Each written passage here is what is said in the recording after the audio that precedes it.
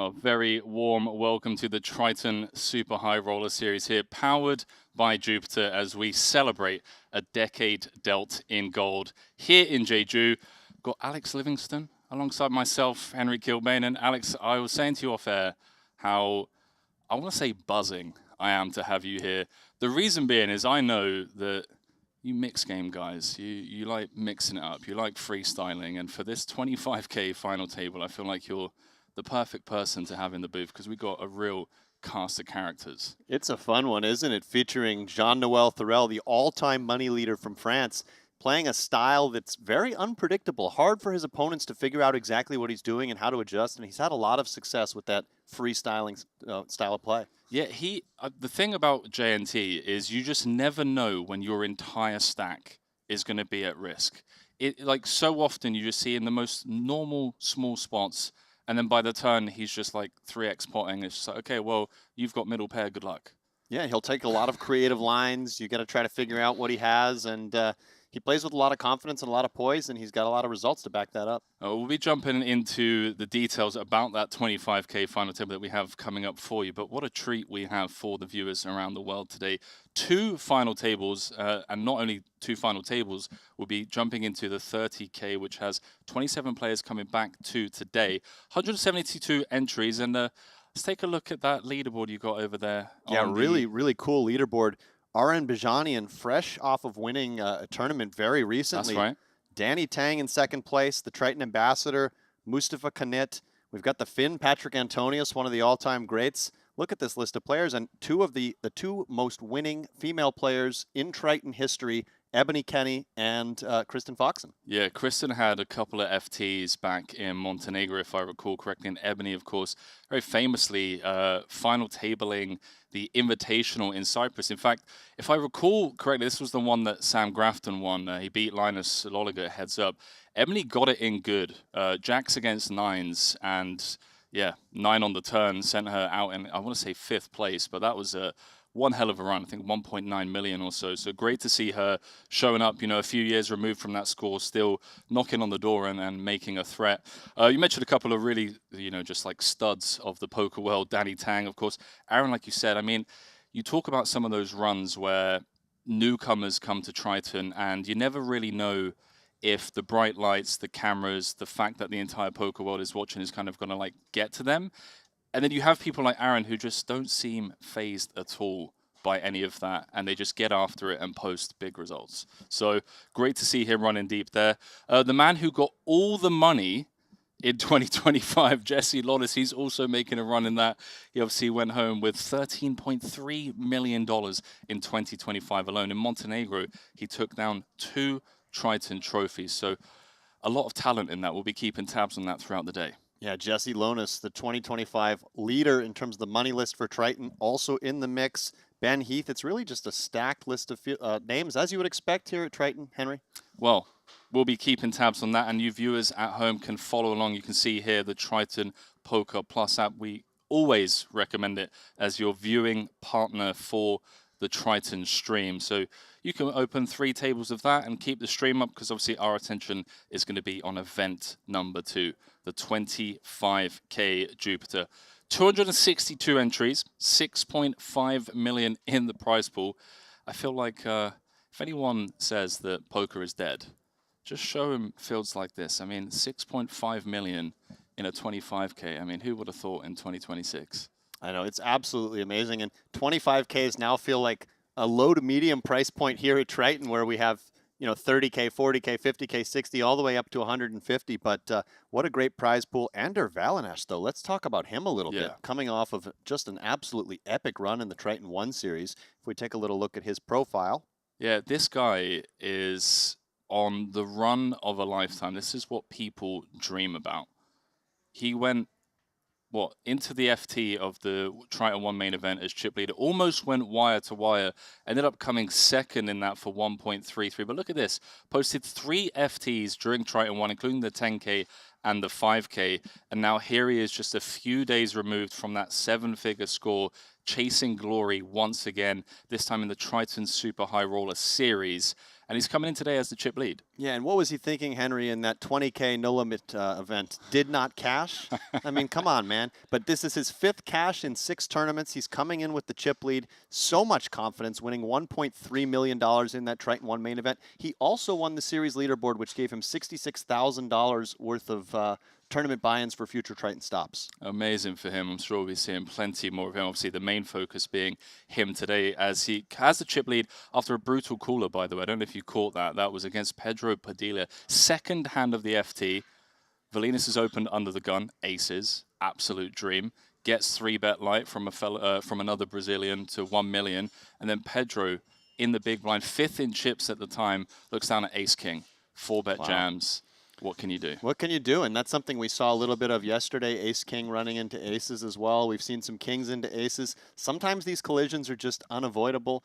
There's other times where, of course, you get some very funky hands getting all in and creating big pots. But, yeah, aces versus ace-king. What are you going to do? But Kerber's still in the tournament. Yeah, sorry. Kerber's still in. It was Padilla who ran into the aces with the ace-king. He was busted in 9th place. And, yeah, it meant that the likes of Mario Mosbok and Paulie V managed to get a ladder. Paulie V came in as the shortest stack, who was eliminated by Wu Q Song, by the way, the guy that I'm really interested in watching today. This guy was opening 8-3 offsuit on the button. This guy was opening 10-7 offsuit in the hijack, 3rd hand of the FT or 4th hand. I think he was just bothered by how much action was happening.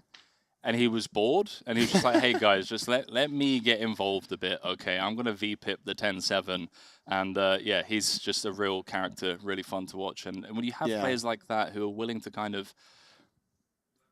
Is it a deviation from GTO? I don't know. I just think it's more of a intuition / freestyle / field player type. I think it can be. I mean, when I used to play tournaments, I would often find myself making some of these ridiculous opens from various positions just based on game flow if I hadn't opened a hand in a while. Now, of course, against tougher competition, you can't really do that all the time, but there still is some element of that, right? Some element of picking up on somebody just won a big pot, so you think they're a little less likely to play back. Maybe you see the guy, he's already kind of starting to make the folding motion, because some people will look at their cards before the action's on them. I think that some of this stuff exists, but maybe you're right. Maybe he did just get bored. We'll never know. But 8-3 offsuit, I asked you before the show when you were telling me about that hand, did he have the chip lead or something like that? No. You said no. No, Valinas was actually in the small blind with the chip lead. So, yeah, really interesting to see Q-Song. He's just willing to battle. And it wouldn't surprise me if very early in this final table, we see a collision between either him, the chip leader, or JNT, because these guys aren't afraid to play 25 million chip pots, even if it means the risk of busting out in 6. So, let's see. Everyone guaranteed a 6-figure payday, but obviously all eyes on that top prize of 1.3 million, 7-figure payout on the Hendon Mob, as well as that Triton trophy, something that everyone's looking for. Of course, it is the Spaniard who is pole position right now and favorite to close this out as we throw it down to what is set to be an epic final table today. We have a real mixture of playstyles, personalities, characters. You've got the explosiveness of JNT, who just at any moment can activate and put you in a spot to play 100 big blind pot. You have the world-class game theory and technical know-how, ICM prowess of Kelvin Kerber. We saw him make that incredible fold against Paulie V yesterday at the FT. You've got the likes of our chip leader, the Spaniard, and Valinas, who is on the run of a lifetime. This is the run that every bidding MTT player who looks at these streams and aspires to be like a 12-time champion like Jason Kuhn, these are the runs that we all dream of. Then we've got Q Song-woo, the man who it wouldn't surprise me if he busted out in 6th in 30 minutes time, or had a massive chip lead in 30 minutes time. Both are as equally possible. Jamil Wakil, 47 bigs, Triton regular. Started playing poker professionally 4 years ago. Excited to see him here. And then we've got Sleepy Joe. Joe Tren, 6th in chips right now, 19 big blinds. See if he can spin it up. Let's go, Alex. I'm pumped, dude. Absolutely. Noticed right away that Kerber folded king 6 suited in the hijack, a hand that he would normally open without the ICM considerations, but he's got this man Wu Kuisong on the button. I don't think he wants to be opening too light into a man who might flat him a little bit wide. By the way, Alex, I would love to jump into, you know, if there's any tells, you know, you talked about on the pre-game show there how some people have almost already done like a folding motion. I actually saw yesterday one guy had obviously looked at his cards, and there were like 3 players before him who still hadn't acted. But just the energy of his body, the way he was sat, it was like, this guy's going to fold. Yeah. And sure enough, like as soon as it got to him, snap fold. And it's just like, these are little things that people like you, elite players who have a lot of like live poker experience, that's the stuff they're looking for. I think sometimes that stuff can also be easier to pick up when you're actually sitting at the table. Sometimes you can just pick up on somebody's energy in a way that you need to be sort of within range of them to do, but certainly something we can keep an eye on as we watch these players. One thing I've noticed over the years is that, you know, particularly people who come over from an online background, and excuse me, as we do have a major confrontation here. Yeah, hold the phone. This is so sick for Joe as well, because Kyu Song-woo is by far the widest opener. We all know this. We saw this yesterday. These guys went to sleep last night, bagged and tagged with 6. I guarantee you they all had feedback from the stream. They had friends watching, and they would all be aware that this man was opening super wide. Joe is really unfortunate to actually be up against 2 overs here, but has the best hand. Alex, let's see. Yeah, just an inevitable confrontation here. Small blind versus cutoff. You upgraded. 304,000, the current payout. Everyone else sweating a potential $94,000 ladder if Kyu Song-woo can convert this 46%. If he can, he'll be the chip leader with 5 left. Big flop incoming. 9 of hearts in the window was a bit of a tease. Thought we might get a nice sweaty 2-heart flop, but instead looking for the ace, the queen, or running hearts. Okay. Okay, there's one of the options. Makes things interesting. Goes from 6 outs to 15. Heart, ace, queen needed. Doesn't find it. And how about that for a start to this final table? Just second hand in. Zhou Tran with a huge double. Yeah, big double there for Zhou Xuan. And you mentioned, Henry, now, of course, this was just a cooler and nothing that could be done by either player. But you did mention that you wouldn't be surprised if Wu Kuisong either had all the chips in about half an hour, or was out of the tournament. So it's just going to be interesting to see if he tilts it all, or if he maintains composure, if he adjusts his style of play. Now he has a new stack size to work with. Dude, if you look at his graph from yesterday, you can scroll through all of this over on the Triton Poker Plus app. It is just insane. It's just like a roller coaster. Yeah, not completely surprising. One thing that this does do is just give Ander Valinas a bit of a larger chip lead. Let's see if he leans on the gas a little bit here. We've got Kelvin Kerber now as the only short stack, and then a slew of middling stacks.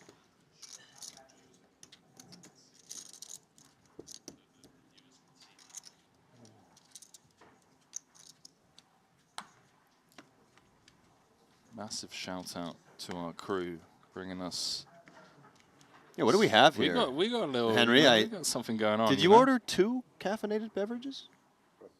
I've actually forgotten what I ordered. Did I? Well, I had my own coffee, so I definitely didn't order a coffee. I see 2 drinks in front of you. Look, I'll take it. It looks like a double espresso and cappuccino. That does sound like me. You order a double espresso and a cappuccino. And we got, hey, there you go. Get your hands on that. My labeling you as a diva prior to our working together is holding true. Wow, dude, shots fired. Just 20 minutes in. Yeah. Yeah, we gotta break the ice a little bit. What's wrong with the double espresso You gotta and make sure- cappuccino? Doesn't the combo? cappuccino already has the espresso contained within it? True, true. It does. Feels a bit redundant, but... And Kerber here, 5-3 suited. I would expect him to defend. Yeah, now he's the immediate short stack, right? So Joe got that double up. He's now up to 40 big blinds. tied with the rest of the pack other than the chip leader. So it actually takes a little bit of the, oh, he actually folds. It takes a little bit of the I think it ICM pressure accidentally off of eliminated him Kerber from to an the board. extent and places that pressure squarely on the 4 middling stacks. Not you. I said like the system did. Because it's only showing 5. They're turning it around, I think. Yeah, no, I didn't say it was you. Oh, there, yeah. Dude, if Paris Fashion Week ever want to come to a Triton stop and just cherry pick potential walkway candidates for their next show, Joe Trent, high up on the list, man, always looking fresh. There's a lot of Flavor. fashion statements being made here 100%, at the Triton dude. festivals. It's like, who needs Paris Fashion Week when Triton Fashion Week. just We should just come host in. our own show here. We really should. Take a day in the middle.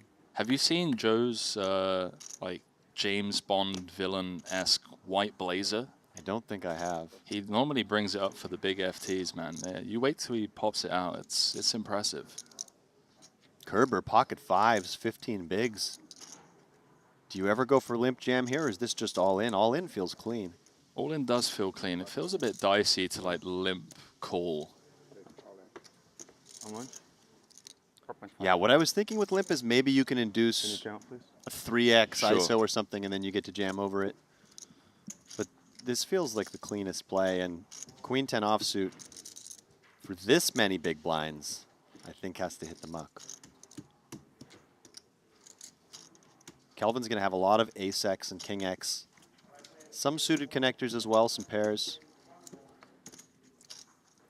Pretty rough seat draw for Jamil. We didn't get the chance to kind of dive into it on the pre-game show, but he's got Kyu Song Woo, who was second in chips at the start of the FT on his direct left, and then 2 seats to his left, he's got the chip leader.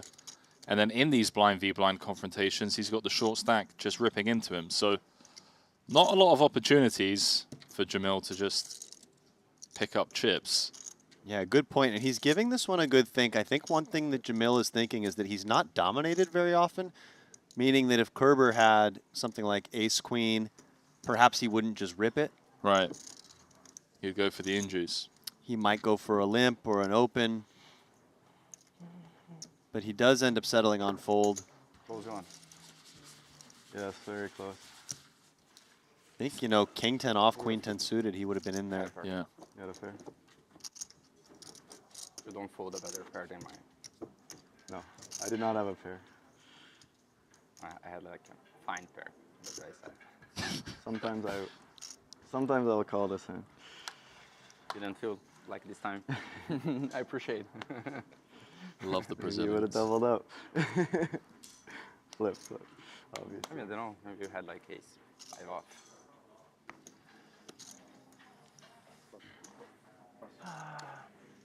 I now know that pocket fives qualifies as a fine pair. It's a fine pair. Yeah, I It's a guess fine pair. perhaps in the context of a small blind open shove where he wouldn't be doing that with the top 4 pairs or so, top 5 pairs. I feel a need to defend my coffee order, by the way, Oh. here, Alex. I can't have you just do me like that. Yeah, no, please do. So the double espresso is for the caffeine. Right. The cappuccino's for the flavor. For the flavor. Okay, you know what you can also do? You can also get extra espresso shots in the cappuccino, but you're going to say that that muddies the flavor. It does. And also, I just love the taste of a double espresso. You know, it's just clean, dude. Clean coffee. So if you love the taste of the double espresso, you're getting the flavor there. Why do you need the additional You're flavor making a lot of sense of the right now, and cappuccino? I kind of don't like it. Jamil's flop top pair. Jamil has flop top pair. You're making good points. And notice this is a limp pot. Jamil checking it over. Of course, his hand could do either, but perhaps against somebody you think is a bit aggressive, maybe a bit unpredictable, you lean more towards a passive option. 100%, and we saw him take this exact line against Johannes Strava yesterday in a similar spot where he limped him with ace-king, and flop came, I want to say ace-king, whatever, in a spot where he's just super comfortable, up against an aggressive opponent, and just checked it over. Interesting for Kyu Song. I mean, now beating some ace highs, some, you know, jack 10 of clubs. Oh, hang on. A little pump fake, grabbing all the orange chips. Had me sweating for a second there. We just check this one in position. No. It's going to continue. Interesting here as he's picked up a bit of showdown value against some ace-high hands. You could have ensured you see a fifth card by checking back. That is one scary run out for the King 9.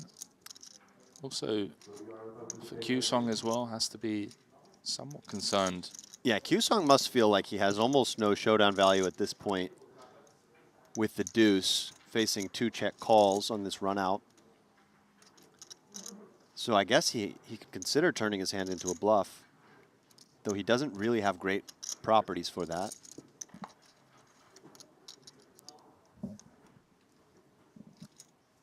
You can see here, GTO Wizard is recommending a check, Henry. There we go. This is a new feature on It's our broadcast. It's so dope, dude. People just have the chance just to watch the streams and soak up all of the knowledge, apply it to their own games. Let's see if Q-Song agrees with GTO Wizard. He does. He's checked it back. Jamil with a nice tidy pickup there, blind v blind. He's up to 12.5 million. And, you know, not the start that Q-Song Woo was dreaming up coming into this FT. He's dropped down to 5th in chips.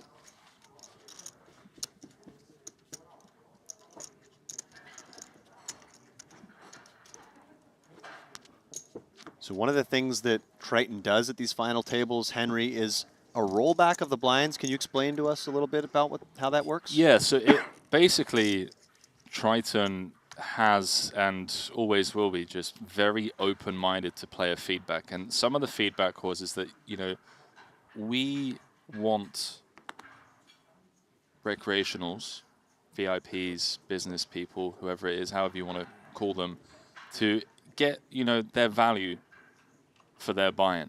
And in these formats where it's just, you know, super shallow, they just don't have much playability. You know, they want to see flops, and that was a lot of the feedback from some of our VIPs. They were like, look, we're getting to the final table, and it's either fold or all in. So we came up with the rollback. Yeah. So if we get to an FT where the average stack is like 18 bigs, we'll roll back to the level where the average stack is actually increased to 30 big blinds. So just really giving, you know, that value for money and a lot more playability. And I think also from a viewing point of view, from an entertainment point of view, viewers don't want to watch an FT where people are just folding or going all in. They want to see flops. They want to see 3-bets. They want to see people getting after it, you know? And is there an inflection point to where they employ that rule? Will they do that, say, if the average stack is 24 big blinds? Will they still make it 30? So yeah, if it's less than 30, anything less than 30. Correct. Okay.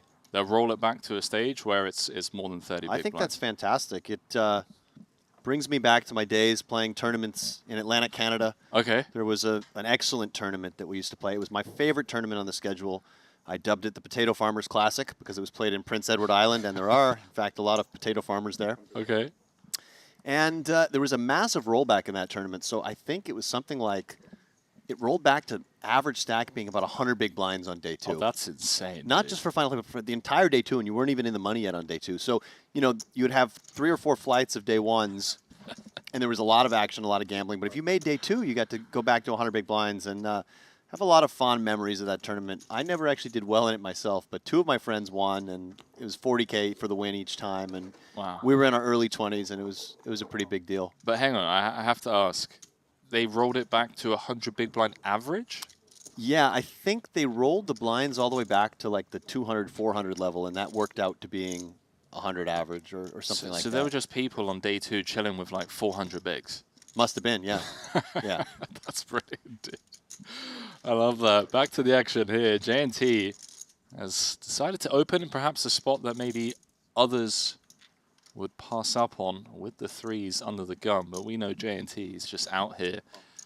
He's got to continue on the 8-8-7, understandably so. Joe not going anywhere with the better pair. Would expect to see J&T slow down on this turn, but I tell you what, good luck getting a read on this guy. Look at him. Just bang, bang, 1.5 on the turn, and you're sat here with pocket 4s. What are you doing? And this is what I mean by J&T being so unpredictable. He's got a hand that Not everyone would necessarily think to double barrel in this spot. It's a pretty coordinated board. He opened in first position. You know, his opponent check called the flop. And yet, Zhou Xuan's hand is in a very uncomfortable spot here. This is what J&D does. In spots where you would expect other players to slow down, he keeps the pressure on. He's in 6th gear. But Zhou Xuan, picking up on something perhaps, does make the call, and this does go check, check. Zhou Xuan's going to be extremely happy to win this with 4s. What an incredible start to the FT for Joe. He's up to 13 million. He's second in chips, tied with Jamil Wakil. J&T Not good. down to Usually you win 8.5 with those. million. And I think he flipped the trays over as he enjoys a laugh with the table. J&T was wearing a CIA outfit yesterday, Henry. Today he's rocking his police fit.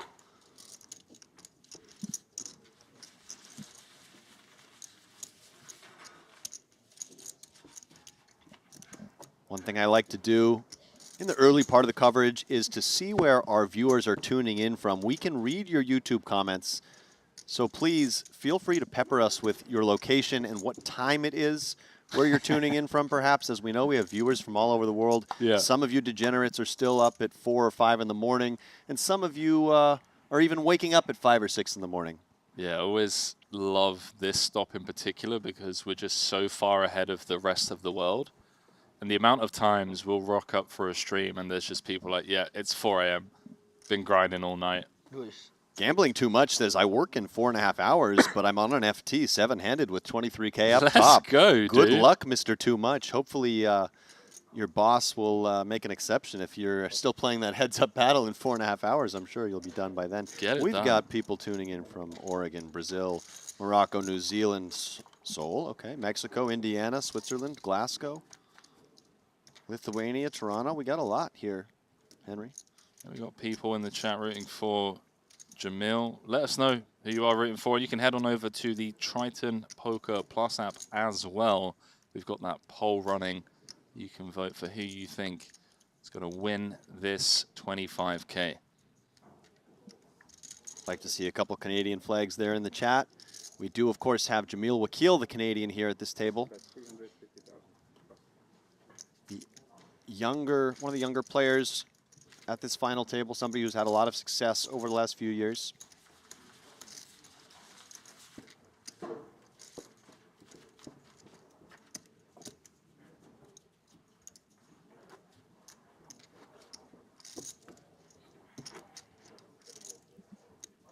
Henry, how's your jet lag coming along? Are you It's really good. situated at this point? Yeah. Yeah. Yeah. Yeah, I think yesterday was yesterday helped. That was the day. Managed to get a gym session in before Good. with Kevin, and then just got a bit of sunlight. That always helps kind of reset the circadian rhythm. And yeah, feeling really fresh at the moment, dude. The weather here is just stunning. It's like springtime. It was like, what, 15, 16 degrees today, sun shining.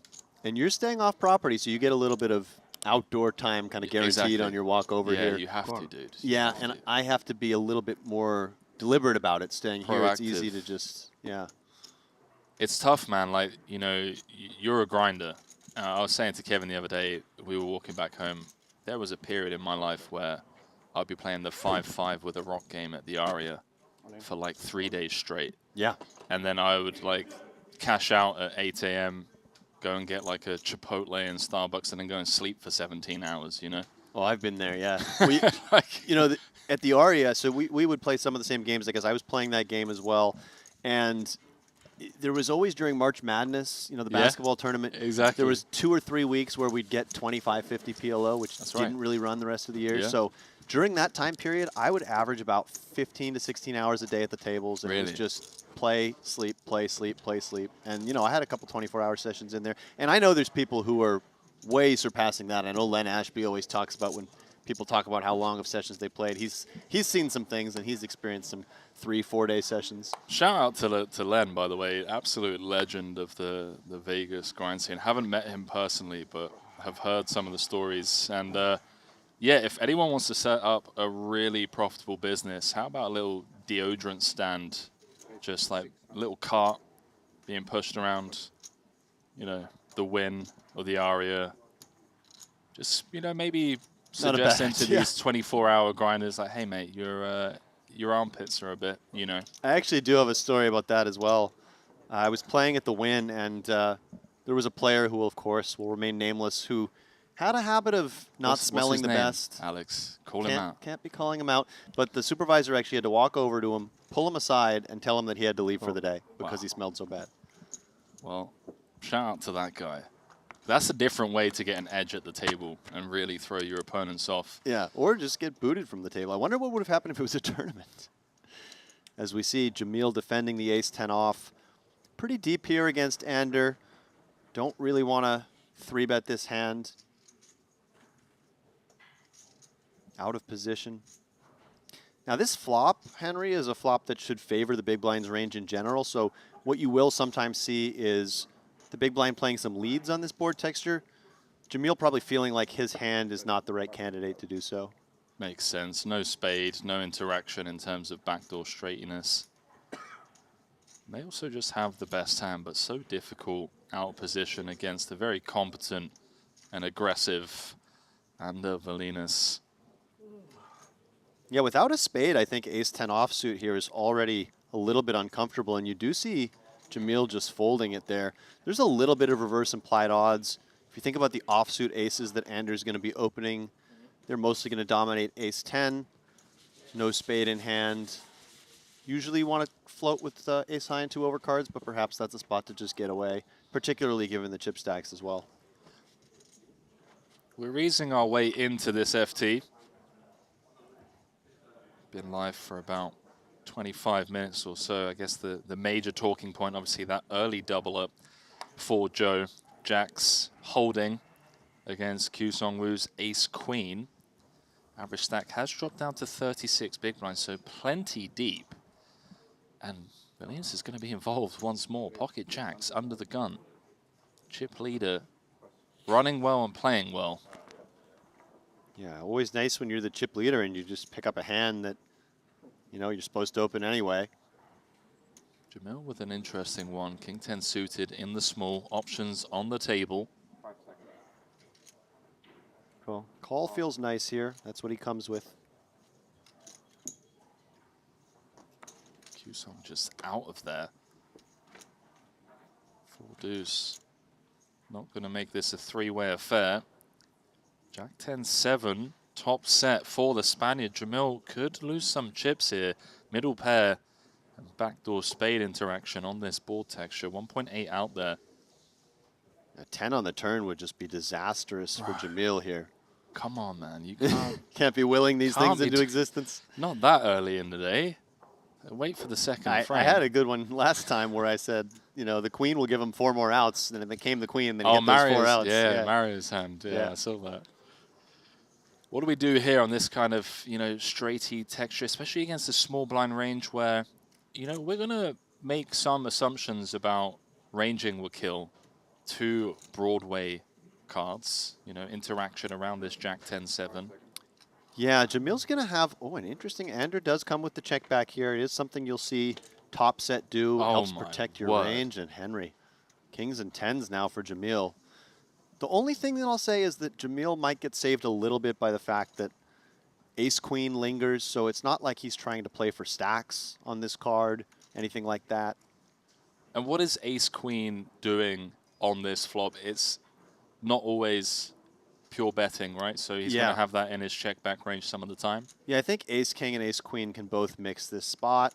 You know, talking about what Jamil's small blind flatting range looks like, it will be some suited broadways, some medium pairs, maybe some suited ace-x. So this board is going to hit him fairly hard, and I think that Ander wants to have a few slow plays like this. And you can see here, GTO Wizard recommending a mixed strategy. I believe this was for Jamil, because I would think that Ander's hand just always wants to bet. Yeah, I agree. There is the bet, 2/3 pot. And I like just playing call here as Jamil. You don't need to bloat the pot. You also have a deceptively strong hand that can check call most rivers.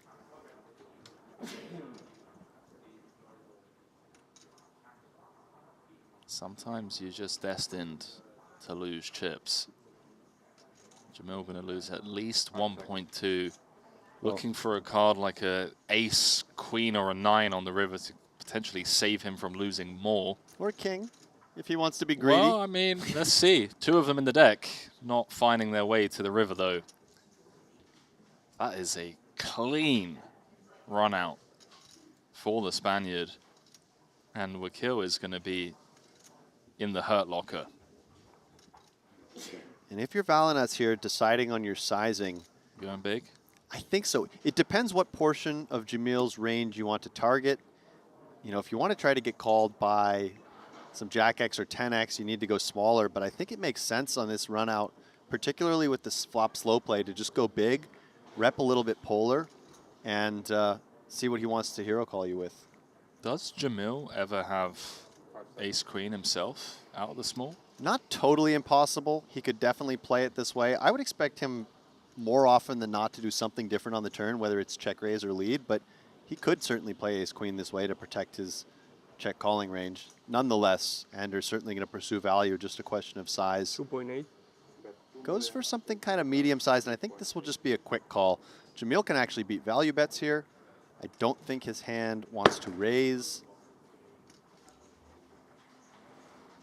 2.8 million, the amount on request. And Valina's going to be happy with the pot, but maybe going to kick himself a bit when he sees this one at Showdown.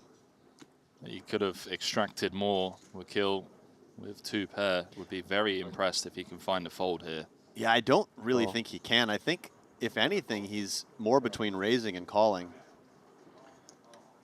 Jocks, right? He does call. Sit. Sit. Well, there you go. Valina's ask it if he Yeah. had a set there, and you can see, just like based on the reaction from Wakil, bit of frustration at the way that one ran out. Maybe a bit of a faux pas there from Valinus. You know, usually when you win a big pot, you don't ask your opponent what they had, but I agree. maybe these guys are friendly, and you do see it happen sometimes, certainly. Thank you. Yeah, if you're like me, it's more just like a Hello. STFU, buddy. Just, you know, Yeah. enjoy I've Enjoy seen that people get pot. upset about that, let's just say that. I'll tell you what we're not upset about is our new title sponsor, Jupiter Exchange. Massive shout out to them.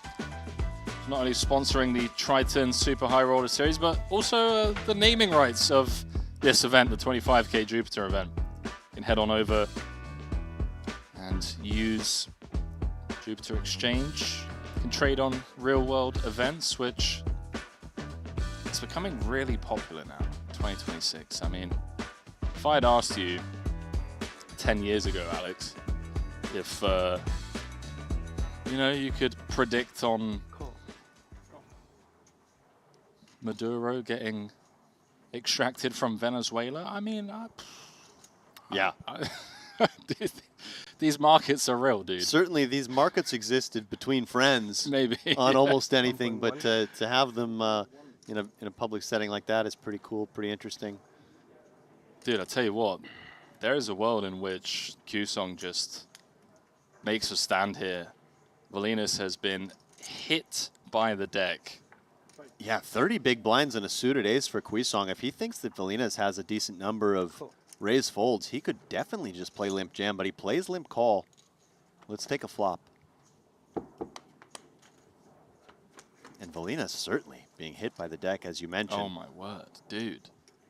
And this is trouble for Wu Quisong. Running well, playing well, but also the deck just cooperating with him.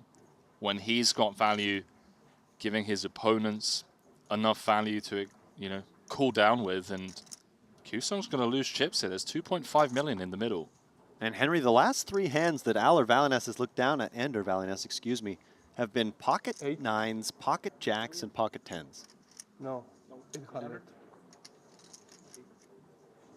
Does go with just a small bet. Wu Quisong probably just wanting to call here, given the ICM scenarios. But in a chippy V environment, this hand could potentially check raise and be willing to get the money in. Oh, there we go. Those are raisin chips, Alex. Strap yourselves in, ladies and gents. And I can't say I fault him. This is quite a lot of hand. Not only does he have 7s and 6s with an ace, but he's also got those backdoor clubs. Kind of a weird one. Maybe I'm reading too much into it. But in terms of some of the bluffs that you'd want Q-Song to have, like the semi-bluffs, like 10-9 suited, 10-8 suited, and he's obviously heavily blocking those. Right, but you can still beat some value like the hand that Q-Song has, of course. I mean, pocket 10s is in no way considering folding, and it's just trying to work out what the best path is here. I think if you think your opponent is quite unpredictable and maybe inducible, you could even just click it back and be prepared to call the shove. Against some other opponents, call feels cleanest. There is the call. An additional 4 million going into this pot on the flop. SPR 1 as we head to the turn. Queen of spades is clean. It's clean, and is it clean enough and enough of a scare card to maybe save Wu Q-Song from putting more chips into this pot, or at least not putting all of his chips into the pot? He does indeed check. And what are your thoughts here with the pocket 10s, Henry? I would love to go small, like Geo. Go small, but with the intention to also shove the river for value? Because Potentially. I don't know that we Potentially. can get 2 more streets I here, agree. given the action. Yeah, I agree. I think it's more... Yeah, I would love to see something around like 2.1 million. Yeah, maybe even a size down like 1.8 or something. Yeah, that looks nice, and one thing that does is it just charges a little bit to the available straight draws. Indeed, he does go small. He goes 1.4, so basically he's not giving direct odds to a gut shot, which is kind of a nice sizing, because if you can fold out the gut shot for that price, that's fine, or you can also get them to draw incorrectly. I don't think Q-Song can fold to this size. Valinas is going to have hands that do float in position to the check raise. Let's not forget, this was limp ISO pre-flop. And he just moves my in. word. So double check raise here from Wu Q-Song. This was limp raise pre-flop, and this is the reason why I think Q-Song is doing this, because he knows that Valinas is going to be ISOing and attacking his limps aggressively, super wide. Q-Song thinks he just has the best hand here, and he's trying to deny Valinas a hand that may be ISO'd pre, like an 8-4, a 9-5, a 10-8, any of these hands. Yeah, this is interesting, but I don't think Valinas is going to get away from this, and indeed he does call. He can see some hands like this. He can see some hands like 7x pocket 8s maybe. Alex, we're 1 card away from not only being down to 5, but being runaway train chip leader. If Valinas can just fade the 5 outs. I don't like call. I flop call, it's better. Flop I call, it's 52 better. million. You have a good hand. Okay. I love that from Q-Song, by the way, just Okay. turning GG, sir. GG. Yesterday, he was very self-aware, doesn't deem himself as, a professional, just loves playing the game, and he was like saying to one of our founding players, Richard Yong, that just enjoying the experience. And you see him there very vulnerably and honestly just turning to a professional like Jamil and asking for honest feedback. Shout out to Wakil, by the way, for just like saying to him, yeah, dude, like you've got a value hand. Check raise is fine. Don't lose too much sleep over getting stacked in this spot. Yeah, and it's something we've seen in other events as well.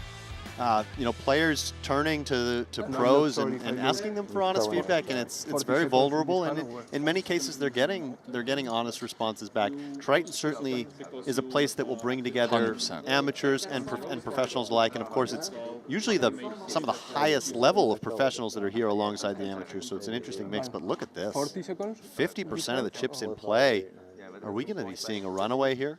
Yeah, this is insane. For context, Average stack is 44 big blinds. The Spaniard is the If you have only 8, player 9, with he more has a than good average. hand at the end, too. Second in chips. Joe Tren with 43 bigs. Then a big drop off. Jamil will kill with 26 bigs. JNT with 24. Kerber with 18. And the difference between 5th and 3rd is the better part of $250,000. So we may see a bit of ICM hospital, ICM jail kind of situation for JNT, Kerber, and Jamil. Yeah, this is something that I haven't seen so far in the final tables I've covered this year, where there is such a runaway chip lead. It really changes the way the other players need to play, as they need to try to outlast each other. Of course you want to win the tournament, but you need to be thinking first about outlasting your opponents, particularly if you think your opponents are willing to step out of line a bit and not do the same thing.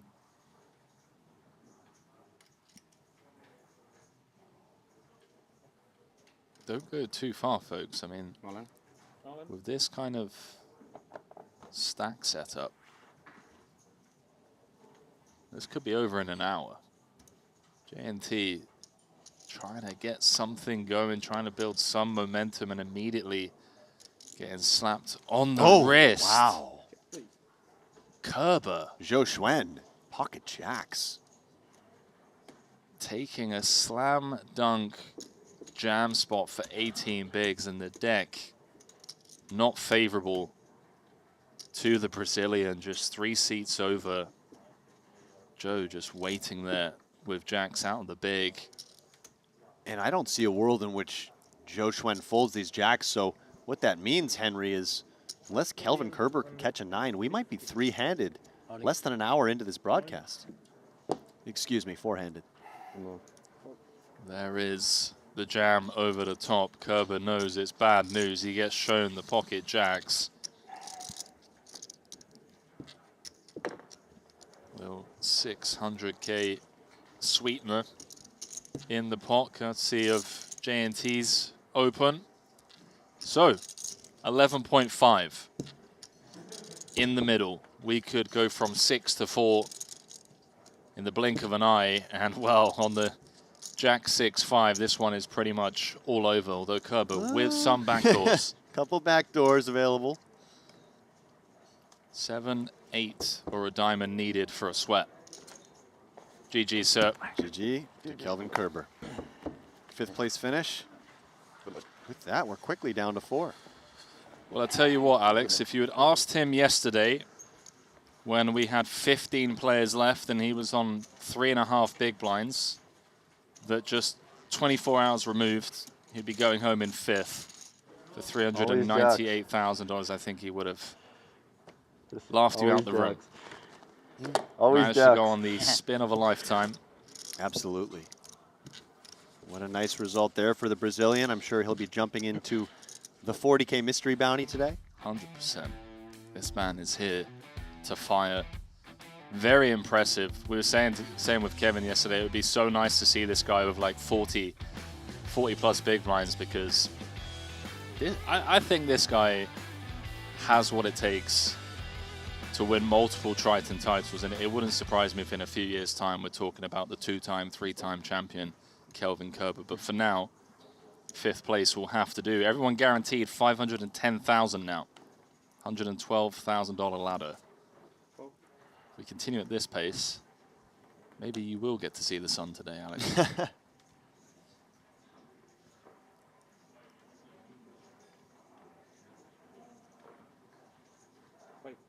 Dream start to the FT for Joe. I mean, just 45 minutes in, up to 2nd in chips, 63 big blinds, couple of ladders secured. Oh, okay, JNT. It's the police. Police correctly isolating the dominated 8-4, picking up a small pot. And as we saw Kwisong there asking for a little bit of advice, kind of when he was already on his way out the door, it harkens me back to the $15,000 Triton 1 high roller where Ong Yong-xiang was heads up against Isaac Haxton, one of the absolute greatest of all time, and mid-match was asking him for some advice on how to play. What % of buttons should I play? And he had been sort of asking some general questions throughout the tournament, and both Bryn and Ike had been giving him some kind of general answers, but Ike at that point just kind of shrugged his shoulders as if to say, I don't know, man, we're playing for 90K here. Right. They'd done a deal, but they were still playing for 90K in the trophy. Yeah, I mean, it's like, dude, Hook, happy to play with you, but you know, give some I coaching gotta after. keep some secrets here. Yeah, exactly. Trying to fill my own pockets. And pocket fours, speaking of pockets, for Zhou Xuan, he's going to take a flop here from the button. Chip leader doing chip leader things. RFI with the King 7-0. Normally a pretty easy call for Jamil Wakil. However, with one other short stack lurking in JNT, and JNT being somebody who's willing to put chips in the pot, yeah, I'm not totally surprised to see Jamil fold there. Nice read.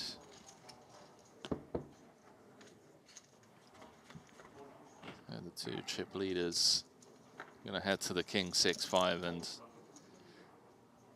I tell you what, Alex, I don't know if Alinas went and saw some shaman South America Check. I don't know before if coming he- out here, you know, some witch doctor, or maybe just the lucky rabbit's foot. I don't know, but this guy is on one hell of a run. He must think he's dreaming right now. I mean, you come to one of these festivals. I don't know his full story. I don't know if he was already intending to play a full Triton schedule, but let's assume he was maybe going to play a couple events in Triton and also play the Triton 1 series. He wins the Triton 1 Player of the Year, and now all of a sudden, at this 25K event, finds himself with half the chips in play, four-handed, and he's flop top pair. For context for the viewers, okay, in terms of buy-ins, we don't know about his re-entries, but let's just go off buy-ins alone. Over the last 10 days, he's spent, what, Cool. 46,000 on buy-ins. If you add this 25K, make it 71,000. He's already cashed for 1.6 million. That's prior to this event. He's guaranteed at least 500K here, looking likely to be a lot more given the commanding chip lead that he has. We're looking at this guy potentially backing up the truck for $3 million after buying in for just 61,000. I mean, dude. Truly unreal numbers of amounts of money we're talking about here. And he plays check on this flop, Henry, which I like, with the weak kicker. Gets a bet out of Joe on the flop. Turn goes check, check. Alinas improving the two pair. Interesting run out though. I mean, falls with the 4 of clubs. Does Joe want to try and get pocket 10s, no club to fold? I think Valinas can just start with a value bet here, though. Perhaps King 7 is not strong enough to go for a check raise. Given that's the case and your opponent bet flop, check back turn, might be putting them on some type of showdown value and just want to get some chips in the middle myself. 4.4. Oh, he's bombed it. 4.4. So he goes for small overbet here, really targeting the stronger portions of Zhou Xuan's range. Which parts though? I mean, I'm struggling to find. Yeah, I suppose weaker hands. he's targeting something like King Jack suited or King 10 suited, or just trying to say, you know, I'm very polar here, I could be bluffing, and trying to induce some type of hero call. I'm a little surprised with the sizing there. Zhou Xuan perhaps had the type of hand that might have considered bluff raising even over a small bet. Yeah, but against the 150% pot on the river, I mean, good luck, sir.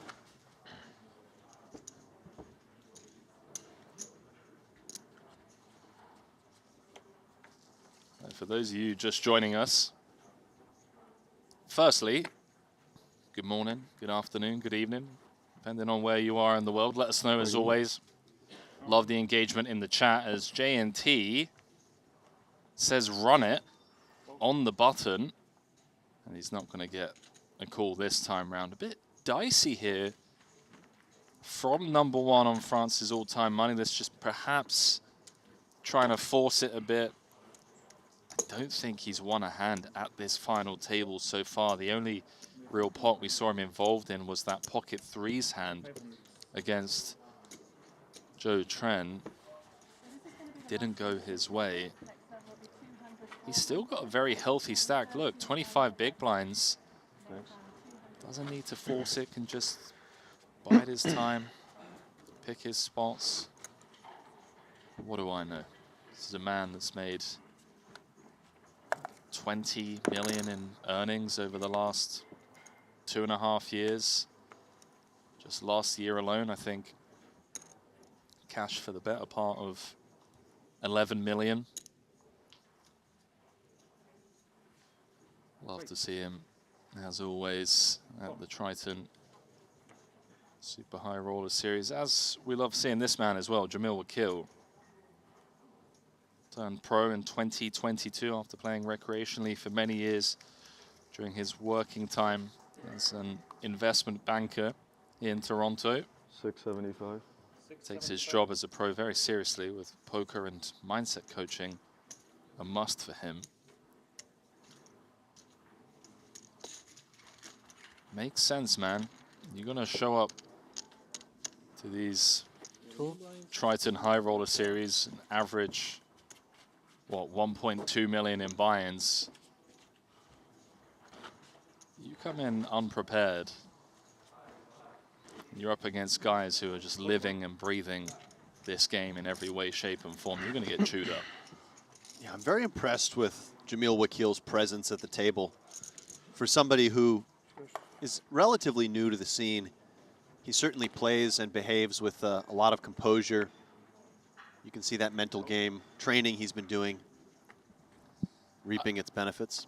Yeah, I mean, the run that he had last year, I always feel a bit, you know, I don't like harping on about people's bad runs at Triton, but it is part of the job, and Jamil had one of those runs. I mean, last year had so many crossbar finishes where it was like looking likely that he was gonna, you know, make an FT, go on a bit of a run, and then just like got coolered in some insane spots. I remember, I want to say it was the 100K main in Montenegro, just top boat against turned quads against Andrew Roble for just like chip lead pot, like all of the, you know, these kind of things where you're just like, okay, if my opponent doesn't spike a one outer, I'm just the chip leader. Yeah. You know, with $5 million up top, but it comes with the territory. It's what they all sign up for. It's part of the game. Yeah, you have to be able to endure some of the worst beats you've ever seen and then wake up the next day excited to play, to make it to the top. That's easier said than done. That's no small ask. But a lot of the guys that you see here grinding day in and day out, they have that resilience. I don't know that Wakil is going to want to defend. Very similar to the 10-6 of diamonds here. He knows that JNT is willing to get involved, and yes, he does just let the 8-7 offsuit go. And I think you're going to notice some big adjustments from Jamil Wakil here, particularly with JNT being the other short stack. And, you know, he saw JNT open shove 21 bigs. He didn't know what JNT had, but he saw that he was willing to do that. And I think that Jamil is going to be willing to take a bit of a back seat here and hope that JNT does bust before he starts getting involved with too light of a hand.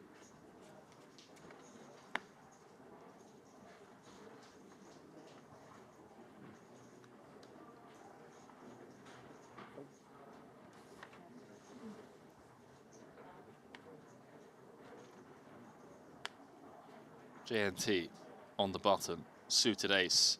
Blinds have gone up and it is getting expensive out there. Yeah, this hand makes a reasonable all-in, I think, with the suited ace. It's going to be very. You're going to get Jamil Wakil in particular to fold a lot of offsuit ace-x hands that dominate you.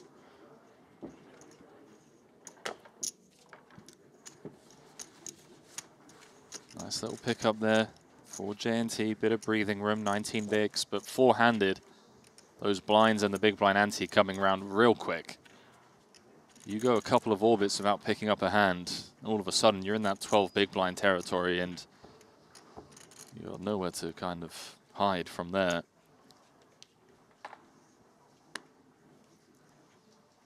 Would be nice to see JNT win his first trophy after several crossbar finishes over the last couple of years. Came second in the Jeju main event in this very card room a couple years back. Yeah, it's almost surprising that he doesn't have a trophy with all those deep runs he's had. 2 second places to his record. He also got second place, Henry, in the 25K Super Main at the Bahamas just a few months ago. Such a sick run, For dude. $6 million. Can you believe it? $6 million for second place in a tournament?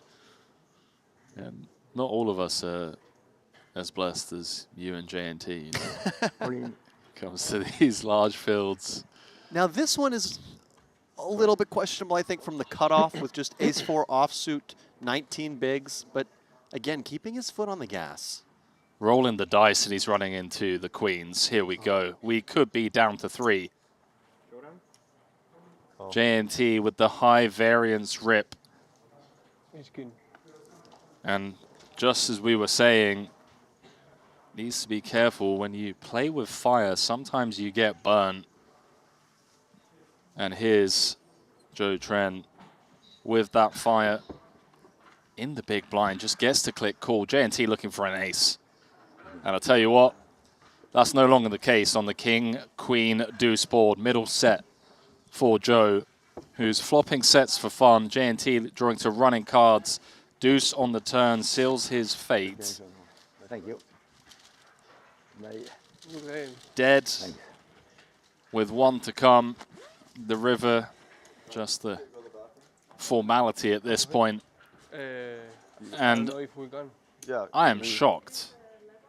I am shocked that we are down to 3 in, what, 50 minutes, given how deep we were when we came into this final table with 6 left. I want to say it was like 44 big blind average at the time. Yeah, particularly given the rollback, Henry. It's very shocking that half the table has already been eliminated and we're down to 3 players. Massive congrats to JNT, of course, for another incredible run here. $510,000 will be going in his back pocket. Means his total Triton earnings now up to 9.5 million. You'd love to see it. And you saw his buddy Frederick Delval coming up and congratulating him on the run. Maybe also looking to go play a little Chinese poker with him in the hotel room. It's said that they traveled all these stops together. They play a little bit of Chinese poker in the interim as we take a look there at the 3 remaining players, Henry, and what stands out to you? Well, what stands out to me is that Jamil Wakil has his work cut out. Ander Valinas, chip leader, 86 big blinds. Joe Tren with 61. Jamil, as we were just referring to how quickly the blinds come around 4-handed. Well, what about when it's 3-handed? It's coming around quick. So he's going to need to come out and he's going to need to find a spot sooner rather than later as we welcome you back to the break desk. Alex Livingston alongside myself, Henry Kilbane. We're coming back to the studio for just a few minutes. The guys are just taking like a short little break, maybe a toilet break. Unscheduled bathroom break. I don't think any talks of a deal. not right now. Maybe when we get down to the heads up. As always, we'll keep you guys informed. But yeah, I just want to kind of unpack the last hour or so because in the sense that I was expecting a bit of a dogfight. I was expecting to see a lot of flops. I was expecting to see, you know, people such as Ander as the chip leader just really like trying to pick and bully people. And he didn't even really have to. It's just the way that the cards were dealt. We're seeing a lot of hand against hand kind of clashes. We saw him with the top set against Jamil Wakil. We saw Joe Tren just get to click the call button with the jacks and the queens versus an all-in. And we're down to 3. But now, surely, with this many big blinds in play, it's going to slow down a bit. I would think it will. One thing to note is that Jamil Wakil was playing very carefully there with JNT still involved, knowing that perhaps JNT was willing to get his chips in the middle. Right. Now that Jamil is the only short stack, he can play a little more freely. He doesn't really have that same pressure. But, you know, Zhou Xuan has to be a little worried, right? Because it would be kind of a disaster for him to bust in third when Jamil is as short as he is. So it's Zhou Xuan who probably has to play the most carefully right now. And let's see if Ander Valinas just continues to get hit by the deck or how it develops. Yeah, and the good news for Joe, obviously, that he does have position on the chip leader. So that's, I guess, something promising going his way. So for Jamil, you're saying not that the pressure is completely off, but it's like, okay, we're going to bust in third a lot of the time with this current setup. So no pressure. Try and make it happen. If it doesn't, GG's, well played, sir.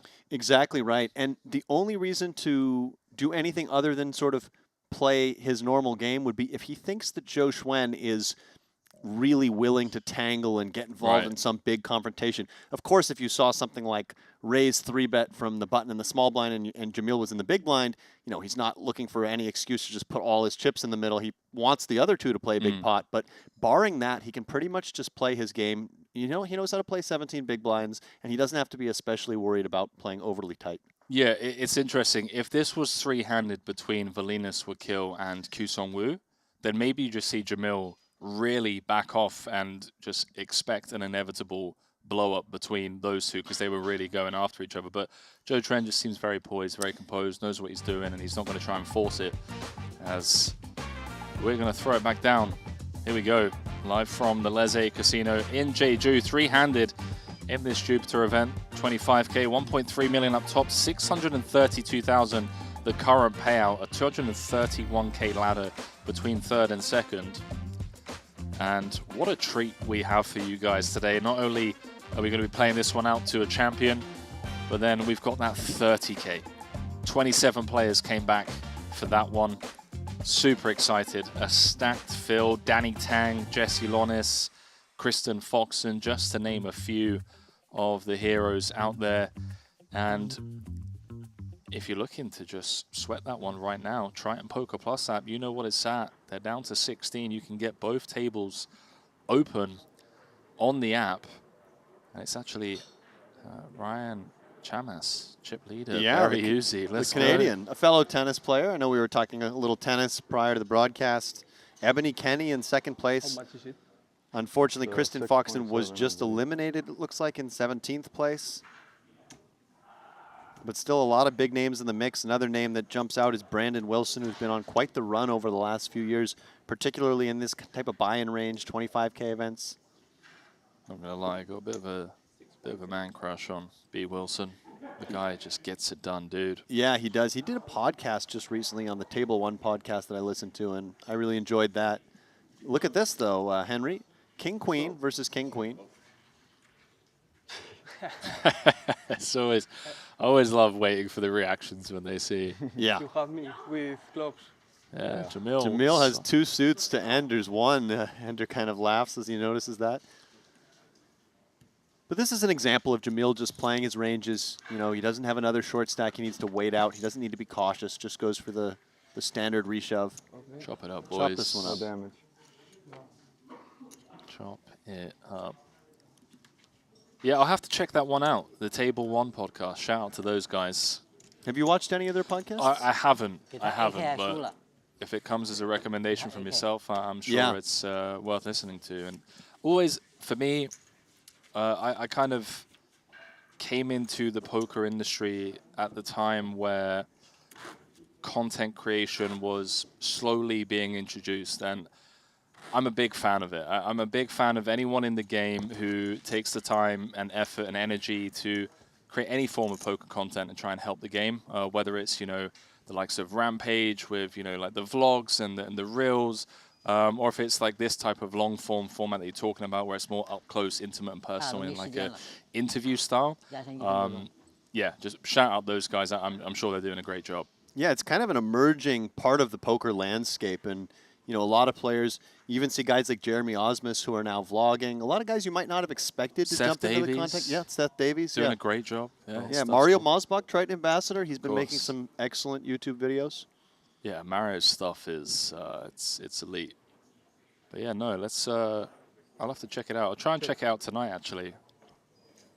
And Wilson's got this energy about him. I was saying to our photographer Drew, does an incredible job by the way. Shout out to Drew. That Wilson gives me this kind of early days Ivy vibes where Wow, that's high praise. like he doesn't really talk to anyone. He's got his shades on, he's got his cap on, he's got his earbuds in, and he's just there. It's all business when Wilson's at the table, you know? Yeah. Like all business. And that was very much Ivy. He was just like, you know, I'm here to do my job. win as much money as I can, play my best game, and I'm not going to get distracted by what's going on around me. And I think Wilson is very locked in. Yeah, he certainly seems locked in. Definitely a competitor. Spent some time as a yoga instructor, actually, so definitely has done some of that yoga, that meditation. Those things you can do away from the table to get that extra edge.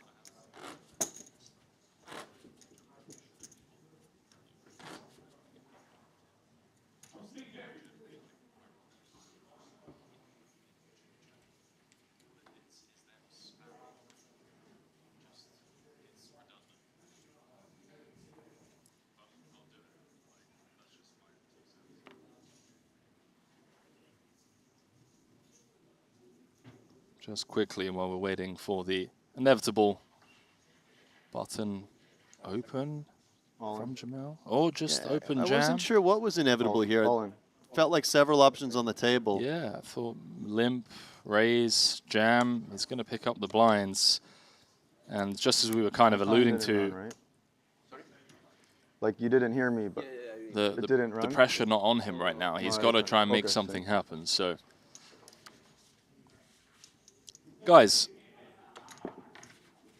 there is an exclamation mark survey command in the chat. It's an opportunity for you viewers around the world, part of the Triton community, to share their feedback. Share your feedback.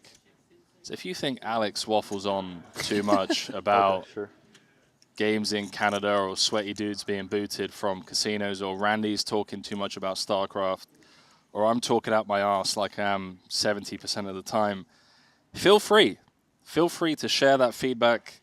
We are always looking to improve the stream, the production value we can bring to you guys, and just make this the best poker viewing platform in the world. And, you know, as long as it's constructive criticism, As long as it's not just saying how bad we are, Henry. Wait, hang on. Kevin didn't get any. Yeah, what's yeah. Kevin's thing that he does? I'm talking about the Potato Farmer Classic. Randy's apparently talking about StarCraft. I haven't actually witnessed that. You're rambling about nonsense. And what about Rabbit Chow? I'm struggling. He can't be perfect. He's pretty good, man. Yeah? He is pretty good. Wow. Damn, I'm struggling to think of something. He does talk a little bit too much about how much he beats me at tennis. Maybe you could dial that back a bit. You can't even beat Rabbit Chow, man? No, he's pretty good. And maybe just another open shove here from Jamil. 16 bigs, ace-7 off. Oh, Hender's got a very compelling hand. And in fact, he just snap calls. Is this the moment Jamil Wakil has been waiting for? Blind v blind, ace-7, good enough for 16 big blinds. Chip leader waking up with a call. King 10 snaps it off, but he is behind 54% versus 46%.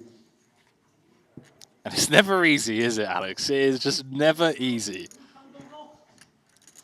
Never easy, but nonetheless, you're pretty happy if you see that flop as Jamil. Still 78% to win the hand. 9 of diamonds for a sweat. How about 2 pair? Same 4 ounce for Valinas. A jack and a jack only to get us to heads up. Otherwise, we're about to have a 3-handed battle if Wakil can hold, which he does. Here we go. Huge pickup there for Jamil Wakil, propelling himself back into the race here. 33 big blinds. Let's go. It's going to be a dogfight. We got a bit of a dogfight on our hands. You love to see it.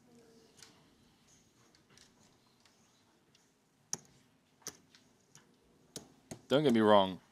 I love the, like, you know, the wire-to-wire sun run as much as anyone else does. But when it comes to a Triton trophy, dude, I also just like seeing people earn it, you know? Yeah. Like, let's just have a 2-hour, 3-handed battle. Let's see these guys in pain, and let's see who wants it the most. Well, this is pretty cool, Henry, because with those 3 eliminations having happened so quickly, The shortest stack at this final table with the 3 left is now at 33 big blinds, which you don't see very often. Usually there's one short stack looming. Now these guys can really play post flop and show off their chops. So this will be fun to watch.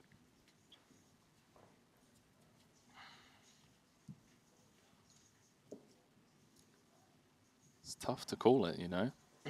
It's tough to call it. You've got Valinas, who, out of the 3, obviously having the chip lead makes it a lot easier, but seems to be the one willing to just play really big pots the most. We've seen a couple of overbets in some unconventional spots. Perhaps partly a function of his chip stack, and Right. maybe a function of the confidence he's coming into this tournament with and this final table with. Zhou Xuan is a very feel-based player, Henry. He's somebody who really trusts his instincts. Someone you would welcome to the mixed game streets. Yeah, he plays a lot of PLO, but I haven't seen him. Oh, and look at this. Speaking of trusting his instincts, coming with a 3-bet with the 6-deuce offsuit. Wow. Just pacing Valinas up, saying, have some of that, mate. 3-handed, sending a message. Now that Jamil's doubled up. And this feels like a very much just like a flow, game flow thing as well. Like, Joe has been very quiet. First 3-bet we've seen from him. I think it's really sending a message. He's saying, yes, I'm second in chips. There is some ICM pressure on me, but you can't just mess around. You can't just steal my big blind all willy-nilly. 6-deuce off, not a hand most people would ever really consider doing anything with. But again, Zhou Xuan, he picks up on the vibes.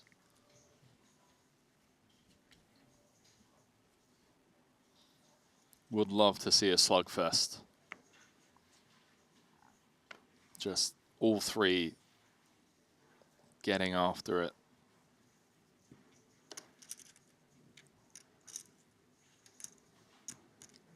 Joe has really closed the gap, actually. He's playing 25 million. Valina's playing 28. Jamil, shortest stack with 13, but 1 double up, and he's chip leader. That's how close it is out there.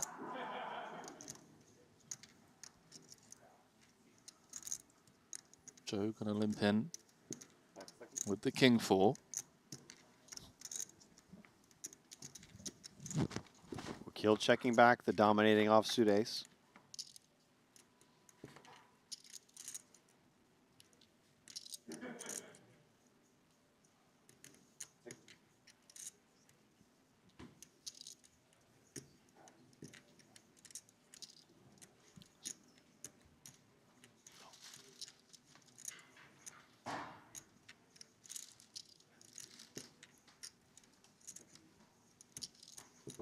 I'm gonna check.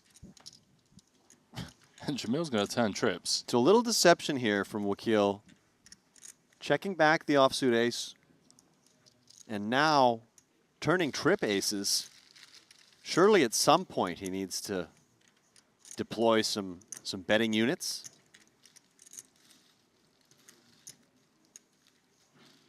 We actually saw a hand very similar to this yesterday, where Ren Lin ended up checking back an ace pre-flop, checking an ace-high flop, 900. and then got into a little bit of trouble facing check raise on the river in a spot where he felt he was very under-repped. Let's see how Zhou Xuan interprets this. King high can beat bluffs, but would some of those bluffs have started with a flop bet? Would some of those bluffs have started with a pre-flop ISO? He's going to call and see at least one more card.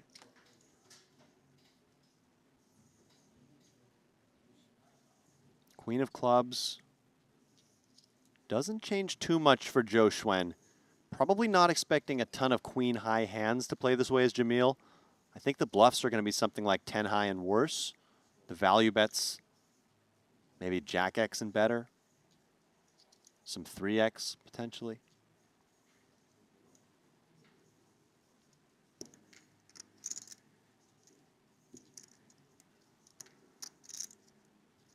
And let's see what size the Canadian comes with here.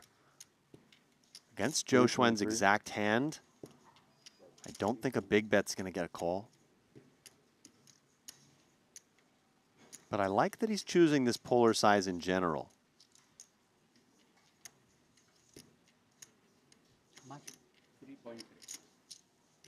Zhou Xuan is giving this some serious consideration. He looks like a man who wants to call. Trying to piece this together.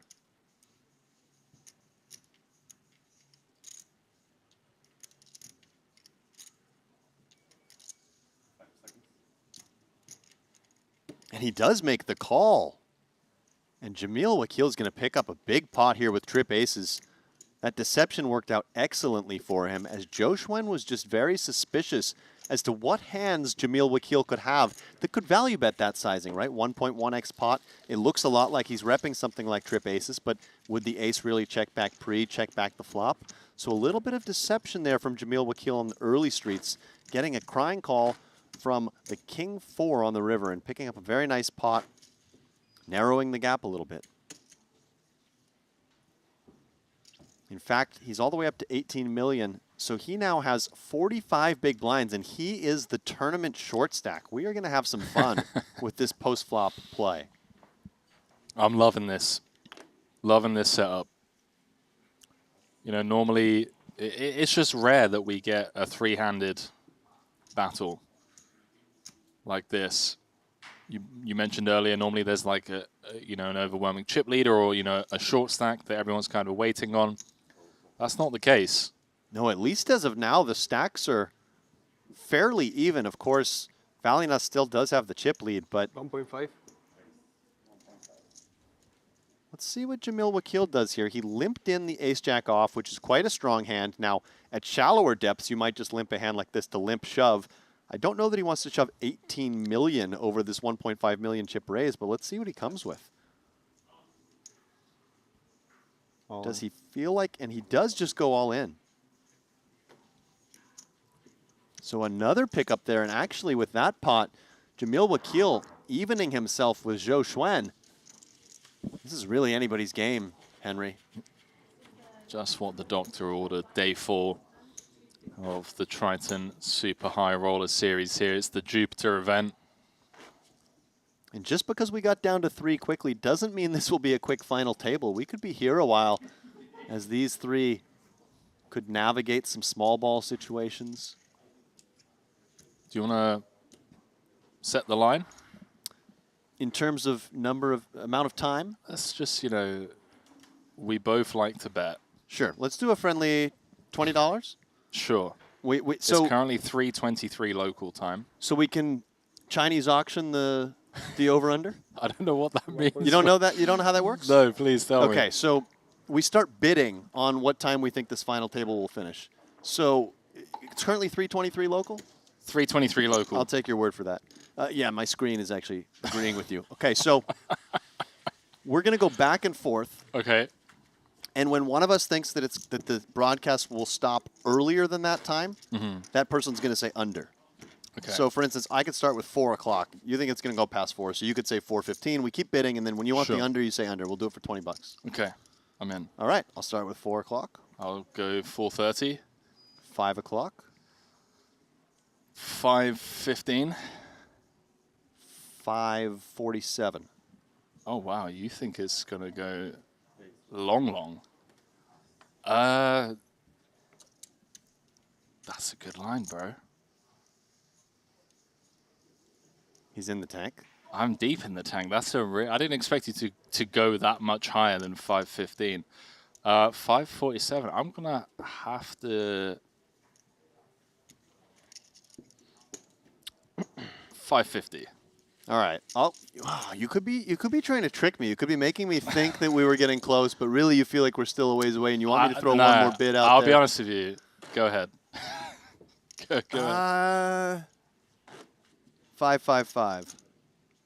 All right, I'll take the unders. All right, I think your 5:47 was like really, really close. So if we finish before 555, I owe you $20. And if we finish after 555, you owe me $20. Booked. So you think we're going to be here for another 2.5 hours? Yeah. I can see it. I can see it. I mean, There's going to be a enough chips break in at some play. point, you know. There's going to be another break, a small break when they get heads up. Now, of course, there could be some deals made which could throw a wrench into the equation. Maybe they play a bit faster if they make a deal, but I don't know. I think it's going to go a little while. I think you're just setting me up, trying to sell this image that you're easy pickings. You think so? And, Yeah, and then you- suddenly we're going to be betting 100. Yeah, exactly. You just Soon we're doing 5K a stream. losing a couple of 20s here and there, you Yeah. know, just like being an absolute whale. And then towards the back end of the series, when I'm a bit tired, you just start getting me. I'm up heaps against everyone in the booth. The only person that has ever rinsed me was Stefan Sontheimer.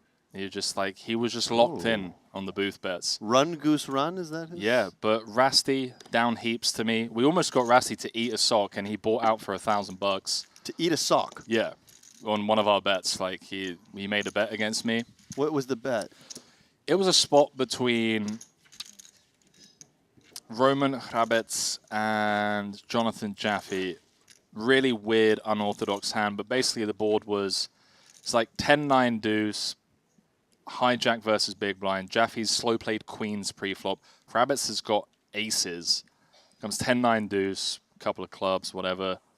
Turns a jack, river's a 10. Jaffe blocks river for like B30. Mm-hmm. And I go to Rasty, I'm like, dude, I think Hrabets is thinking of folding here. Like, you could just tell by the And energy. Rabbits had aces. aces? Had aces, and Rasty, understandably so, he's like, Henry, I will eat my sock if he folds. And I'm like, okay. He's like, all right, I'll give you 10-1. And I was like, all right, booked for 100. And sure enough, Roman's just pitched the aces, and Rasty handed over 10 $100 bills live on air. But he didn't have to eat the sock. He didn't have to eat the sock. We let him off. I think he should have had to eat like a bite out of the sock or something. Well, hang on. How about a bite out of Joe Tren's stack? Because three-handed, chip leader coming with the min open. Joe, very understandably so, three-betting with the ace-10 of hearts. And Jamil is on a run here. Three-handed. He's managed to climb up to second. He's going to extract more chips here. Raise 5.7.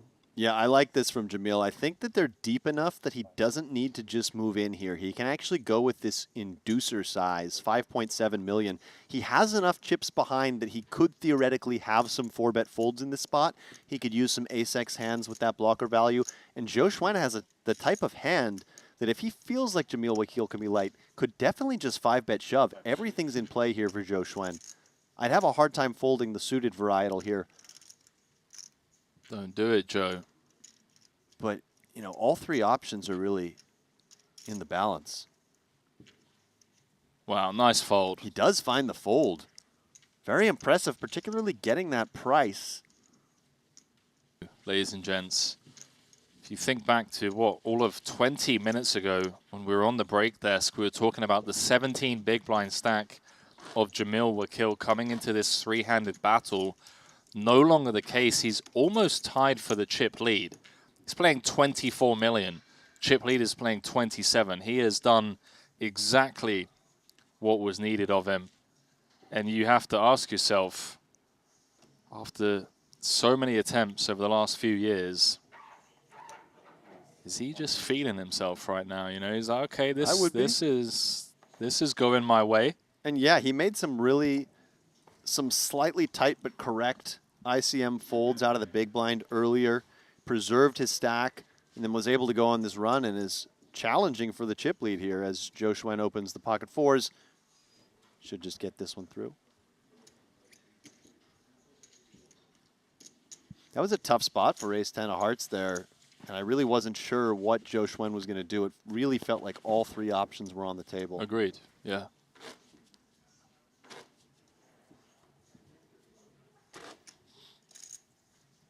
Really happy to have you here, Alex. It's been a fun time so far today. I know you've been working with Randy for the first 3 days of the series, but you're bringing the energy, my man. You're bringing the energy. Appreciate that, my friend. And yeah, I mean, front row seat to some of the best No Limit Hold'em players in the world playing the highest stakes. And for someone such as yourself who loves the mixed games, you know, you just get to take some notes. And to be honest, I don't play as much Hold'em now as I did in the first half of my career, but WSOP is the time where I still always play a lot of Hold'em tournaments. So with that kind of just around the corner in a couple of months, it's nice to be doing some homework, watching all these players play. As we see Zhou Xuan goes for the 3-bet here. Hang on, this is for excuse 32 me, bigs. just the ISO. Does Valinas ever Valina's limped. rip this in? Or is that just like way too... It wouldn't be crazy if you think your opponent has some of those weaker hands, could be isolating, could even do something like raise fold a king 10 offsuit, but he does just come with call.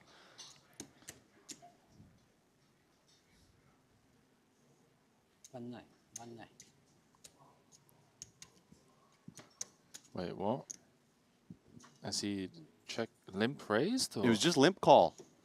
So 500K big blind, Valinas limped the small blind and Zhou Xuan isolated. Ah, there we go. Okay, because there was a bit of confusion there with the chips, but we got there. We got there. Joe, top pair, top kicker on the ace king 7. Valinas with that inside straight draw, but no heart on board in an already inflated pot. It's going to be difficult to see a turn. And indeed, and this board just belonging so much to Zhou Xuan's range. Of course, if Valinas did somehow call, an offsuit queen would be disaster for Zhou Xuan. He may be thinking that he has some really nice implied odds, Henry, if he were to hit that offsuit queen. But the playability of the hand quite weak. He is going to take one off. this is ambitious, but Could I turn? understand it.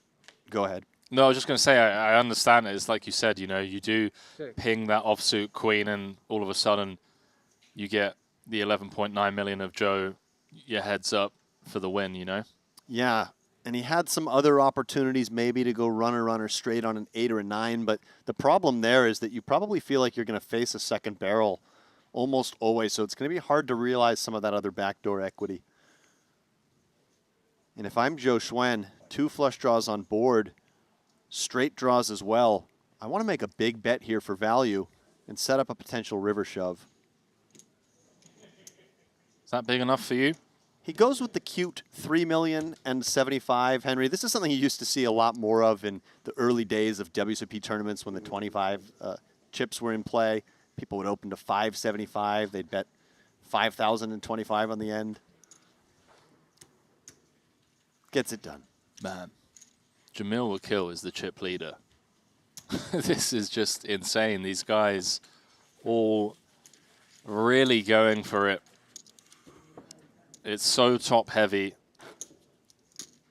1,303,000 for first. All three currently guaranteed 632,000. And what do you know? Just half an hour ago, he was the immediate short stack.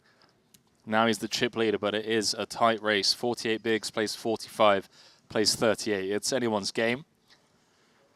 Got C Bulldog in the chat saying Alex is great. I feel like he could announce a baseball game. He's got the voice for it. I think. Take that. Yeah, I could see it. I think I need to brush up on my baseball knowledge to announce a baseball game. What happened to the guy that was deep in some online tournament with 27K up top and working 4.5 hours? Whoever that guy was. I think that was Gambling Too Much, who has also said something in the chat recently. So, Gambling Too Much, do you want to give us an update on your 27K up top tournament?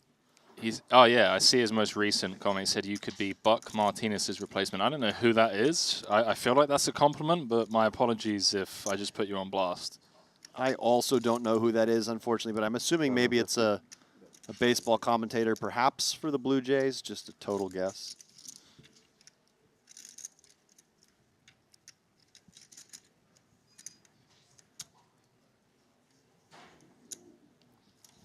C Bulldog asking you to give us your best impression of someone hitting a home run.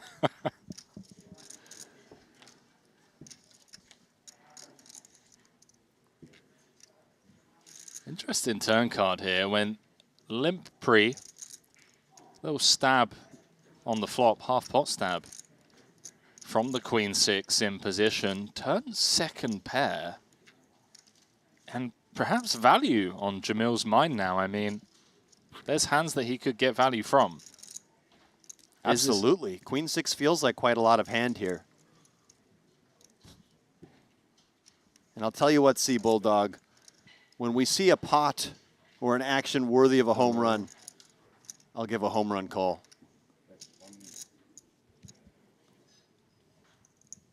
Snap call from Joe, not wasting any time. Interesting size from Wakil, just goes third pot.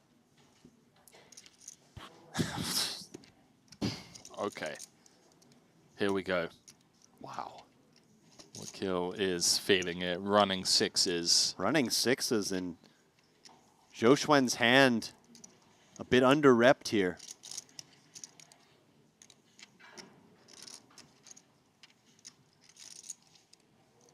Certainly he can have some Jack X, but he can also have some weaker hands. Just check calling these two small bets. Wakil could go big here. Yeah, he went half pot flop, third pot turn. 6 million. Yeah, I like this overbet, this small overbet. The second time we've seen him go with small overbet. The first one did not get called, so his opponents don't know what he had. What's the story, though? What's the story being told here, Alex? He went half pot flop, size down on the 6 of hearts turn, now overbetting river. Yeah. Oh, and Zhou Xuan. Just pitches it. That is a very impressive fold. To fold that Jack 4 so quickly, he had a very compelling bluff catcher. And that's the thing, is Wakil's story was not necessarily one that would be believable. Dun, dun, dun, dun, GTO dun, dun. Wizard. You can now analyze these exact hands in GTO Wizard to find the correct plays. It's the quickest way to sharpen your game, catch hidden leaks, and learn how to exploit your opponents. Follow GTO Wizard on X and Instagram for a chance to win free subscriptions to the best training app. Shout out the Wiz. And it's been kind of fun seeing the GTO Wizard come through here That's with right. a couple of those graphics, saying what the Wizard would do in those spots. Yeah. Certainly one of the best ways to study No Limit Hold'em.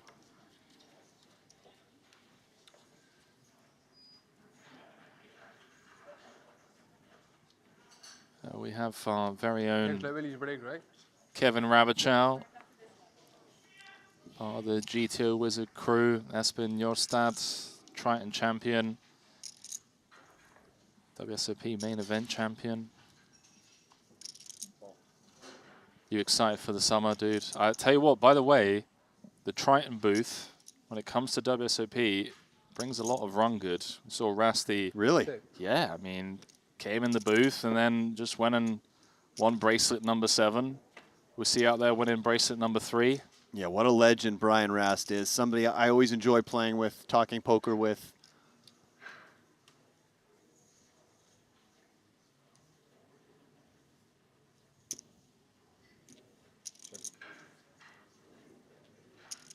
I'm calling it now. You're going to win your 3rd bracelet this summer. Gambling too much with the dono in the chat. Thank you, mate. Saying Jamil one time. Appreciate the love. Appreciate you all keeping us company. It's been fun. It's been a fun one to call the action on.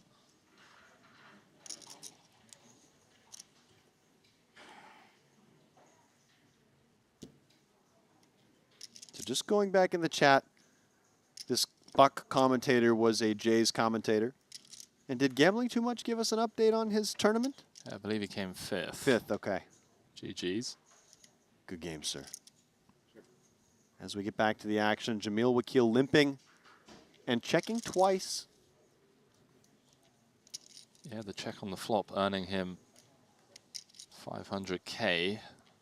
Linus with just 8 high, no club. Does turn a gut shot. Somewhat tempting to bluff his hand with just 8 high, but sometimes you want to be a bit more selective on these monotone flopped boards, looking for a club or something like that in your hand. But, you know, 8-6, no showdown value. Does just try to target the weaker portions of Jamil's range. Of course, Queen Jack with a club not going anywhere. Jamil's going to be up over 30 million. Unless Ander somehow gets him to fold Queen Jack or spikes a non-club 5 on the river. What an insane run Jamil finds himself on here. Against the other man on an insane run in Ander Valinas, who is up over $2 million now, I believe, since stepping on the island, having locked up at least 632K in this tournament.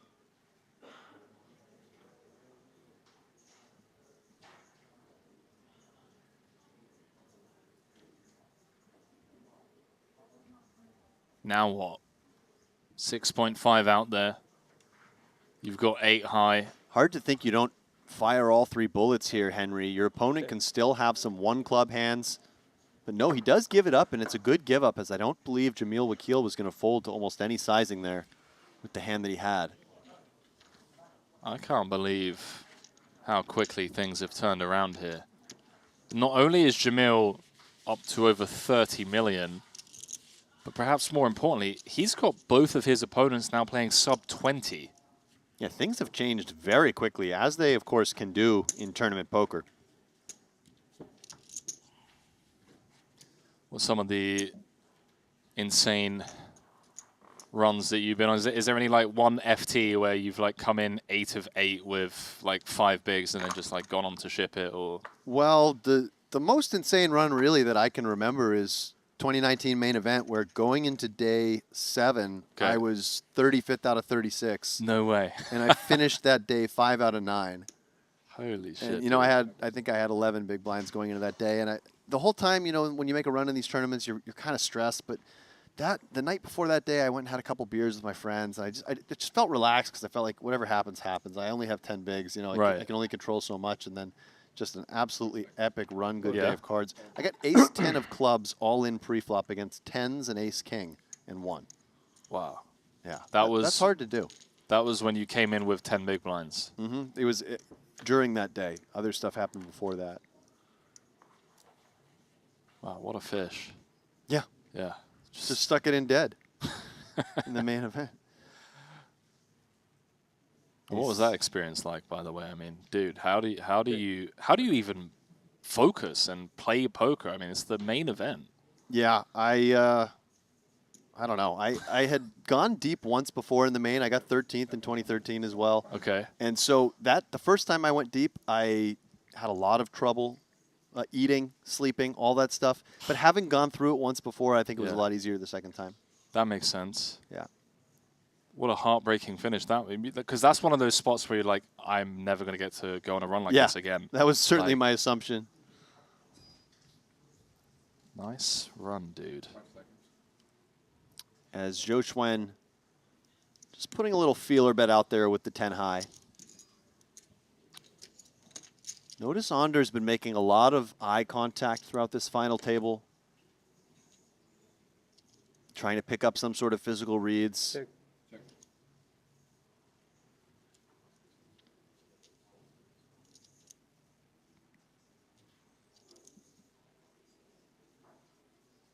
Similar spot for Joe here to the one that Ander had earlier. Just, you know, raggy low high card with a gut shot. He's picked up equity on the turn. He's like, let's just go for it and try and fold out maybe an ace high, maybe a couple of Broadway cards with backdoor spades. That would now have to give up against this double barrel. I mean, this isn't going to go anywhere. Picking up the gut shot, still just having 10 high.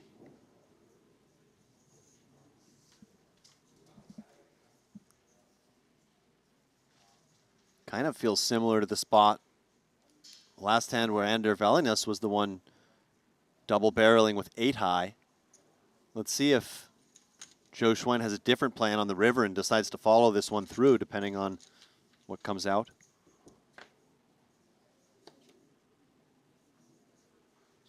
Scary run out for the Spaniard. Was already behind a 4. Now losing to an 8 Making 8 high straight, a 3, obviously the dummy end. Now some bluffs that would contain a 7 that were semi-bluffing on the turn. Now have him beat. Yeah, Joe Schwen has to try to work out how often he thinks Ander can get to this river with things like ace high that you can certainly target to fold, even bottom pair, something like a 5. Looks like GTO Wizard Henry is recommending a large bet every time here once you do get to the river this way, which makes sense. You're not going to get to the river with many worse hands than this, if any. It's hard to even think of a worse hand than this. I suppose 9 deuce. Oh, bro, he's doing it. He's doing it. Joe Trent comes out firing 1, 2, 3. How'd you like them apples? 6.3 million the request, and good luck, Valinas, putting on the cape here. Yeah, Valinas has to try to think, what are the bluff candidates that would bet 3 times across this run out? Yes, you have 6s and 4s, but of course, a pure bluff catcher. And when it comes to bluff catching, Alex, like, what kind of qualities are we looking for? Is it purely based on our hand? Or are we also just thinking about the opponent that we're up against? Like, does this guy have it in him to just take a stone nothing and start running a triple bluff on me? I think one of the things I like to think about is the sizing of the bet and how that affects what types of hands they can value bet for this size. So, for instance, would a 4 go this large on this 4 straight board, or is it really just a straight or better? Now, if it's a straight or better, what other hands could my opponent have had? I guess unblocking clubs could maybe be a good thing if you think your opponent would follow through with those clubs. Yep. Although those clubs are, of course, not supposed to bluff the river as much because you want your opponent to have clubs. There's a lot going through his mind. Ultimately, though, in a spot like this, sometimes you just look at your man and say, does he have it or not? I got a funny feeling Valinas is going to sniff this one out. Type 1 in the chat if you think he's going to call. 2 if you think he's going to fold, or he's making the fold in motion. What an insane bluff. Joe Trent just going for the 1, 2, 3 power poker. And that's a home run for Joe Schwen. He hits it out of the park at Dodgers Stadium. That was good, man. I'll give that that's like a solid 8.5, 9 out of 10, dude. I had to give it a try. You did call it. You said you were going to do it. That was pretty gangster. For Doyle, no less. Joe Trent paying his respects. That was pretty cool. Indeed, an homage to Doyle Brunson.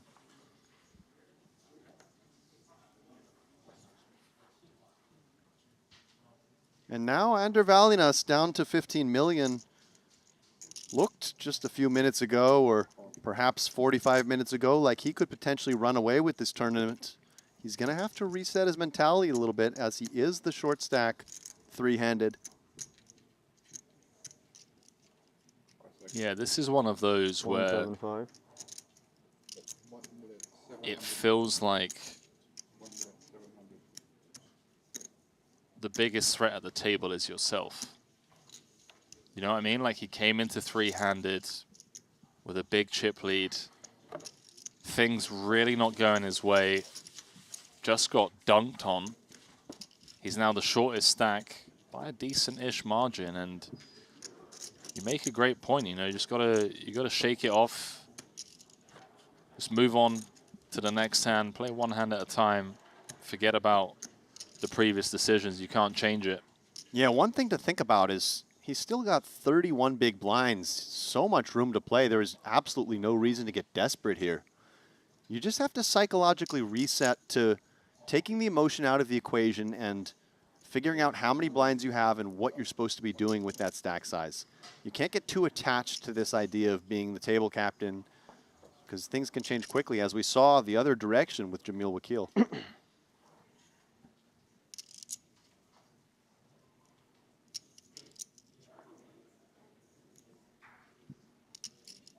Hang on, my phone's ringing.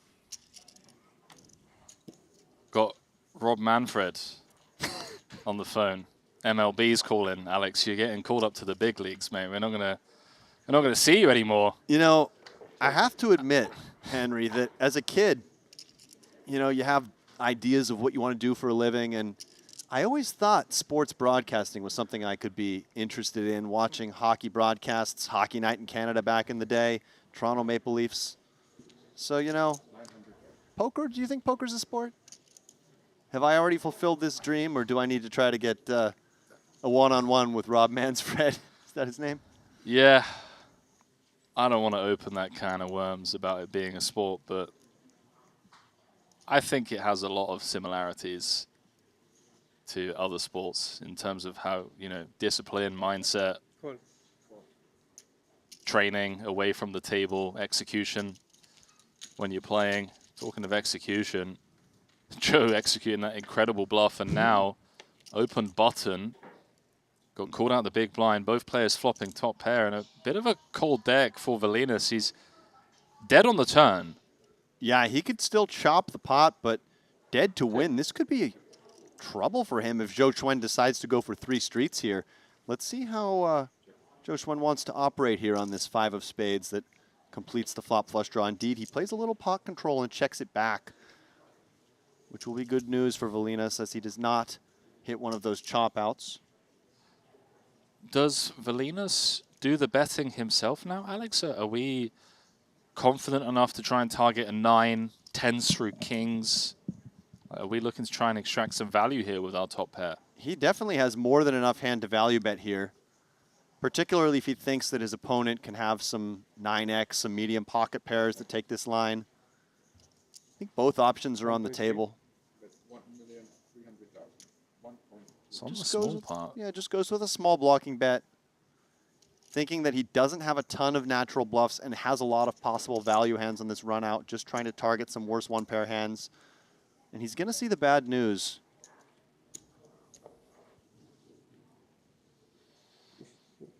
What a crazy turn of events here.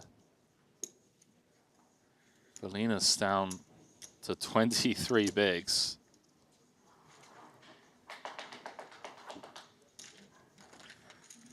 Joe Trent up to 25 million. Jamil Wakil still the chip leader with 30 mil. And Valinas is getting to that stack depth now where it wouldn't take much three-handed for all the chips to be wagered pre-flop.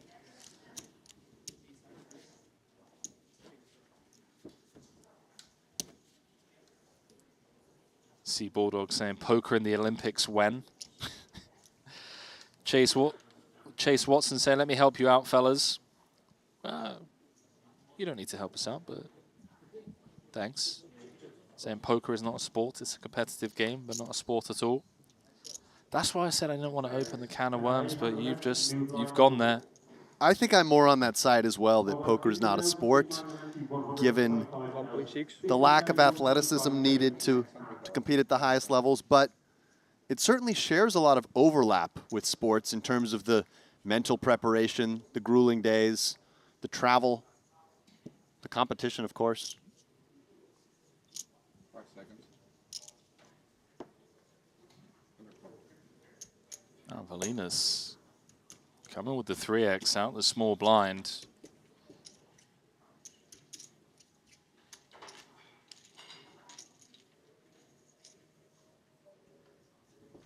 I'm somewhat surprised by this. Ooh, okay. Good news for him.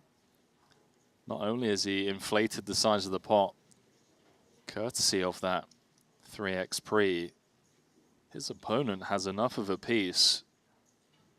Given there's 3.7 out there already and Valinas has got 9.9, we could certainly see him extract a lot of value over 3 streets. Starting off with a check.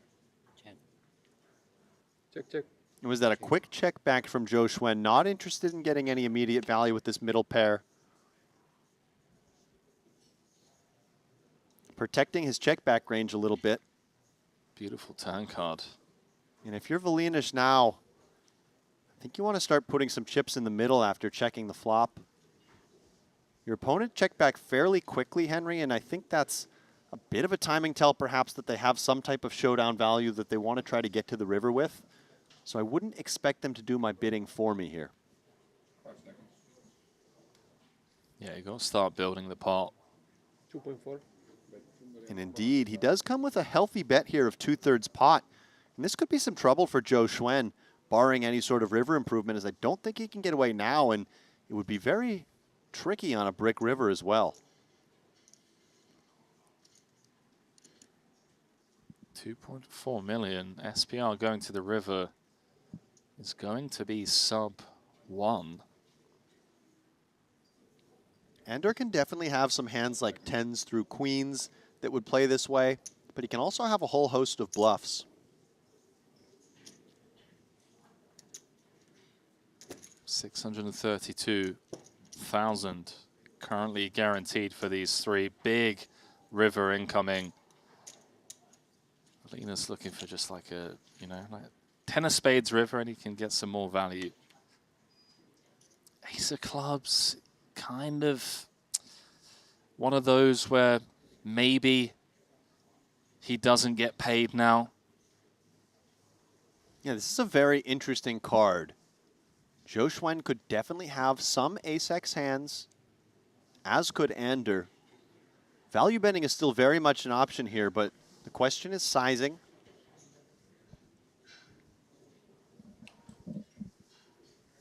I think it feels a bit thin to just go for a shove here for almost full pot. He does just go with check. And I think Zhou Xuan just has enough showdown value here to check this back. And indeed, perhaps that ace cost Ander valuing us a little bit on a lower card, some type of brick. He may have gone for another value bet, and I think Zhou Xuan would have had a hard time letting go the queen 8.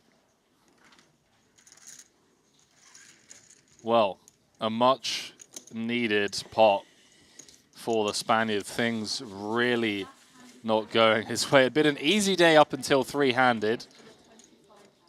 And then Jamil Wakil started getting after it. We're going to head into our first scheduled break of the day. 3 left. 3:57 p.m. local time, Henry. I need this tournament to go on at least another 2 hours to win that $20 off of you. Yeah, you need someone to like roll an ankle on break on the way to the toilet, you know, just like. Well, this upcoming break will kill some time. You know how in tennis you can ice someone out? Yeah. You know? Yeah. That's what you need someone to do here. Is just like everyone's waiting, the tournament director, the production team, your 2 opponents, and you're just MIA. Yeah, but they might just resume play in that case. Maybe you get a little buffer. True.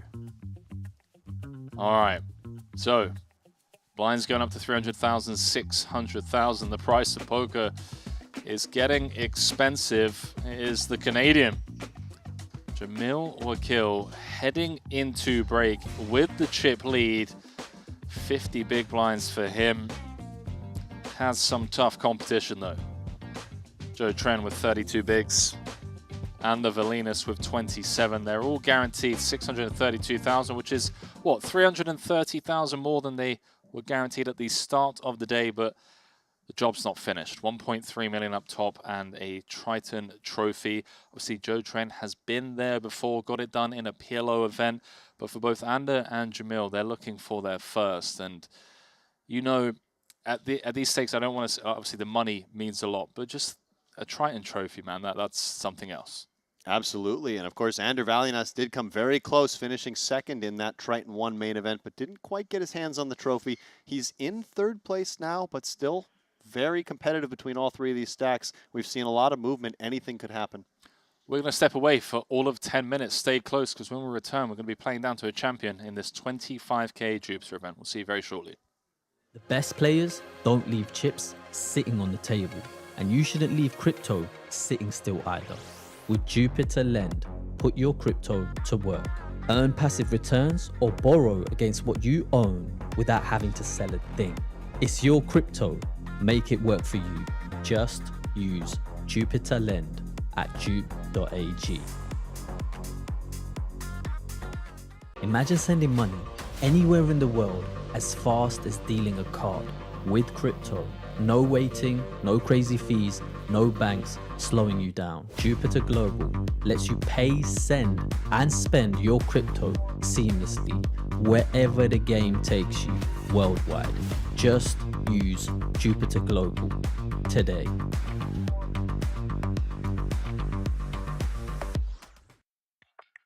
A new era of pre-flop study has arrived. Introducing custom multi-way pre-flop solving. Any stack, any rake, and up to 9 players. Solved in seconds, right in your browser. It's more than perfect play. It's your play. Experience this power now with our new Ultra tier. The next generation of study is here. Beat the best, crush the rest with GTO Wizard and custom pre-flop solving.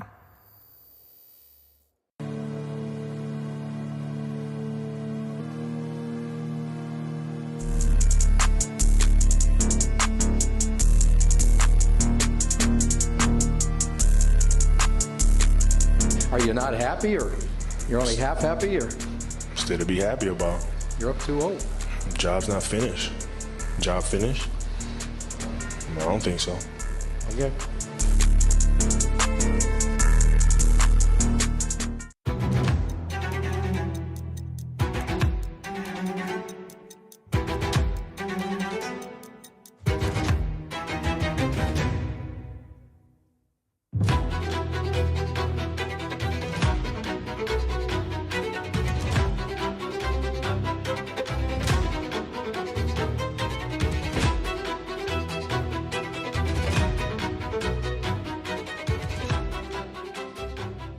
Sometimes that stuff can also be easier to pick up when you're actually sitting at the table.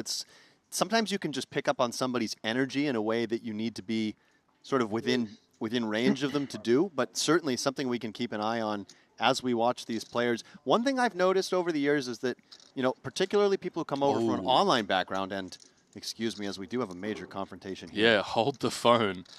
This is so sick for Joe as well, because Kyu Song-woo is by far the widest opener. We all know this. We saw this yesterday. These guys went to sleep last night, bagged and tagged with 6. I guarantee you they all had feedback from the stream. They had friends watching, and they would all be aware that this man was opening super wide. Joe is really unfortunate You had last hand to too? actually be up against 2 overs here. But has the best hand, Alex. Let's see. Yeah, just an inevitable confrontation here. Easy. Small blind versus cutoff. You upgraded. 304,000, the current payout. Everyone else sweating a potential $94,000 ladder if Kyu Song-woo can convert this 46%. If he can, he'll be the chip leader with 5 left. Big flop incoming. 9 of hearts in the window was a bit of a tease. Thought we might get a nice sweaty 2-heart flop, but instead looking for the ace, the queen, or running hearts. Okay, Okay, there's one of the options. makes things interesting. Goes from 6 outs to 15. Heart, ace, queen needed. Doesn't find it. And how about that for a start to this final table? Just second hand in. Joe Tran with a huge double. Yeah, big double there for Zhou Xuan. And you mentioned, Henry. Love the You would have Brazilians. doubled up. Flip, obviously. I mean, I don't know. Maybe you had like ace 5 off.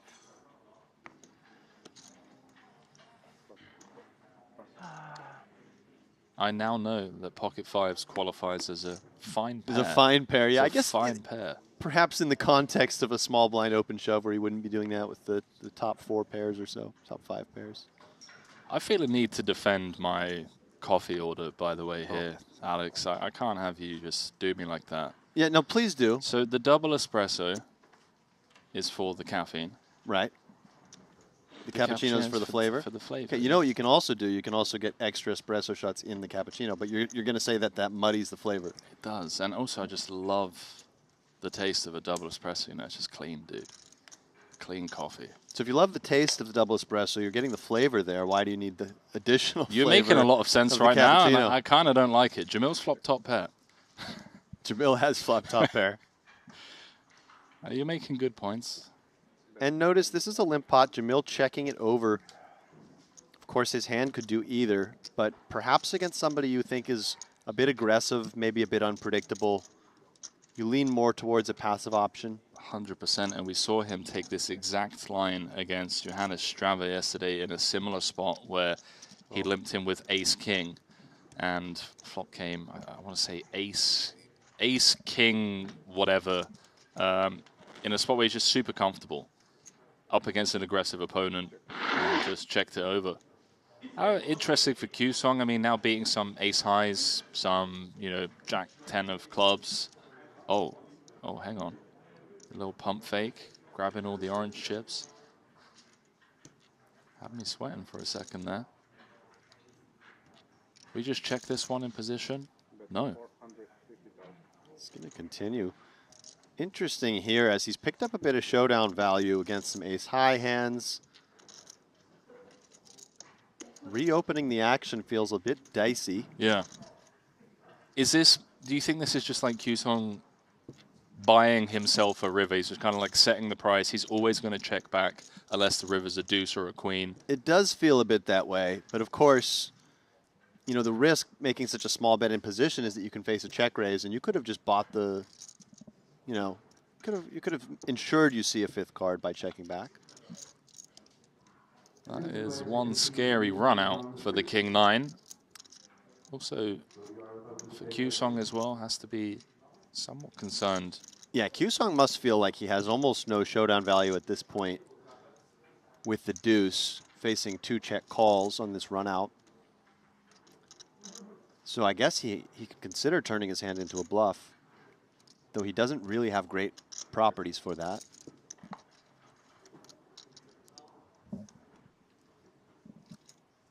You can see here, GTO Wizard is recommending a check, Henry. There we go. This is a new feature on our It's broadcast. so dope, dude. All right, people just have the chance just to watch the streams and soak up all of the knowledge, apply it to their own games. Let's see if Q-Song agrees with GTO Wizard. He does. He's checked it back. Jamil with a nice tidy pickup there, blind v blind. He's up to 12.5 million, and you know, not the start that Q-Song Woo was dreaming up coming into this 36 big blind, so plenty deep. And Williams is going to be involved once more. Pocket jacks under the gun. Chip leader running well and playing well. Yeah, always nice when you're the chip leader and you just pick up a hand that, you know, you're supposed to open anyway. Jamil with an interesting one. King 10 suited in the small. Options on the table. Cool. Call feels nice here. That's what he comes with. Q-Song just out of there. Full deuce. Not going to make this a three-way affair. Jack 10-7. Top set for the Spaniard. Jamil could lose some chips here. Middle pair. And backdoor spade interaction on this board texture. 1.8 out there. A 10 on the turn would just be disastrous for Jamil here. Come on, man. You can't. Can't be willing these things into existence. Not that early in the day. Wait for the second frame. I had a good one last time where I said, you know, the queen will give him 4 more outs, and then it became the queen, and then he get those 4 outs. Yeah, Mario's hand. Yeah, I saw that. What do we do here on this kind of, you know, straighty texture, especially against a small blind range where, you know, we're going to make some assumptions about ranging will kill 2 Broadway cards, you know, interaction around this Jack 10-7. Yeah, Jamil's going to have, an interesting, Ander does come with the check back here. It is something you'll see top set do, helps protect your range, and Henry. Kings and 10s now for Jamil.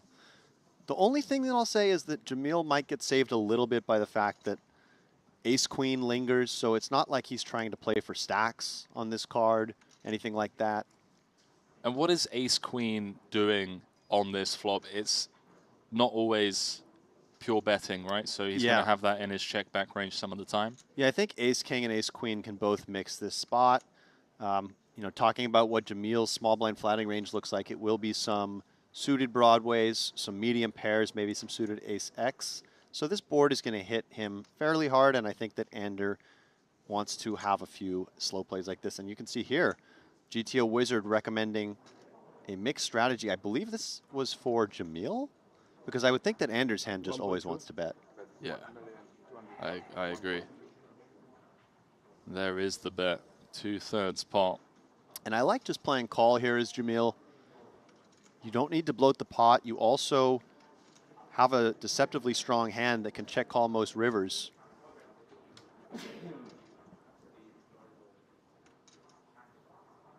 Sometimes you're just destined to lose chips. Jamil going to lose at least 1.2. Looking for a card like a ace, queen, or a 9 on the river to potentially save him from losing more. Or king, if he wants to be greedy. Well, I mean, let's see. 2 of them in the deck, not finding their way to the river, though. That is a clean run out for the Spaniard. And Wakil is going to be in the hurt locker. And if you're Valinets here, deciding on your sizing. Going big? I think so. It depends what portion of Jamil's range you want to target.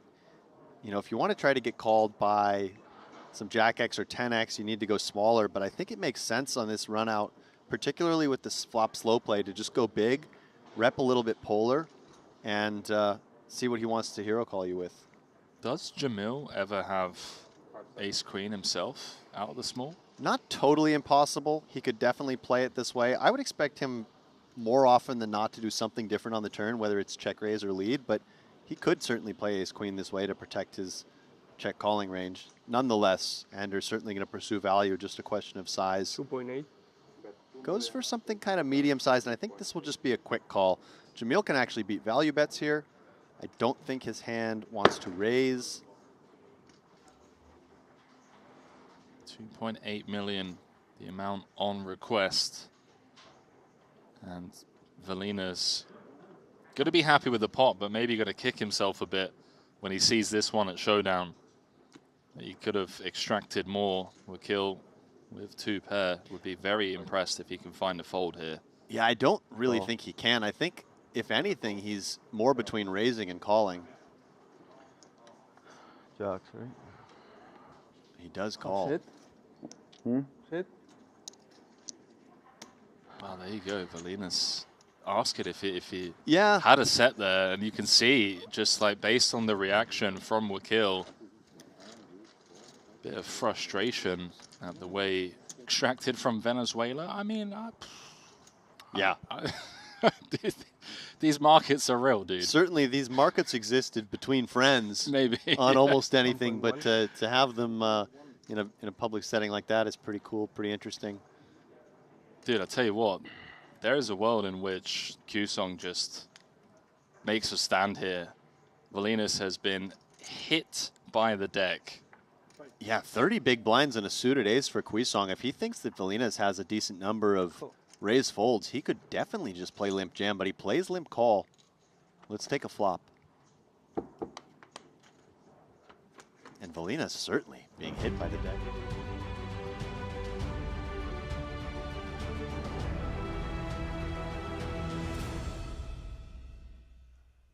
Oh, very warm welcome back to the Triton Super High Roller Series here in Jeju, powered by Jupiter. And this is the Jupiter event, 25K.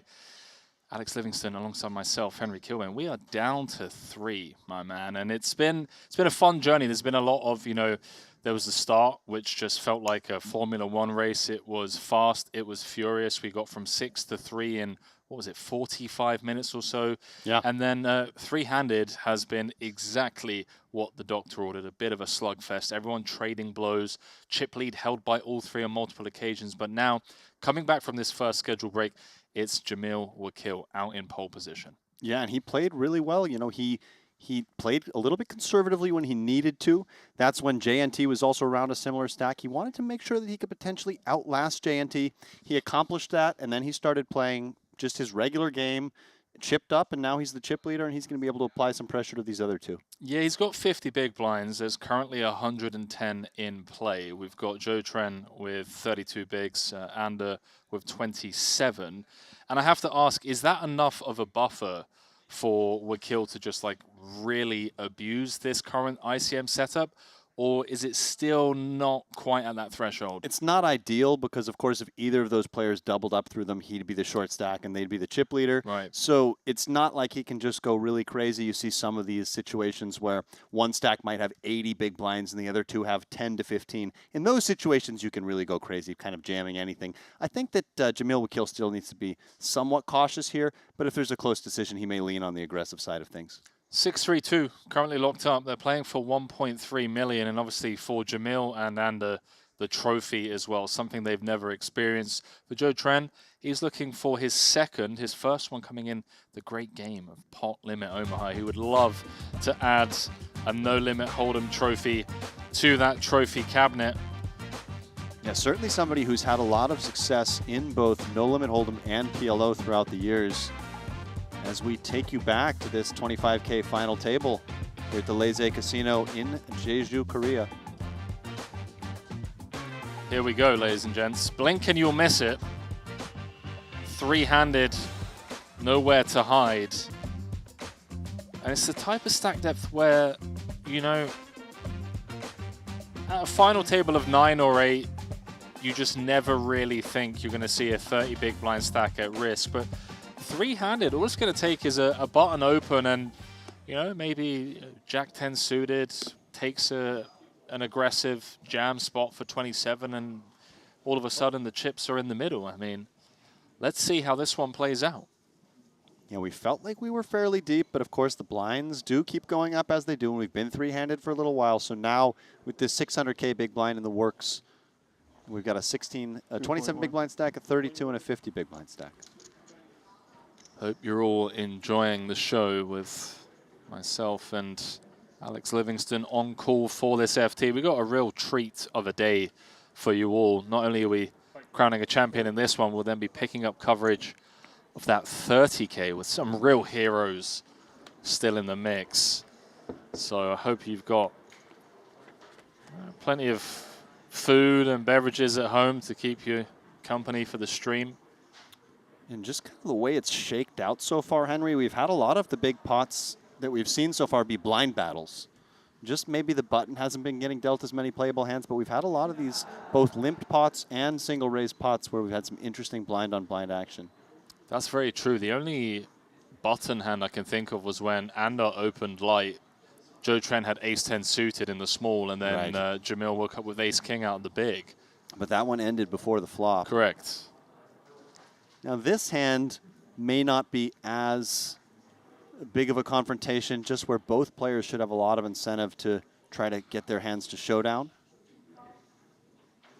When facing a check in front of him, what's the story that Wakil's like saying on this queen 10-10? Is it, I have showdown value and I'm checking over to you, or is it more, I'm afraid that you are going to have a lot of 10x here on this board in interaction, so I want to kind of, you know, check, decide, and figure things out? Could be a little of both.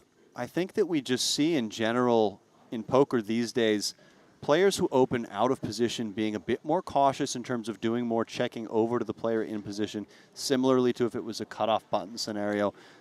But certainly you might think it's Ander Valinas who's going to have more 10x, and Jamil just goes with check fold for this small size, just thinking that his hand could be best but doesn't have very good playability. A little surprising to see him fold so quickly, but he must have thought that just being out of position with poor visibility, he didn't want to get himself into any more murky waters there. Trying to keep the game as simple as possible. Easier said than done. I think the more time I've spent in the booth, the more my respect for poker players, especially tournament players, has just gone up. It's such a complex game. And every time I think I'm close to understanding it, I just see Ike Caxton doing something that I've never seen done before, and I'm like, okay, well, if Ike's doing it, then it's probably a reason behind it, you know? And the beauty of the game, as we see Ander Valinas picking up ace-king offsuit here in the small blind, but the beauty is that, you know, you can have many different styles and be successful in this game. And of course, even great players misplay hands at times. Not me. Never. Never. Never seen it. Never will see it. this should just be over. Jamil's hand really doesn't feel like one that wants to fight back in any way versus this big 3-bet out of the small blind. Little 3.5x from the Spaniard. 4-5.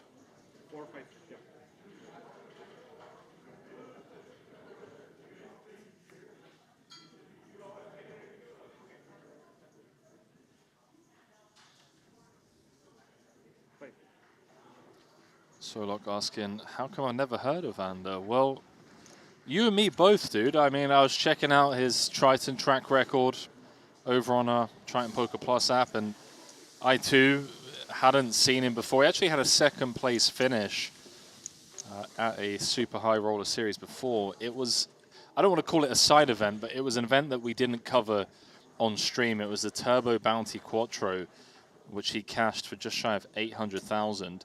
Jeju spring last year, so basically 1 year ago, was where he made his debut. 3 final tables in that one. Came 7th in the 20K, 9th in the 25K, and then 2nd in that 50K, the one that Bryn won. And then didn't join us for the rest of the year. Came to Paradise, but only played the main. But then here, he's been here from the start. Triton 1, played 4 events, cashed in all 4, including a 2nd place in the Triton 1 main event. Fast forward, what, 10 days? Here he is. 3 left. He is on one hell of a run. Yeah, just an unbelievable run so early into the festival. Triton 1 player of the series. Still remaining here. 3 left in this $25,000 Jupiter event.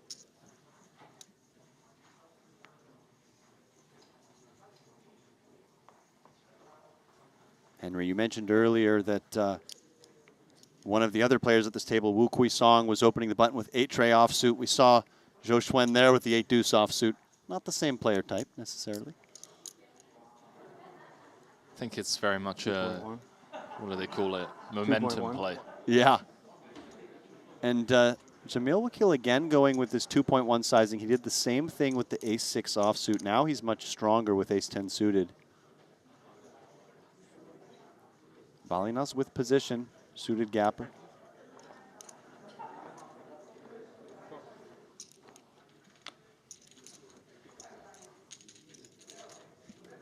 Something's got to give sooner rather than later. We can't stay 3-handed forever.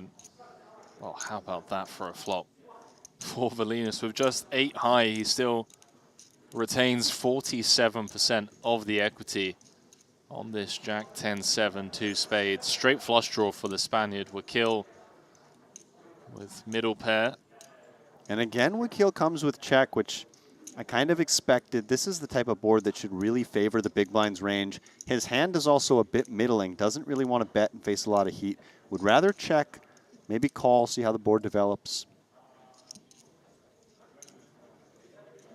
And if you're Ander, certainly tempting to start building a pot with 8 high and a straight flush draw. But he does check.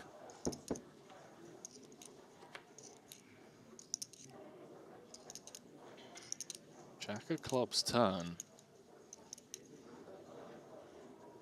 If you're Jamil, you probably think your hand is best here at this point. Your opponent check back. Maybe they could have some weak Jack X. But there are draws to charge, value to be had. Yeah, can now get called from, you know, weaker 10x, some of those gut shots and straight draws that you mentioned. Question is, does he want to go for it here on the turn or wait for the river? Looks like the latter, so he's checked it on over to the Spaniard. And now with 8 high, want to try and start folding out some ace highs, Alex, some king highs. Seems very reasonable. The only reason to check back here would be if you don't want to get blown off your equity, if you feel like you can't handle a check raise, maybe you decide to check this back. But I think this hand already indicative of the way that players are approaching these spots these days. I think, you know, if we go back, and I tend to date myself, but if we go back many years, Anders' hand would have always bet the flop, and then Jamil's hand would have always bet the turn as played. But you can see some different strategies being employed. Ander does now put that straight flush draw to work. A very clean hand to just call the turn with as Jamil Wakil.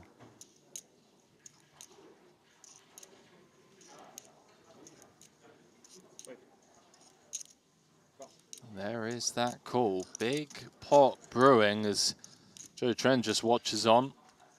Sees 10.4 million in the middle with one card to come. It bricks out. Wakil with the check mark next to his name. Now losing to King 9, Queen 9, King 10. Those hands certainly in Anders' range. Good check. And if you're Ander, do you go for it here? And if so, how big? Everything's on the table here, Henry.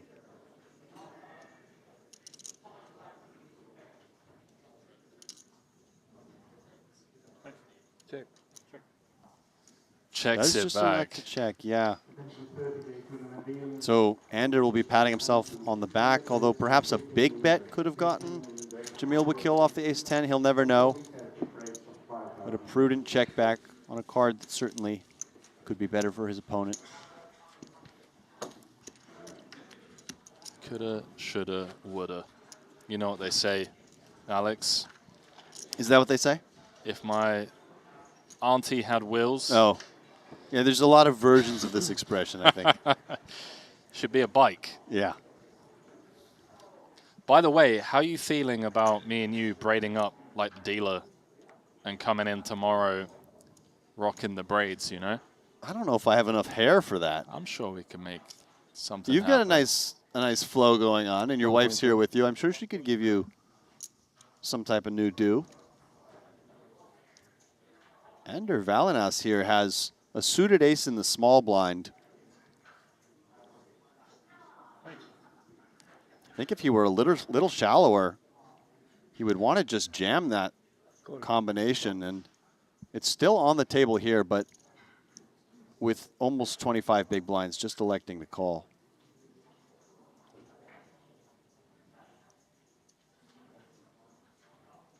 Is Joe thinking of cutting something out here, just making it 5 million to go?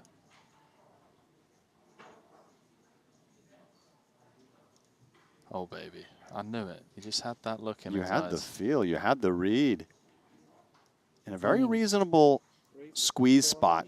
Joe Schwen can very realistically be thinking that Ander Valinas' range is a bit capped, just flatting in the small blind. Doesn't go big, though, does he?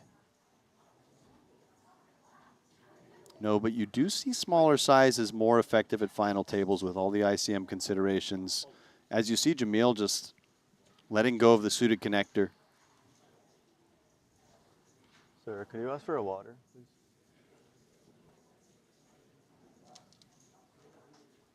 Very difficult spot here if you're Ander Valinas. Just lets it go. So props to Joe Schwen, who has a keen way of finding these spots to take advantage of his image or just pick up chips, basically. I don't even want to say take advantage of his image because I think everyone knows how capable he is, but he tends to have very good timing with these light pre-flop plays. Wu Wei. There was a question in the chat, Henry, about how much time each of these players has left on their clocks. I think it's a very interesting question because, you know, we're now using this new Triton tempo system where Correct. you have an amount of time that you can use as you wish throughout the course of the tournament. You do get some additional time at various junctures, such as the start of the final table. Yep. And looking at these clocks, Joe Schwen is a very fast player. He still has 7.5 minutes left. Ander Valinas is down to almost 30 seconds, and Jamil Wakil has just over a minute. Yeah, and that information available over on the Triton Poker Plus app. So a nice little plug there. Another reason to just download it. It's for free. It's for free. We have the best catalog in the world of high stakes poker. We're talking 2K, 4K with 8K squid. We've got some 5K, 10K anti-games over there. Like, it's just hundreds of hours of nosebleed cash games, tournament highlights. Whenever we're streaming live, you can sweat all of the action.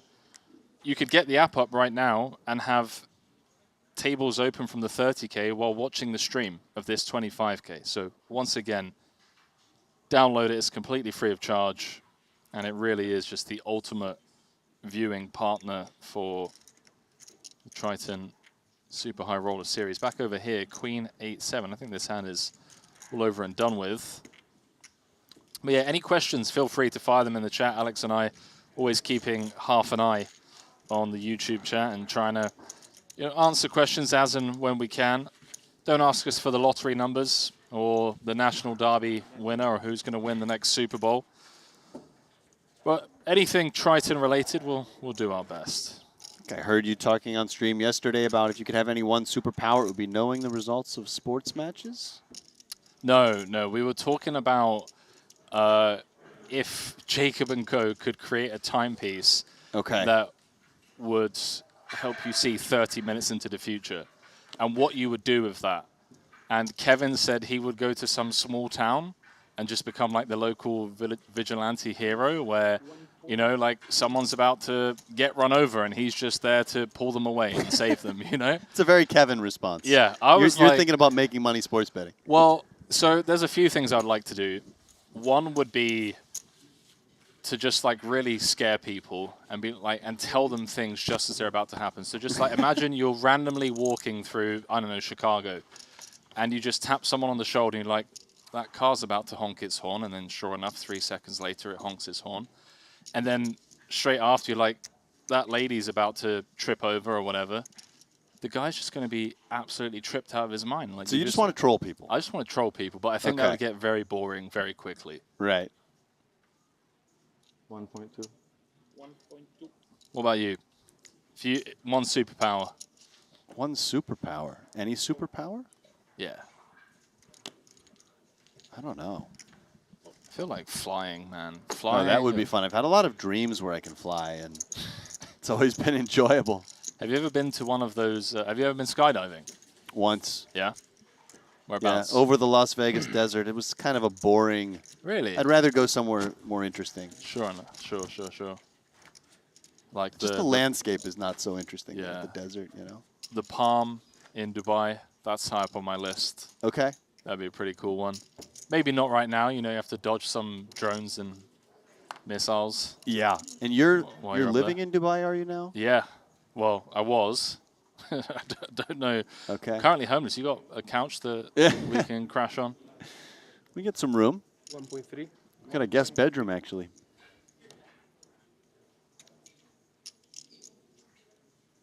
So we see Zhou Xuan picking up the 9s here in the small blind.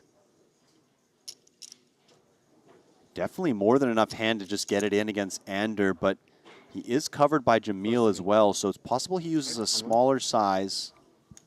4-3. I wonder if Anders just had enough of this. Zhou Xuan has been quite aggressive. Yeah, I don't know if King Deuce is the hand to do it with, but Joe's really shifted through the gears, and he's been attacking Valinas quite a bit. There you go, King Deuce going to hit the mark. I mean, Joe had the goods, obviously. Would have snap called.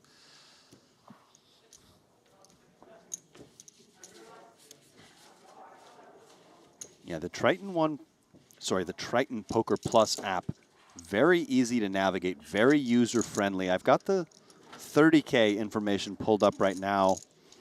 We will be covering that later today. Danny Tang atop the board there. Start of day chip leader Aaron Bajanian still right there with him in second place. Okay. Ebony Kenny in fourth. Brandon Wilson, your guy, in seventh. And Findegrind. You know that screen name? No. It was an old Patrick Antonius screen name, I believe, from the Full Tilt days, Findegrind. Wow. You're old. How old are you? I'm old. I'm 39. How old are you? You don't want to tell me how young you are? 1.6. Very new to the decade of 30s. Are you? Wow. 30? 31, just turned 31. Okay.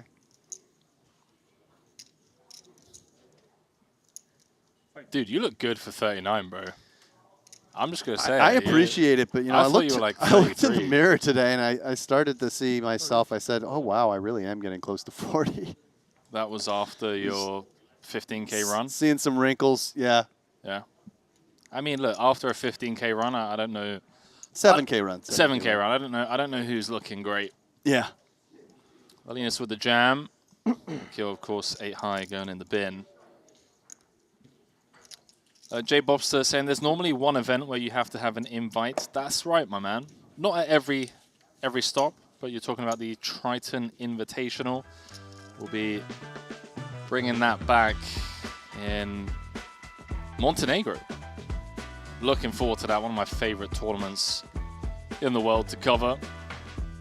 Talking of favorite things, our title sponsor, Jupiter Exchange. You can use Jupe Predict.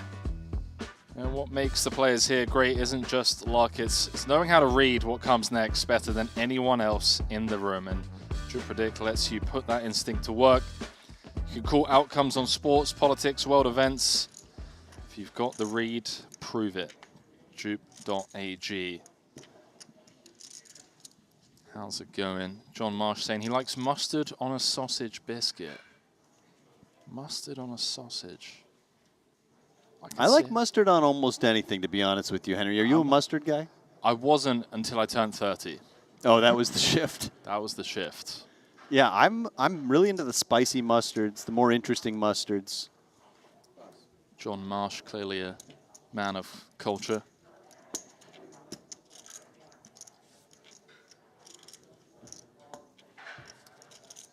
I'm being told by my producer, Lee Davey, I need to try English mustard. I'll add that to the list. We have a question in chat. My sister is visiting Jeju this summer. Would she find Triton merch on sale at the casino? I don't think so. I think you need to be here at one of the actual Triton festivals. That's right. To buy that Triton merch. That's right, yeah. Andre, that won't be possible. JNT had 8 minutes. Currently sold out, actually, on like 90% of the merch. I'm AI. You're AI? Come back. No time. Pocket fives here for Ander. This is the type of hand that can actually just open rip for 20 big blinds. There are other ways to play the hand, of course. But if you're going to have any jams, this feels like one of the possibilities. Instead, he just comes with the standard open, and this should just take it down. Yeah, that's a go. But yeah, Andre, the merch won't be here. It's only here during the series. But what you can do is you can head on over to the Triton merch website. Treat your sister to some poker swag. I'm also going to be doing a giveaway. I haven't decided when. I normally do every series. If I get the time, I'll put a post out today or tomorrow. But I'm going to do like a $500 Triton merch giveaway. I normally just keep it super simple. I do like 3 winners who all get like $150 worth in Triton merch vouchers. So yeah, if you haven't already, check us out on socials. Triton Poker Series. You can follow my co-commentator Alex Livingston with Rum and Chess, and myself, Henry_Kilbane, to keep updated on all things Triton. As Joe with the Cowboys. And what do you know? Is this what they call the solver 3-bet, 5-bet hand? Yeah, I've heard this one referred to. You know, it used to be Queen 7 off, so it was called the computer hand. Did he just say all in? Did he just move in? He just ripped it. He's just ripped it in. Anders just gets the modern computer hand. Click fold. This is for 50 of the 65 million chips in play. That's a 41 big blind jam from Jamil Wakil. Running into kings. Ill-timed aggression from the chip leader. These players have almost the same stack here, Henry. This is the first big misstep we've seen. Jamil, who's just been in cruise control throughout this 3-handed battle. You see Joe Tren's rail there. 7 deuce deuce. 7 of spades was a bit of a sweat, but nothing behind. Jamil needs something. Gut 3. shot acquired. Okay. From 3 to 7 outs. Joe just needs to fade an ace or a 4. Which he does. Huge double out of nowhere. Joe Tren. You see the celebration there from Zhou Xuan. Kind of refreshing sometimes to see a bit of celebration, Henry, 100%, dude. in this modern era where we don't see that as often. 100%, dude. And going back to that shove, 41 big blinds. Any thoughts? I'll ask you first. What are your thoughts on that play? Well, firstly, thanks, Alex, for putting me on the spot. No, look, I think Jamil very correctly going after Joe, right? Like with the ICM, you've got Ander who's, you know, creeping towards that 20 big blind territory.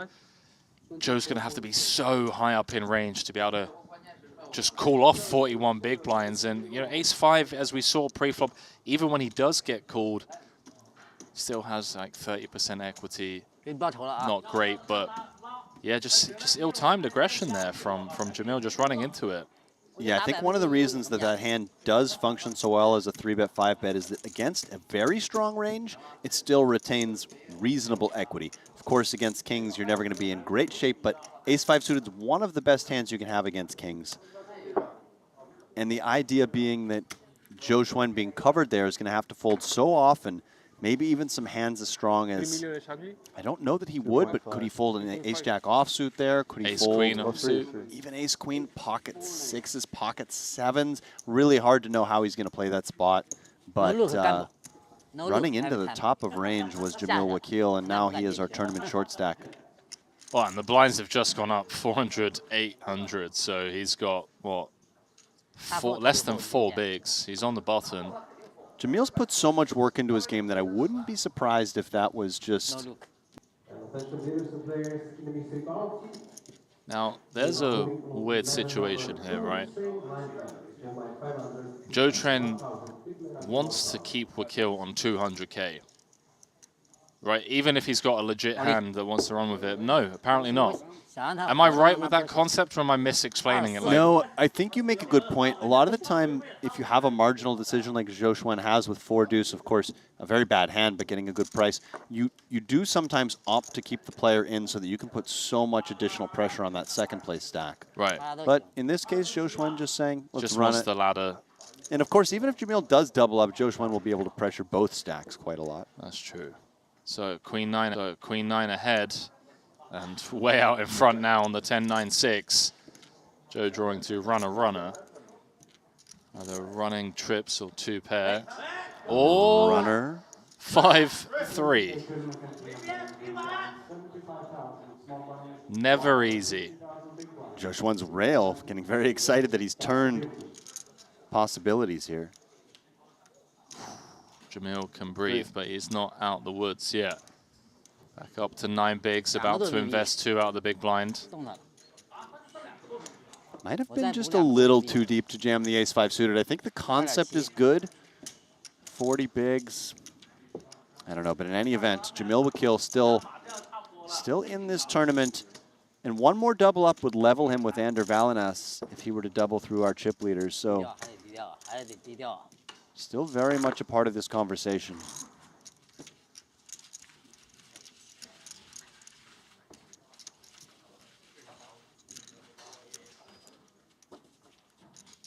Sandy Sanchez in chat is saying, if you look at a similar configuration sim, ace-5 suited is mixing jam and 3-bet, so it technically is the best play. And that's based on how tight the button would have to call in theory, right? So one thing you want to think about in these spots is how much does my opponent opening on the button care about these ICM concepts? If the guy's going to call you wider than he's supposed to, then when you make a play like that, you're actually just kind of torching both of your equities because, you know, part of these ICM concepts rely on cooperation from the other player. We got a snap call here. Hadn't even seen Jamil's hand. Snap, snap, ace-6 versus ace-6. A little anticlimactic. Such a dream spot for Joe. Both players on the ropes, and given that there's a 230k ladder between second and third, it's just a waiting game. Both Jamil and Ander to try and outlast the other. Chop it up.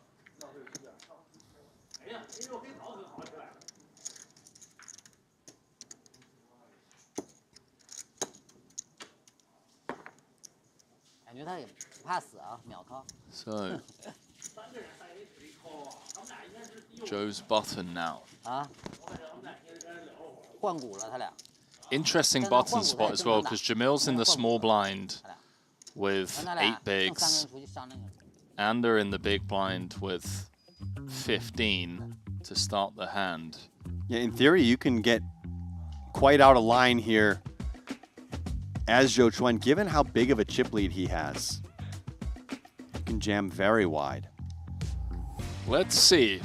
Given the way this final table's gone so far, given the way this three-handed battle has gone so far, I don't think this is going to be plain sailing. Indeed, we look at those payouts there. JNT finished 4th for 510K.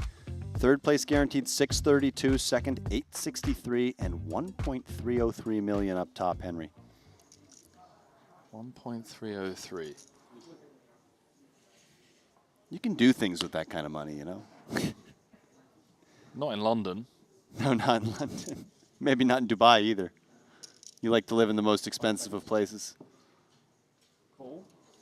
I actually think Dubai is much cheaper than most major European cities. Yeah, I think it's cheaper than Barcelona, cheaper than Paris, cheaper than London, cheaper than Hong Kong.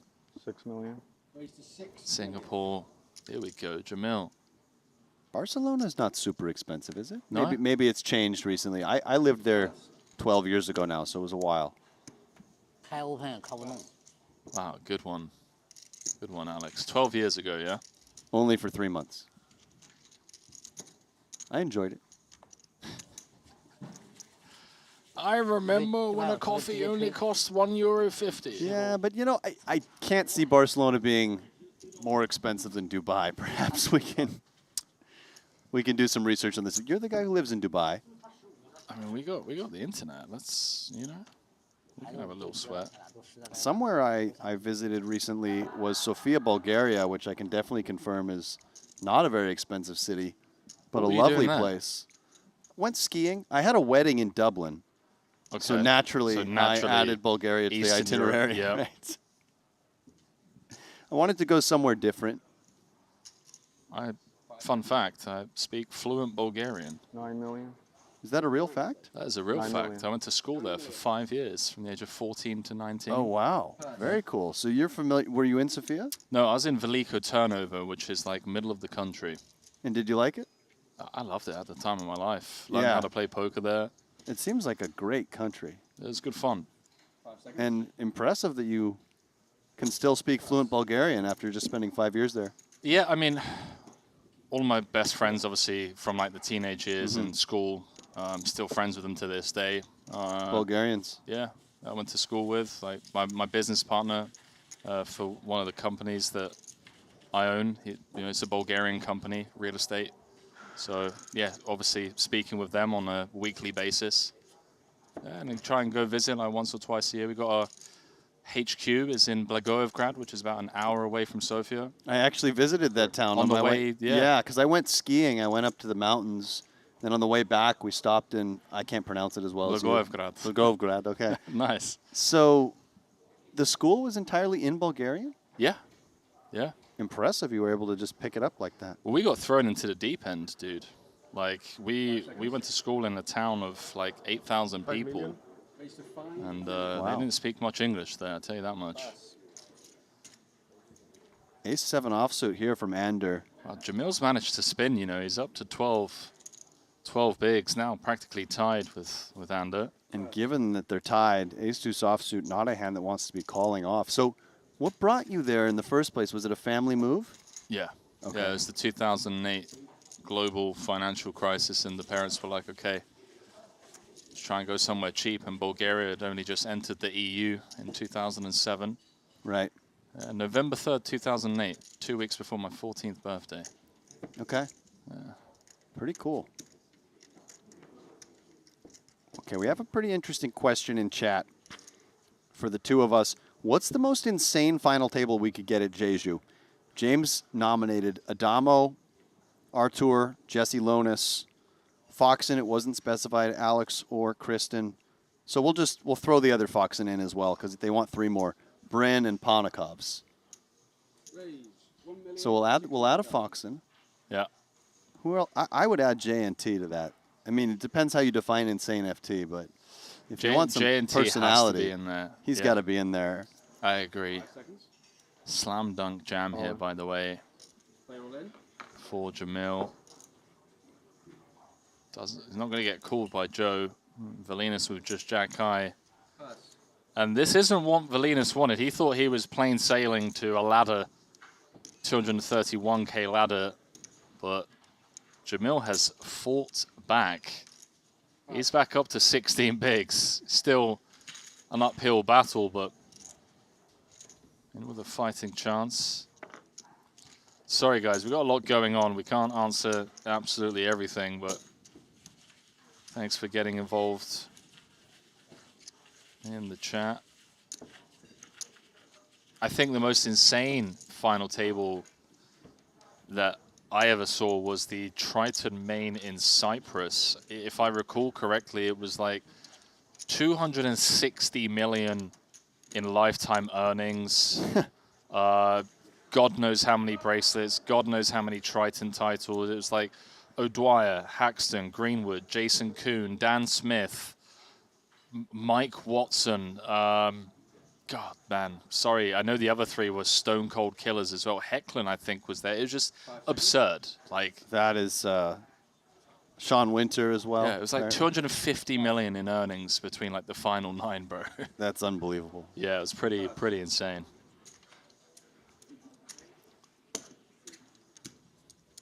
So very close now between Jamil Wakil and Ander Valinas.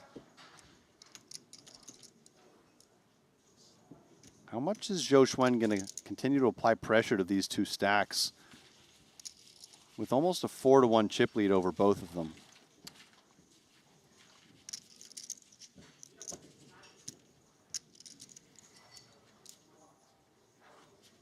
Yeah, certainly we should add Jason Kuhn to that list that was proposed.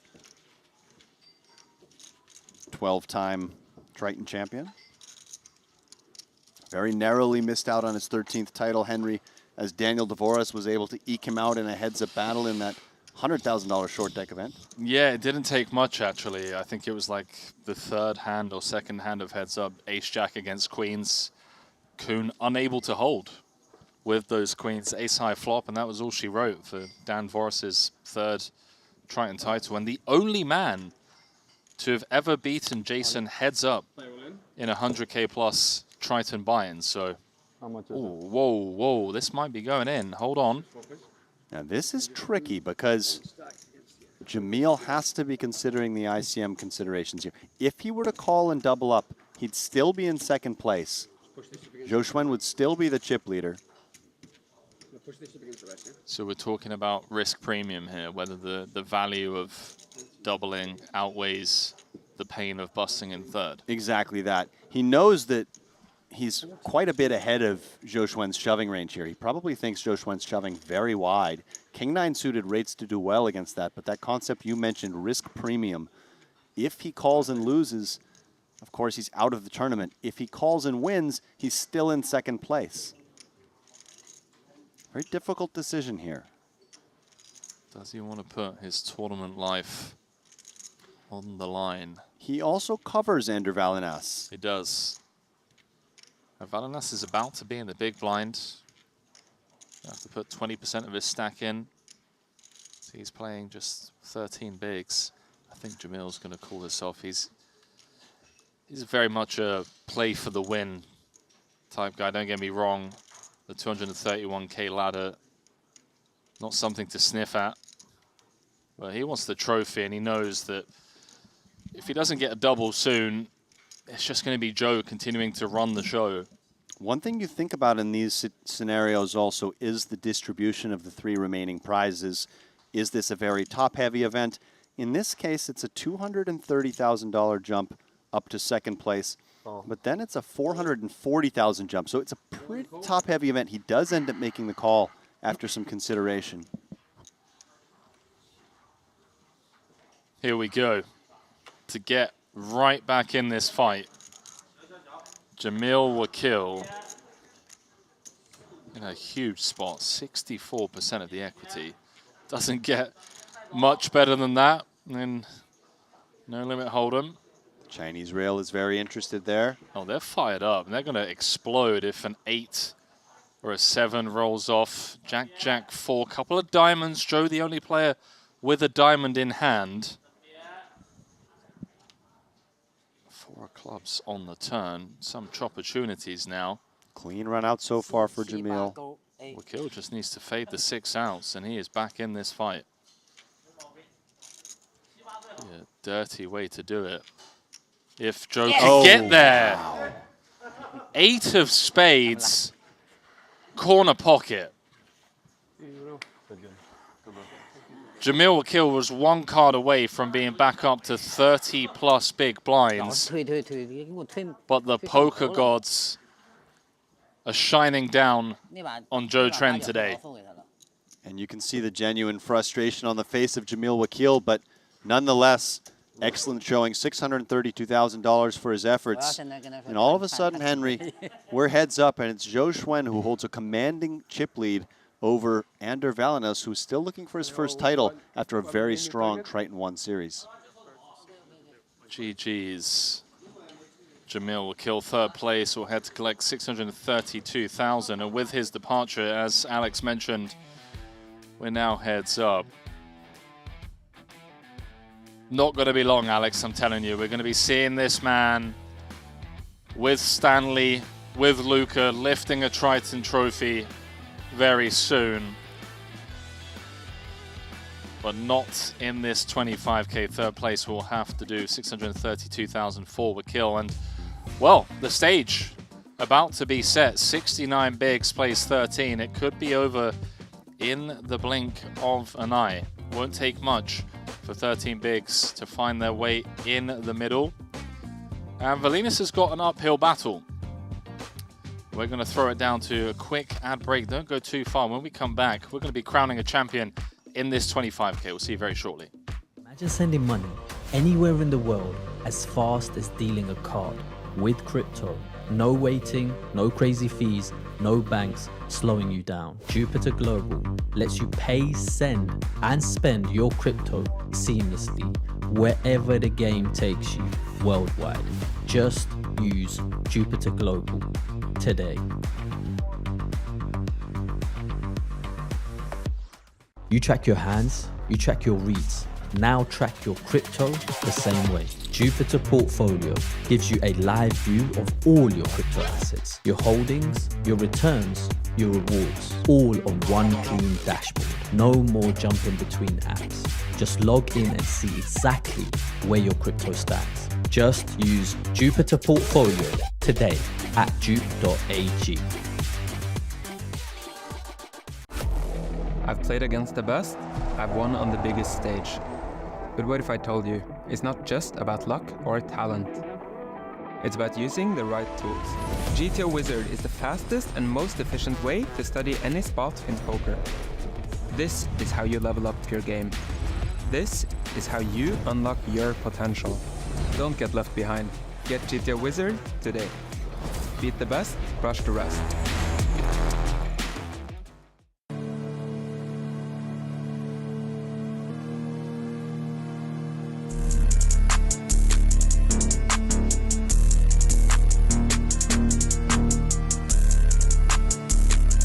Are you not happy, or you're only half happy, or Still to be happy about. you're up 2-0? Job's not finished. Job finished? No, I don't think so. Okay.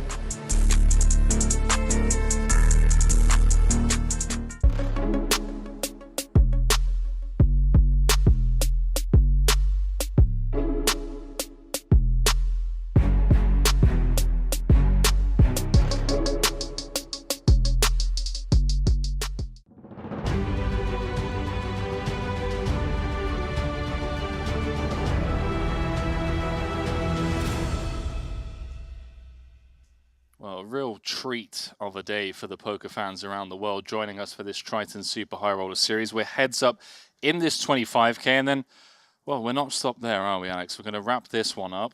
Looking likely to be Joe, but if we know anything about this Anna Vilinas guy, he's got some fight in him. He's going to try and turn around this 5-1 chip deficit. And then once we wrap up with this, we got that 30K. So yeah, we got that 30K that's just creeping towards a final table, correct. Henry. So it'll be fun to take over that one. There's also a 40K tournament going on today. Mystery Bounty. Yeah, day one of that one. So we'll be covering that one tomorrow. Yeah. No, a lot of poker to be played here today, and we're just getting started. 5 p.m. local time. We're heads up in this 25K. Both players guaranteed $863,000 for their efforts, but a near, what, $450,000 difference between first and second, and of course, a Triton trophy. Now, when it comes to heads up, Ander has made heads up twice if we're including that Triton 1 main event, of course, where he came second. He did go home with the lion's share of the money. In terms of the Super High Roller Series, he made it heads up once against Bryn Kenny in this very card room. Came second in a Turbo Bounty Quattro. For Joe Trent, 3 times making it heads up. 2 losses, 1 victory. Lost to Jeremy Osmus again in this card room in the 25K last year. But has a PLO title. So in terms of experience, money on Joan, of course, with the chip lead, it's looking very likely that he's going to get this one closed out. Yeah, and Joshua has a lot of experience around the world playing tournaments. He's been one of those grinders, just travels around and plays everywhere. He does have that Triton title in his name, but I don't think that Ander Valinas is lacking confidence after his start to this series. Now, big moments with a lot of glory on the line. You've made heads up a fair few times in your career. What are some of the, I mean, to me, it feels like there's nowhere to hide for Vilinas. He's got 13 bigs. He just needs to come out and make something happen. Yeah, of course, with 13 big blinds, there's not as much play. But if you can double up once, then there's all of a sudden quite a bit of play. And what you've been noticing a lot in heads-up matches recently with the big blind ante and everything is a lot of small ball being played, a lot of button limping. So even though there are only 13 big blinds effective, there could still be a little more post-flop play than you might imagine. Yeah, we've seen Joe just happy to, just like even 13 bigs. We just saw the bust out of Jamil with kill, of course. Joe just ripping it in blind v blind with the 8-7 offsuit. So I got a funny feeling, based on what we know about Joe, he's going to come out guns blazing, and it's going to be Valinas who's just going to be forced to make a decision, similarly to Jamil with that King 9. Let's have a quick look at the man's Triton track record, by the way. A few cashes in the Triton 1. He actually made the final table of that Triton 1 main as well. So these guys have history. Looking back, Jeju 2025 second, as we mentioned in that 25K. Other than that, it's been a rough year and a half for Joe, and he would love nothing more than to close this one out. It's been an easy day for him as well. Let's be honest. I mean, came in, I want to say 5 of 6. Yeah, he won a flip right away. Second hand of the FT. Second hand of the FT. Woke up with pocket jacks. Held against Q-Sung Woo's ace queen. Then a couple of hands later, won a big pot with pocket queens, if I recall correctly. And then, of course, the biggest hand of the tournament so far, that hand against Jamil would kill 3-handed, where Joe opened button with pocket kings. Jamil just ripped it in for 40 bigs with ace-5 of spades, and Joe just got to click call and held. Yeah, didn't have a tough decision. A lot of the hands that he opened the button would be facing a tough decision there with the ICM and the stacks set up the way they were. But of course, pocket kings, let's go. Who've you got, chat? We've got Ezekiel in the chat saying 5-1. It isn't over yet. Just need to play slowly, not too risky, kind of go from there. And Mac Batil also saying the opposite, saying he could also play offensive and win. There is no clear-cut strategy to this.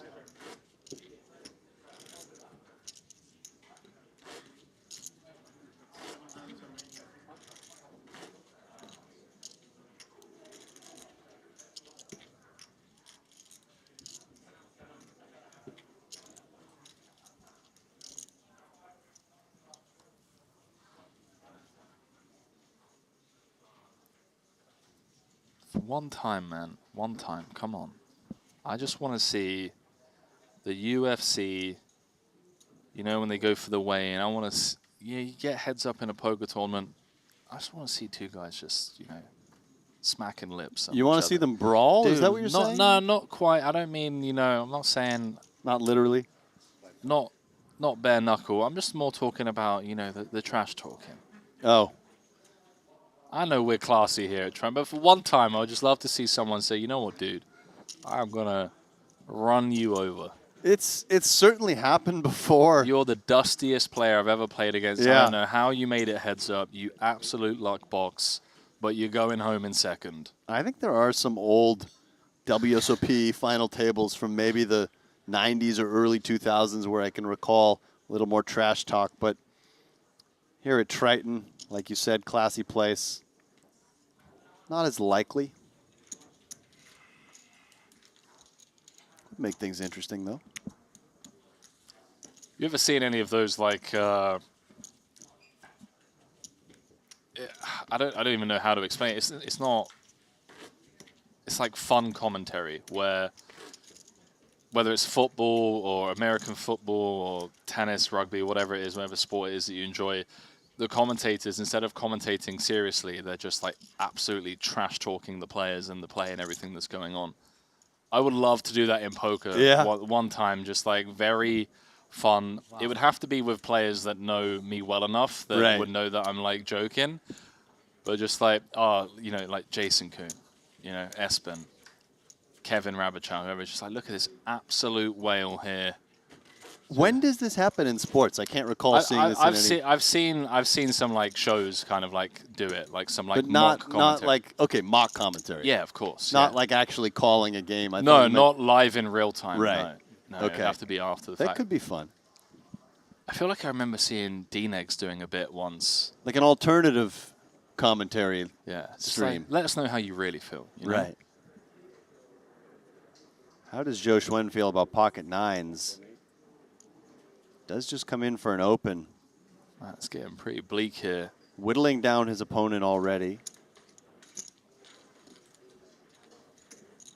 I see a lot of Chinese characters in the YouTube chat now, Henry, as Joe Schwen appears to have picked up some fans, trying to rally him to victory here. Well, he has practically got 7 or 8 fingers on the trophy. He's got his man on the ropes. The Spaniard has reached heads up twice. Once in Triton 1, once in the Super High Roller Series. 0 for 2 in terms of conversions. And how about the kings, though? And he does just come in with the limp, trying to induce from his opponent.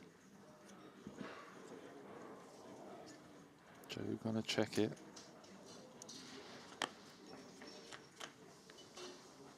Doesn't want to flop a piece here, fortunately for him. Jack 9-6, as merciful as it gets. Yeah, could have been trouble for Joe Schwen if he flopped any sort of pair. There is the bet, and one would have to assume the hand's overdone with 60% of a straight flush. It does let it go. Jean-Philippe making a great point. Have you seen like Snoop Dogg and Kevin Hart doing commentary on sports before? I haven't, no. Oh, dude, you have to check it it good? out. It's great, yeah. Maybe a hot take, but I'm not a big... I don't find Kevin Hart that funny. It's not my sense of humor. I agree. I don't think he's not up there for me either. Yeah. Shout out Kevin Hart. I hope you're not watching, Mr. Hart. By the way, loves poker. Respect what you do. Loves poker. It's just not my my brand of comedy. But for the sports segment, where they're just like it's like him and Snoop Dogg. Snoop Dogg's just, you know, bunning it up, and they're just calling the action on like American football. It's actually good fun. Okay, I'll have to check that out sometime.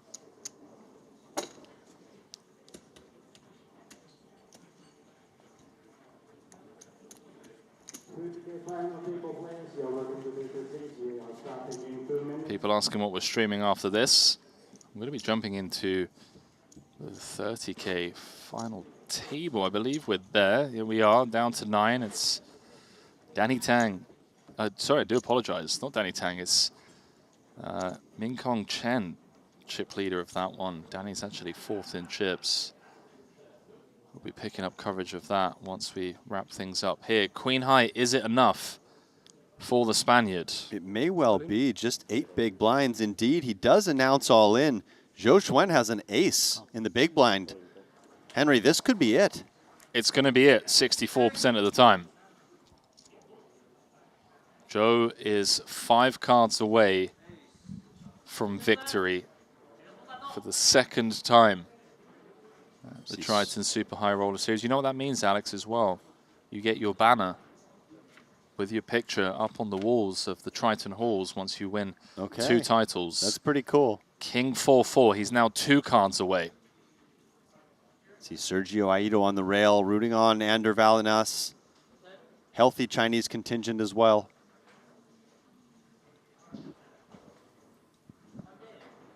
Queen or a 3 needed. Ace would end it. Oh! 3. So all of a sudden, Ander Valinas takes the lead.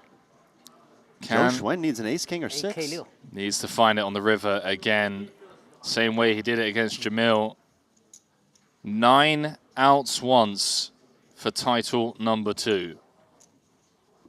Can he find it? Yes! Yeah! 6 of clubs. How you doing, sir? Never easy, is it?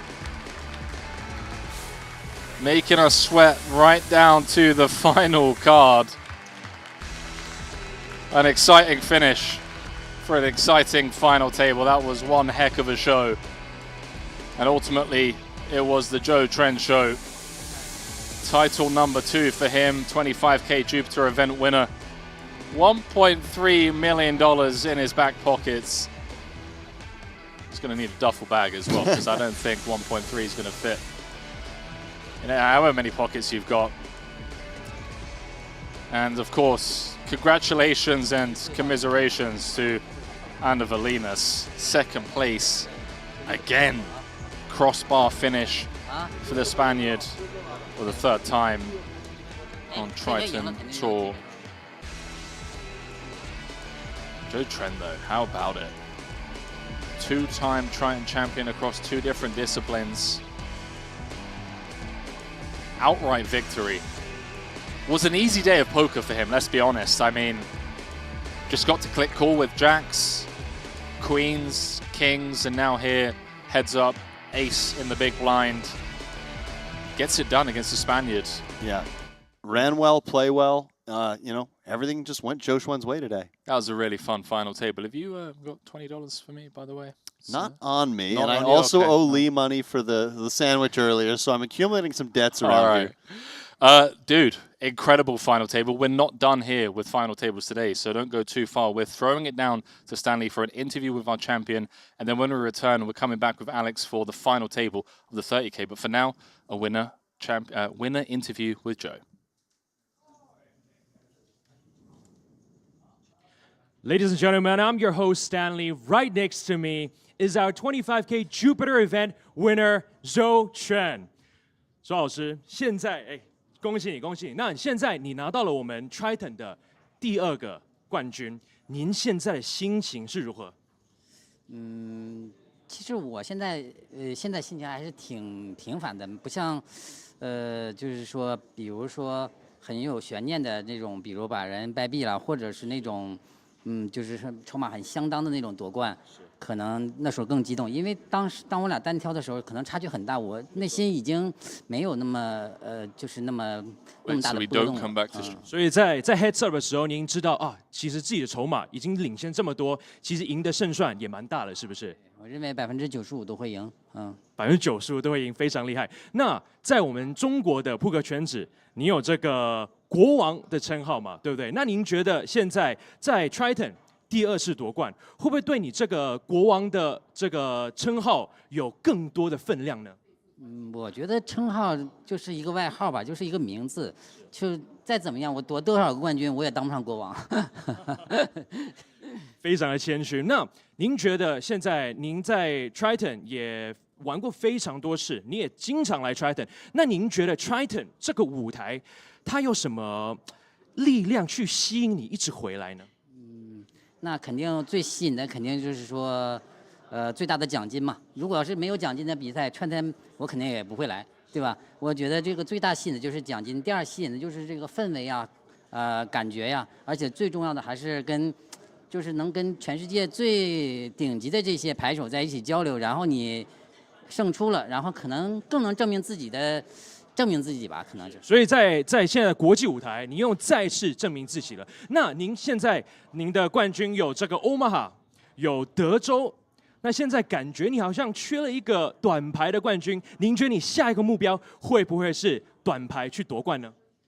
其实我很多场短排我都没有打，我觉得短排的冠军对我来说真的没有意义，因为人特别少嘛，而且我追求的是比较易微的比赛，就是比较人数比较多，可能100人到200人以上的比赛我更喜欢参加。那如果要是说追求短排冠军的话，如果要是说那无限后手，那肯定早晚都能得，我认为。明白。那最后，您可不可以跟我们的小伙伴，镜头后面的小伙伴说一下，您觉得这个 Triton 的这个舞台，如果他们还没尝试过的话，您觉得有没有一些建议可以给他们，怎么去踏上这个传奇的舞台？你指的是没有参加过？还没参加过，对，没错。我觉得那肯定是先体验 Triton One 3000的和主赛嘛，这2个就是说，包括这次我也叫我徒弟他们来了有7、8个人，他们本来都是不来的，然后我说，结果我徒弟也夺冠了。我说你们可以去体验一下3000、8000的，但是他们就经济上是不差的，很有钱，但是他们觉得他们打不赢。其实但尝试了也可能，比赛就是这样，可能有60%、70%还是运气，40%可能是技术吧，我认为。所以总而言之，就是先尝试 Triton One， 接下来 Triton 的主赛的这个舞台就会踏上了，对不对？好，那非常感谢您再次这个夺冠，恭喜你 ，Ladies and gentlemen, we have our 25K Jupiter winner Zhou Chen. Now I'd like to invite our sponsor from Jupiter representative to hand out this award to Zhou Chen. Please can I have our representatives from Jupiter? Ladies and gentlemen, once again, our 25K Jupiter champion Zhou Chen.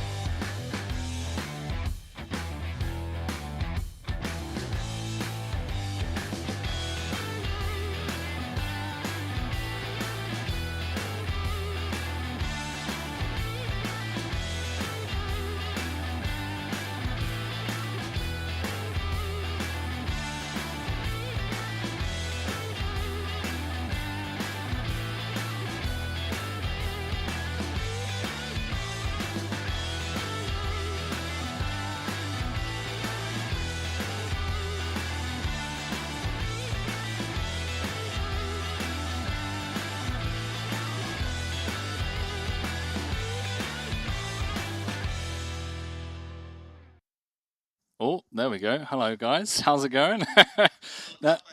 Yeah, sometimes you get caught a little out. caught off guard there, Henry. I mean, you know, it comes with the territory. The lights just hit me right when I wasn't expecting them.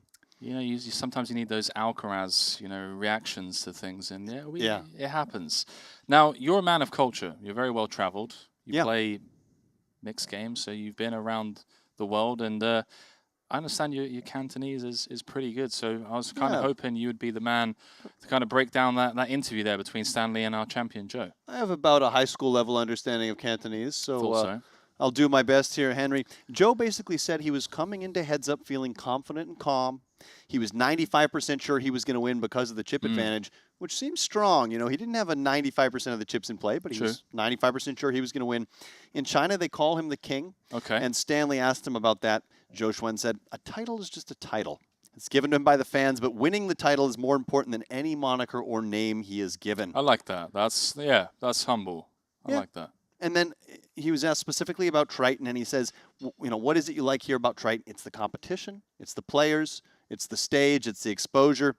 It's one of the biggest stages in the world, and he's happy to be playing here and claiming his second title. Good for him. As he should be. And in terms of advice you'd give people who want to perhaps dabble in the Triton scene, Zhou Chen said start with Triton 1. He actually brought some of his students here to play the Triton 1 tournaments, and if you do well there, you never know what could happen. Yeah, that's some sage wisdom, using Triton 1 as a way to just get some live experience. Doesn't hurt the bankroll as much as the high roller series, and yeah, who knows? You have like a breakout score, parlay that into some of the earlier Super High Roller Series stuff. And just like our man Ander, who came second, maybe you're backing up the truck for 2.5 million across 5 events. Thank you for the translation, by the way. Alex, I knew could rely on you for some Cantonese. Yeah, you know, I've had that in my back pocket waiting for a moment like this, and glad to see I still remember a thing or two. The only Cantonese I know is Bing Chiling. That's it, Bing Chiling. I won't bother telling our viewers what that means on air. Sure. It's, oh, I forgot his name. God damn it. Who's the wrestler that everyone says can't see me? John Cena, that's it. Has this very famous viral Bing Chiling clip, which basically means ice cream. Like, I like ice cream. Anyways, I like 30Ks. You know what I like more? 30K final tables with over $1 million up top. Here we go. Second FT of the day, back-to-back final tables. We promised you that we were bringing the entertainment. And we are 9-handed here. Hey Lee, can you That's hear our me? chip leader Why don't opening we there. pause? Chen Ming Kong. Aran Bijanian, fresh off a title, he's looking to claim 2 in a row, something that hasn't been done at Triton since Bryn Kenny in 2018. But it's Patrick Antonius Findegrind picking up the Pocket Kings. That would be insane. Back to back, that's just We've no seen way. some insane stuff already, haven't we, with back-to-back seconds for Ander Valenas, but, well, not quite back-to-back. Yes, Aran Bijanian could actually win back-to-back titles.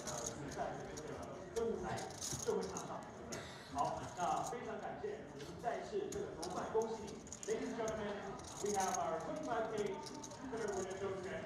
Now I'd like to invite our sponsor from Jupiter, representative, to hand out this award to Joe Trent. He's going to have our representative from Jupiter. Ladies and gentlemen, once again, our 25K Jupiter champion, Joe Trent.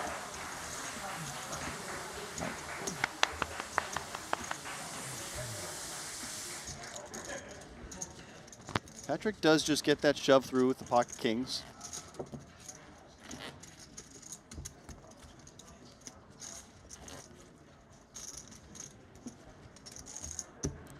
So nice pickup there for the Finn. Finds himself one of the shorter stacks on this FT. It's nothing. It's earplugs. I can't have Bit of earplugs color. in my ear. There's no electronics. It's nothing. It's literally an earplug. There's nothing. They stopped me from that as well earlier. I have to for sensory. I have this thing. I don't care. We can. I also wear your. Yeah, I have. Yeah, okay, thank you. Yeah, I've seen Makita rocking earplugs before. I know we want to protect the integrity of the game. I get it. So Ryan Chamas taking the spot. Great to see Barry Uzi, one of those, like I said to you earlier on, creates loads of content, really fun energy when he streams and does these like fun challenges and vlogs. He's got a unique tennis style too, Henry. He plays almost entirely spin shots, slice shots, yeah. You know what we call that in the UK? A bastard. Yeah, it's tough to play against. Played some pickleball against him in Thailand, and he was trying to deploy the same kind of style. Can you do that in pickleball? I mean, he was doing it. He was doing it. He's going to need to do it here. Although, you know, I like his chances with the 9-8 suited. Bijanian did have 6s behind, but too much heat for that hand. So our chip leader here, willing to put some of his chips to risk with the ace-jack offsuit, trying to eliminate Rayan Shamas, the Canadian, a member of the Ponikov's crew. Will the Rooster Gods shine down on him? Not on the King 10-5. Not exactly what the doctor ordered for Shamas.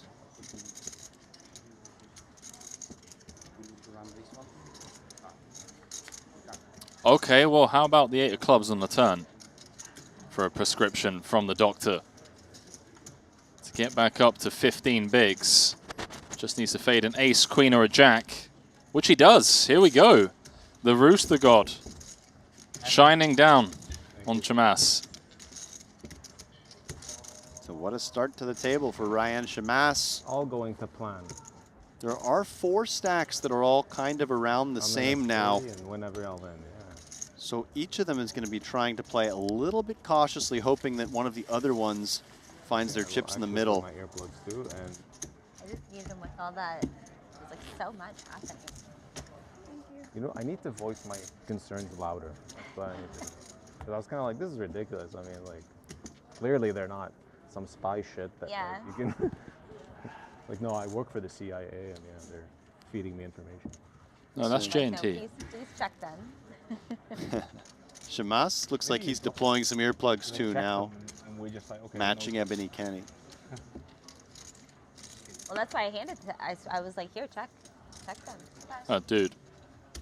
100%. There's a lot going on. Like mine, I literally just gelled. Yeah. It's interesting, Henry. Mine are You see a lot of things at the poker table you didn't used to see.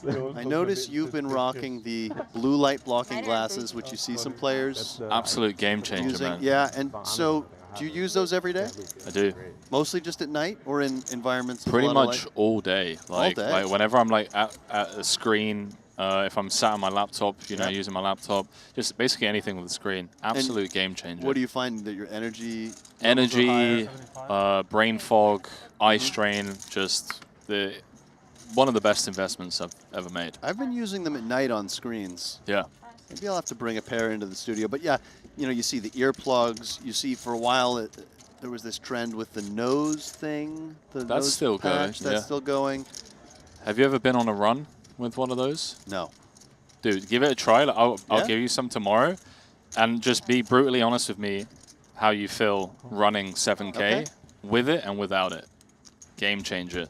So we're going to changing games. I mean, this unorthodox bit out there. I mean, perhaps this is the style that got Min Kong Chen the chip lead, and So- he's in trouble, dude. Min Kong Chen opened this up in early position under the gun +1, faced this 3-bet non-all-in from Antonius with the ace-queen off, a hand that also could have just moved in but decided to 3-bet small. And one of the problems with a hand like King-Jack off is that you can, of course, be quite easily dominated. In this case, he had live cards pre-flop, but now is in a world of hurt. Second pair against top. I just don't see how Patrick doesn't get a double up here. Yeah, I love the sizing from Patrick Antonius. Not only does he have top pair, top kicker, he's got that ace of diamonds working in his hand as well. Certainly, Min Kong cannot go anywhere for this price. To the turn we go. 2.6 in the middle. SPR around 0.5. I mean, clean turn card for Patrick. Doesn't change much. 10-9 suited gets there if you think it exists. I think Patrick just wants to put the chips in here. Now Min Kong thinking to himself, I can beat ace-king. Yep. I can beat ace-10 if that hand exists. And then maybe some really light 3-bets if Patrick could ever 3-bet some sort of ace-x of diamonds hand, something like that. But this is the problem with these offsuit Broadway hands. You end up in a lot of spots like this.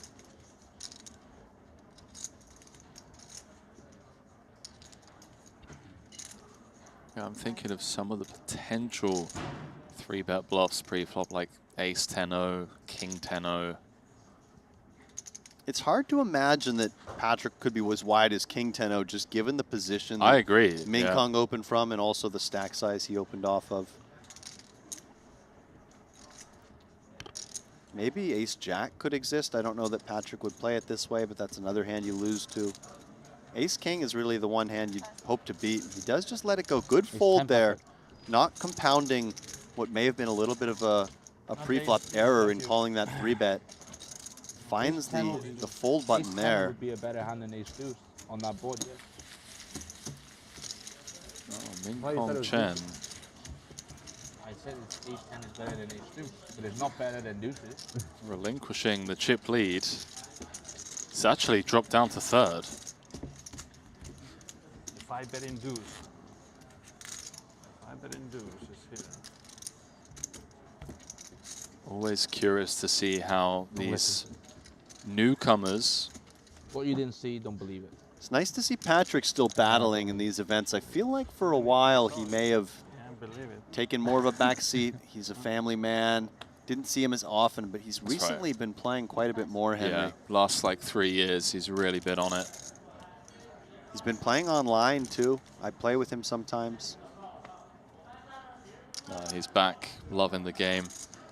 If I recall correctly, I think he took a pretty big hit during the crypto crash in 2022. I think he was pretty big into Luna, ETH, Bitcoin. I remember him speaking about it, and yeah.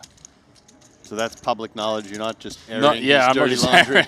No, but I think yeah, both he and Nacho Barbero, a couple of they've spoken pretty openly about it. Nachito. And then of course Nachito went on a bit of an absolutely epic run. And how's your Nacho impression? I know that that's been done in the booth. Nick and Ali had the little bit of a Nacho impression thing going on. I don't think we should try. Yeah, I was about to say, I don't want to butcher it. It's also a really good stripper name. It's also a really good stripper name. Stripper? Stripper name. Never mind. We won't talk about it. Oh, why are we talking about strippers suddenly? From peace to strippers? No, the name. Wait. The word. Oh, a lot of strippers across the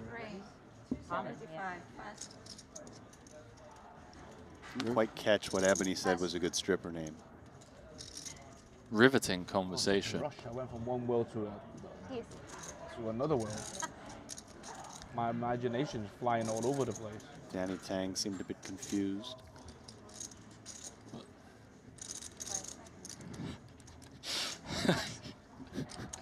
And look, Patrick making a nice fold with ace-jack off this time.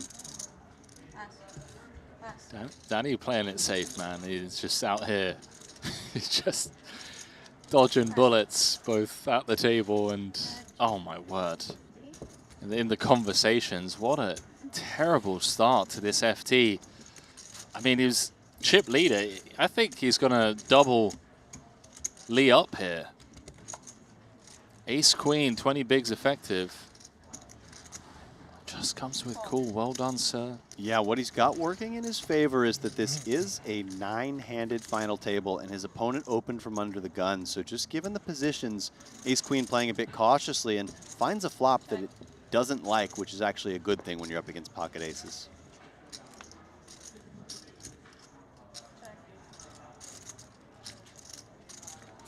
Neither player likes this board development. 4 hearts there. Nobody has a heart between them. Chen Ming Kong actually has options to potentially chop this pot if a 5th heart were to come out.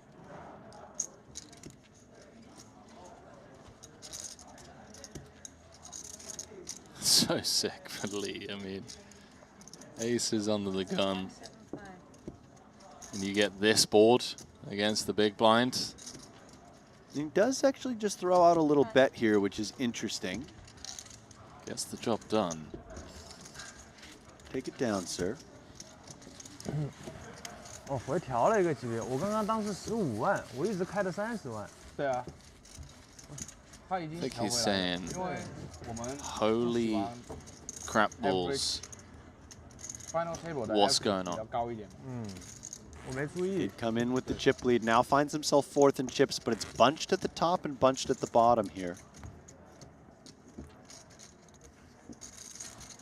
So, bit of color on this FT.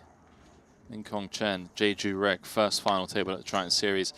As Alex pointed out, Zhang Yan looking to be the only player in Triton to win back-to-back titles in modern times. Danny Tang looking to become only the 2nd player to win 6 titles. Would love to burst out of that very crowded 5-time champion club. Emily Kenny looking to be the 2nd female player to win an open field Triton event behind Chuan Lu, who won the 25K in Montenegro 2025. Paulius, his 3rd final table. Brandon Wilson, 2nd to put out in the 50K here last year. How about Lee Chang-hwan, third successive cash? Bit of a run. Out of Japan. Very Uzi, as we already know.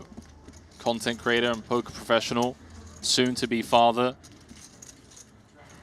And Arsenal fan. It's been a very tough 22 years for him as an Arsenal fan.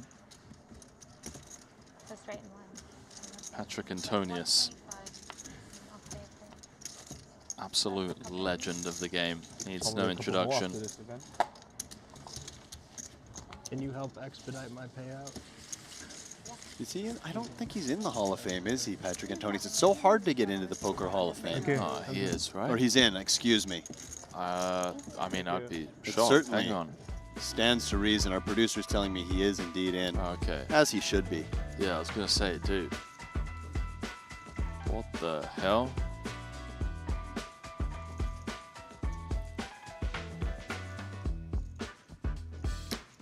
You're turning 40? Well, I just turned 39, so let's not rush into things. Sorry, dude, but in 11 months, yes. Yeah. Yes, I will be turning 40. Be eligible for the poker. What do you think you got to do? I mean, I'm so drawing dead. There's just so many players who have accomplished so much that came from my generation who are all turning 40. You know, there's Sean Deebs and the Osmuses. I mean, I suppose if I won 4 bracelets in a year or something, that would give me a chance. Yeah. But Yeah. it would have to be something really special. Just do what the grinder did. Just win Yeah, the if I won the main and the PPC. PPC, maybe. Yeah. I mean, it worked for him, but he's also got 3 other PPCs to his name. Hasn't played as high stakes cash as you though, right? If I'm not mistaken. The grinder, I don't know actually. Because you played in like Bobby's room and stuff. No, I've never actually played in Bobby's room. I've played pretty big mixed games online, but you know, decent size PLO games. But no, I've never played the really big nosebleed Bobby's room stuff.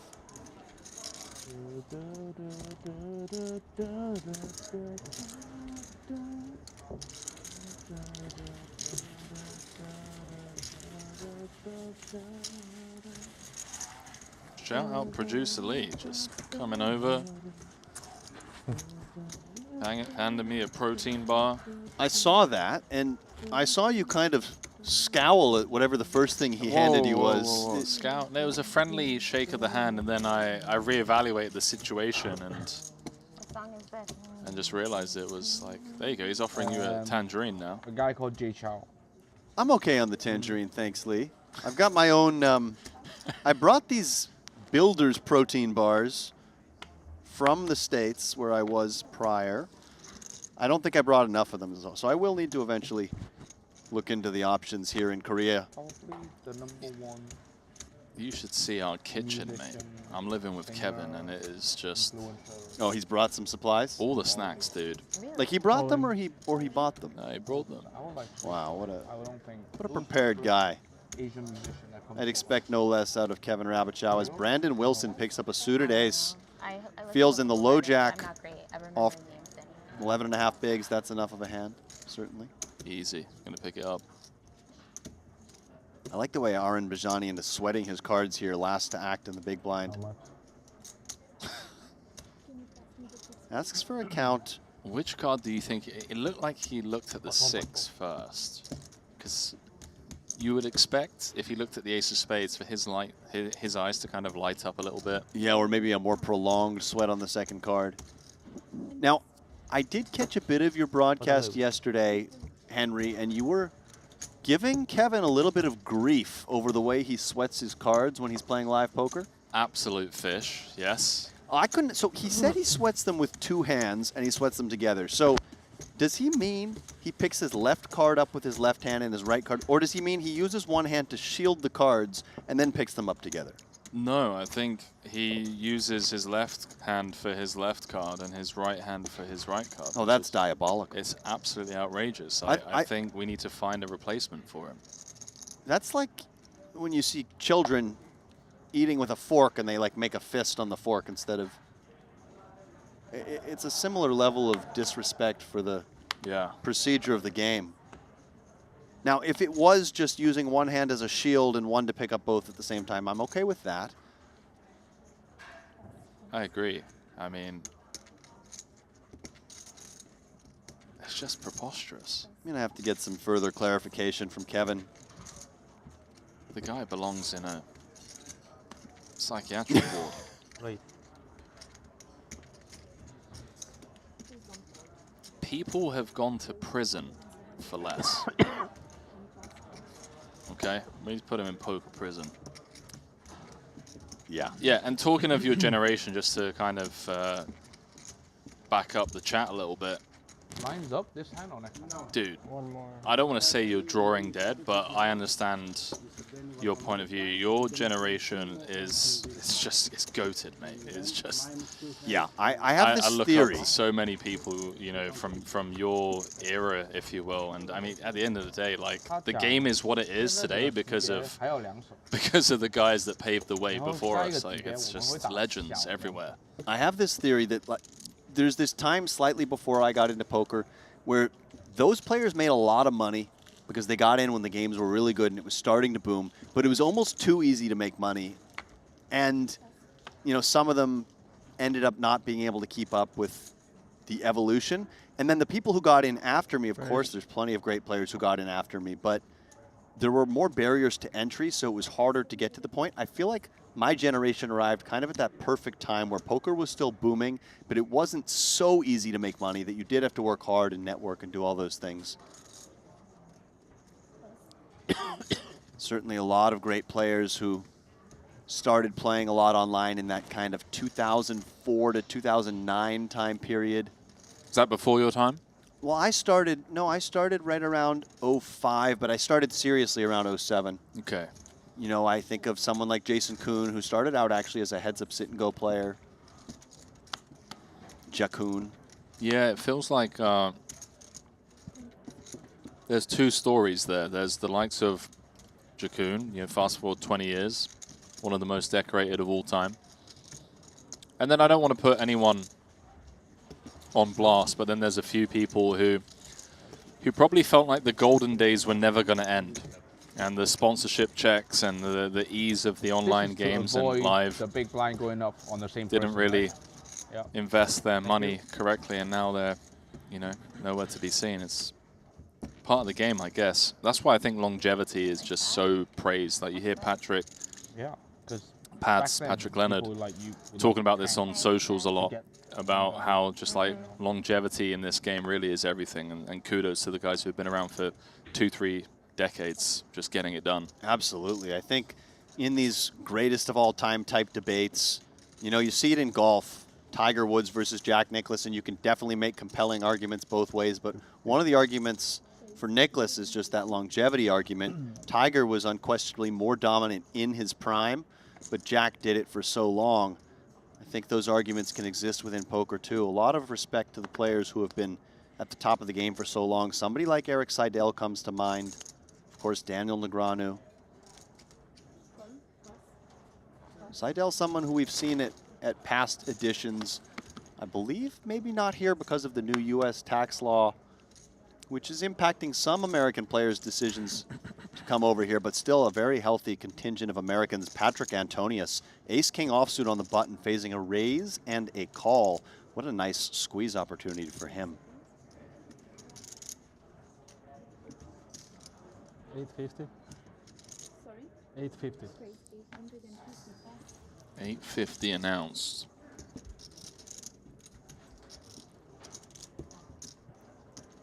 Very easy with stone bottom. Trying to get a cheeky one through from +1. We'll be folding. And then for Min Kong Chen, it's interesting. It's been a frustrating start to the FT. It's already been squeezed out of a few spots. This one a little bit more clear cut, but out of position against Patrick. Not the customer you want to be out of position against. No, and it is a fair chunk of Patrick's stack that he's putting in here. Not the greatest of prices to set mine the eights. Of course, eights can be best. They don't only need to flop a set to win, but a little bit awkward.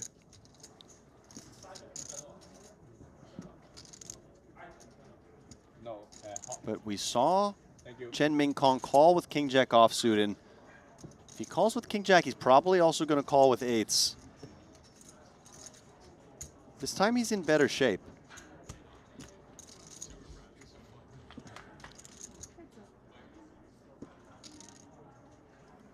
Jack 10-5, no set, no bet. 2 overs and a Broadway draw. And how will Antonius approach this? We just all in here?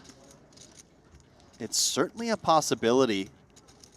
But does he want to take a line with a little more finesse? He could play a smaller bet. He could play a check back. I guess one of the issues is if you bet small, you may be committed to calling a shove anyway. He has to think, what would I do with overpairs?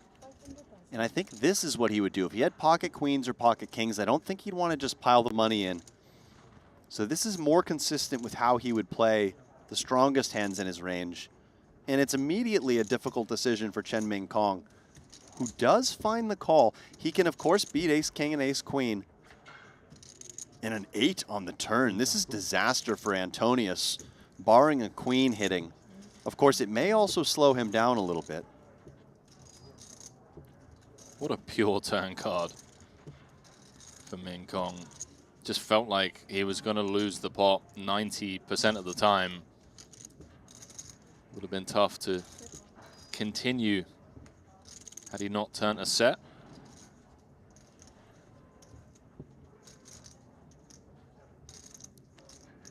Ooh, GTO Wizard recommends all in 39% of the time. Is that on the flop or on the turn? On the turn, that doesn't feel like it's likely. I'm not sure. I could see it on the turn. I mean, you still have this pre-flop range advantage. You can still pressure some one-pair hands. It looks like he's doing something different, Henry. He's actually using a smaller sizing.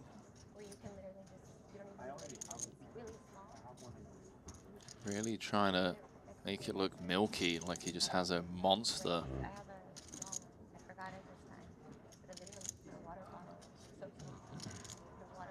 4.1 out there. Ming Kong rips it in, and Patrick not even going to get to see the river card. Yeah, now Antonius here, just the gutter. If he had ace-queen, it would be a more difficult decision with a double gutter and 2 overs. But here, ace-king probably just needs to let it go. So nice pickup. Don't want to speak too out of turn, but assuming Antonius folds, it will be a nice pickup for Ming Kong Chen, who came in as the chip leader of this final table.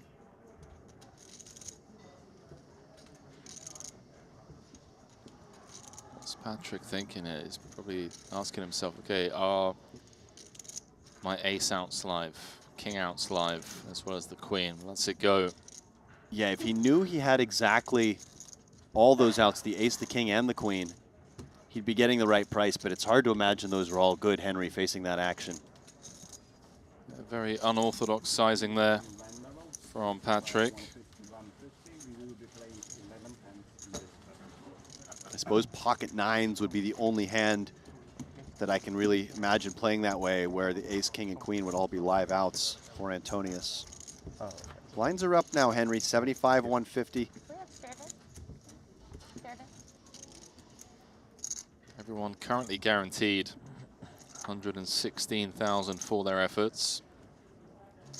Champion will be going home with 7 figures. 1.1 million up top. On-tap payout of 23K. So it's pretty negligible, and it's also, yeah, it's pretty top heavy in these Triton events. And you see different approaches. See the likes of Ponakov's, Adamo, all of these guys that when they get to this stage, you know, 15 left, 10 left, they don't mind taking the high variance spots and potentially busting in 9th, 10th, or 11th because of how top heavy it is. They want to put themselves in a spot where they can, you know, be the table captain. And makes a lot of sense. And look, we have a confrontation here, blind versus blind. Ebony Kenny shoved in the small blind with ace-9 offsuit. Brandon Wilson, who is covered, 13 big blinds, ace-10 offsuit. He's in good shape to potentially double up here. That's a pretty cold deck, blind v blind. Absolutely. Some roads to chop do loom. Like that? Would be one of them, barring a 10 or a jack. Or of course, Ebony could really ruin the fun with a 9.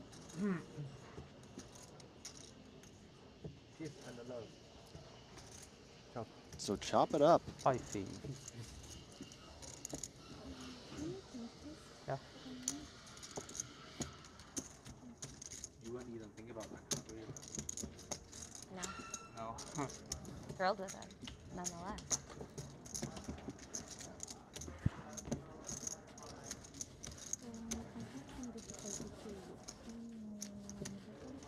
The other tournament running today, Henry, is the $40,000 No Limit Hold'em Mystery Bounty. What are your thoughts on this new format that's been emerging over the last 5 years or so in poker?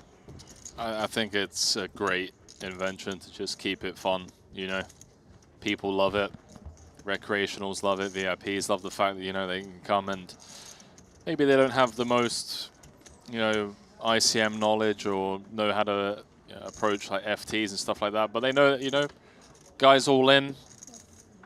If I have them covered, I can click call and potentially scoop like a 400k bounty, a 200k bounty on that mystery pool. Yeah, I think it adds like a really nice kind of gambly vibe to the tournament. Yeah, I agree. I think it's pretty cool, and it's a format that sort of levels the playing field a little bit in a sense for the lesser experienced players, still having that opportunity to just win a lot of money in a very sort of gambly fashion. And I think it's just fun for everybody, these mystery bounties. You know, you wouldn't want every tournament to be a mystery bounty, but it's a nice addition to the Triton schedule. And we do already have 67 entries in that one. It's Sean Winter currently atop the leaderboard. All part of the plan. Paper asking, Henry, how many FTs is Adamo making this trip? I'll tell you what, it's been a while since we've seen an Adamo FT at Triton. It's been a while since we've seen Adamo at Triton, has it not? I could be wrong on that. I know he just hasn't been playing as much lately. I remember,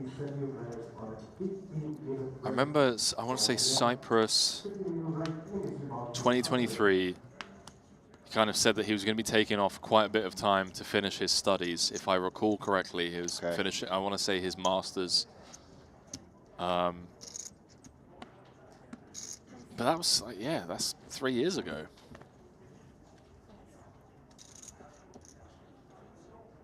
It's 10 for Patrick. Suited, 10 big blinds. Tied at the bottom of the chip counts. All in feels very clean here with the ace-10 suited.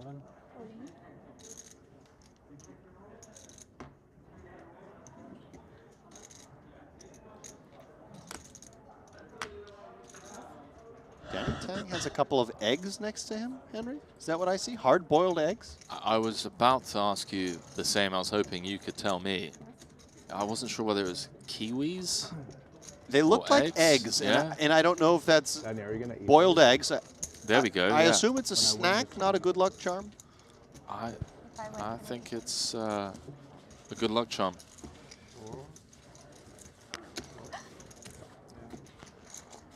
What's the word when you're waiting for the eggs to hatch? Well, I guess it depends on, are we talking about raw or cooked eggs? Well, no, When they're like... Let's imagine I'm trying to hatch my eggs. Just receiving word from when they're incubating. producer Lee. They're incubating. That even inspired me. They're Everyone has eggs on the He was, yeah, Adamo was studied at university for a couple of years. Why do you Back in have 2022, eggs? 2023, philosophy, ethics, acting, and provision. No degree, but just for interest. Carrying these for a year now. How many do you have? Just 2? Just these two. And you... I like that. He was burned out from poker, Henry. He wanted to try something different. I think that it's very easy to get burned out in this world. That's pretty cool, actually. Yeah, I'm really, really happy to see that. It's not something you... It's tough to step away from, how do you like to eat your eggs from out? poker, you know, and just to know that it's okay to take a bit of time off. Very realistic. Why do you have these? I saw it in Japan, and I just like started laughing because I thought it was real, and I was like, I just want to buy it and like use it as a card You thought protector. they were real? Yeah. Rather. It looks quite real. if you're walking by a store that you don't understand anything, and they have this outside with a lot of other fake food, like it looks like a real store, but what they do is they specialize in making these for the stores that want to put it on display in the market. So they have infinite of like food objects. Food items. Yeah, and because when I looked at them, like, wow, this is like a lot of variety here. Like they have everything. Did you only get eggs? Did you get anything else? There were, my wife got a sushi one, but yeah, those like I've seen them around a lot. So Ryan Shamas is saying that he's got fake eggs. Hang on, have you got any eggs in your pockets, So Alex? presumably, presumably, Danny Tang's eggs are also fake, right? They're from the same place? No? No. Come on. Dude. So Danny's sitting there with boiled eggs that he's going to eat, and Ryan just pulled out fake eggs to match? I mean, come on. Dude, it's 2026, okay? I have no idea. What does 2026 have to do with it? It has to do that the world's a weird place now. This is true. You never know what someone's going to pull out of their pocket. I think this is the great egg gate. You go to London and, you know, some people pull out a machete. Or a golf club. I didn't even know you could fit a golf club in your pocket. Golf? I don't even know what we're talking about anymore, but I do know that Chang-Hwan Lee is facing an all-in from our chip leader, Chen Ming Kong, and he has a wired pair of 10s. Such a grim spot in terms of ICM, but you got to take it. I agree. And we did talk, Henry, about these tournaments being so top-heavy. There is a lot of future game value in winning this pot. The jumps right now are small. 2 10s, too much hand. He agrees. Huge confrontation here. If Lee can hold, it's going to double up. He's going to be sat second in chips.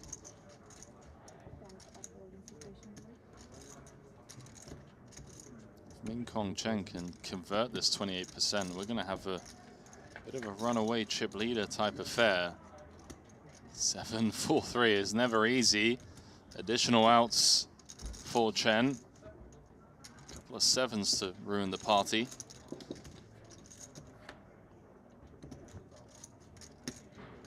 One pull at 5 outs would be a dirty way to bust. Is Chen gonna ruin Lee's party? No. 10s hold. Lee's up to second in chips. Huge pickup there from Chang-Hwan Lee.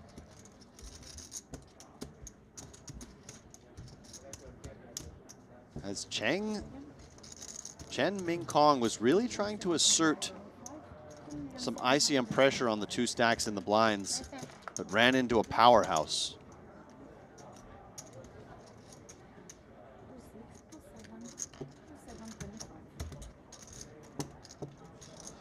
Thank you.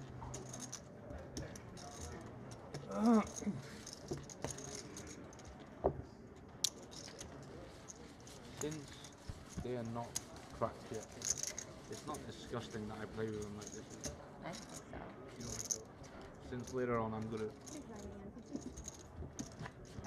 It's a bit of a hit there for Chen Ming Kong. And with that, we have a new chip leader, Henry, and it's none other than the winner of the last event, RN Actually, Bajanian. we're going to have to have these taken off the table. Took down the 25K No Limit event. Or excuse me, And they were boiled. I think it was a so they're 20K definitely event here when he today. took down. That's right. These The chips, Alex that's for Ponikov's sure. heads up. And now here he I'm not is worried with the about chip them lead being in dirty this and- 30K event. No, I just meant they're definitely cleaner. So for Ace 8 for Ebony, gets out of the way. What I meant is, if I play with them like this now, it's still clean to eat them after. Because yeah, as long as you wash your hands. Is that your water, Brandon? No. No, you can have it. All in.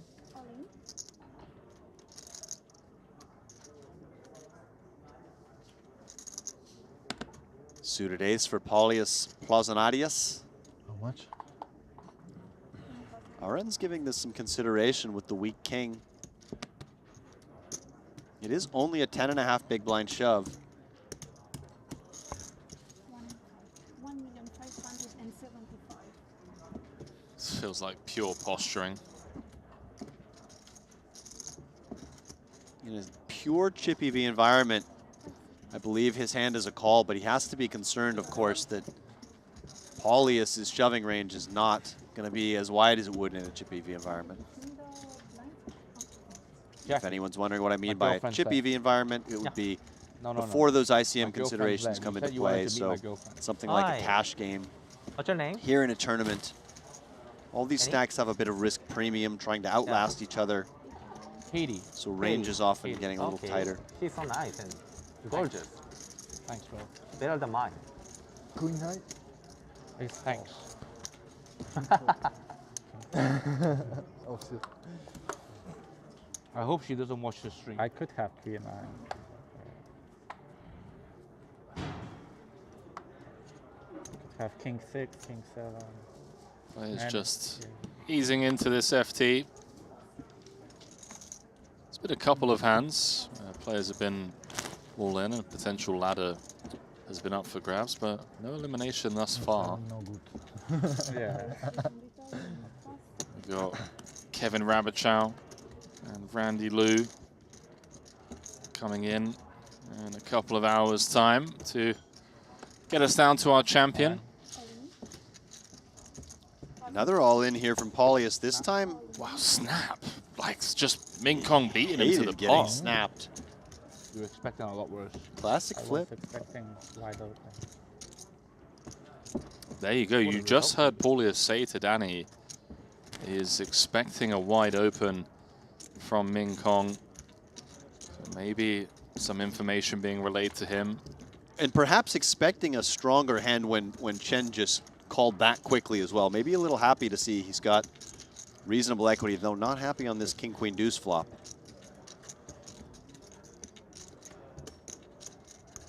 Chop it up.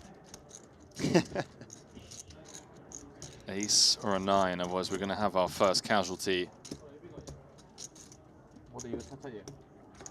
Oh! Ace indeed. Barry Greenstein, ace on the river. Chen Ming Kong slipping further down the counts. Did nothing wrong there. 1875. Dude, this is not what you want. You come in as chip leader. And not even 30 minutes into this final table. He's down to, what, 6th in chips now. Jeez. Everyone else at the table, of course, not thrilled to see the short stack double up, always hoping for those pay jumps. We do have a question in chat, Randy. I'm so used to working with Randy. I was looking right at you too. We do have a question in chat, Henry, about how long we've been playing these Triton High Roller tournaments. This is the 10-year anniversary. 10 years of golden titles. Why is this not fine? Did I say that right? Maybe the bowl. 10 years of Triton Gold. 10 years of Triton Gold, that's right.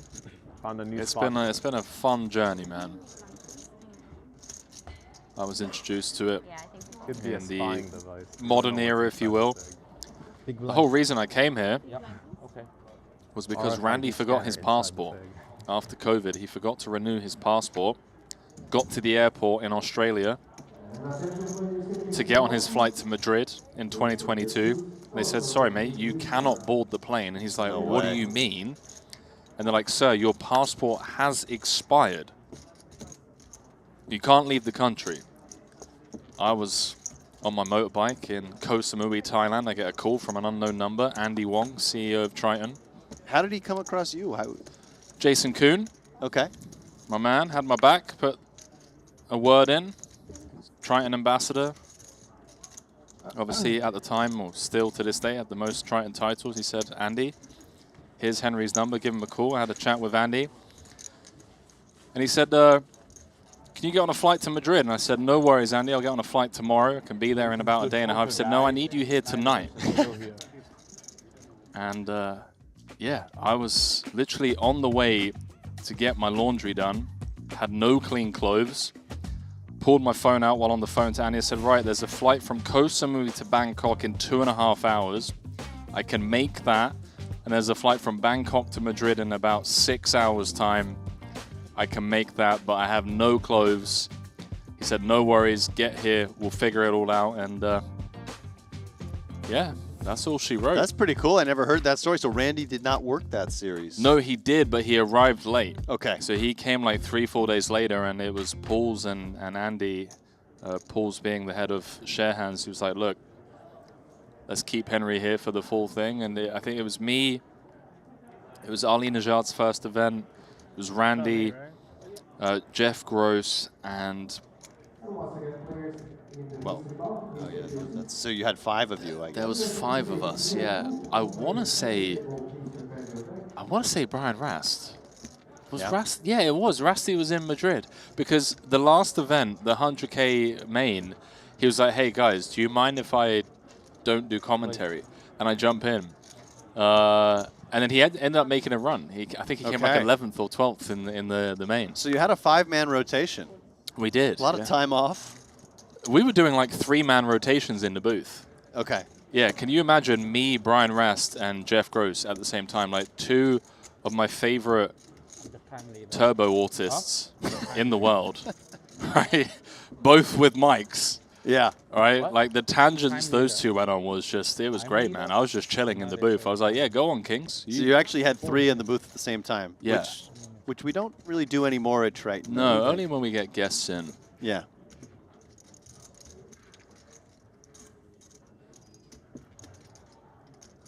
That was fun. That was fun. That was where Adamo picked up 2 titles. I think Tom Dwan picked up a title. Poupois picked up a title. Henrik Hecklund won the main. Jason Kuhn won the 150K. Makita beat Danny Tang heads up. It just had everything, that Madrid stop. That sounds pretty cool. And was that the last one in Madrid? That was the last one in Madrid. Yeah, that was in the Gran Via, one of the most amazing casinos, by the way, if you ever get the chance to go there. Have you been to Madrid? I went once, and it was for poker. But you know, I love Madrid. I didn't see as much as I should have. A lot of people say they like Madrid more than Barcelona. Wasn't my experience. I spent a lot of time in Barcelona and really liked it. But Barcelona has also gotten a lot more touristy recently. And I have heard Madrid is great, so maybe I'll make another trip there at some point. I'd like to see northern Spain, the mountain region. I saw that. I don't want that. Oh. Better this way.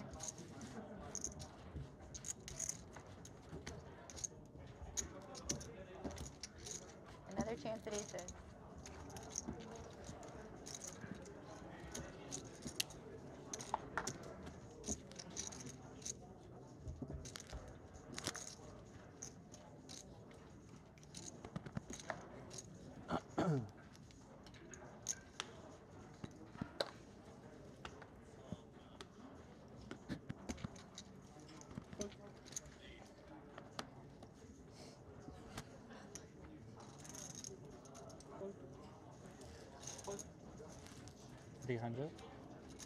Pauly is picking up the King Jack offsuit. Fresh off a nice double up, putting those chips to work.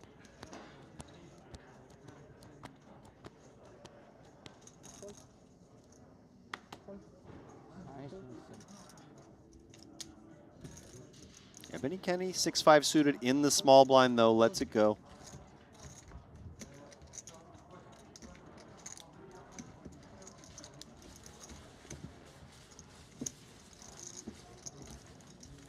So the Lithuanian will win a small pot.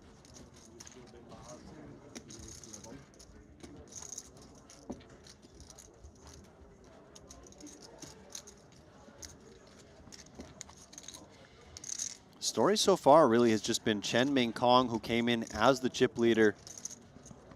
Had a couple pots not go his way, and then looked like he was going to dispatch of Paulius Plazonitis, but Plazonitis spiking that ace on the river to double up, and Chen Ming Kong now finding himself in the middle of the pack. Dude, you absolutely nailed that name. Did I really? Because I tried one yesterday that I was told by our, I believe it was also a Lithuanian audience. I was told by our Lithuanian audience yesterday that I messed it up. But Swaggy P, Paulie V. Paulie V. No, it wasn't him. It was Justas, Or Sure. okay, That guy. Let me figure out who it was. Listen, it's in your contract in one of the clauses to actually butcher 65% of non-North American names. So don't worry, mate. You're just filling your quota. It was Ignace Justinevich. You see what I mean? It was Ignace. I see what you mean. Yeah. Who played great, by the way. First I'd seen of him. No, you absolutely nailed that. No hesitation as well. You were just like, you know. Fake it till you make it. So here we go. Blinds going up. Real contrast in final tables. We had the fast and furious 25K.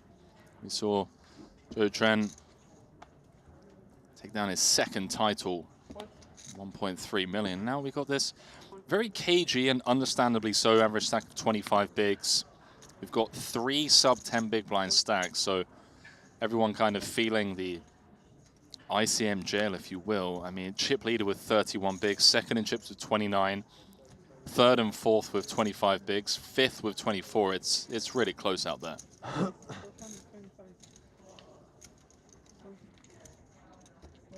Danny Tang, ace king.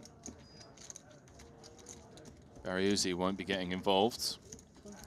By the way, if you're looking for a real, just awesome, wholesome content creator in the poker world that plays high stakes, go give Ryan a follow on socials on the Barry Uzi. Always doing a bunch of giveaways. Comes up with some really cool content formats, makes his streams really exciting. He's done some commentary as well. Would love to get him in the booth at some point if he's willing to. Be nice to have him in here. Saw someone asking if we can get Michael Adamo in the booth. He's more on the quieter side, I believe, but can put in the request.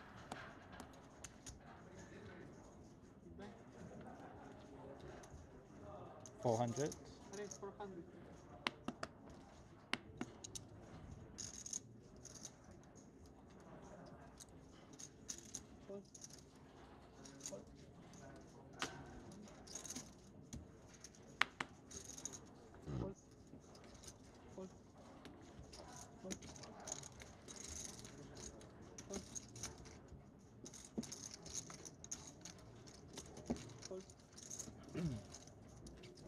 Paulius with a spot that maybe others would pass up on from under the gun, especially opening into the chip leader in the big blind. Yeah, this is a little loose. King 9 of clubs. Changwon Lee will just defend the ace-jack off versus under the gun. You don't want to play for stacks.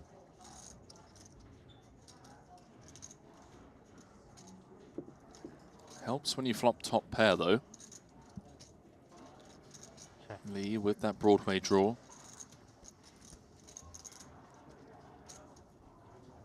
Is Paulius going to put that Barry Greenstein that he found just a few hands ago to good use and build a stack?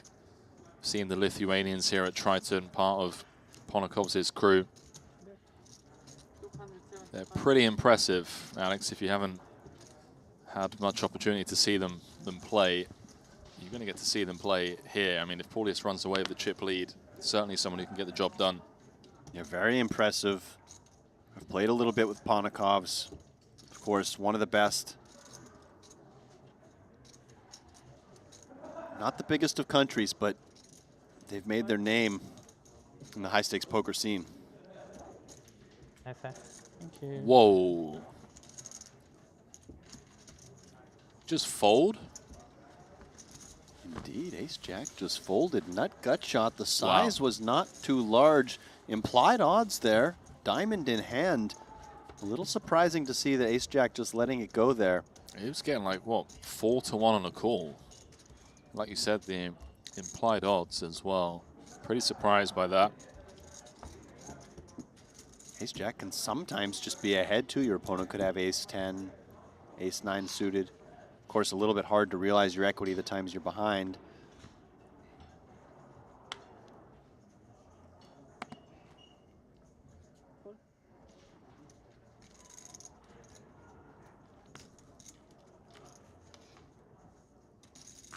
This feels close. This feels very close from +1. Patrick's going to take the spot. Currently 8th in chips.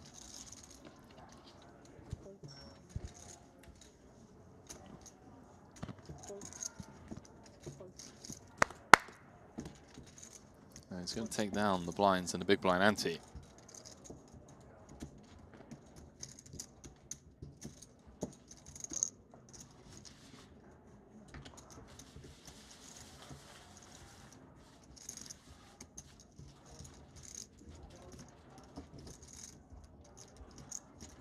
Strap yourselves in, ladies and gents. This one's gonna take a while. Second final table of the day. Nobody wants to go home. Yeah, and with the blinds up at 200K now, I think it was a pretty easy shove for Antonius, only 7 bigs. Blinds about to hit him.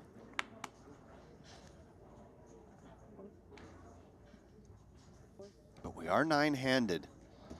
Don't see so many 9-handed final tables these days. A lot of the time it's 8. This was an 8-handed event, so they combine at 9.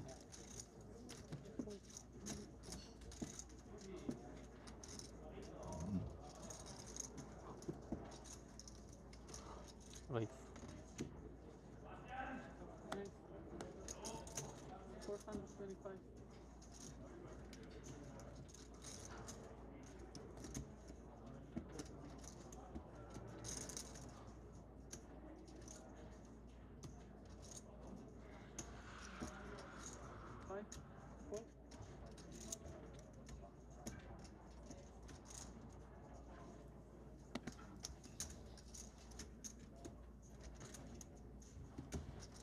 What's Aaron thinking here? A little 9-8.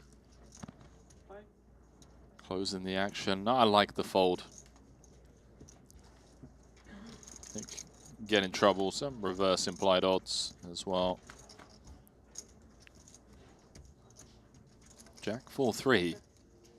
Paul is flopping best out of the small blind. And this is a lot of hand versus button open. Off these stack depths, Paulius has the type of hand that could go for a check raise in the face of a bet and try to induce something and play for stacks. Basically has the strongest hand he can have in this spot. Ace-Jack would mostly jam pre, I think. Pocket 4s and pocket 3s would fold, so Paulius at absolute top of range here. Doesn't mean you need to play raise, but it's worth considering, given the positions. How does he feel about his opponent? The less likely his opponent is to float the flop light or make a move versus raise, the more calling feels like the sensible play.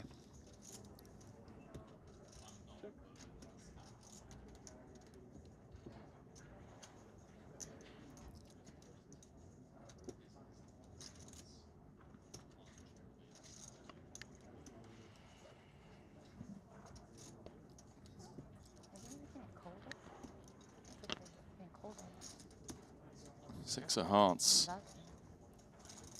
on the turn, changes nothing. Rainbow completing turn texture. And well, an unfortunate run out for Paulius. Now 4-liner on board. Could come with like some block. Yeah, B15. He could go like exactly 10 to 20% pot, or he can just check and play this as a bluff catcher.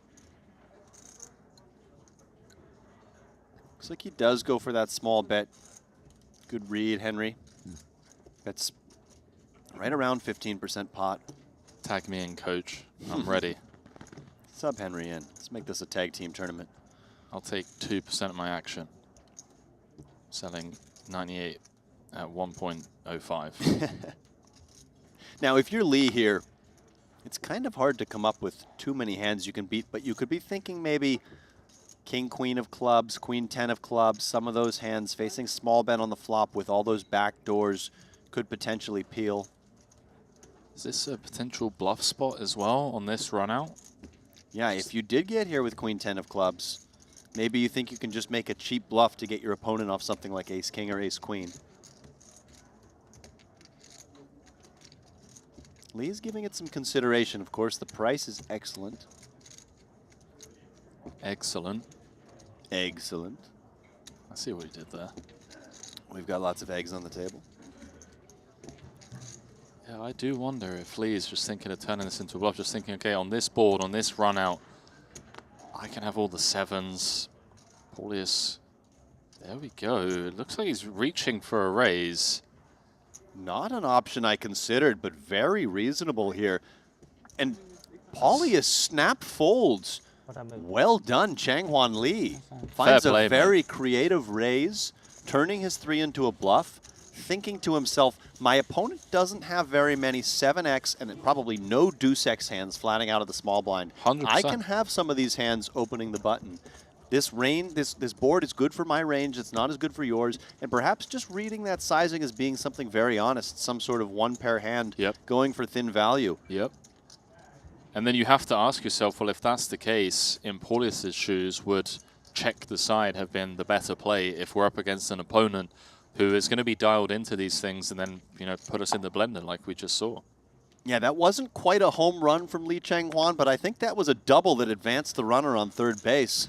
Run was scored. Bring it home. MLB is going to be calling, I'm telling you now. We're going to have to... We have to make sure that the execs at the MLB are actually tuning into this Triton stream, and why wouldn't they be? I want to say that I would want to gatekeep you and keep you all to ourselves, but I feel like if you did get the call for the MLB, I think then... if the MLB wanted me, I might have to say yes to that. We'll allow it, mate. I'd be We'll allow it. confused. We'd be happy for you. But I'd sign the dotted line. Would expect, you know, box seats, stuff like that. Hope you'd pull a full string, pull a few strings. Man, I just can't even talk English today. What's going on? Who's to say I couldn't do both? You know, Triton operates some tournaments that are not during MLB times.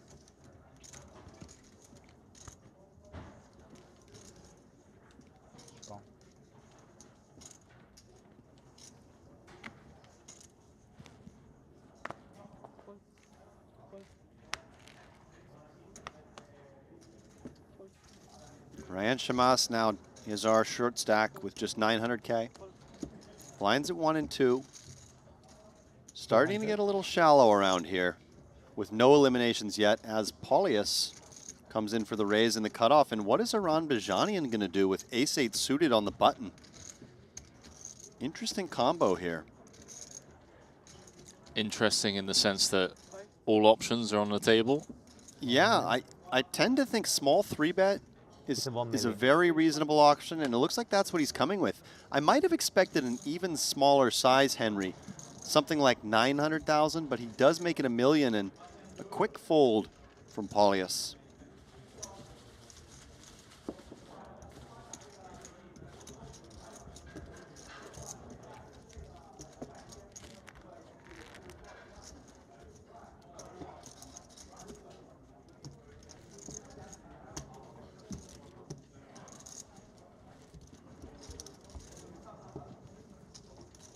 Basketball Dude saying, Alex, in the tag team world championship for 20 million, who are you picking as your partner? So a tag team world championship, we're playing for $20 million? Yes, sir. I am going to take Adrian Mateos Diaz. Oof, good pick, dude. Good pick. Because he's just got everything. He's got insane game theory knowledge, but he's also really dialed. He's one of the theory legends that's also just very attuned to game flow, live reads. Yeah, he's locked in. He's very intimidating. Extremely competitive. He's intimidating. He's hungry. He cares. He tries. He's studied. He's intuitive. He's confident. What more do you need?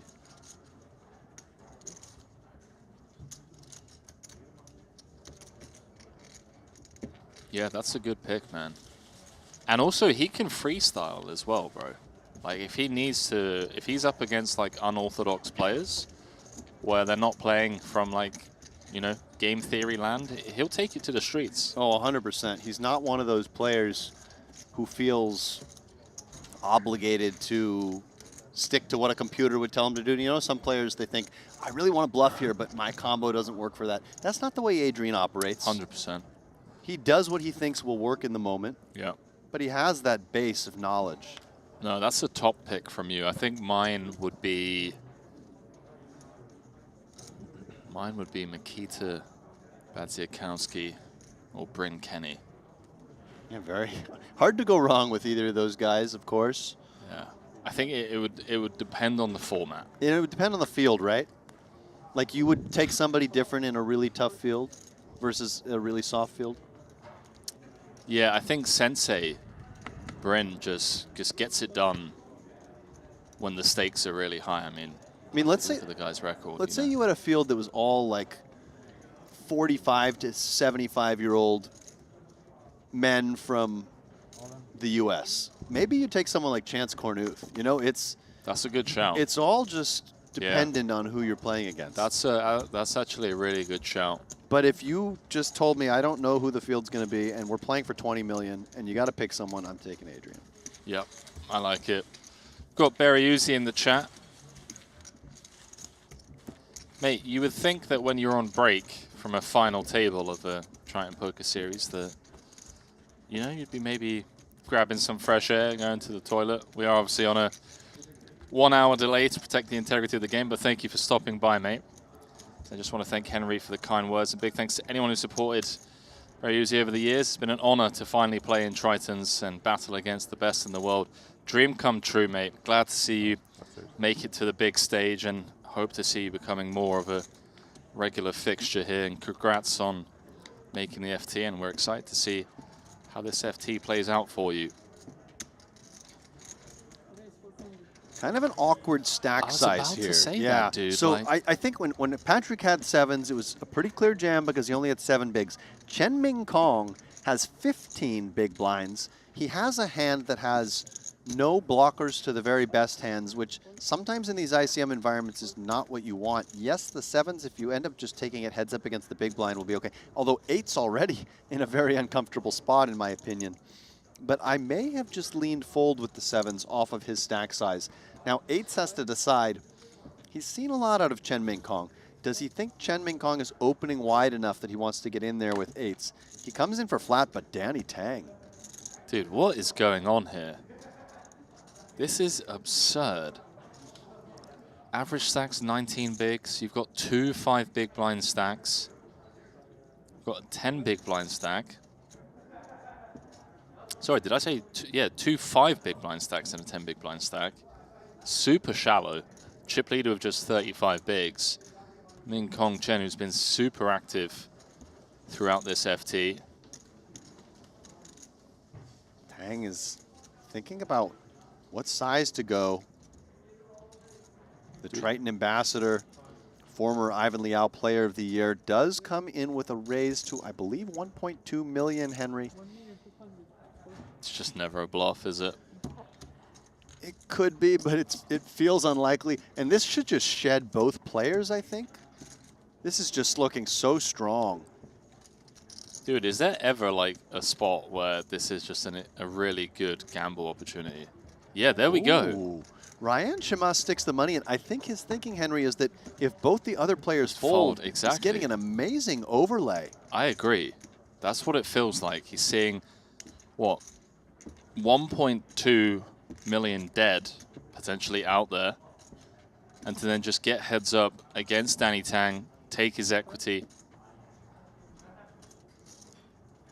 7's hit the mark. Surely 8's going to hit the mark as well. And I mean, look at this. Chamas is going to have 8's following suit.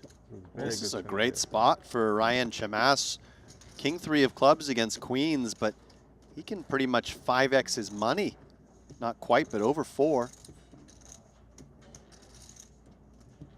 31% of the time, it's going to quadruple up to 12.5 bigs. Oh, excuse me. He's not even going to quadruple up. I was thinking they all had, you know, his stack in already, but still, he's gonna Well, I mean, over 3x. Yeah, 2.5 in the middle. Club in the window was a sweaty window card. That would have been a set of 7s, by the way, for Chen Ming Kong. What did we say about if my auntie Yeah. had wheels? King needed for Berryuzi. 1 pull at a cowboy. To keep this cowboy alive, doesn't find it. Good game, sir. Takes it in good spirits. Oh, as always, man.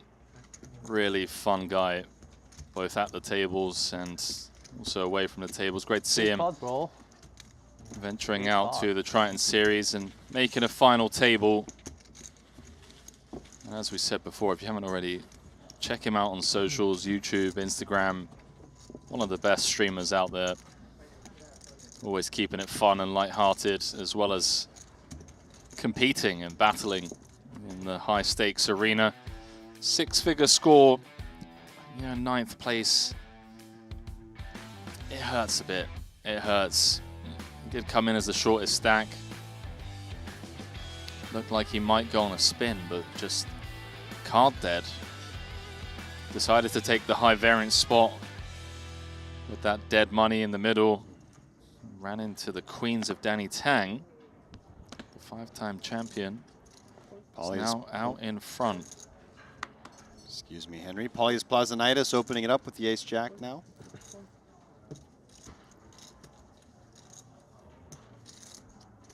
Man, Chen is down to 11 bigs, bro. It's been a rough final table for Chen Ming Kong. Has a weak offsuit ace in the big blind, decides to defend. Ooh, hello. And maybe things have turned for the Chinese player.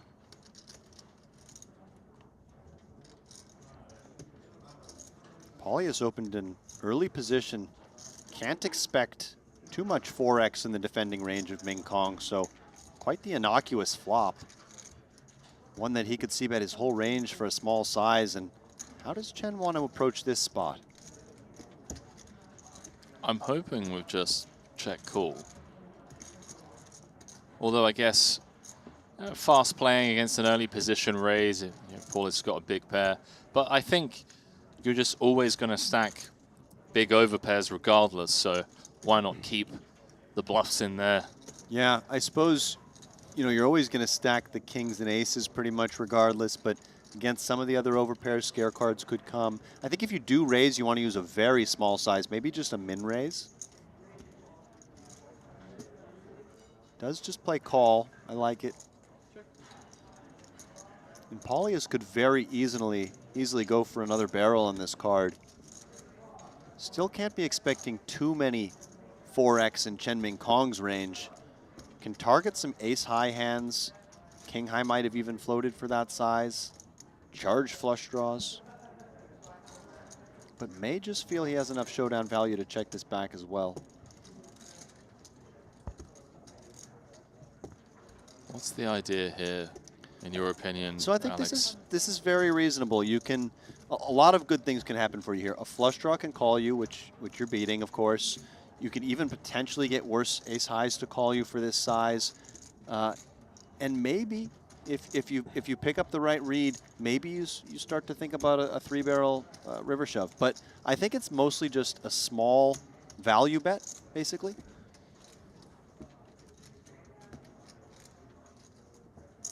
I'm really glad Chen's just clicked call. Saw him fast play the set earlier on. This time just extending the, look at this run out, by the way. I mean, king of clubs. Not many deuces in Chen's range. Paul just wanted to try and force like an ace deuce to fold on this run out. That was maybe getting stubborn on the turn. Chen Ming Kong has not checked yet, Henry, and he really should. Okay.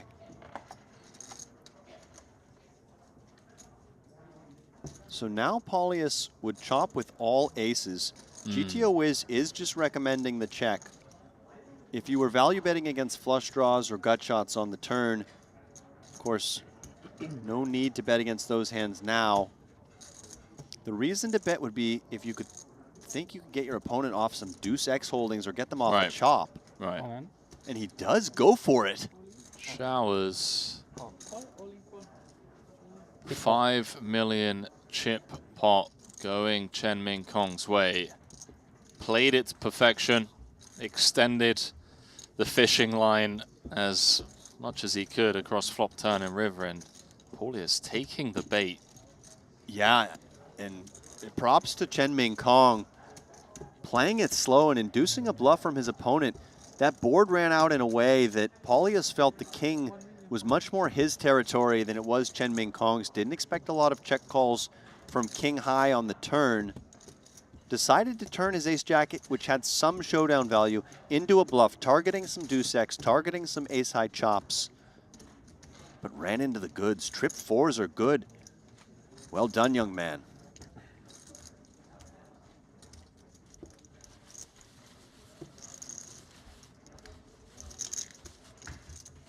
Thank you. See you soon. Yeah.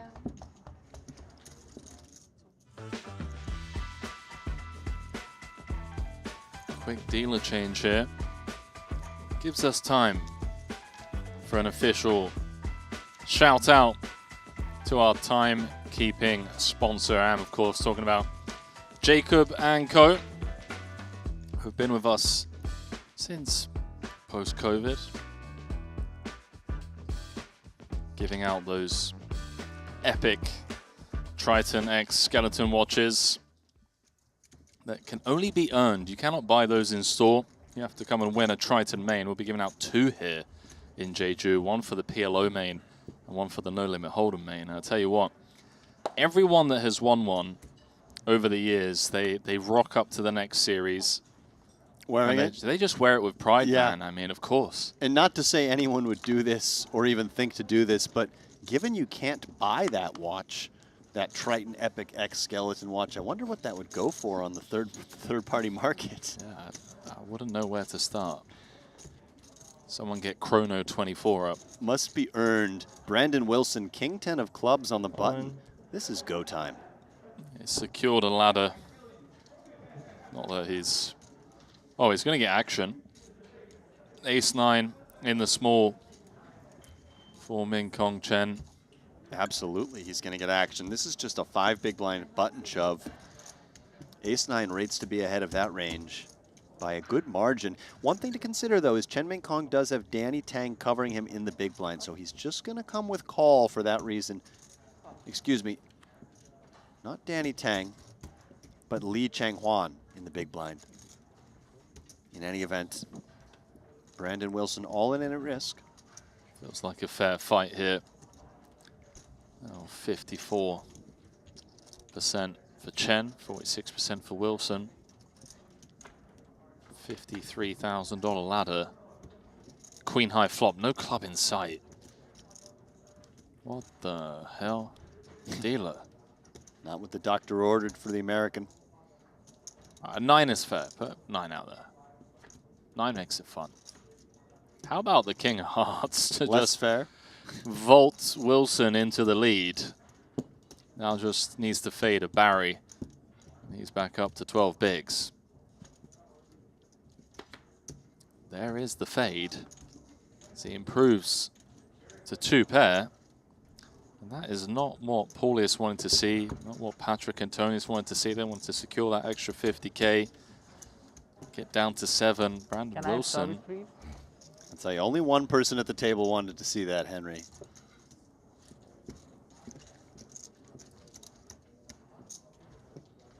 Brandon Wilson back in the ball game. Doubles up. And it's now Paulius Plazanitis, the Lithuanian, who is on the shortest of stacks. Antonius also sub 10 big blinds.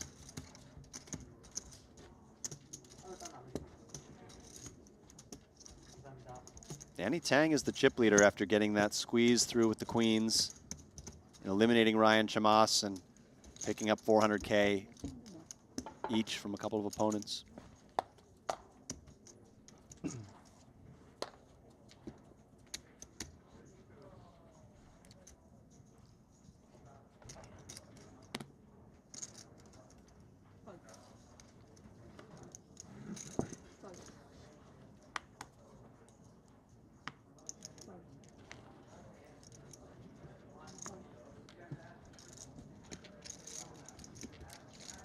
Shout out to Bobby in the chat saying, come at me, but Alex Livingston edition has been superb. Dude has the TV voice, trying once again top notch. Thanks for that, Bobby. And compliments to yourself as well. You didn't bother reading that last part. Henry as comfortable as ever with whoever he's with. No, it's been good fun with you today, man. I was super hyped last night. I was like, okay, me, Livingston, and a really kind of wild final table or final 6. I knew it was going to be a fun day, and the players didn't disappoint. And now we've got a real contrast in play styles. We've got, you know, some really ICM aware players at this table, and it's making it almost, you know, well, cagey, let's call it what it is. Everyone's in ICM jail right now, and given how shallow it is, 22 big blind average with 8 left. Yeah, perhaps the play has felt a little more technical at this final table. That's a great way to put it. Than it did the other, but we've certainly seen some interesting pots nonetheless. Chen Ming Kong has not been shy about getting involved. Not with the 4 tray. Yeah, technical's the right word. And just a fist pump shove. He's going to get action. King high, blind v blind, 5 bigs. Let's go. Yeah. Just the king is probably enough. 5 big blinds, even king deuce.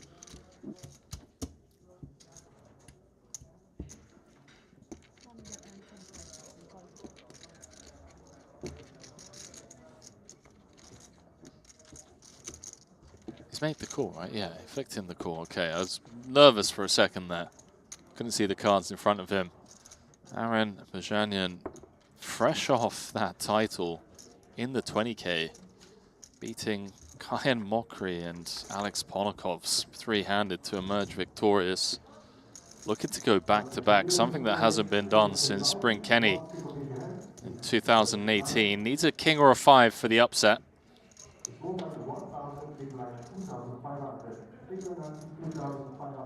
Paul is just looking to fade. One more card and he'll be back in this fight. 11 bigs, not much, but plenty to work with at this FT.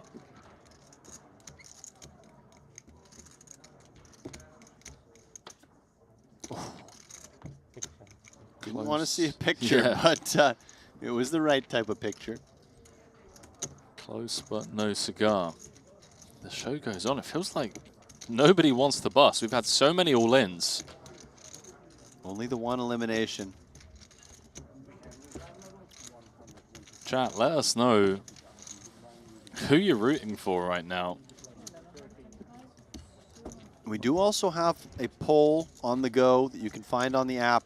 We do. The question for today is, who is the player of the day? And I was told by our production team that refers to who you think played the best, not necessarily who won the tournament. So a bit of a different way of doing it. I'm going to play devil's advocate here and just be like, well, surely we'll know that once the tournament's concluded. Yeah. It's a different type of question today. Brandon Wilson, ace queen off. Couple options here. He could just rip this 14.5 bigs, or he could come in with a min raise. Excuse me, the blinds are up now. Yeah. So I think at 250K big blind, where he only has, oh, and look. Yeah, Dude, this is standard huge. shove, and Chen Ming Kong could not pick a better time to get dealt the Cowboys. This is going to be a near chip lead pot. If Chen can hold,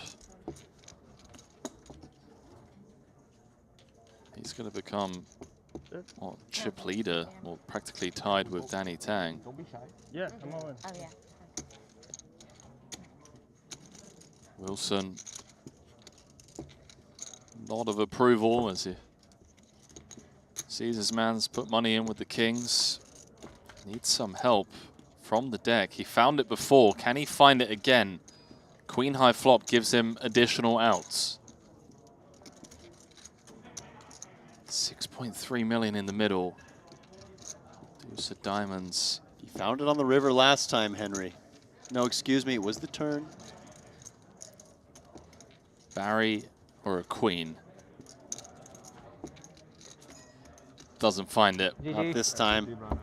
Good game to Brandon Wilson, the American, who's been on quite the run over the last 3 or 4 years, especially in these higher buy-in events.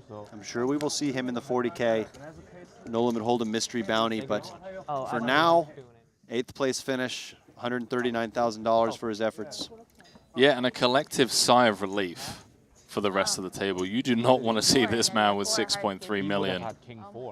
Would have been up to what, 25, 26 bigs, and we know how much damage he can do from there.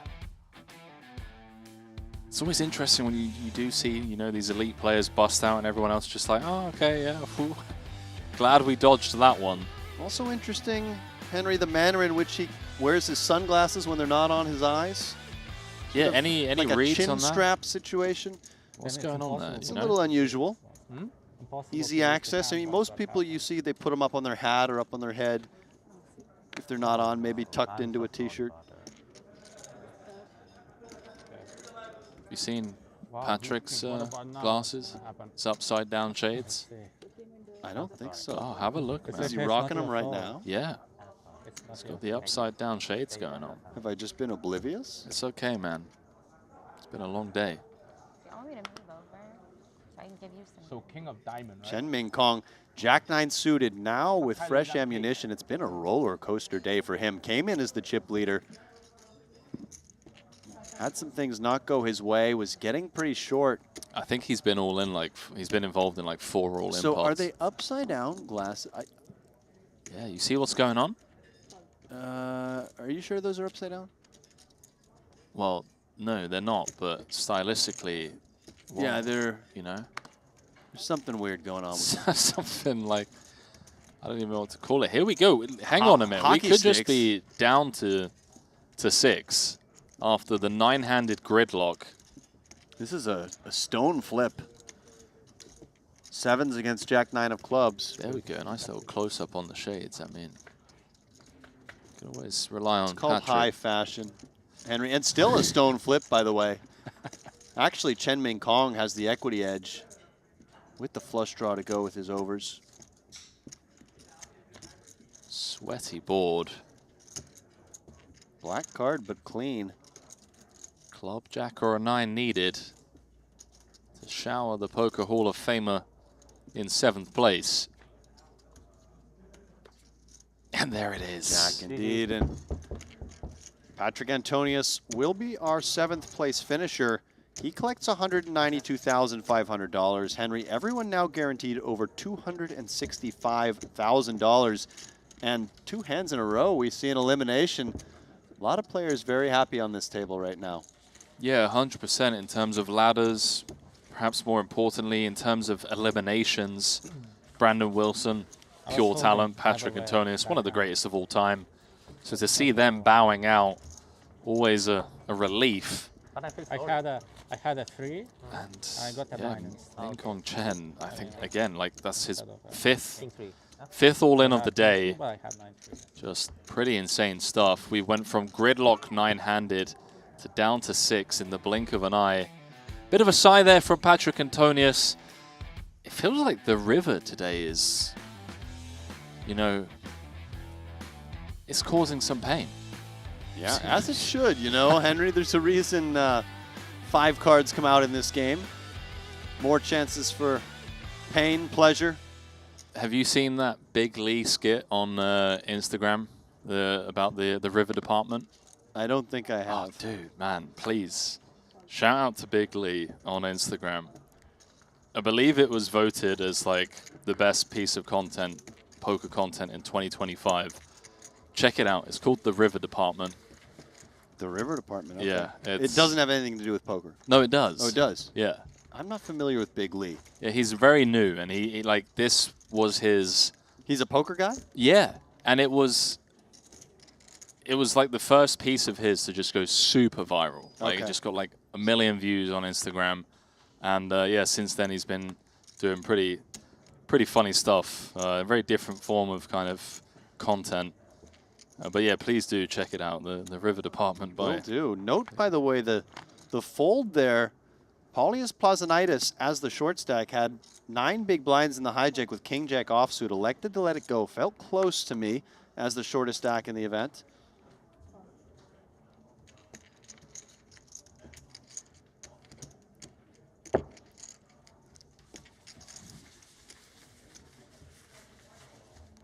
Dude, we need to get like a heart rate monitor on Min Kong Chen. I feel like he's up to 10 million now, Henry. It's been up and down and up and down.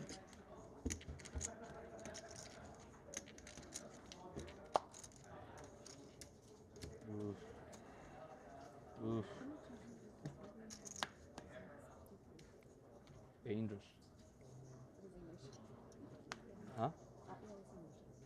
I didn't say English. I said dangerous. Dangerous. Of course it's English. 265,000 locked up. Nearly 10x return on their 30K investment.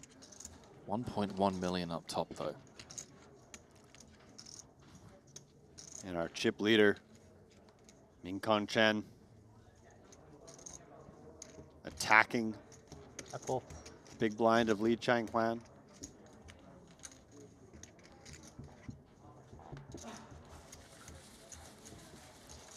So with those quick bust outs, average stack has crept back up above 20 bigs, 23 big blinds to be exact, but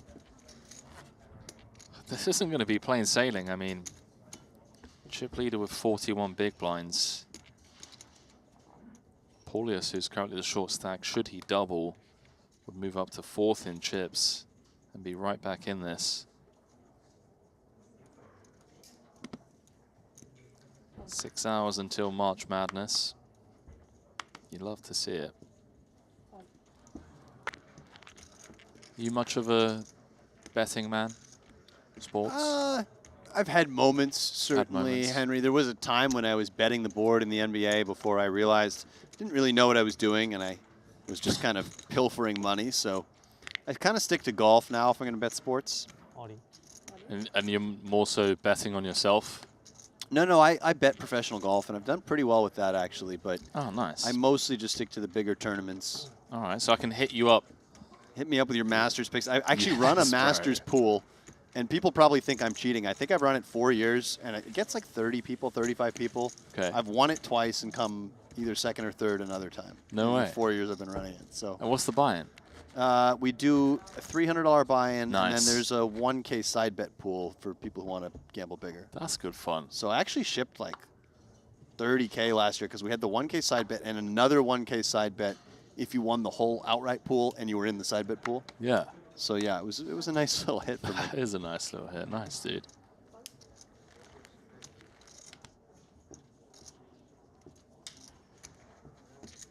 Min Kong Chen, not afraid to play hands, but does let the 980 go.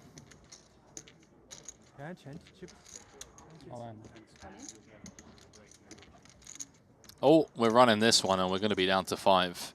We're going to be down to 5. How do you know that Paulius isn't going to win this pot? Well, I Henry? didn't get the chance to finish the sentence. Oh, we're going to be down to excuse me. 5 65% of the time. I either interrupted you very prematurely or you had an elongated pause. I'm more of a in your delivery. elongated pause guy, yeah. Yeah. Kind of like, yeah. I see it, I see it.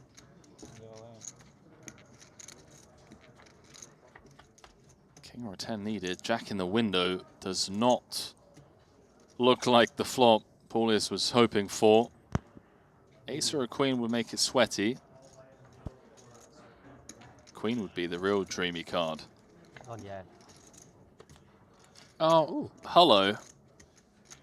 No, sweaty, sweaty, sweaty. From 3 to 10 outs. Ace or a 9 for a straight. King to make a bigger pair. Good game to the Lithuanian. And Aren Bajanian, champion in the 20K no limit, Henry. Forced to be contended with here as well as he wins that nice pot. Moves into second position, I believe. No pain on this river, but another ladder. They are dropping like flies. Down to 5. Everyone now guaranteed 345,000 as the Lithuanian will head to collect a payout, 265K. Solid run. Could have been out in 9th had he not spiked that ace on the river. Barry Green style. Green style? Very green style. Very green. Well, you know, that actually works. It does. It was Barry Greenstein style. It was Barry Green style. I like that. I wish it was intentional. I wish I was that creative. But, you know, your subconscious, the brain does amazing things, Henry. Subconsciously, you came up with that innovation. Thank you, man. What a way to make me sound like an absolute genius. Credit where credit's due. A walk for Danny Tang, and I was wrong. Aran Bajanian did not move into second place, but it's close. He's actually still in fourth, but it's really bunched up between those three stacks, himself, Lee Chang-hwan, and Danny Tang. So a lot of ICM pressure on those three stacks, as Ebony Kenny is the shortest stack, and Chen Min Kong has a decent-sized chip lead. Yeah, that's right. But look, should Ebony double through Chen Min Kong, she becomes chip leader. Exactly. It's all pretty bunched up still. Ebony's been pretty quiet so far at this table. Not a lot to work with in terms of premiums.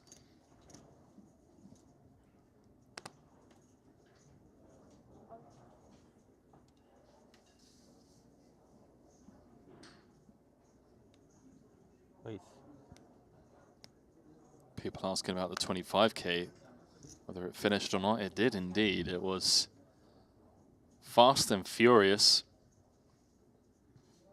Joe Tren took that one down from 1.3. Over here, Aran Bajanian going to activate on the button. Cut off open. Queen 10-0 going to get slapped on the wrist.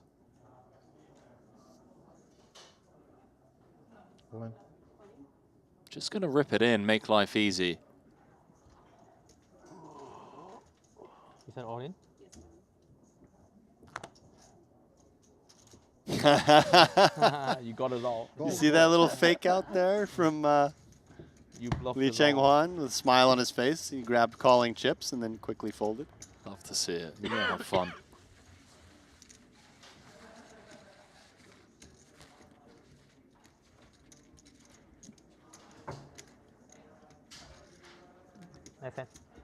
Thank you.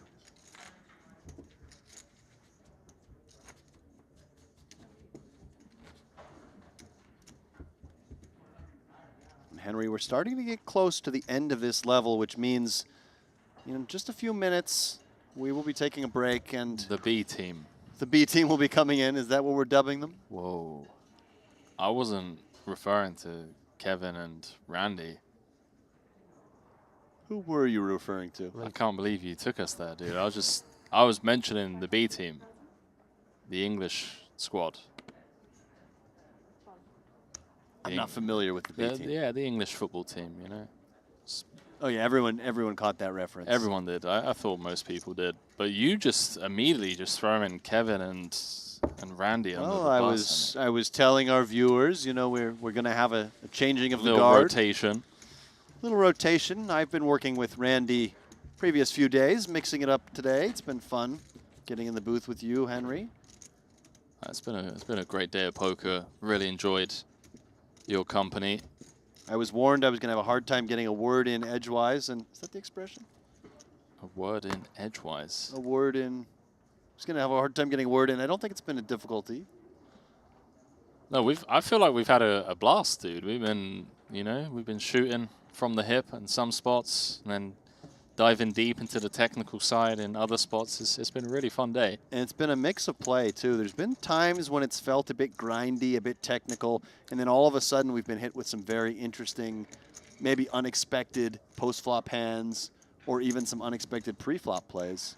Yeah, I want to say the start of this FT was a bit cagey, nine-handed. We also had the French fries and the chicken strips, kind of, you know.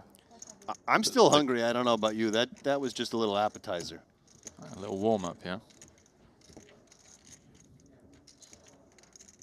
What are you thinking here? Ace-5. This is, I mean, unorthodox again from Min Kong Chen. Just min open from the small. Not something you see all too often. True. Typically see limps or bigger sizes used. Does pick up the call. Lee's flopped the best of it. Top pair. And generally, this board should rate to be pretty good for the opener. as the big blind would have shoved some hands that interact strongly with this board.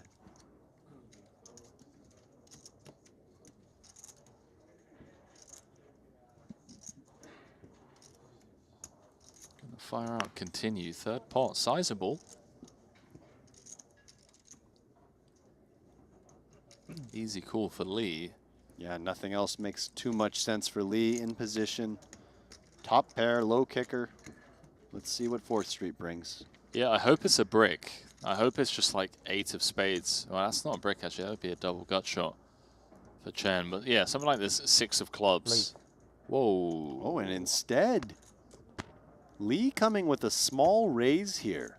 What do you think the idea is, Henry? I don't know. This feels like one of those information raises. You know what I'm saying? Like Yeah. maybe not technically sound, but more just playing the man rather than the theory. Against exactly Jack 10, King 10, King Jack, it's kind of nice because you're giving them a bit of an awkward price to draw at that gut shot, but indeed, draw Chen Ming Kong will do, perhaps with some devious intentions on other turns and rivers as well. Yeah, I wonder if the play here from Lee is, one, obviously, good thing can happen, you just take it down on the flop. 2, can check back on the turn, kind of control the pot now, in position, should he opt to.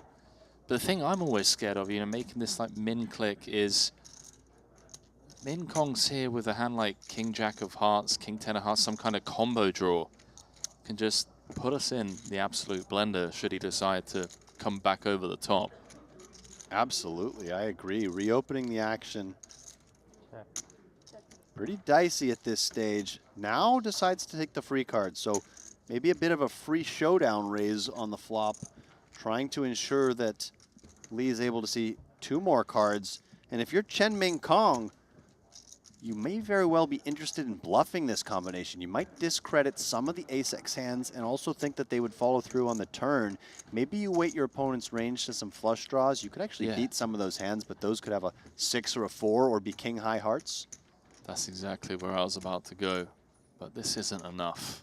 600K, just trying to get a cheap bluff through, and like you said, trying to fold out a hand like King 10 of Hearts. Yeah, if you're just trying to fold out those sorts of hands, I think this really is enough, but against an ace, of course, not going to work. That really changes things here. Lee has moved up to first in chips, and it's tight up at the top. It's real tight at the top. And Ebony, the clear short stack at this point, but just 1 double up away from joining that pack.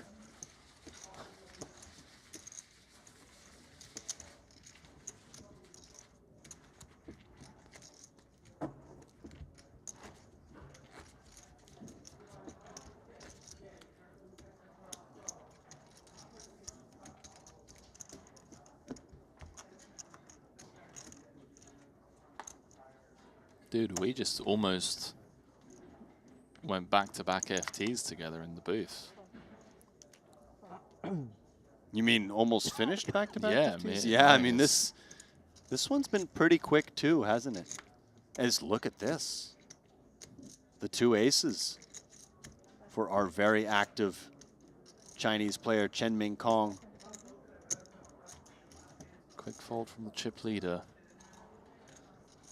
And Aaron very fortunate to wake up with dust in the big blind.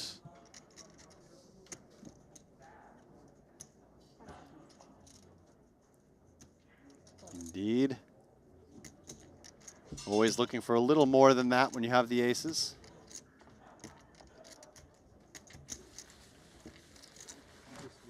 You know, have this ongoing debate with Kevin Rabichow about what's worse. Getting no action with aces or Thank you. having your aces cracked and losing a big pot. Yeah. Last time? Yeah, last time. I'm going to guess that Kevin's on the side of the ladder and you're on the side of the former somewhat. Something like that. Somewhat facetiously. Such a tilt monkey. Kevin giving me a nod of approval over in the corner there. Like, I'm the type of guy that You know, lose a 300 big blind pot in just like a cooler spot. No worries, I'll shake it off and just play the next hand. But, you know, like, someone knocks over my card and flicks up like the ace of spades, that's it. Like, my whole stack's disappearing over the next 10 minutes. I'm gone. So what you're saying is you need some mental game coaching. Nah, I'm retired, bro. Mental game coaching can apply to life. All walks of life. Danny Tang, by the way, ace-10 offsuit here, facing button open, does just call it. Shove would have gotten through in this case, but pretty deep here with Lee. And look at this, top 2 pair. I want to see exactly the jack of clubs on the turn. Check, bet, call, jack of clubs. And then we'll go from there. That would make things interesting. Now, we may see a call out of Tang, but raising is not outside of the realm of possibility either on such a draw-heavy board. Could just try to fast play this ace-10 and hope to cooler something like another ace-X hand. Yeah, especially given the size of the c-bet from Lee. You know, pretty sizable, almost half pot. And also given just how close it is at the top of the chip counts. 1.7 million. Yeah, there it is. Does just go with the fast play, and of course against Lee's exact hand, I don't expect much resistance.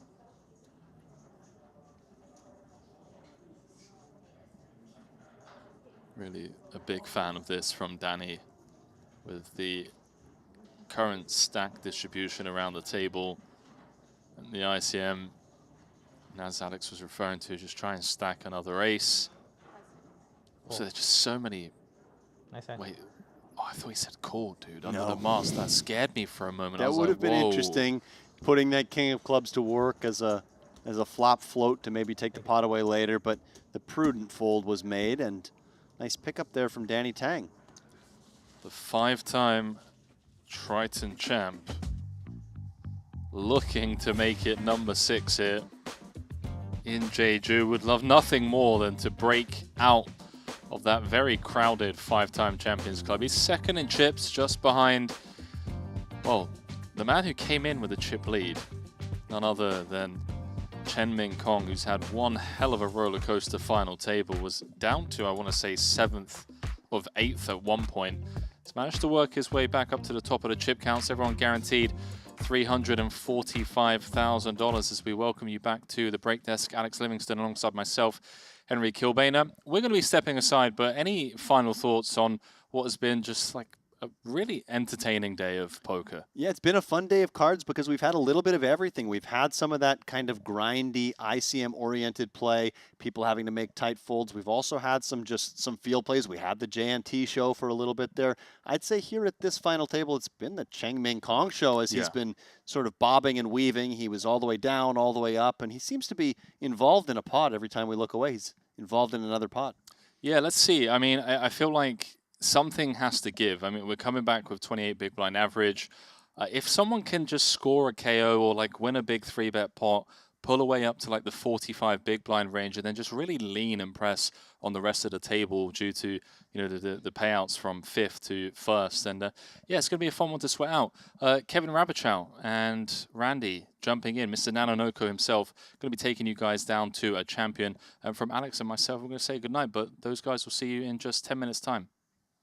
You hold your cash, you hold your savings. Now hold your stable coins the same way. Jupe USD gives you a reliable dollar backed by real reserves. Earn native treasury yields. Get ecosystem rewards. Seamless integrations. All in one app. No more idle dollars.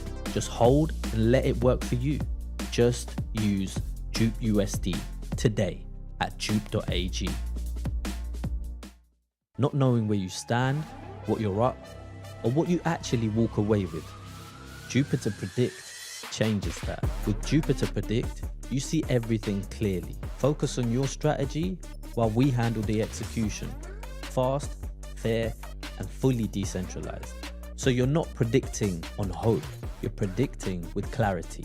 Just use Jupiter Predict today at dupe.ag.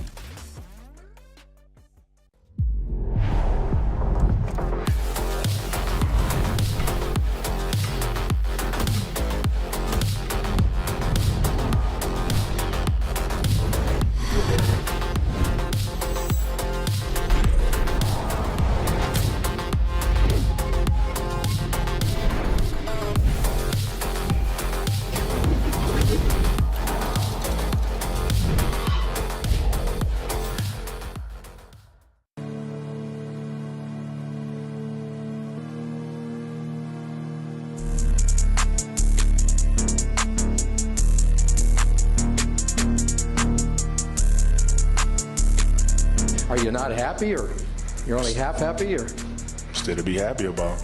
you're up 2-0? Job's not finished. Job finished? No, I don't think so. Okay.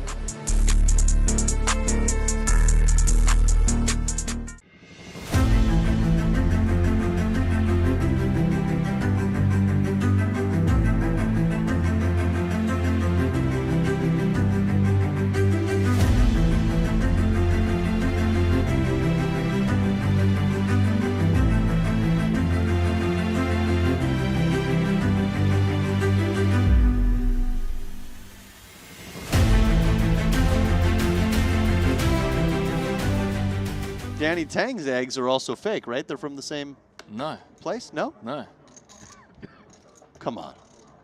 dude. So Danny's sitting there with boiled eggs that he's going to eat, and Ryan just pulled out fake eggs to match?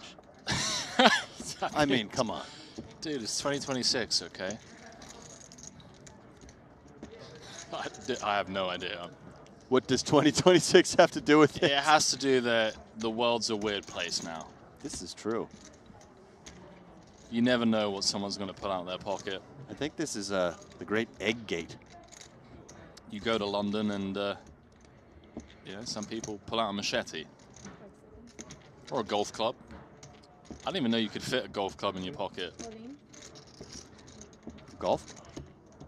I don't even know what we're talking about anymore, but I do know that Chang-Hwan Lee is facing an all-in from our chip leader, Chen Ming Kong, and he has a wired pair of 10s. Such a grim spot in terms of ICM, but you got to take it. I agree. And we did talk, Henry, about these tournaments being so top-heavy. There is a lot of future game value in winning this pot. The jumps right now are small. 2 10s, too much hand. He agrees. Huge confrontation here. If Lee can hold, it's going to double up. He's going to be sat second in chips.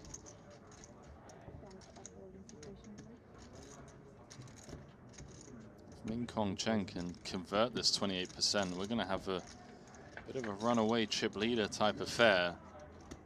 7-4-3 is never easy. Additional outs for Chen. A couple of 7s to ruin the party.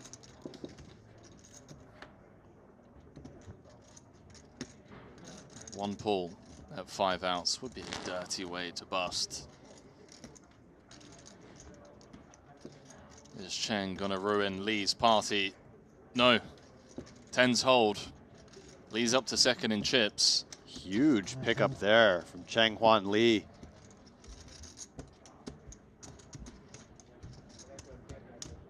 As Cheng Have king 6, king 7. Players And- just easing into this FT. It's been a couple of hands.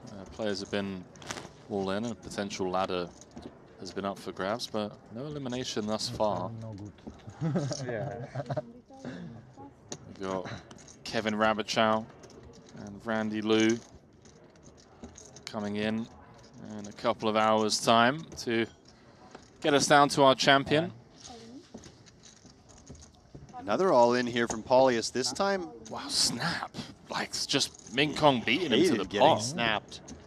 You were expecting a lot worse. Classic I was flip. expecting wide open.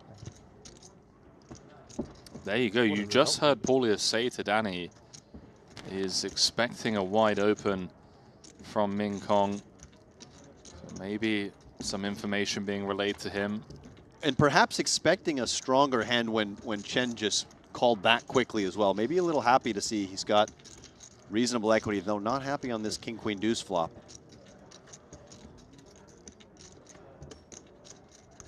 Chop it up. Ace or a 9, otherwise we're going to have our first casualty.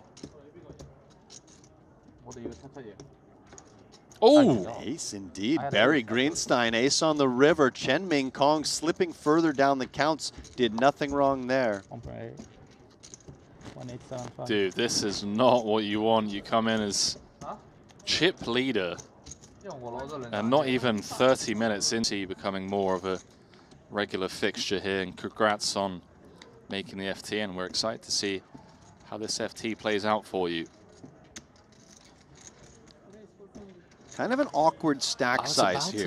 That, dude. So like, I think when Patrick had 7s, it was a pretty clear jam because he only had 7 bigs. Chen Ming Kong has 15 big blinds. He has a hand that has no blockers to the very best hands, which sometimes in these ICM environments is not what you want. Yes, the 7s, if you end up just taking it heads up against the big blind, will be okay. Although 8's already in a very uncomfortable spot, in my opinion. But I may have just leaned fold with the 7s off of his stack size. Now, 8's has to decide. He's seen a lot out of Chen Ming Kong. Does he think Chen Ming Kong is opening wide enough that he wants to get in there with 8's? He comes in for flat, but Danny Tang. dude, what is going on here? This is absurd. Average stacks 19 bigs. You've got 2 5 big blind stacks. You've got a 10 big blind stack. Sorry, did I say yeah, 2 5 big blind stacks and a 10 big blind stack. Super shallow. Chip leader with just 35 bigs. Ming Kong Chen, who's been super active throughout this FT. Tang is thinking about what size to go. The Triton ambassador, former Ivan Liao Player of the Year, does come in with a raise to, I believe, 1.2 million, Henry. It's just never a bluff, is it? It could be, but it feels unlikely. And this should just shed both players, I think. This is just looking so strong. Dude, is there ever like a spot where this is just a really good gamble opportunity? Yeah, there we go. Ooh. Ryan Shima sticks the money in. I think his thinking, Henry, is that if both the other players fold, exactly. He's getting an amazing overlay. I agree. That's what it feels like. He's seeing, what, 1.2 million dead potentially out there, and to then just get heads up against Danny Tang, take his equity. 7's hit the mark. Surely 8's going to hit the mark as well. And I mean, look at this. Chamas is going to have 8's following suit. This is a great spot for Ryan Chamas. King 3 of clubs against queens, but he can pretty much 5x his money. Not quite, but over 4. 31% of the time, it's going to quadruple up to 12.5. Oh, excuse me. He's not even going to quadruple up.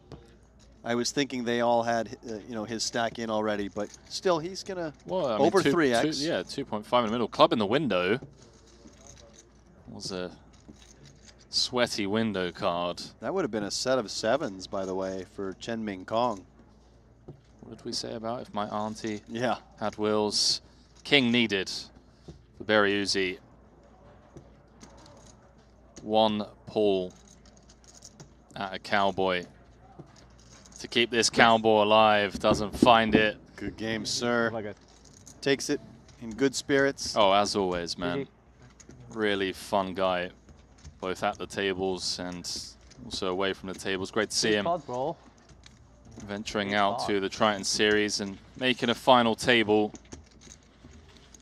And as we said before, if you haven't already, check him out on socials, YouTube, Instagram. One of the best streamers out there.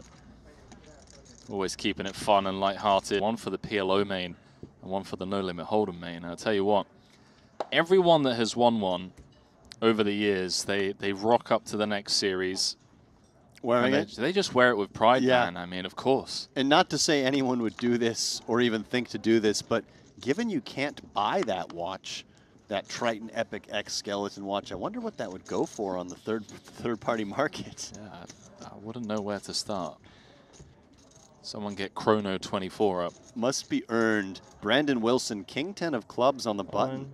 This is go time. He secured a ladder. Not that he's... Oh, he's going to get action. Ace-9 in the small for Min Kong Chen. Absolutely, he's going to get action. This is just a 5 big blind button shove. Ace-9 rates to be ahead of that range by a good margin. One thing to consider, though, is Chen Min Kong does have Danny Tang covering him in the big blind, so he's just going to come with call for that reason. Excuse me, not Danny Tang, but Li Changhuan in the big blind. In any event, Brandon Wilson all in at risk. Feels like a fair fight here.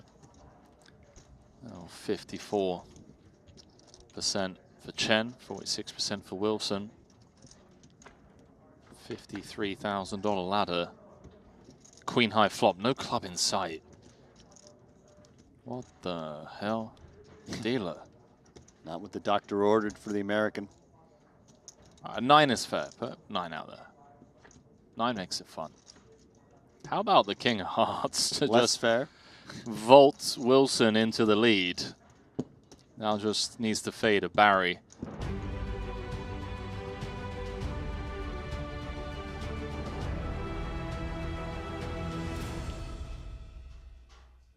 Hello everyone and welcome to the Triton Super High Roller Series powered by Jupiter. We're here at the Leze Casino Shinhwa World and my name is Randy Liu alongside Kevin Rabichow. So we do tag in our other 2 co-commentators. We are down to the final table. Actually do have 4 eliminations already, 5 remaining. They are playing for a top prize of $1.143 million.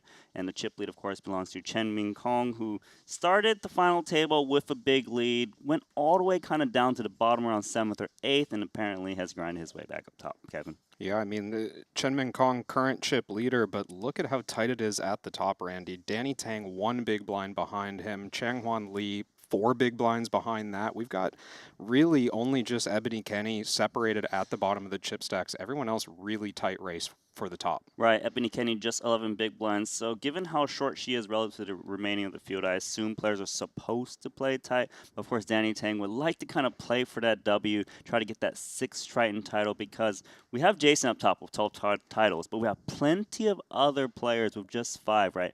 Phil Ivey comes to mind, Bryn Kenny, Punop Ponsri. So Danny Tang wants to be the guy to get the 6th first. Yeah, Matthias Eibinger, Makita Badzikowski. There's a lot of them, isn't there? It's just if you look at the rankings, just everybody's got 5. Jason has 12 somehow. But Danny, not only looking for 6, but 4th title in No Limit if he closes this one out. Yeah, Danny clearly the favorite in terms of experience. But for me, got a little soft spot for Aaron Bazanian because Aaron Bazanian, he won the 20K earlier in Super High Roller Series. I actually got to watch him in the Triton 1 series, and we kept on hyping him up, the other Kevin, not you. And we basically said, like, man, this guy is so good. And every time he showed up to the featured table, he would end up getting kind of cooler to bust out very quickly. So I would love to see Aaron make a deep run once again.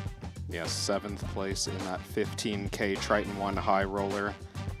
Deep, but just not close enough in the Triton 1, but he did close out the 20K for his first title just a few days ago.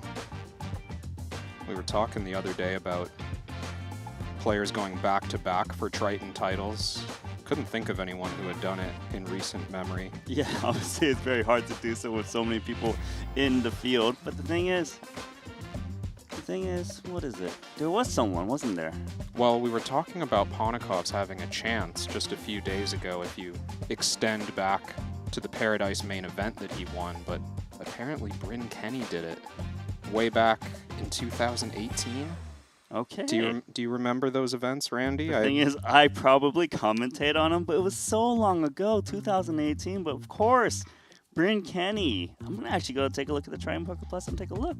Scrolling back. Oh, yeah. Montenegro 2019. He won the 500K Hong Kong dollar buy-in. And then he also won the $1 million Hong Kong dollar buy-in, the main event. That was a good day for Bryn Kenny. Not bad.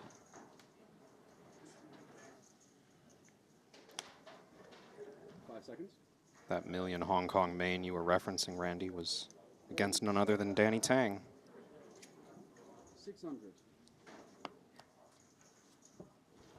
Chen Min Kong starting things off with a raise from the hijack.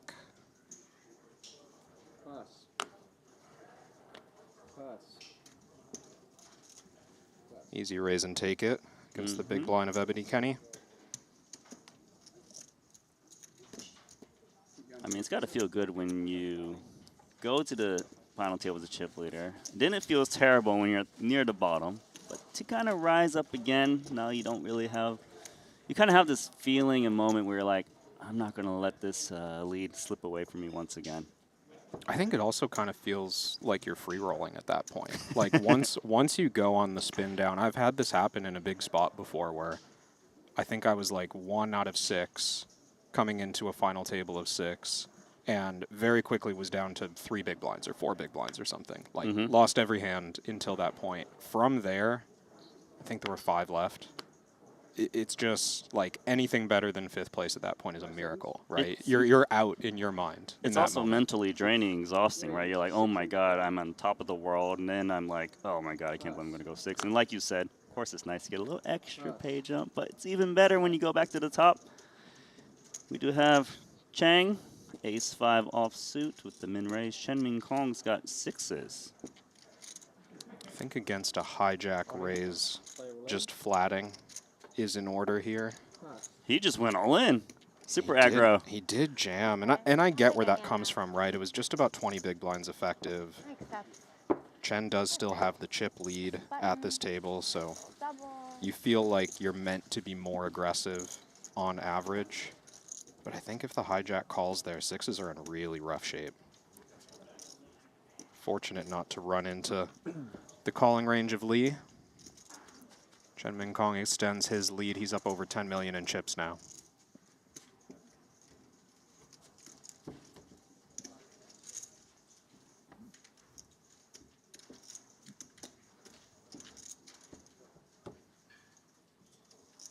Yeah, I guess like in that spot, it might have seemed like, oh, that's a big jam. Is it excessive with the 6s? But technically speaking, you can't really call too light, right, with Ebony Kenny on 10 bigs? No, it's going to profit. It's just the concern is... Is it too high variance? Against the calling range, you're torched with that hand. And flatting is also profitable, right? You've just got 2 profitable options. What's better? Which one is more profitable? I'm actually curious. What if his opponent's sitting there with like 7s or 8s, a bigger pair? Do they muck? Yeah, Do they might actually fold 7s and 8s. Okay, we've got an Ebony Kenny jam. Ace King. 0.575. It's kind of gross for Danny. It's 8.5 big blinds. King 10 off performs really poorly against Ebony's shoving range, but you're getting such a good price. It's like, I know I'm behind, but the price is good. What to do? I like that fold from Danny. Other thing to note is just how close all the chip counts are. If he was to double up Ebony, he would be last in chips, or at least tied for last with Ebony. You want to secure your position near the middle of the pack. Danny's still in second.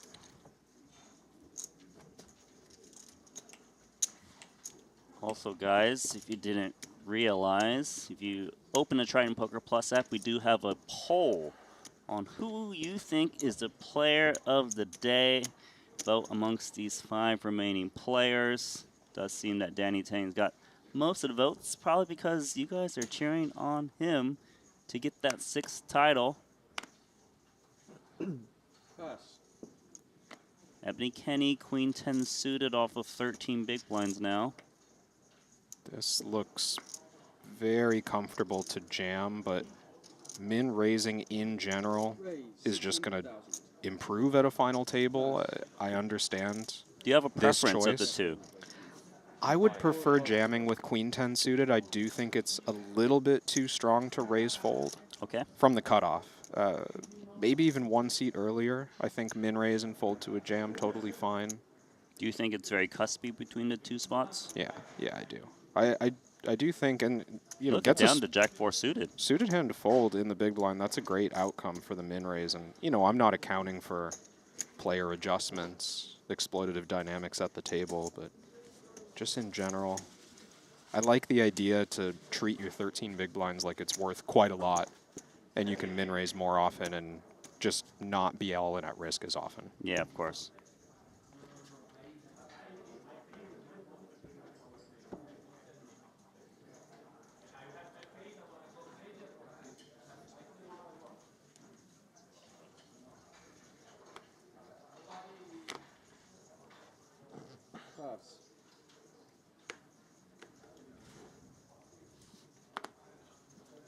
Min Kong not going to get too out of line as chip leader.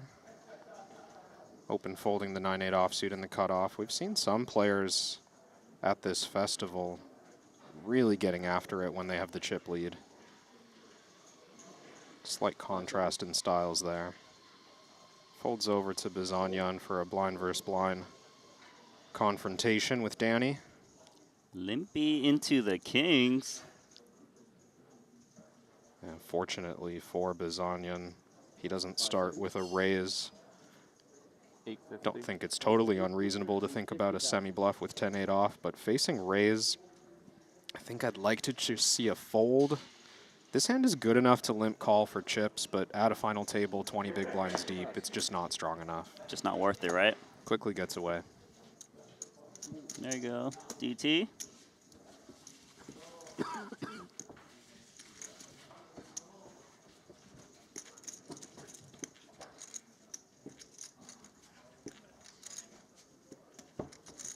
Can I have service, please? Service, please. Yeah.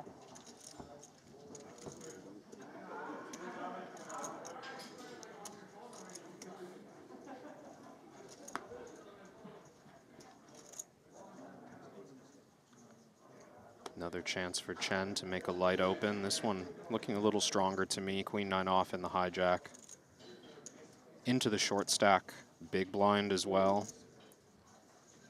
Think this is a good choice. Chip leader doing chip leader things.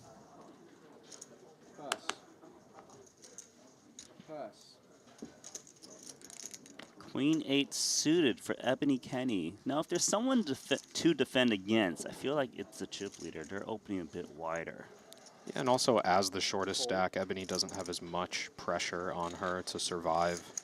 Taking risks, defending wide in the big blind, and this isn't even really wide. Very standard defense. Ace Ace 5. Going to be very easy for Chen Min Kong to take this down with a little bet, I assume. Yeah, I don't think there's much that Kenny can do. Even facing a min bet, I would fold this hand. She should just open fold. You know a bet's always coming. Although I don't really recommend it. Yeah, I don't know about that. This is why you're not playing 30Ks, Randy. Oh, the needles already, buddy. When's the last time you saw someone open fold at a Triton? Actually, we did see it sometime. I think it was the Triton 1 portion, but I'm pretty sure it happened recently. I should have specified at the Super High Roller Series. Right, that I haven't seen. Yeah. It's a little different when you pay up 30K to play a tournament. Yeah, there's a reason. And what, 1.143? I'm still mad at you, though. You know that, right? For which thing? For losing pickleball with me, man. I at least appreciate that you said losing pickleball with you instead of for us. Oh, yeah. Because on the day, I was getting a lot of blame thrown my way. That's I think Randy and I have made steps in the right direction. I thought I had such a good partner because you showed me a video apparently where you won some prop bet playing pickleball with a frying pan. Yeah, the problem is, shout out Ryan Chamos, by the way, who was at this final table earlier. He organized that event. Yeah, problem was we were using real paddles. Oh, yeah. I needed to get a frying pan. That's my comfort zone. Mm-hmm. And apparently you love playing tennis, so I just assume you would be good. Yeah. I got the draft pick of the worst player available. We can play tennis anytime you want, Randy. Did you bring your racket? Yeah. Oh, nice. I'm a little afraid I might ruin your game, though. I've never really played tennis. Would it translate at all, Pickle? I don't mind. You'd probably struggle with the racket, but you can... Disrespecting me already. I mean, you asked for feedback. Just trying to be honest with you. 9-5 offsuit for Chen Min Kong. Looks like he doesn't want to play. Yeah, even as chip leader, there are limits to how much leverage you can, I don't know, carry. What do you do with leverage? Lever? You lever. Thank you. Thank you. Okay, well, that's just a good time to talk about Jupiter. And you know, one thing poker players tend to have strong opinions about is what's coming next. Whether it's reading a hand or reading a situation, everyone has a view. And Jupe Predict taps into that same idea through prediction markets built around real-world outcomes, like sports, politics, major global events. And as information changes, the market shifts as well. So participants can, of course, do their predictions. So that's a long way of saying, put your money where your mouth is. Yeah. Anytime you have a stupid idea. I tried to do that with the pickleball.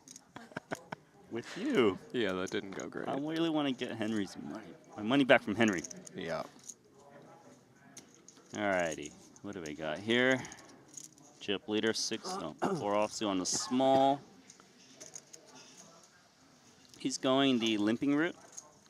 Yeah, you'll see some players just pure aggression in this spot as the chip leader. I don't mind playing limps as well if your opponent's not responding aggressively. It works out just fine. You can still try and steal the pot post-flop.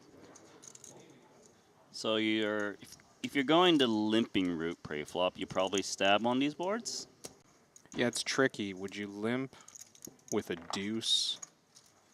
With some queen X's, you would, right? Certainly with queen X, but between these two players, I would guess that Lee is more likely to have made a big hand on this board. That said, just when it's a battle of air versus air, first aggressor tends to win, and nothing wrong with taking a shot at this one. It's also kind of funny because I imagine when Chen bets that board, it's like kind of obvious that he usually doesn't ever have anything. But the thing is that these chips are so important to Lee that if he was to mess around, it could be quite costly. And even though it's like his game is kind of face up post flop, there's nothing they can do about it, right? Yeah, this is just part of the model that we build our strategy after. Those 300K chips are literally worth more money to Lee than they are to Chen. There we go.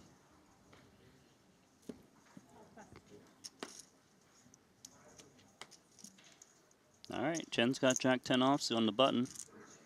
Starting to grow his lead to the point where even open jamming the button is starting to become a decent option. Looks like Chen is still sticking with min raise, but I believe both blinds are under 20 bigs. You are correct. They have about 18 to 19 big blinds apiece. Looks like that's going to fold. But could you talk to me more about why you would consider jamming rather than still min raising? Well, I think you can imagine that 20 big blinds deep, the main counter strategy that the players in the blinds are going to employ is reshoving against your min raise. And if we min raise all of the medium strength hands that we want to play on the button, like Jack 10 offsuit, like, I don't know, Ace 4 suited or King 7 suited or these kind of hands, we're going to end up folding some pretty decent equity hands to those rejams. By open jamming, you can just shut out that opportunity. You can steal more pots. You can stop the blinds from having their like most effective weapon to counter your aggression. So now they just got to wait for like the goods, basically. Yeah. They can't reshove like pocket deuces anymore.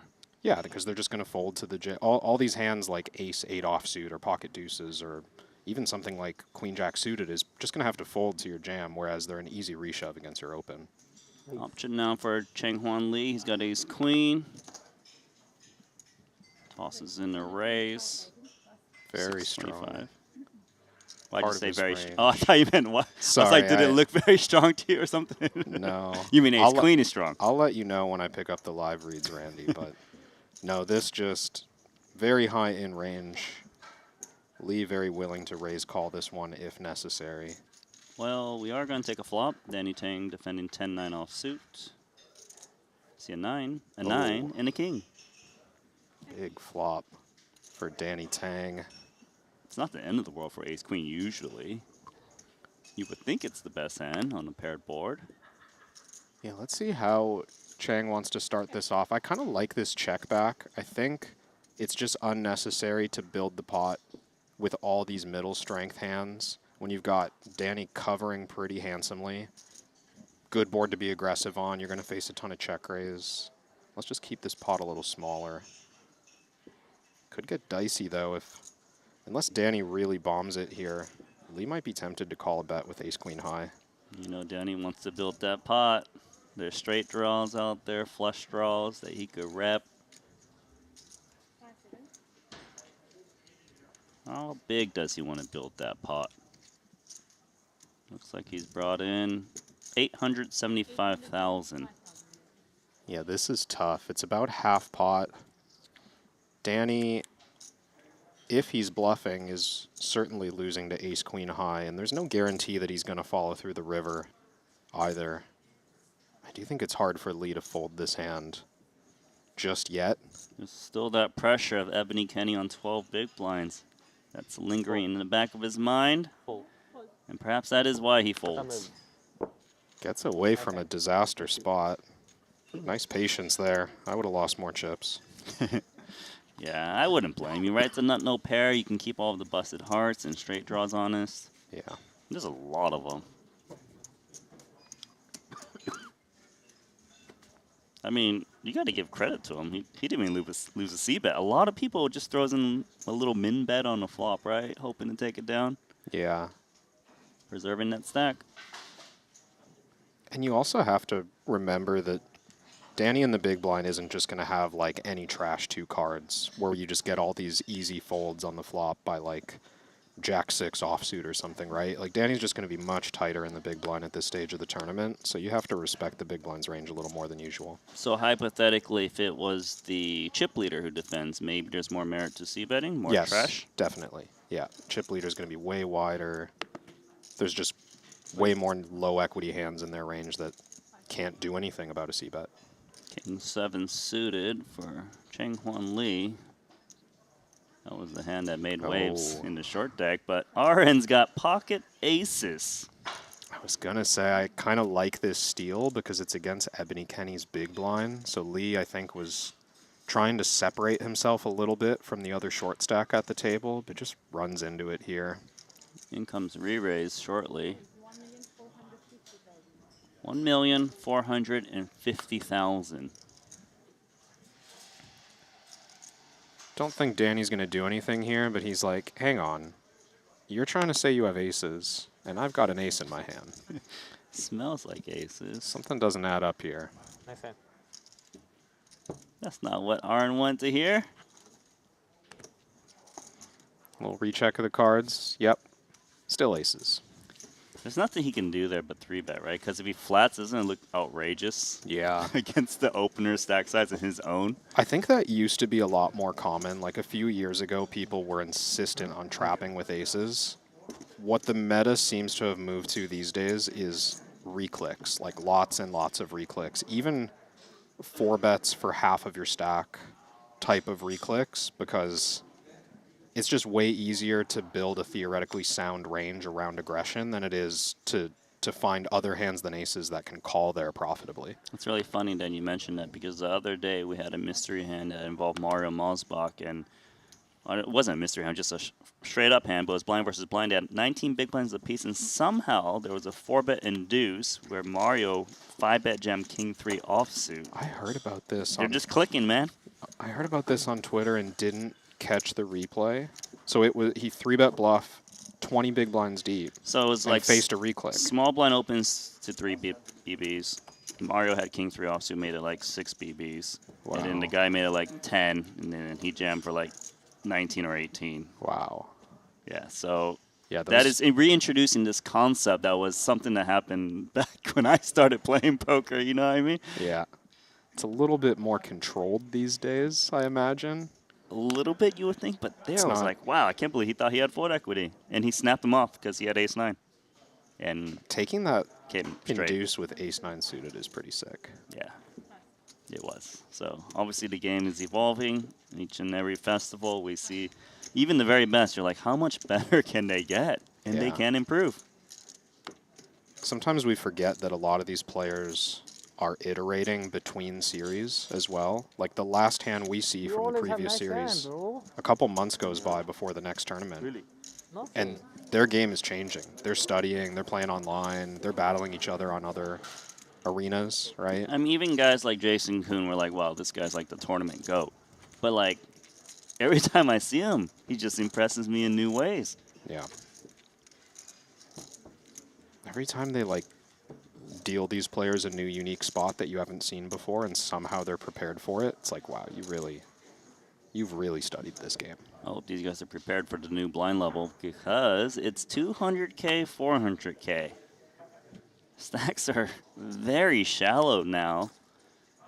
Average stack is 17 bigs, 6.9 million. Ming Kong's got 7s. Still the tournament chip leader. He's still going that raising route rather than open jam. Yeah, and again, I kind of think that open jam is preferred. Wow, I mean, this is just getting in, right? Exactly. Whether he was to open jam or min raise, I believe Armin's always in there with ace-jack from the big. He does jam, snap called.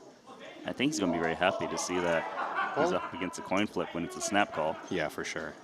There it is. Bazanian easily could have been drawing to a jack here. Instead, his ace is live as well. Pure flip for chip lead. Just a chip lead. Armin from Armenia. Comes king 9-6. What's he need, Kevin? Ace or jack only? I guess some running straight cards? Yeah, put a queen out. You want to see a queen? Give him a little something. Not that something. Just ace or jack. We're going to lose Armin in 5th place. That'll do it. GG.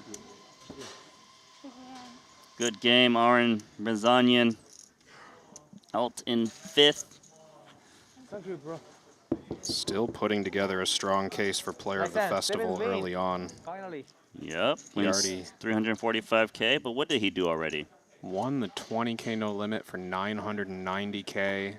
Not even counting that final table from Triton 1. He's put together well over $1 million in cashes in just a few days. Yeah, he really is one of my favorite players to watch. Always shows up to our Triton 1 festivals, then parlays his winnings into the Super High Roller Series. Got first in that 20K for almost $1 million, just 10K shy. And here, another final table. Good game, sir. Thank you. 4 remaining. Don't worry, don't worry. Ebony Kenny, love to see that confrontation, by the way. She just got a healthy ladder before getting dealt this hand that, to be honest, I thought that was just mandatory commitment. She folds the queen 9 suited. Well, she's like, if I sit out, I'm going to get more pay jumps. I mean, small detail, there's no small blind this hand. Okay. After Bazanian busted, so a little bit less dead money in this pot. I still feel like queen 9 suited was strong enough, but this might set up a confrontation. Lee has a mandatory shove here. He jams, and it's up against king 3 offsuit. I mean, it's effective heads up. There was no small blind this pot, so this is basically a blind versus blind. 8 big blinds deep. Any king is decent. Danny does pass on it, but I understand why he's, like, that's genuine consideration there. I think he probably calls king 6. Well, Ebony passed that spot, and obviously she was kind of happy to see Lee jam, but not happy to see Danny's hangout call, so yeah, she got out chipped a bit, and she's the big blind next hand, right? Yeah, she had her one chance there to pick up some chips. Queen 9 suited jam would have gotten through. Now posts about 40% of her stack. I guess the danger now is if she took the last hand in jam, she still had a decent amount of forward equity off of 7 bigs. Yeah. Now, if she doesn't wake up a hand in the blinds, she's going to be down to, what, 4.5 or so? Next orbit gets rough if she doesn't win one of these pots. 6s. Oh. Okay, spotted my first live. Tell Randy. You asked me to call it out, so I'll call it out. The lean back. Well, that was, I think what that was, and maybe just a little artifact, but Lee seemed to not want to play this pot, right? Like Ebony's in the big blind. Oh, she's got a calling hand. 6s versus king queen. Okay, we're gonna run it. Another all in. Ebony Kenny's at risk. Huge spot for the short stack. Both short stacks. Well, they're gonna Try to consolidate into one stack. But will we have 4 remaining or 3? To be determined. The 6s are looking quite good for Chang. Need some kind of court card. That is not it. So king or queen needed for Ebony Kenny.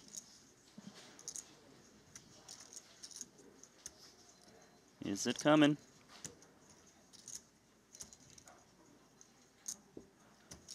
She waits, and it's an ace. Another elimination, Kevin, just like that.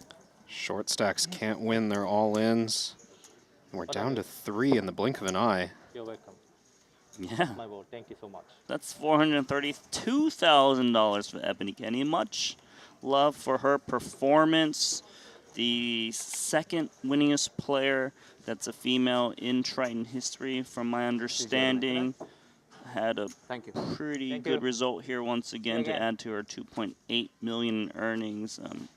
You know, she obviously had a great showing when she first showed up in Cyprus in 2022, because she actually played that 200K Coin River Invitational, courtesy of Phil Nagy inviting her, and she actually final table for 5th for $1.7 million. Ebony's also just done great in Jeju in general. Came second in the 15K Triton 1 high roller back in September. 600,000 for that score. Yeah, what's really nice about Ebony Kenny is that whenever she shows up to our featured tables, she's just always kind of loving the moment, trying to spark some conversations amongst her table mates. She will be missed, but someone has to go, and there's now 3 remaining. I think Chen Min Kong is running out of remaining space for the towers of chips that he's trying to put them just all in a single row. You know what that's called, right? That's the Great Wall of Chen Min Kong. Thank you for taking the lead on that. Is it allowed? It crossed my mind, and I was like, I think I'll let Randy take this one. You knew I was going to go there. All right, 9-4 offsuit for 18 million of Chen. I mean, healthy chip lead. I think a non-all-in raise, which is what he comes with, is actually just the play with all of your trash hands in this spot. That's a nice adjustment from Chen, because I was almost criticizing when we were 5-handed that he wasn't taking chip lead far enough. But now the gap between him and the field has grown. The upcoming pay jump is way bigger. That's a quick adjustment to a more aggressive style, and I think appropriately so. Why not? Why not?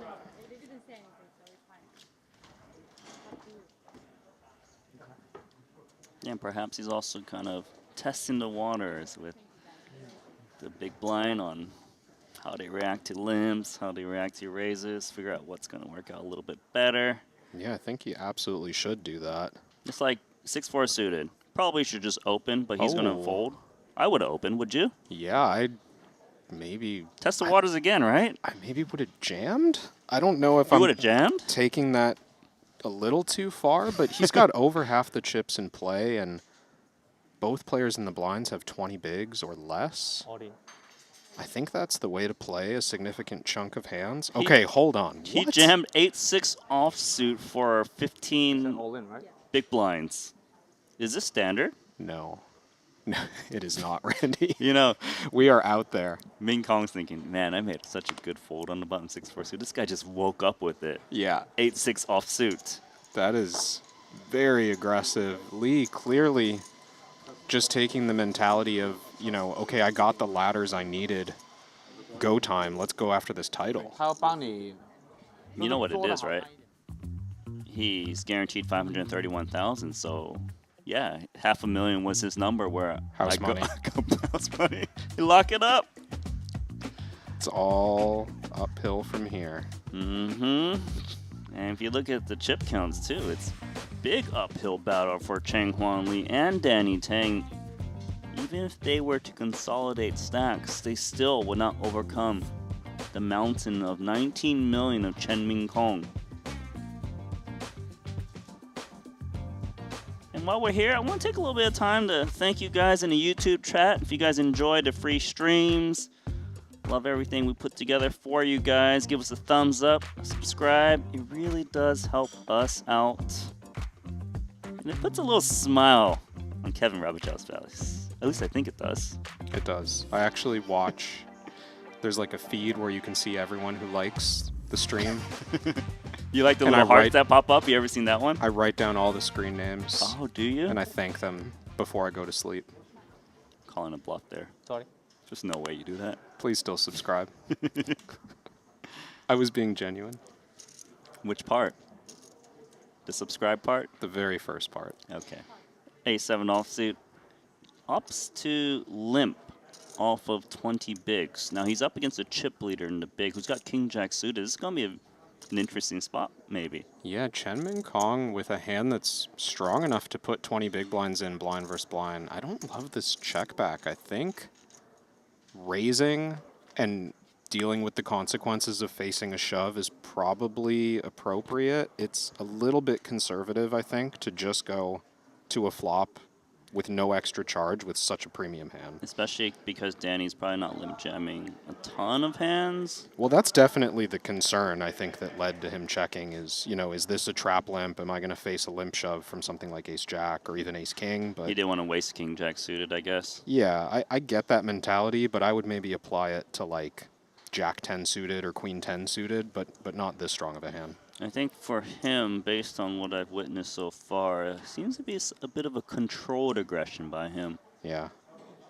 But does bet out his 2-pair. Gut shot for Danny. Price is good enough for Danny probably just to take one off. He could be ahead of a bluff here. He could end up seeing showdown against like 9x or 10x if the right card comes. Try to spike the 10. That is not the 10. It's actually the 7. Although, is it showdown value? Yeah, a little Not something. really. We still only beat a bluff as Danny, but it's a spade, which again leads to Chen taking the conservative line. I actually don't mind that check back from King Jack. It is going to be hard for him to put in a bunch of money across 3 streets once the flush completes and actually have the best hand. Wow, look at GTO Wizard. It recommends Danny Tang to not turn his 7 into a bluff on a 4 flush. Yeah, a little bit of insight from our sponsor.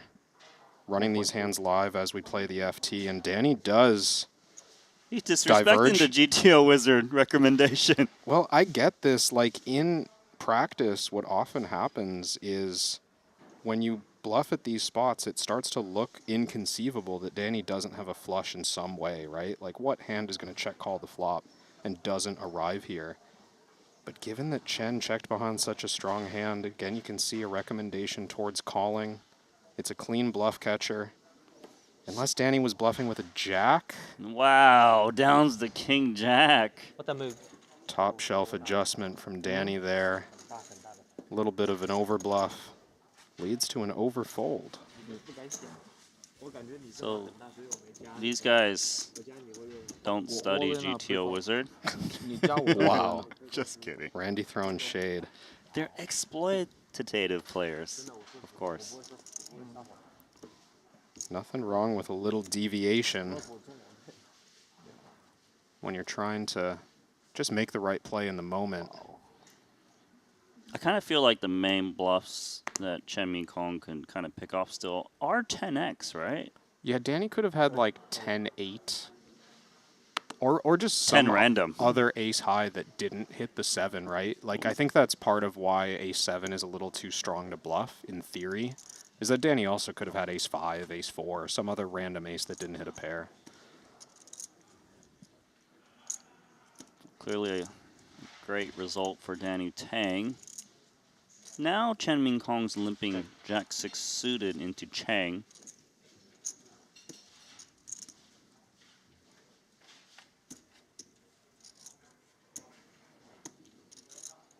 King 10-10. Bit of nothing for both, but it is a paired board. Last time there was a paired board, Chen actually bet as the chip leader. Looks like it's going to go a similar route. Yeah, Chen establishing this as just kind of a go-to. What about Queen 8 suited? Can we ever float? Looks like a float to me. I'm one who generally leans in favor of calling a lot in this sort of spot. You're in position, you're facing the widest of ranges that you're going to face pre. So I think that Queen 8 of diamonds especially, but even just any Queen 8 is probably worth peeling. Yep. You might be reaching for more, Randy. Holy. Because that's not 450. Each black chip is 100K. This man is aggro. We see this from time to time. Looks like he already took it down.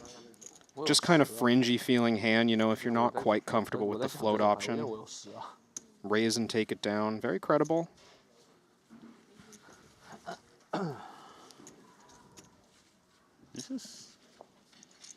These are some pretty tough short stacks, huh? Danny Tang and Lee, they're not going to go down without a fight, are they? It really does feel like a switch flipped when we got three-handed, and Lee just decided that it was go time. Danny, of course, always a fierce competitor. Chen's got his work cut out for him. Okay, gonna pass 14. 7 now for Lee. Surrender? I do think that would be appropriate.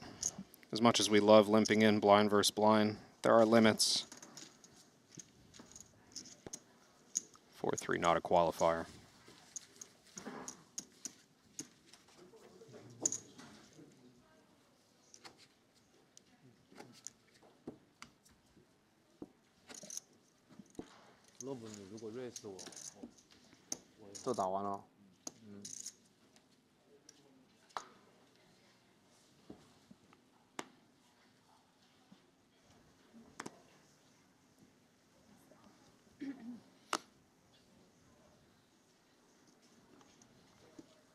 King Queen. Now we saw him limp Ace-7 offsuit last time into Chen. He's going to do so with King Queen as well. Yeah, I'm not surprised to see Danny sticking with this. He's got enough chips that he feels like he can avoid getting all in pre most of the time. Still gets to play a pretty strong hand this way, and look at the bluff he's induced. Going upstairs with 10-3 offsuit. Now, how do you respond with King Queen? Are we in the limp jam camp or the limp call? Because we are second in chips. I actually think it's really close between the two options. It is nice to just shut out equity from two lower cards by jamming here. Problem is when you jam King Queen, basically always getting called by hands that you're losing to. He does jam though. I like that choice from Danny. I think, you know, a little bit weaker of a hand, maybe a suited hand, we rather limp call, but King Queen offsuit just loves shutting that one down pre. I guess you might have been slightly hesitant given he wasn't exactly super shallow. Like if he had like 18 lower, like always limp jam. Yeah, I think 25 big blinds, maybe even up to 30 is like really the upper limit for what I'd be going with there. Makes sense. And as you've seen, some of the recommendations coming through on your screen, you never have to guess at a final table again with GTO Wizard. GTO Wizard's countless ICM solutions make sure you're prepared for every pay jump and high pressure spot. Be ready when it matters most. Join now at gtowizard.com. Yeah, what's really cool is that now we've got those GTO Wizard recommendations at our final tables, as you saw Danny Tang did with the Ace-7, King Jack, with the fold when they recommended a call. Yeah, those are being solved in real time. The actual chip counts, the actual prize pool. That's a real insight into... It's even easier for the players, too. They can just pop open the stream and be like, oh, I wonder what I was supposed to do with that Ace-7 on the river. What's he supposed to do with fives? It's just right there. Think he's supposed to just open jam? Or is it too weak to induce with? Oh, I would have liked to see a jam with the 2 5s against this limp from the chip leader. I think clearing out equity, very important for the lower pairs. You know, such interesting check back with fives. Yeah, very conservative and kind of a shift in style from what we saw. Like, Lee was quite willing to be aggressive with a weak hand, blind versus blind. Now gets a pretty quality one and just takes it post. He might work out for him in terms of getting more chips because it's another paired board. Chen has bet every single paired board so far. Took it down once, got raised the second time. He's got 8-6 against 5s on King, King, 4. Is that an overpair to the 4? Yes, Yeah, it is. it's an overpair. I wouldn't mind raising for that reason as well. Like, you've seen Chen so aggressive in these spots. You're only 17 big blinds deep in this hand, and being up against a pair of 4s is very realistic in blind versus blind. Chen's going to be super loose pre-flop. He might have hands like 6-4 offsuit. Well, he did make the call. Turn card is the 3s, so 8-6 still. Looks like 2 overs to the 4 in case he was up against that. Very clean board development for Lee, but it would still be uncomfortable to face aggression here. See if Chen wants to continue to represent, I think at this point, just a king. Because it's pretty unlikely that Lee checked back pre with a king, although, you know, I say that and he's sitting here with pocket 5s. If you asked me, is it likely that he would check with pocket 5s, I would have said no. So he's betting again. I assume he's betting again to basically clear out all of the floats, like Queen 8 suited, for example. Actually, small detail that I like about this bluff is that Chen has 2 spades in his hand. There's no spades on board.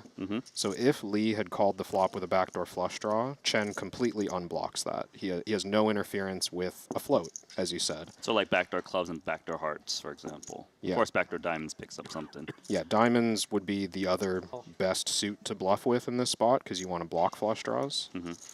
But second best are these spades, and honestly might be setting up a chance to bluff the river for a third barrel. We'll find out. River card is the deuce. Oh boy. You say, oh boy, I'm a little bit worried. I just would not be able to resist bluffing this run out. If Chen was bluffing with 5-6, he got there. It's so unlikely that Lee has improved on this run out, so if you fire the third barrel, you're kind of only expecting to get called by the occasional king. Otherwise, it's just really hard for Lee to find a call on the end. He gives up. He's afraid he's up against the king. Yeah. I guess one of the other things I'm thinking about when you're talking about those back doors that call flop in full turn, when he bets again on the turn and gets called, I guess the diamonds could be there that whiff that are better than high. Yeah, that's the main hand class I'd be trying to fold out is miss diamonds on the river, but even just a pair of 4s is a nasty spot. We saw pocket 5s there, obviously not what we were expecting, but there's other weak pairs that Lee might have that are also just really hard to click call with on the end. Right, Mean Kong doesn't necessarily need to have a king to value bet. He could have the 5-6 you mentioned, ace 5, even some slow played pocket pairs that are bigger than the 4. Absolutely could have limped in pre with queens or aces. Well, the gap is closed quite a bit between these 3 gentlemen.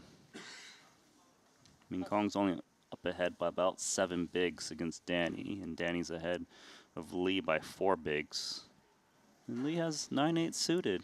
Never know what he's going to do because he jammed the 8-6 offsuit for 15 bigs. Yeah. Players are all deep enough now that I like that Lee has moved away from the open jam. 25 effective. Queen Jack suited, yeah. I mean, this kind of similar to the King Jack hand I said I would like to raise. I wouldn't hate a check here just because, well, one, we're up to 25 blinds effective now, so it's a little more damaging, but 2, Danny's just not that far ahead. Like, Danny doesn't have any buffer on Lee if he loses this pot. Do you see this flop? This is action. It's trip 8s versus the flush draw. Trust me, it is. The graphic will populate. Yeah, I think action's still on Lee here. There it is. 8-8, 3-2 spades. Lee checked it over, slow playing, and Danny's gonna fight for this pot with the flush draw. This a little bit, not ambitious, of course. Danny's got a great hand right now to semi-bluff with, but I think he just doesn't expect Lee has anything right now. I think he saw that check over and he was like, you're done with this pot. So Lee gonna surprise him here. You recommend fast play? I would like to see a check raise. I just don't trap as much at final tables. Like it's very. You're very risk averse in this moment. Is he playing no limit hold'em or is he playing limit hold'em? Because Oh, he just check raise min. You didn't know, Randy, that we're doing that new thing where On flops you can only min raise. every 12th hand is a limit hand, and then the other 11 are no limit. Well, now Danny's got to be a bit concerned he's up against the 8, right? And not put in more chips on the flop. Yeah, if I'm Danny right now, this has me spooked, and I'm just going to play my hand purely as a draw. I'm not going to be trying to rebluff in some way. I'm just thinking, I hope I get there, because I think this guy's got something. Right. And if he doesn't get there and you hit the flush, maybe you just win more chips. So Cheng put it in the check raise min. You probably expected Danny to call almost anything when he raises so small. Yeah, any kind of backdoor would probably take its price. Backdoor hearts do present. So this feels like the moment in the hand for Lee to increase the price. I would like to see a big bet here. Okay, so the pot is 2.8. Let's see if he brings in that big bet. I wouldn't really call that a big bet. That's 900K. Yeah, fairly cheap. I mean, he's probably thinking, I hope this guy's drawing dead and he just does something silly. It's true. I mean, it's an ambitious thought to have with 2 flush draws on board, but there are going to be a fair number of times where Danny's hand is just like Jack of spades, 10 of diamonds. And it's, yeah, like it's plays like this that actually convince trash hands to do something about it. Danny takes a look over, makes the call, praying for the spade because he is very certain this man has an 8, given the line so far. Lee needs to fade a spade. Oh. Wow. Danny Tang picks up the queen. I think that card changes things drastically for him. This is bad news for Danny. Way harder to find a fold on the end now. Especially if Lee continues to use this kind of cheap sizing. It might convince Danny that he's got some thin value hand that a queen can beat. Well, let's see. Is he going to go cheap once again? He put a 3rd pot in on the turn. He check raised min the flop. There's 4.6 in there at the moment. I think he might be thinking about going a bit greedier now. I mean, he got called twice. His opponent can have absolutely nothing, I would think. A little bit of relaxation there from Lee, too, as he rechecked his cards. This is setting off alarm bells for Danny right now. 4.2 million is towards pot. Alarm bells are off, but he hit one of the best cards for his hand. Yeah. Gross spot for Danny. He knows he doesn't beat value anymore. Yeah, 4.2. Right, because there's no way Cheng wakes up with queen somehow. No, pure bluff catcher. So 8 or nothing? 8 or nothing. If it's 8 or nothing, the nothing usually is tethered to the spades, and he holds that jack of spades. That's not a good card to hold, right? Yeah, it's fair. It's not a good card. I'm also just curious what Danny makes of this whole sequence, right? Like, does this look bluffy to you? Small raise on the flop, small bet on the turn, and now here's a huge river bet. After, I will add, a bit of, like, comfortable movement, you know? Like, Lee took quite a bit of time on the river, rechecked his cards, looked up at the board, and then just, here's 4.2 million. This is very, very strong looking to me. It's all about trying to soul read your opponent.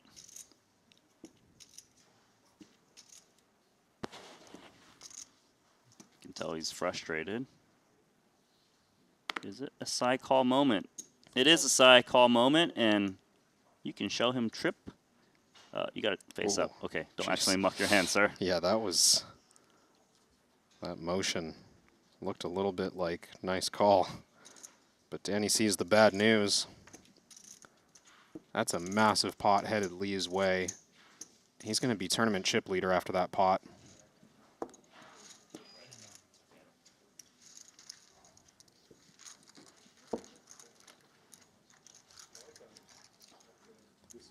Danny Tang. Probably not that pleased with that result. Lost a ton of chips. He's down to 4.3 million. Could see some of that frustration that you mentioned, Randy, and I think like when you see players kind of waving their hand in that way, like it sort of telegraphing like what can I do? Like how do I almost like I know I should fold, but I have such a strong hand for the situation. Just sitting here with a pair of queens in a spot where I rarely have trips, I rarely have a hand this good. So there's always that push and pull in your mind of like, this feels like I'm beat, but how do I get away from a hand this big? Please. And he did not. Obviously, with a lot of respect for his opponent. Can't be making big folds too often or they can exploit you. But now Chang, gonna use those chip leading chips. Put them to work. King Jack offsuit. 8-6 now for Ming Kong. He's going to make the call. Still unafraid. He wants to be the chip leader again. Yeah, these two deep enough now to just play some poker. Over 30 big blinds effective. Let's defend our big blind and flop top pair. Just like that. Sure. Check. Decent interaction for Lee's hand. Jack of clubs, king of hearts. So I think it's good in a sense it blocks some of the continues. Yeah, this is the kind of board where he might want to put in a large bet on the flop, and having some connectivity in that way is helpful, you know, in lieu of having an actual draw. He did check it back, and Chen's going to love that turn card. Picks up a gut shot that could do a lot of damage to some ace highs that check back if a 4 was to drop. Yeah, I think for that reason, Chen should be aggressive on this card, especially with 8-6. It's just a really good spot to build the pot. Still has top pair. 1.4. 1.4 announced. Feels too big for King Jack to think about doing anything. Unless he's ambitious. I mean, now's not a good time to be ambitious. We've seen ambition from this man. He's locked up $500 million, you know. He looks interested. A recheck of the cards. Well, I block both flush draws. And this looks like a spot that you would bluff a lot. Yeah, I think that's the right fold. I wouldn't, you know, if he faced a small bet there, like 700K or something, maybe we raise from time to time, but I think that's all you can do. Some chips headed back Chen's way, closing the gap on the chip leader.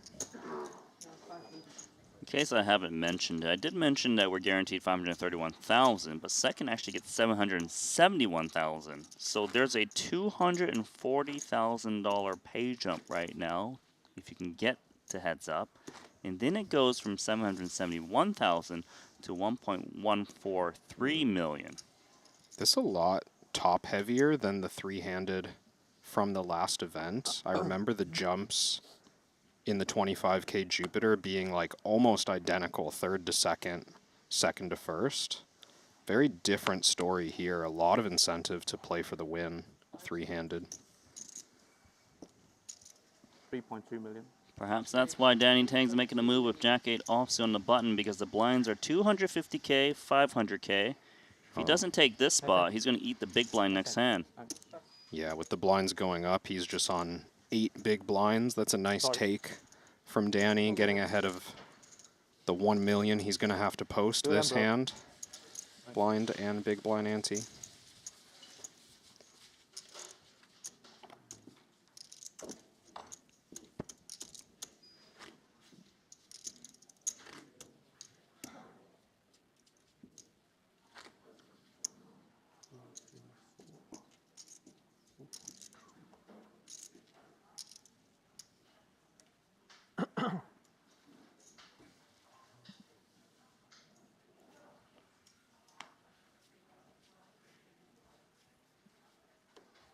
Chen back to the chip lead just a little bit. Passes on the button, and Chang's got ace-queen offsuit.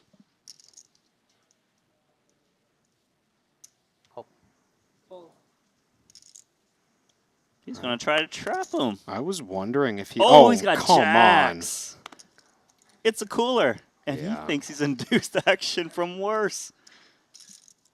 Maybe Danny just raises small because his hand is so good. I do think this is just going to get in inevitably.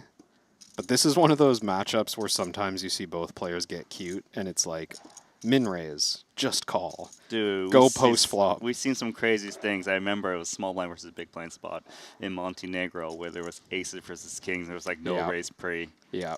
But That's a classic one where it's like, how did this pot end up being 5 big blinds at the river when it's aces versus kings? And it was, too. That was the funny thing. All right, so now ace-queen's got no choice but to jam. Yeah, we need to fast play this hand as Lee. This hand wants to be all in pre-flop. If Danny was bluffing, you got your job done. Take down the blinds. Take down this 1.275. I feel like the only hand you can really limp call to slow play is like aces and kings. All in. So he limp jams. He, of course, calls and... Wow. Wow. Was not expecting that. Of course. I was not expecting that. That's what Lee's thinking about your hand, Huh? Danny. Yeah. Never bluff. Never bluff. How can I bluff against you? I was not expecting that. All right. Rail looking intensely. Is this going to be the end of Danny Tang? He is the favorite. Would love to hold here to keep his chance at a 6th title alive here in the 30K. Oh. Well, I see a jack, a king, and an 8. That is a set of jacks for Danny Tang, but Chang could hit Broadway. Ace queen still has life.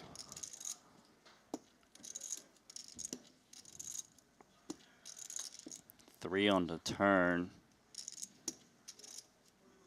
Jacks would love to hold. No flush draw acquired, just a 10. Mm-hmm. Is there a 10 in the deck? There is, but it's not that card. Thank you. Double up for Danny Tang, 10.3 million. And Chang down to the short stack once again. Something about this series, Randy, just 3-handed play. This is where we get locked up. Because we We're get just- to short-handed play really quickly, and then we're just... Every tournament since the start has just been get 3-handed, then play 3-handed for 7 hours. I know you've been a part of basically every single one of those. I'm ready for another. I want to see the average stack get to single-digit big blinds. I want to see 3-handed play where nobody can do anything. It's just an all-in or fold, you know? We've seen some really long What should I do? Should I three-handed fold? plays in the past at previous festivals. Even the short deck earlier, a game that, 10 antes is supposed to be very little. Yeah. That was very grindy with Devoris, Winfred Yu. Yeah, that and one was Jason Kuhn. about that was effectively single-digit average stack. It was like what, 16 antes, 18 antes or something average stack? I mean, there was guys, Winfred, I believe, had like 5, 6, or 7 antes at one point, and he was still like grinding it out, like, Yeah. It was a tough game. And we may have something similar on tap here with these 3 remaining players. It's anyone's game.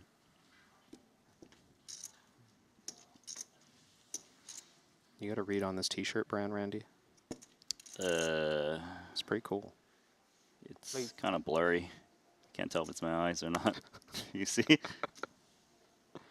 I think that's on purpose. Is it? Just like how you lost that pickleball match with me. Was that on purpose too? Wow. I'm never going to forget. I will remind you every day. Can we forget for like an hour? No.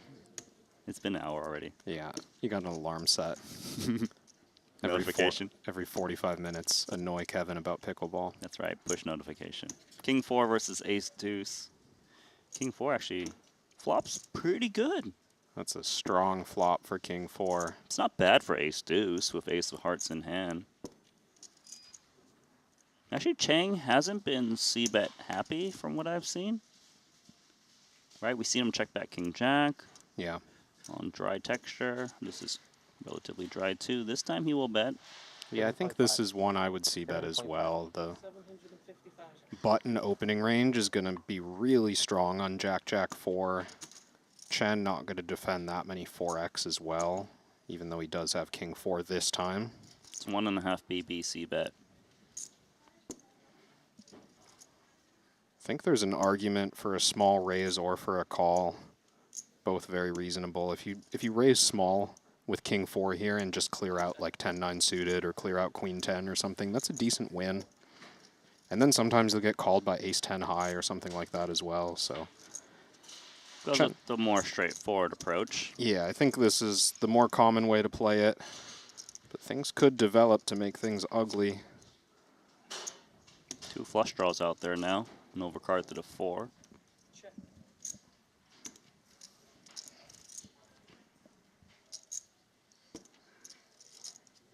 Doesn't feel necessary to bluff this hand. I don't think so either. On the turn, like, are we expecting to be up against ace high very much? I wouldn't think there's a lot of ace high that just calls the big blind. That's a good point. Big blind probably re-raises a lot of ace highs pre-flop. Your card's at 5. Can the 4 go for value as played? I wouldn't mind a small bet on the river.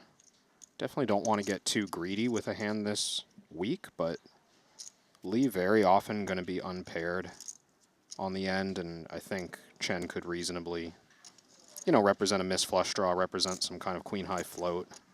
Put a small bet in here and hope to get called by ace high. I like this. Yeah, there's also those backdoor spades. A check call and then probably feel a need to be desperate. That's so small. Trying to pray for an ace high call. This is really, really cheap. I'd be impressed if Lee can get away from this, honestly. I know it's weird to say that about ace deuce on the river, but this is 15% pot. Given the action, ace deuce has a lot of showdown value. Yep, still ace high. A side call? No, not quite yet. He's into his time bank. Plus, I also expect if my opponent had a jack or 9, they might go a little bit larger too than 575, which makes the call. I'm going to fold even harder to do. He did call there, Randy. I was noticing as he went into his time bank, Lee's got 18 seconds on his clock. Okay. So maybe even feeling a little bit of pressure to make that decision quick, just threw him in the direction of like, forget it. Like, I can't find my way to fold this hand. Yeah, he burned 5 of his remaining 18 seconds.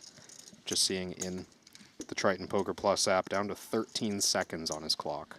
Yeah, it seems that Triton tempo clock is going to be very relevant for the remainder of his tournament, especially if he only has, what, the 13 seconds remaining.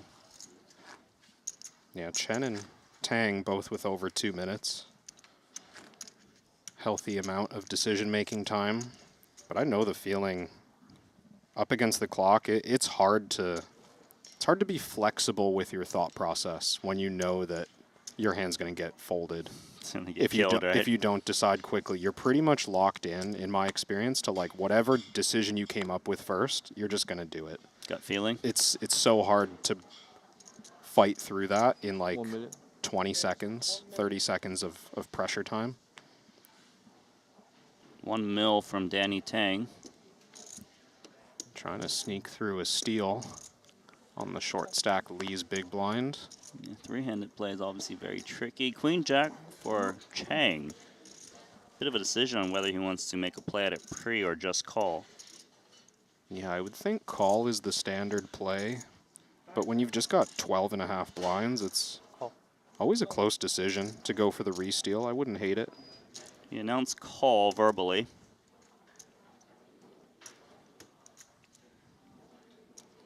Nice equity favorite. That's a dominating hand. 9-8-6 gives Chang a gut shot. Absolutely nothing for Danny Tang. And if someone didn't re-shove on you pre-flop off of that stack, you would think that flop is more in their zip code. Yeah. I think Danny expects this board to be all over Lee's pre-flop range. Understandable check back, and ooh, I was gonna say wave of the white flag, but they both make top pair. This is bad news for Danny. He put up the white flag and he took it down immediately when he turned top pair, but he's gonna wish he left the white flag up there because he's up against top pair with a good kicker. 2x pot behind. I don't see a way that this doesn't send a big pot in Lee's direction. He probably should just do the betting himself, right? There we go. I like this from Lee. I think there's some like ace-jack high type hands that you could convince to put money in when you just start betting. And I think he's also trying to claim, like, I'm going thin here with other stuff too, you know, represent something like 8-7. Well, if there's hands like 8-7 in his range, or like a 9 with the small bet, then Danny Tang might have reason to play aggressively with top pair, no kicker. I was just thinking about that same possibility. It wouldn't shock me with like just over 1 SPR if Danny went all in here. Okay, so he does just call. See what's up first.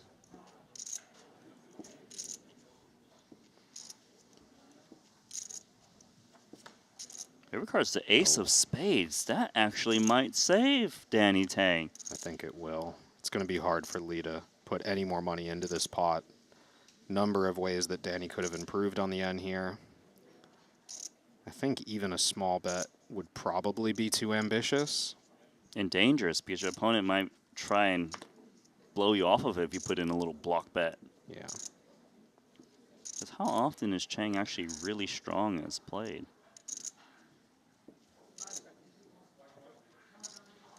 Check. Oh, okay, that's an air check.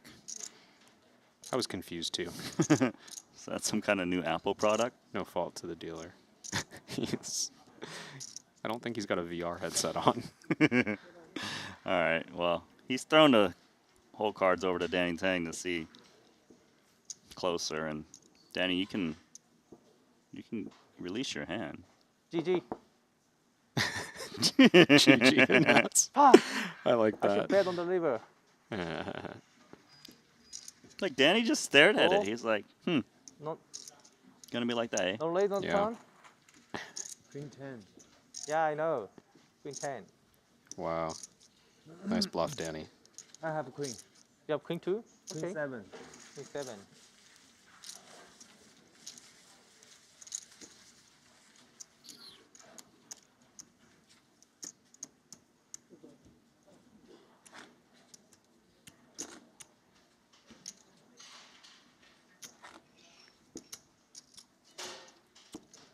Randy, I think I'm going to walk back something I said earlier about Lee. I was calling him out on giving off some live information, but he's just someone who moves around a fair bit while he's playing the hands. He's just animated. Animated, yeah. We've seen him strong. We've seen him weak. I've seen him like ready to go all in and also in an uncomfortable spot. And he moves around a lot. He rechecks his cards a lot. Just one of those guys that sort of seems like there should be something there, but there's a guy. I don't think there's anything there. Do you remember the name Vyacheslav Budygin? He also is very animated, making faces mid-hand. You know, obviously Lee's a little bit different in how he interacts, but yeah. I feel like those guys can be annoying to play because You win. they steal a lot of your attention. Like you're drawn to watching all the movement that they're doing because it feels like, oh, there must be something here. They must be giving something away. That's how they burn your time clock. Yeah, and then you just end up wasting energy and wasting time on it. Well, Danny actually made a move with 9-3 offsuit after the small blind limp. He too is annoying to play against because he's just good. Yeah, he's out there grinding, trying to scrape every chip he can in this three-handed battle.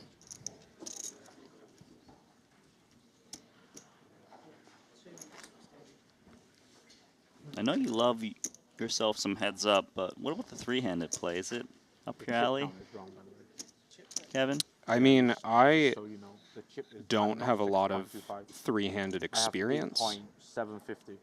but it is up my alley. You never sat in a game and trying to play heads up and some dude tries to ruin it and you're forced to play three-handed? Nah, I'd usually just leave, to be honest. But go on. It's just like, or I'll rage in the chat. Like, we were playing heads up. Get out of the table. But you like three-handed, right? Because wide ranges? Yeah, it's just all wide ranges. It's all action. I would enjoy it. I just haven't played a lot of it. You are our resident heads-up specialist. Remember those Aussie Katola games? The Monarch Millions? Do you really think I could have forgotten, Randy? We had such late nights. Yeah. Those were good times. It was a blur. But I'm pretty sure it was fun. It was good. It really was. Like, sure, it was late, but the action obviously was ridiculous. We got to see the very best. So take their shot at Monarch. I'm still holding out hope for the Triton High Roller Heads Up Invitational. Then One day. You might not be in the booth because you might want to play in that one. Oh, 100%. Or I'll do what I suggested during the Aussie Millions, which is I'll multi-table it. I'll put the headset on, bring it out to the felt. Yeah. Live commentate my own match. They need noise canceling headphones on. Like, wow, this guy's explaining his hand for such a long time. He must have rubbish. There's a pause in action. Not really sure why. But it is a perfect time to take a look at the chip counts and look at third and second. They have 17 big blinds apiece. Chen Min Kong's got 34. So if you can combine Danny's stack and Chang's stack, they would have the same.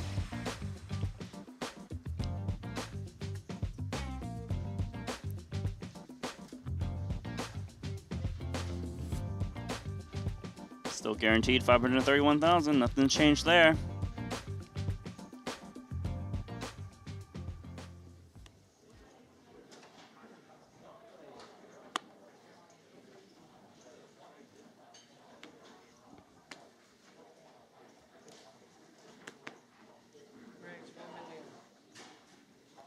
Danny with pocket sevens on the button.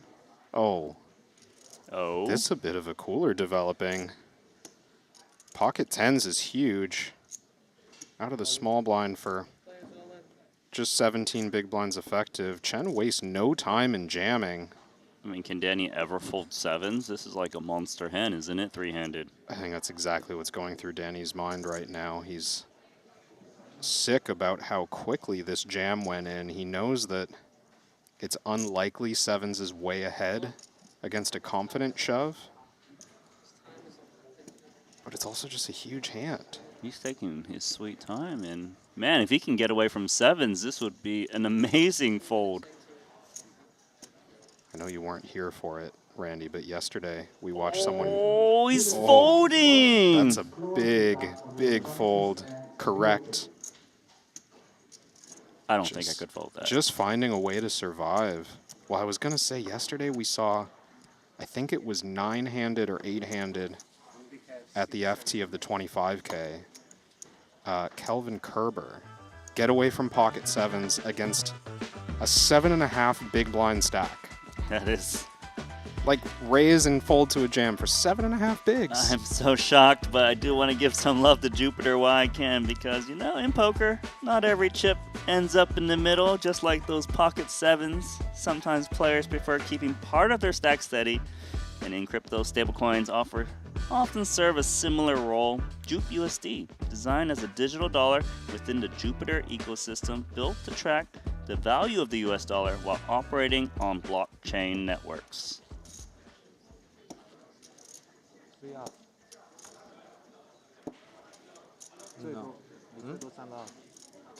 我最多3个 out， 怎么夸张 ？KK 怎么搭？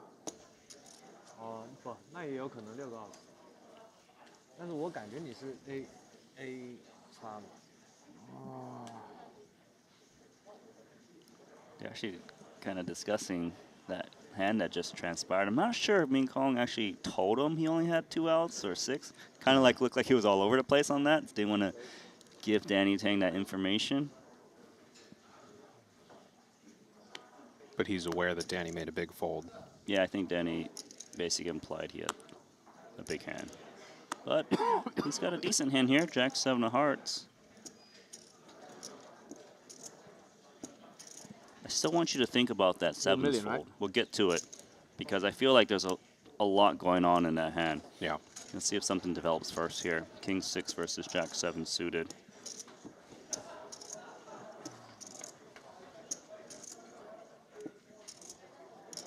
Oh my goodness! Danny, this is a huge pot, potentially. Flops the second nut straight. Chen Min Kong with king high spades and a gutter. And it went check, check. How did that check through? It went check, check. Turn card's the 8. Chen potentially avoiding giving Danny the full double with that flop check. He would have been committed to put stacks in had he bet the flop, but now I think the job for Danny is to try and build this pot himself. Right, and if he builds his pot, then Chen doesn't need to move all in anymore. He can just call and try to spike his hand. So, how much is that? 1.6? It's a huge 7, bet, 5? isn't it? 1675. So he's hoping Chen's got some kind of check back 9 or trip 8s. Yeah, this is... Danny's going for stacks. He wants to play a big one. Gonna be hard for Chen to do anything but just call. I mean, no reason to raise. Even if your opponent was betting a hand like a 10, probably going to call it off anyways.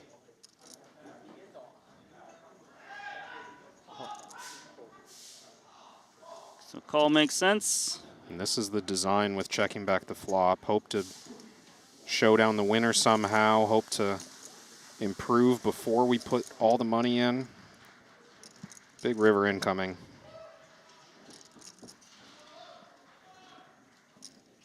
Our card's the 5, so it's a brick. Chen probably lost the minimum here with that flop check back. I imagine Danny always still go for value. You don't want to check and let a 9 check it back or some kind of random 10. Yeah, I would always put it in here. Once Danny sets up stacks on the turn and gets the clean river, it's quite important to give Chen a chance to bluff catch with a pair of 10s, with a pair of 9s. Yep, he's going to try and do that. 3.875, but a quick fold. Can we still talk about those 7s? Like, I want to try to get inside the mind of Danny, like what's going through his mind. Yeah. Well, I think when Danny opens, he was about 18 big blinds deep. Mm-hmm. When he opens on the button with 7s, it's kind of an obligatory raise call, but it's near the bottom. Like I might say 5s or 6s is his bottom raise call. Mm-hmm. So any hint of information that he picks up that Chen in the small blind wasn't light, I think moves things in the direction of, well, now 7s feels like bottom, or even 8s feels like bottom, right?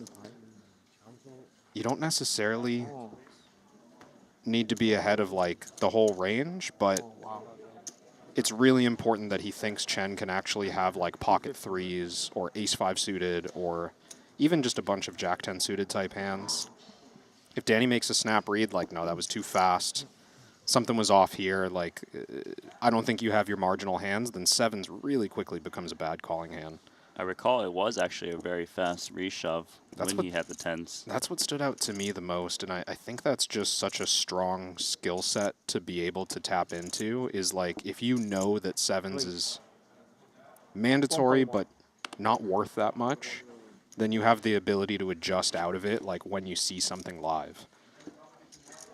Danny doing great reactive adjustments on the fly. Certainly he would have called that off against different players in different moments. Same exact chip setup. He would have been willing to go broke with those 7s. We'll be taking a flop in this pot. Chang is the pre-flop raiser with the better King X.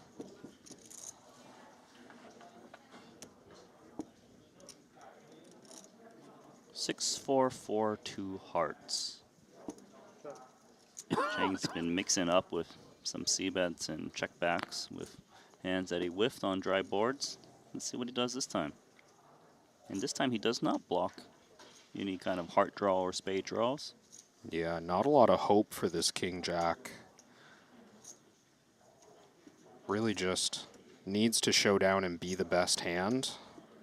1.5. He's in a betting mood. And he's yeah. betting quite large. Yeah, and this seems, you know, in light of what you pointed out, Randy, this seems almost by design. Like the fact that Lee's been checking some hands that interact a little bit in the past maybe have some more showdown value than this. He's clearly decided, okay, I'm going to bet sometimes in these spots and maybe use the weaker parts of my range to just be aggressive on the flop and hope to take it down. So we put in 3 BBs on the flop, and obviously with the larger sizing, it dissuades some of the backdoor spade draws to continue now. Yep. But of course, on the flip side, you do risk more when your opponent does happen to have like a top pair. Yeah, it's dangerous to get into that mentality of like, oh, I'm just going to bet big every time I want a bluff to work. It's like, well, you can't have it both ways. Okay, but you also lose more when it doesn't work. Math. Math. People forget about math sometimes, you know? It's a way to create an edge, of course, in a game involving 52 cards. Chen Min Kong still has the big chip lead, but he hasn't been holding on to it that well against these two players. But rightfully so, they are giving him a lot of fight. Yeah, it's just the action. It's hard for him to take down a pot uncontested against Danny or against Lee. 1.2. He's going to keep What do you trying. say? 1.2. Like the raising from Chen. I think at the start of our featured table, we saw him limping several times into Lee. Now he's raised into him, I believe, the last 2 times now. Yeah, more aggressive approach on display. Rightfully so, but Chen's lead is not that large anymore. Just 10 big blinds separating him and Danny Tang.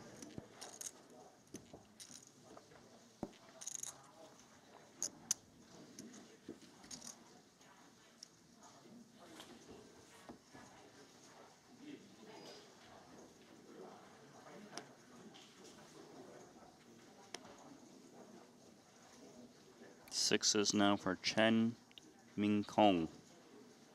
Another kind of hand that I wouldn't mind introducing the open shove with. Where 20 big blinds effective. It's kind of gross to raise and face a 3-bet jam with sixes. I guess it's just not in his style of play. That's what when I see this hand not get shoved, and I forget what it was before, the suited connector or 6-4 suited or something from earlier. When I see those kind of hands not jam, it's like I guess he's probably never jamming because they're pretty high up there in terms of best candidates. Kind of seems his style is more so, can I say, he doesn't like variance as much as a chip leader? Is that a thing? I think it's a fair assessment from what we've seen. Like, right. he's trying to navigate. King 6 suited check back too, right? 10-9-8 against Danny Tang. Another example where he could have easily bet and got in chips.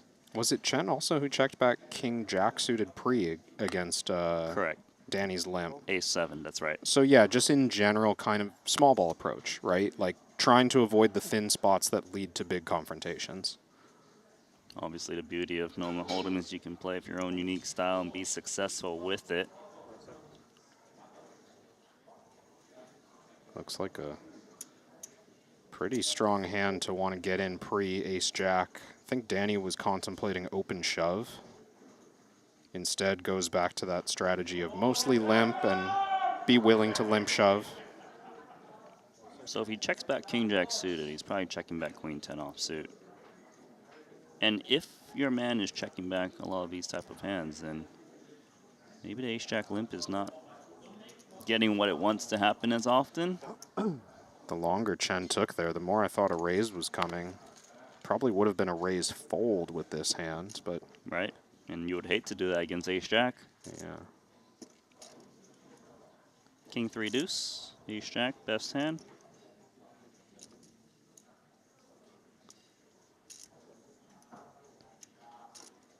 See if Danny wants to ask for any protection. No, he just checks it over. Strong enough hand to face a bet or two. Queen 10 looking to take a free card. Decent showdown value, I would think. Picks up a gut shot now. Yeah, I think both players expecting reasonable likelihood of showing down the winner. Danny, of course, a lot stronger, but Queen 10 is strong enough that it's just hard to think of the combos that it can fold out, that it's actually losing to. Let's see. Does his game plan change now that he's picked up a gut shot? Looks like it has. 1.3. 1.3 million. He's trying to check out ace high. Yeah, if we're going to bet with this hand, I like that Chen has gone large. This is pretty clearly claiming to have a 9 or better. And with that large bet, I think that getting a hand like ace high to fold is a lot more realistic. Does Danny believe it's a 9 or a king as played? Jack of hearts a little bothersome too. You might think that you're blocking some of the bluffs that Chen fires here. Folds the winner. Nice execution. Chen Min Kong back to having half the chips at this table. He's a post-flop grinder.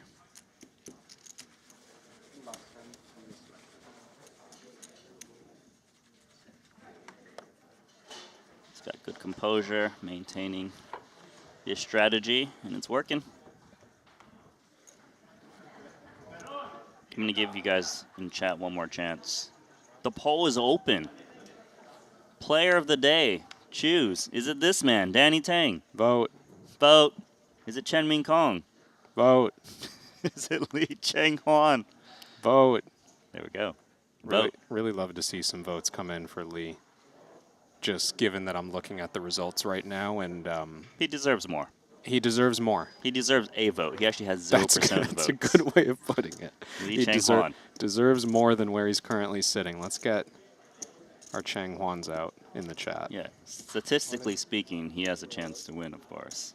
Chen Min Kong reshoves ace-jack and tens for Cheng Huan Lee. Mandatory call, right? Yeah, this is... This is not sevens. No, this is not sevens, and this is also 14 big blinds. Oh, he doesn't look like he loves it. I know it's uncomfortable because Danny's behind. But there's so many more pairs that you beat, and you're crushing them, right? Nines, eights. Oh my God, he's folding pocket tens. That is a crime. Big fold. Chen Min Kong going to get away with one there. It looks like to me that Danny and Lee are killing one another because the fact that they have similar stacks, it's probably why they're folding these sevens. Although the sevens was right in that moment, but tens here. Yeah, I think that's spot on. The incentive to try and ladder and get that pay jump of 240,000 is really appealing, right? But Lee just took that too far. Like you can't predict that Danny's just going to have a hand that can call off 18 bigs or 16 bigs there. It's so unlikely that Danny's actually going to have a calling hand and parlay that with Danny actually losing the all-in. Yeah, I mean, and the thing is too, right? Chen, he's no nit. You know what I mean? So he is probably reshoving pairs worse than tens. Yeah. And maybe not reshoving jacks plus. Exactly. I was going to get to that point, right? If he has maybe aces, choosing a smaller size, right? Does he jam aces? I don't think so. No. The quick jam we talked about being kind of gross when you've got pocket sevens. When you've got tens or jacks, you actually kind of love the quick jam because it's so concentrated around broadways, around mid-pocket pairs. Maybe some ace-5 suited, right? Oh, wow. I mean, we talk about it as if it's a missed opportunity. It was a flip. And 43% of the time, Lee's just out of the tournament if he called. But it does feel like if you're going to put yourself in a position to win the tournament, you got to be willing to call there. Yeah, it does kind of seem like, it seems like a missed opportunity. Because even the tens, right? If you're up against ace, king, ace, queen, ace, jack, you are a slight favorite. It's not like you're taking the bottom end of it, like ace, queen versus tens. But here's the jam on the button. Looking to get some chippies to out-chip Danny Tang. And Chen's got ace-3 offsuit. Is this a tough spot? I do think it's a tough spot. I would like to see Chen folding, I think. What kicker do you think we start considering then? Around, roughly. I mean, once you get to like ace-7, it's a lot easier to actually outright win against another ace. Like, you call with ace-3 there, and you just end up chopping it up against other weak aces so often. And a big part of the open jamming range on the button is an ace. I'm not just saying that because Lee had ace-4 this time. So I think that's quite relevant. I think ace-7 is very tough to fold. But I like that he did pass on the ace-3. I don't think it's far enough ahead, and this is a comfortable spot for Chen Min Kong as well, right? Just you're going to cruise to a bunch of free pots. You don't need to make a thin call and potentially pass the chip lead back away. If people are folding 10s and then 7s, like you can grind them down, right? Had he seen the 10s fold, he would have snap folded the ace-3 and then open jam the very next hand. Wow. I mean, is the money getting to the players? Big pay jump of $240,000 on tap. And of course, another big pay jump if they can get the heads up, potentially. King 8 suited. Is it time to just rip it now? I think so. 12 big blinds effective with Chang Hwan Lee.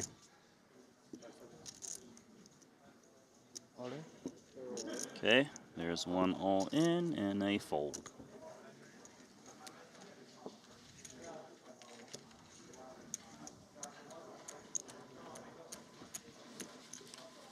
I mean, Kong is starting to run away with it now. When there's that big gap where you've got 3x the shortest stack and 2.5x minimum of the second place, you start to realize, yeah, I really can just open ship now. Because I think things are a little different. When you mention it, when it was 6-4 suited, they were both playing 20 big blinds. Perhaps he's like, it's not really worth it to get him up to 40 by accident. Yeah. But here, what's the worst that can happen? They double up and you still have more chips than them? It's fair, and it also just matters that his runway is a lot larger right now. If he doubles someone up, he's still the chip leader. See, now he's all in. Very easy for him. 6 and what? 6 and something that makes Danny wince. Was it an ace? Or?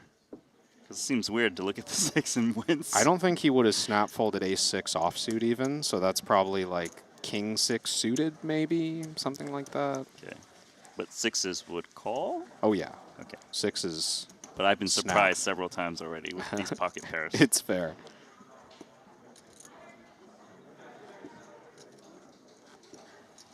I remember a long, long time ago when Danny Tang made a huge deep run. I forget which event it was, but it was him, Britton Kenny, and someone else. It's probably the one that you mentioned earlier where Britton Kenny won and beat Danny Tang heads up. Oh, Britton Kenny had all of the chips, and all he did was go all in, all in, all in, and Danny Tang, the other guy, just folded down to like 5 blinds or something, just trying to outlast one another. Perhaps reliving the moment because the pay jumps are so big.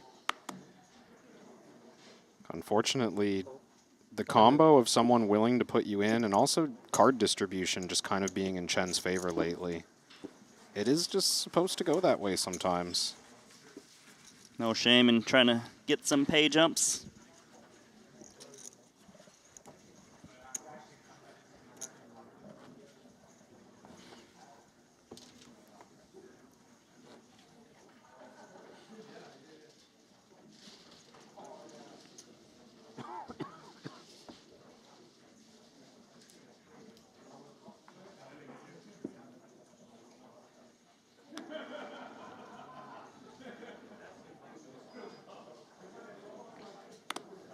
Into the muck. Jack-9 suited. Let's continue that same game plan. All in. Yeah. Enjoy. He's been getting dealt some easy ones. Let's give him a tough decision. We don't want to see someone run away with this thing uncontested, do we? Let's get a bit of drama. I want to see good poker. And right now, he's playing some damn good poker. That's true.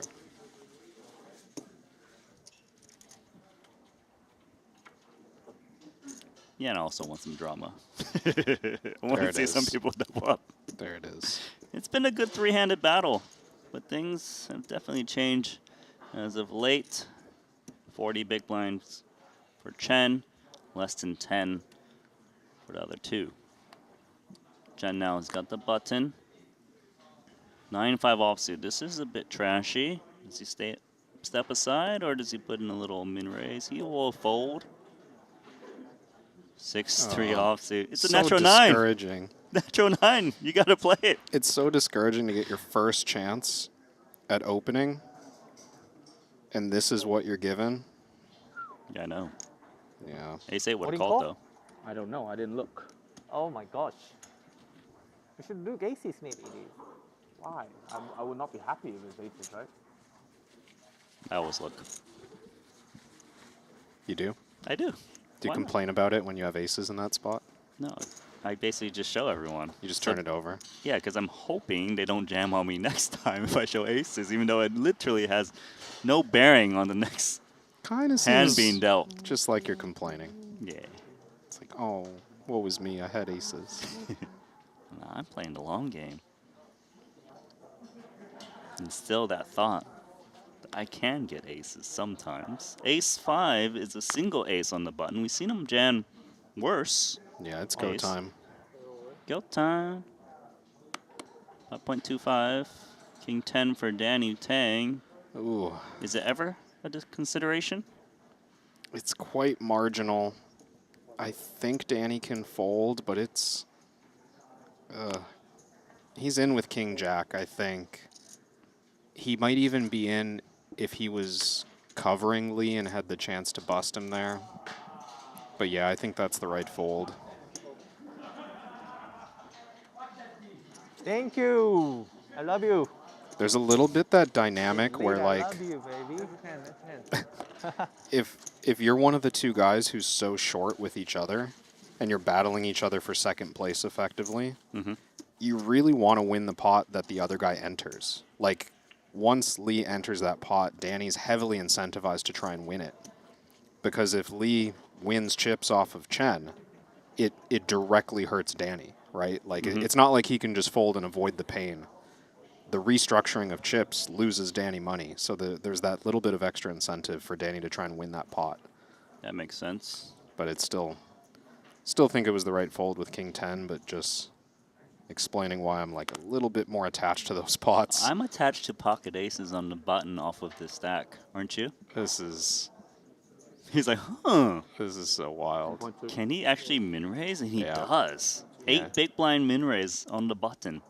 8 big blinds is the new 15 big blinds, don't you know? Yeah.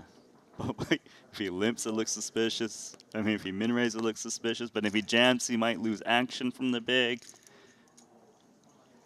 You gotta ask yourself the question, why did he min raise on the button? Well, because he had aces. Because he had aces. This is the one you don't show. It's too telling.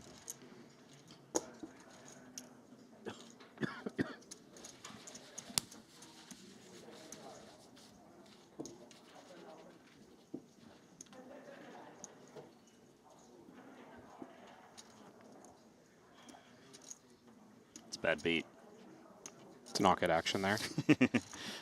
I mean, I don't think that's what he's concerned about. But yeah, it's a bad beat. I'd be annoyed.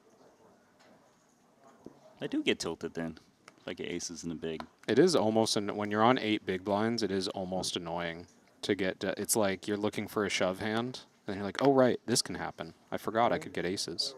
All in from King Queen suited. All out. Yeah.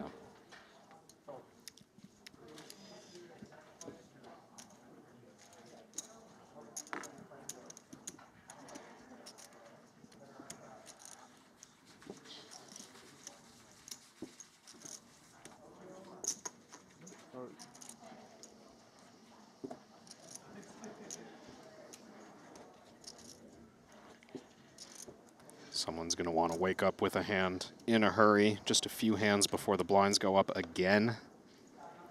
Would cause a real problem for these two short stacks. Better start dreaming now. Chang has gotten ace on the button 3 times in a row. That's running good. That's how you stay in this tournament, hopefully. And it's improved slightly every single time. Ace-7 suited. Danny's got Ace-6 offsuit. Is this the one? He's got that look. Is this better than King-10 offsuit? It's kind of similar. It's a little bit better in that you're ahead of King-Jack, King-Queen, right? You're I love you. at least not behind. I love you. When he has Ace-X, but Thank you, thank you. Danny sticks to the plan. He's just rubbing it in. He's like, yeah, thank you for letting me out-chip Danny Tang. Yeah, so that spot. Do you think the Ace-6, though, should ever consider it, though, for Danny? Or is it just, I'm actually are you okay with the fold? I am okay with the fold ultimately, but I'm surprised that Danny didn't give it longer consideration because I do view it as a little bit better of a spot than the King-10. I think he was like one big blind shorter as well, if I'm not remembering it wrong. It might have been the same stacks, but still, like, We seems need to to perform a little better to me. We also need to think about the result after the hand, right? If Lee takes it on pre, now he's sitting on 11 big blinds. Danny on 8 after, you know, potentially passing the spot where maybe he was ahead. But Something Danny to think then about. gets his button. He gets King-Queen suited. Gets to try and do the same thing and re-level the stacks. He got demoted from aces. Brutal. I'm sure he's very happy to get King-Queen suited. He's left a few chips back. Ace-7 for Chen Ming-Kong. Oh, he's already set all in. She said all in. You said it so fast, the dealer was confused. All in and a call. And Lee Chang-Hwan gonna sit on the sidelines, hoping Danny Tang does not get there with the King-Queen against the chip leader of Chen Ming-Kong's Ace-7. It's a 10 million chip pot. Danny is slightly behind, but many ways to stay in there and try to get that 6th title in the 30K. And it's Jack 6-5. Nothing for Danny. He would love to see a 10, wouldn't he, Kevin? Give him a sweat. 4-side. That's a 0 side. So king or queen needed. 6 in the deck, and we're going to lose Danny Tang and go to heads up.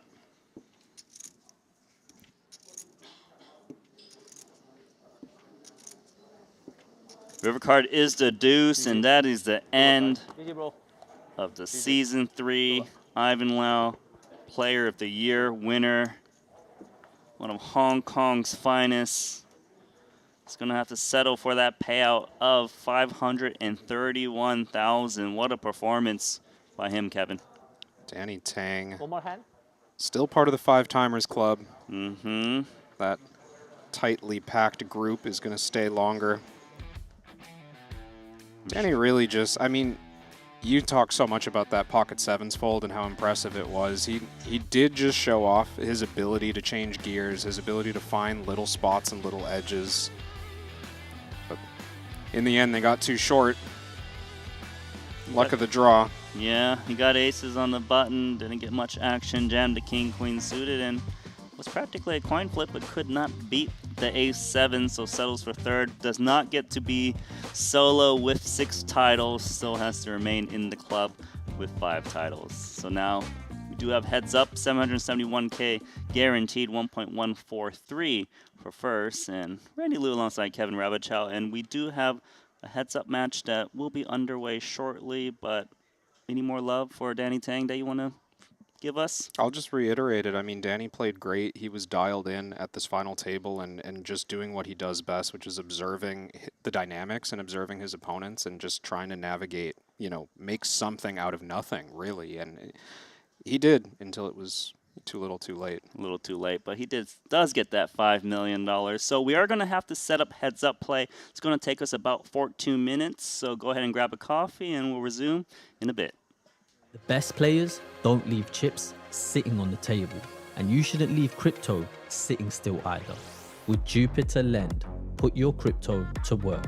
Earn passive returns or borrow against what you own without having to sell a thing. It's your crypto. Make it work for you. Just use Jupiter Lend at jupe.ag. Most trading happens at a desk. Yours doesn't have to. Jupiter Mobile is the best crypto app ever built. Track your portfolio, scan for opportunities, buy and sell in one tap, and always get the best price with the best protection. Whether you're at the table or between hands, your crypto's always in your pocket and always working for you. Just use Jupiter Mobile today at jupe.ag. A new era of pre-flop study has arrived. Introducing custom multi-way pre-flop solving. Any stack, any rake, and up to 9 players. Solved in seconds, right in your browser. It's more than perfect play. It's your play. Experience this power now with our new Ultra tier. The next generation of study is here. Beat the best, crush the rest with GTO Wizard and custom pre-flop solving.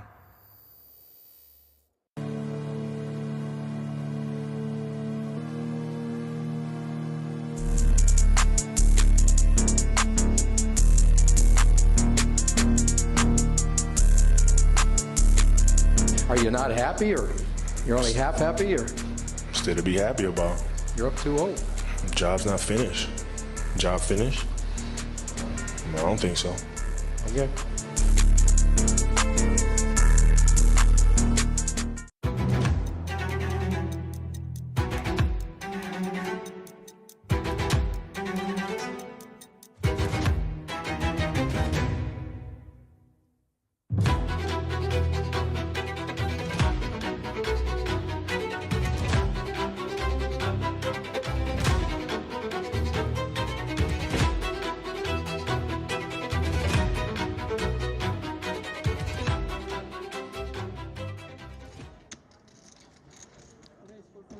Kind of an awkward stack size here. That, dude. So like, I think when Patrick had 7s, it was a pretty clear jam because he only had 7 bigs.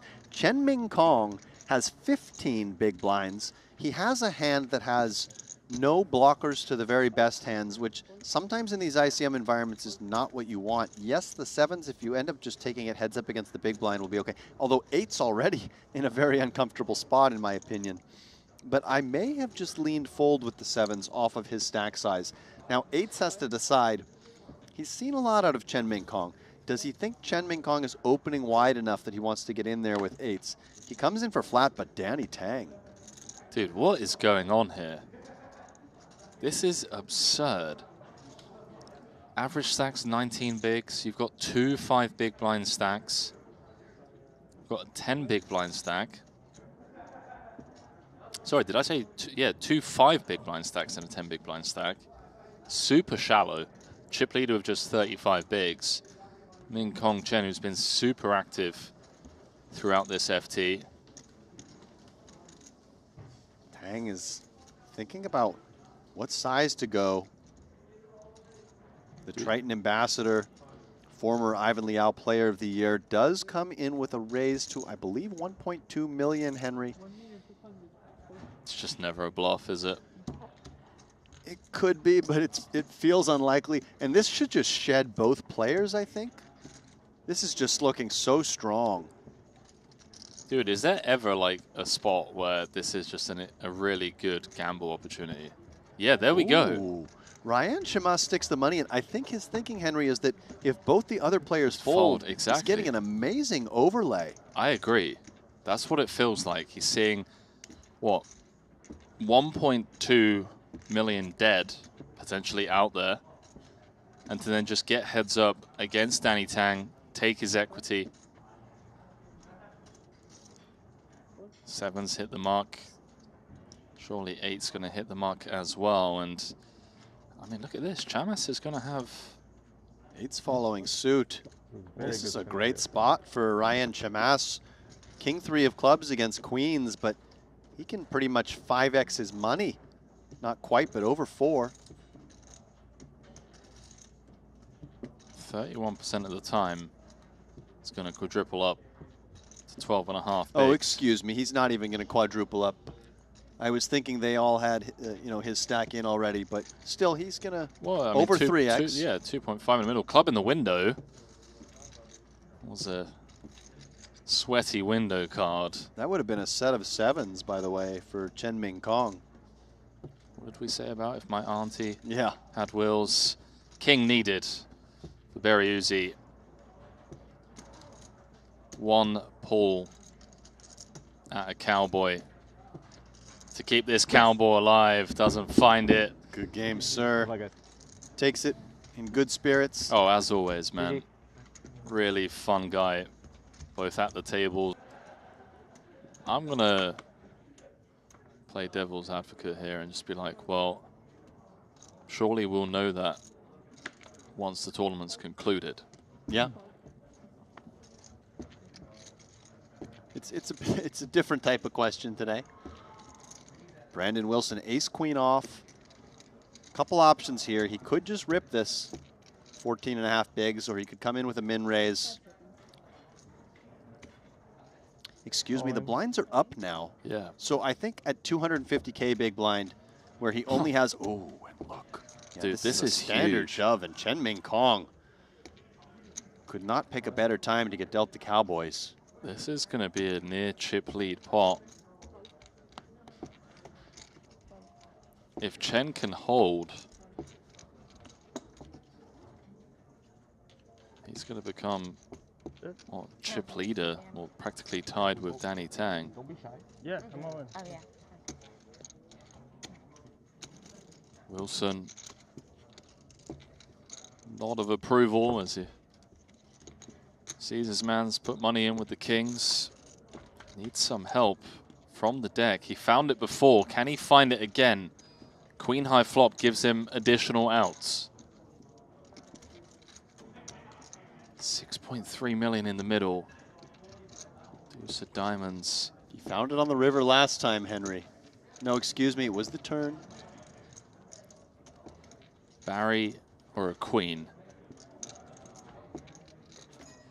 Doesn't find it. Not this time. Good game to Brandon Wilson, the American, who's been on quite the run over the last 3 or 4 years, especially in these higher buy-in events. You seen Patrick's glasses? It's upside down shades. I don't think so. Oh, have a look, man. Is he rocking them right now? Yeah. It's got the upside down shades going on. Have I just been oblivious? It's okay, man. It's been a long day. You want me to move over so I can give you some? So king of diamond, right? Chen Ming Kong, Jack 9 suited now with fresh ammunition. It's been a roller coaster day for him. Came in as the chip leader. Had some things not go his way, was getting pretty short. I think he's been all in, like, he's been involved in like 4 all in So pots. are they upside down glasses? Yeah, you see what's going on? Are you sure those are upside down? Well, no, they're not, but stylistically, well, Yeah, they're, you know, there's something weird going on with them. something like, I don't even know what to call it. Here we go. Hang on a minute. We hockey could just sticks. be down to 6 after the 9-handed gridlock. This is a stone flip. 7s against Jack 9 of clubs. There we go. Nice little close-up on the shades. I mean, you can always rely on It's called Patrick. high fashion, Henry. And still a stone flip, by the way. Actually, Chen Ming Kong has the equity edge with the flush draw to go with his overs. Sweaty board. Black card, but clean. Club, jack, or a 9 needed to shower the Poker Hall of Famer in 7th place. And there it is. Jack indeed. And Patrick Antonius will be our 7th place finisher.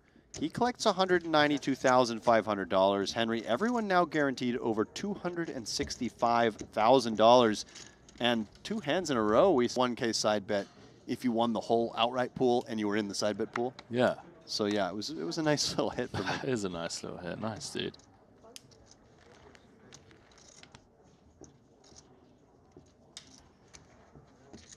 Ming Kong Chen, not afraid to play hands, but does let the 980 go.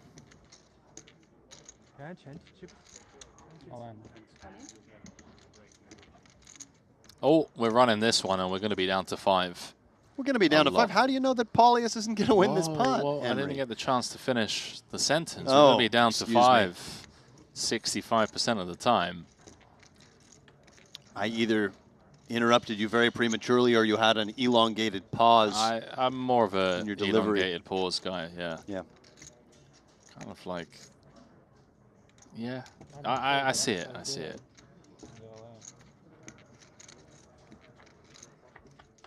King or a 10 needed. Jack in the window does not look like the flop Paulius was hoping for.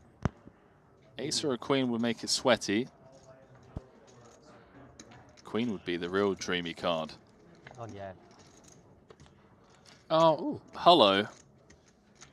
No, sweaty, sweaty, sweaty. From 3 to 10 outs. Ace or a 9 for a straight. King to make a bigger pair. GG. Good game to the Lithuanian. And Aren Bajanian, champion in the 20K no limit, Henry. Forced to be contended with here as well as he wins that nice pot. Moves into second position, I believe. No buzz. It's 200K, 400K. Stacks are very shallow now. Average stack is 17 bigs, 6.9 million. Ming Kong's got 7s. Still the tournament chip leader. He's still going that raising route rather than open jam. Yeah, and again, I kind of think that open jam is preferred. Wow, I mean, this is just getting in, right? Exactly. Whether he was to open jam or min raise, I believe Armin's always in there with ace jack from the big. He does jam, snap called. I think he's going to be very happy to see that. He's up against a coin flip when it's a snap call. Yeah, for sure. There it is.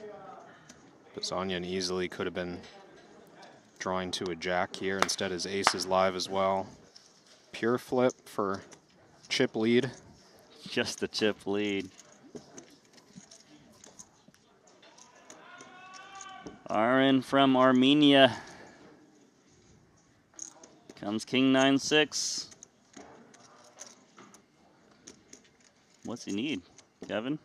Ace or jack only? I guess some running straight cards? Yeah, put a queen out. You want to see a queen? Give him a little something. Not that something. Just ace or jack. We're going to lose Aren in 5th place. That'll do it. GG. Good game, Aren Bazanian. Out in 5th. Thank you, bro.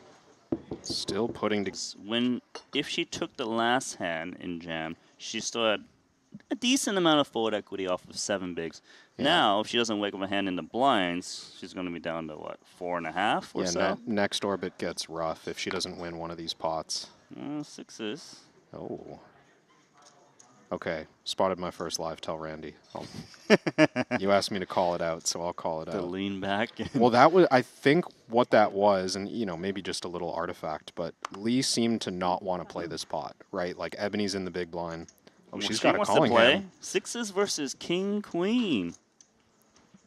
Okay, we're gonna run it. Another all in. Ebony Kenny's at risk.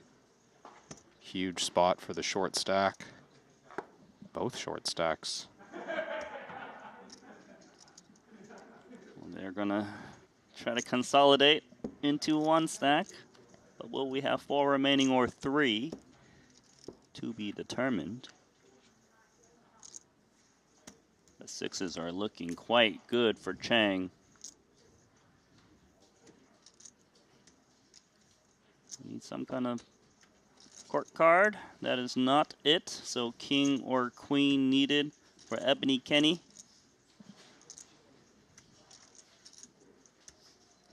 Is it coming?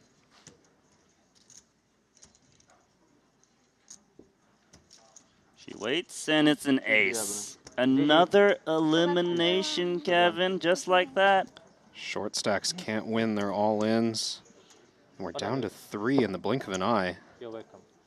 Yeah. My board. Thank you so much. That's 400. I was being genuine. Which part? The subscribe part? The very first part. Okay. A7 offsuit. Ups to limp. off of 20 bigs. Now he's up against a chip leader in the big who's got King Jack suited. This is going to be an interesting spot, maybe. Yeah, Chen Min Kong with a hand that's strong enough to put 20 big blinds in blind versus blind. I don't love this check back. I think raising and dealing with the consequences of facing a shove is probably appropriate. It's a little bit conservative, I think, to just go to a flop with no extra charge with such a premium hand. Especially because Danny's probably not limp jamming a ton of hands. Well, that's definitely the concern, I think, that led to him checking is, you know, is this a trap limp? Am I going to face a limp shove from something like ace-jack or even ace-king? But He didn't want to waste King Jack suited, I guess. yeah, I get that mentality, but I would maybe apply it to, like, Jack 10 suited or Queen 10 suited, but not this strong of a hand. I think for him, based on what I've witnessed so far, it seems to be a bit of a controlled aggression by him. Yeah. But does bet out his 2-pair. Gut shot for Danny. Price is good enough for Danny probably just to take one off. He could be ahead of a bluff here. He could end up seeing showdown against like 9x or 10x if the right card comes. Try to spike the 10. That is not the 10. It's actually the 7. Although, is it showdown value? Yeah, a little Not something. really. We still only beat a bluff as Danny, but it's a spade, which again leads to Chen taking the conservative line. I actually don't mind that check back from King Jack. It is going to be hard for him to put in a bunch of money across 3 streets once the flush completes and actually have the best hand. Wow, look at GTO Wizard. It recommends Danny Tang to not turn his 7 into a bluff on a 4 flush. Yeah, a little bit of insight from...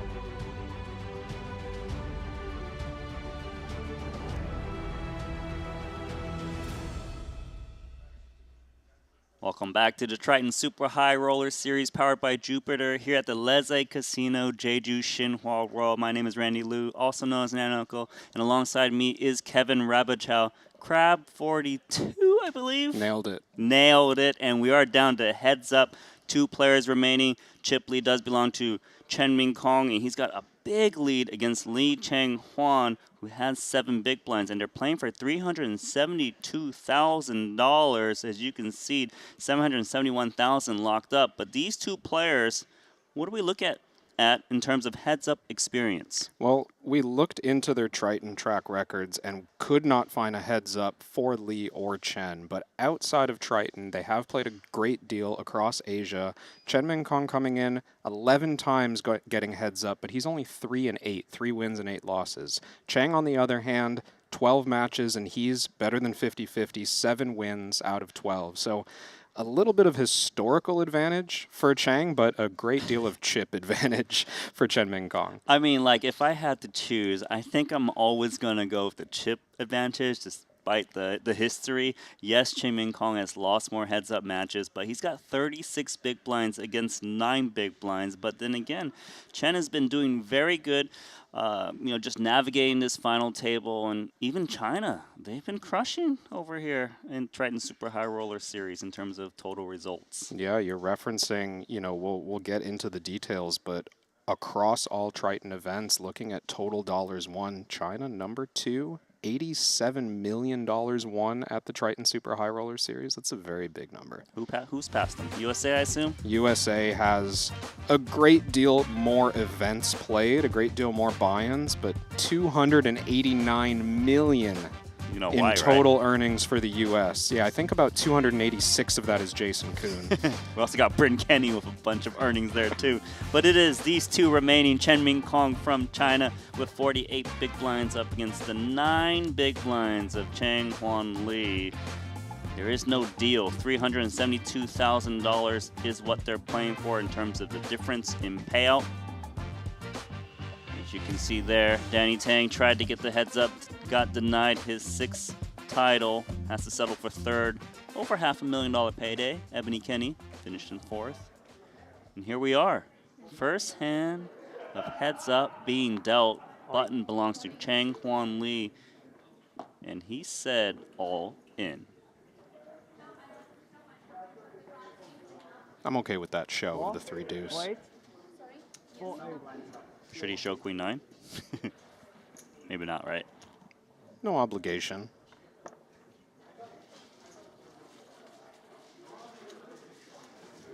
Of course, not a lot of room to show off high-level strategy when you're this shallow and the blinds are going up right as I say that. But give Changhwan Lee one double up, and there's a great deal of room to go post-flop in big blind ante heads up. Well, if you do happen to double up your opponent, you don't want to do it when they've got more chips. So hopefully King Kong can put some pressure on. He's got 7-6 suited. He might just jam this into the king-queen. I don't see any other way to play this one. 7-6 suited is a huge hand. He actually went with call with 7-6 suited, and he Wow. got away. He did not double up his opponent. Limp folding. Honestly, I know that 7-6 suited was behind there, but that doesn't feel like a good sign to me for Chen Ming Kong's approach. That's a really big hand to limp fold for 7 bigs. I think in that exact hand, no harm, no foul, but what that tells me is if you give Changhwan a little bit of room, give him a few pots, he might run this guy over. Perhaps those stats that you mentioned are going to become very relevant. King Kong hasn't won many heads-up matches in his career. However, Lee has won quite a bit. Of course, we don't know the chip counts heading into those heads-up matches. True. Kind of excusing my own record because my live heads-up record is also not ideal, but... You're the heads-up expert, though. If you're always going into heads-up, 3-1 down, 4-1 down just by chance, then there's only so much you can do with those situations. Fair. Just justifying, coming up with excuses, you know. It's okay. No, you're right, though, right? We don't know if they're going to heads up with equal stacks or less chips and so on, but the gap is being closed, and King Kong did not open fold, limp then fold the 7-6 suited. Not something that we see too often. Now he's got Jack 7 offsuit. I wonder which hands he's willing to jam into the sub 10 big blind stacks from the button. Yeah, I think I would say Jack 7 is close. Jack 8 offsuit clear jam. I think limping this hand and folding to a raise is totally fine. We're also a little bit deeper now. It does seem like Chen believes this is a close spot. Yeah, seems like he's on the cusp. He's actually bringing in open raise. Going for small raise. You don't see a lot of this at 10 big blinds deep. No. And I think 9-6 is close. Thought about it. The folds. Obviously, the price is good because we're playing with big blind ante. Yeah. It's uncomfortable to defend your big blind when we're playing this short, but I do think, in theory, that's often just the right play. You're very likely to realize your equity post, because if you flop a piece, you can just get it in and run the board. Yeah, I think that's a very good point, because the shorter you are, the more likely or easier for you to get it in and not really make a mistake when you flop some piece, whether it be pair or draw. Because a lot of times we do forget that poker is played across multiple streets. So when you see like a hand is, 60-40, but they don't get to actually realize. But who cares? It's kings in the big blind for Chen Ming Kong. Let's hope that Lee doesn't overplay this Jack 3. Limping and folding to a raise would be the standard play. He starts with limp. Can Chen ever slow play kings and check it? Absolutely, actually. I think that other than some kind of small raise, I would say checking is probably the best option. Maybe even better than raising small. I think that Lee is almost never limping an ace on the button. Right, so you don't have to worry about ace-high flops. There's nothing to protect against. You're actually heavily incentivized here to check, let a flop come out, let Lee hit a piece. And now you can get value post-flop with kings. I would have liked to check. I think that's a good idea, Randy. I think it's a really good point that you mentioned that, if you check, you might let an ace flop. But if Lee had an ace with 10 big blinds, he's always jamming, right, Bree? It's just the nature of heads up. When you're this short, pocket kings is the nuts on an ace-high board. It's near unbeatable.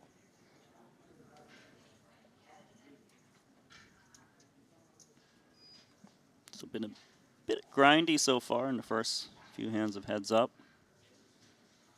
Haven't quite dealt hands that they're feeling confident enough to get in. I do think these two hands are strong enough. So he did announce all in with Queen 3 offsuit. He wanted a higher card. Didn't do it with Jack 7 off and 10-7 suited into the muck.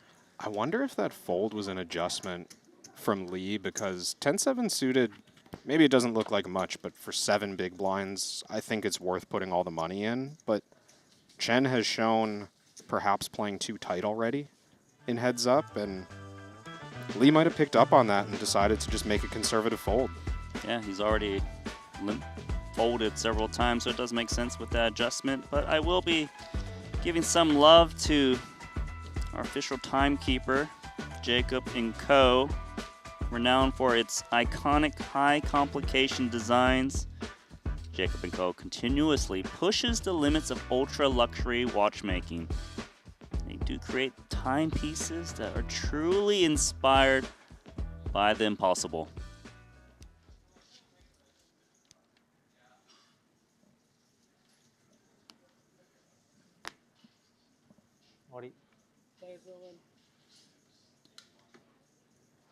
All in from Jack 9 suited.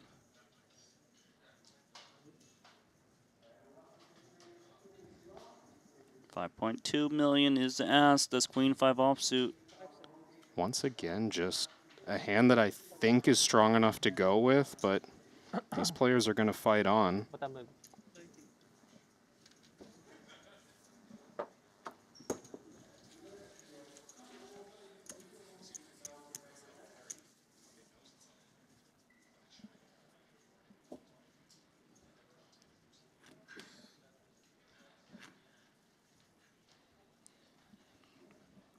They are grinding these stacks, aren't they? There's been several spots where you thought chips might have gone in. Yeah. It has not. I mean, and not egregiously so, right? We just happen to be seeing these players get dealt the cusp a lot. And I think for others, you would have seen the money go in. But as it stands, these two are going to continue.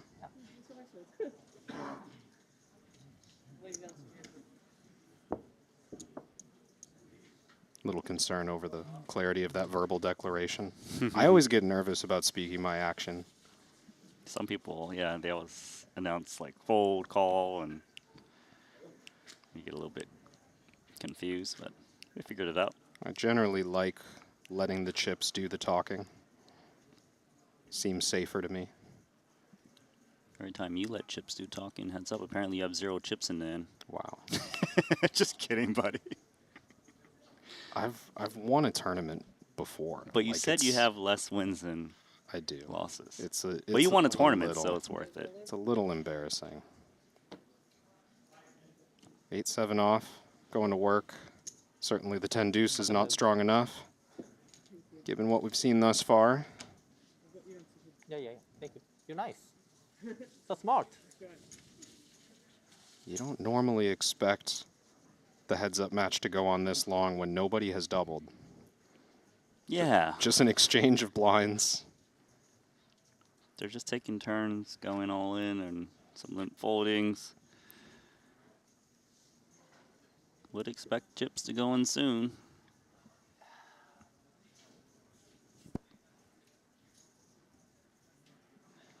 Queen 6, we've seen him jam the worst queen, so why not this? I think Chen Min Kong will jam. I don't know if Lee's going to call this off. He folded 10-7 suited, which is like pretty equivalent in all-in strength to this hand.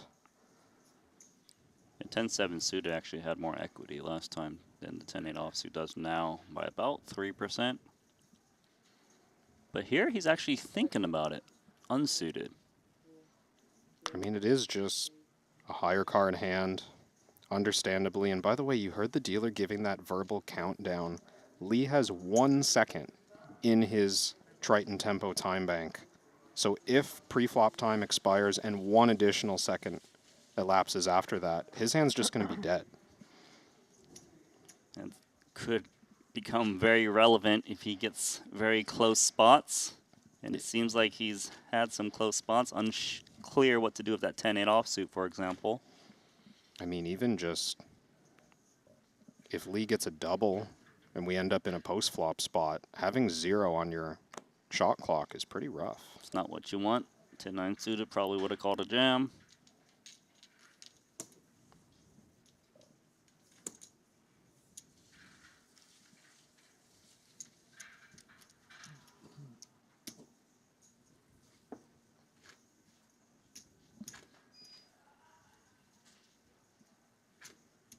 Only 4 hands remaining at this blind level. As many pre-flop folds as we've had, they're just blazing through the hand count.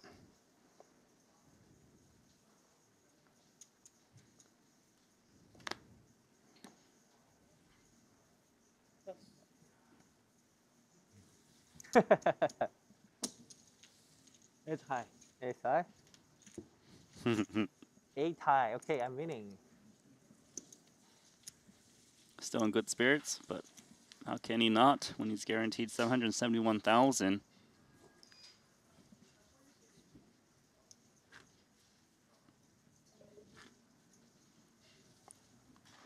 I don't know, they put that trophy on the table, Randy, and is it getting closer to Ming Kong? It is shifting, right? Is it magnetic? That would be a great feature to build in. It's like tug of war, you know? They just show, like, based on chip counts, the gravitational pull of the trophy. Right. Oh, that'd be great. When the trophy gets to one end, the other player just drops into a black hole.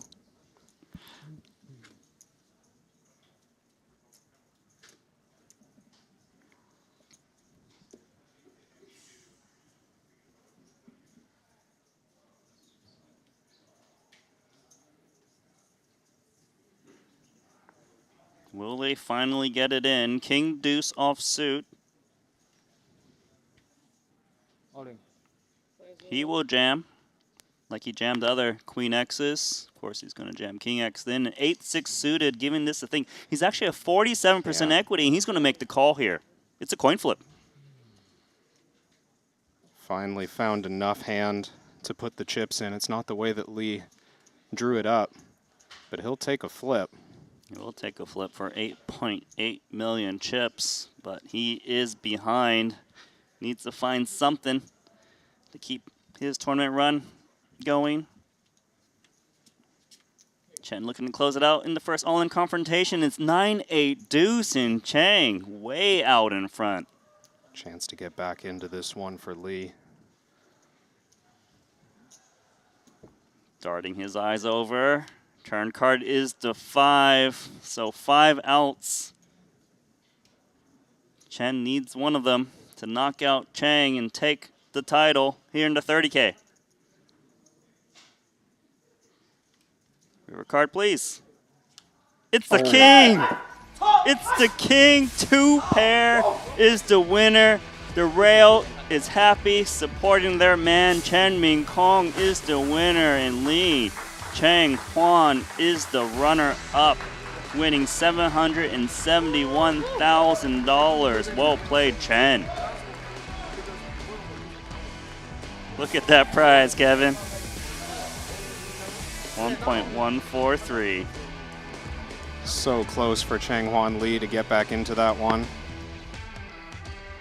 It wasn't meant to be.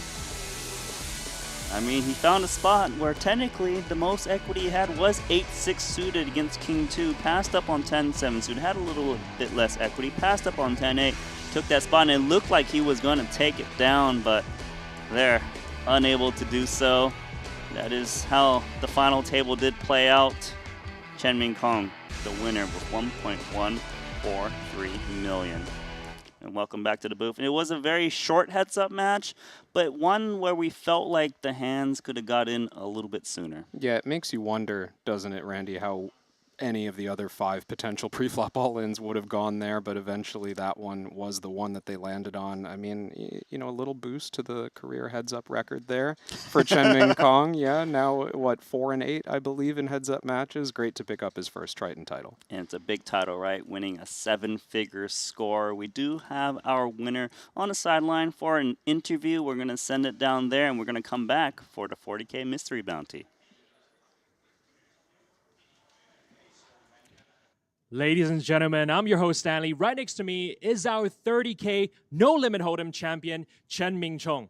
陈明聪，您现在拿到了您的第一个传奇的这个冠军奖杯，现在告诉我们您的心情如何？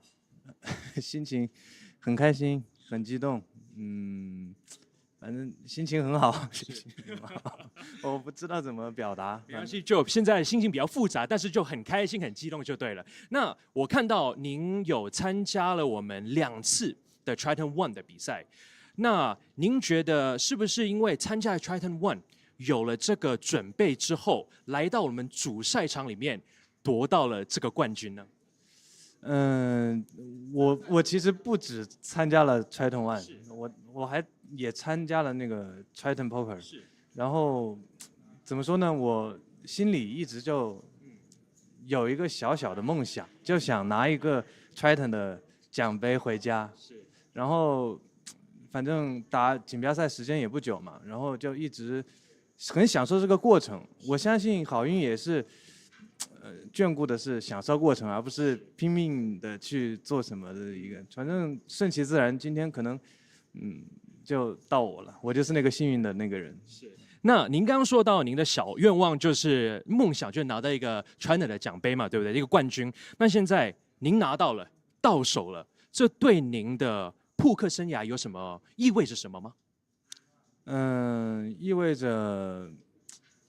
我跟身边的朋友可以装一下，有牛皮追，然后跟家人呢也有一个交代，也不是交代吧，就是起码我可以告诉我的家人啊，这件事情我做的还不错，做的还不错，然后对自己呢也是一个肯定吧，就是我知道我自己能行，就是我也。对我的家人，反正很感激吧，在心里就是那种对朋友还有帮我加油的朋友们，为我加油的朋友们，我都很感谢。对朋友、家人，就是有个交代，有个成绩，看你们的努力，我收到了，拿到这个冠军了。那您刚刚有说到 ，OK， 除了 Triton One 以外，您之前也参加过我们Triton 的主赛嘛？那您觉得为什么这每次你都会回来我们 Triton 这里打比赛？你觉得 Triton 有什么最吸引的地方吗？首先无可厚非的说 ，Triton 是我迄今为止打过最专业，然后体验最好的一个锦标赛，就是各个地方的那种细节的那种把控吧，还有反正能很清晰的感觉到你们工作人员、主办方对我们所有玩家，用心了，然后体验反正很好，不管成绩怎么样，起码。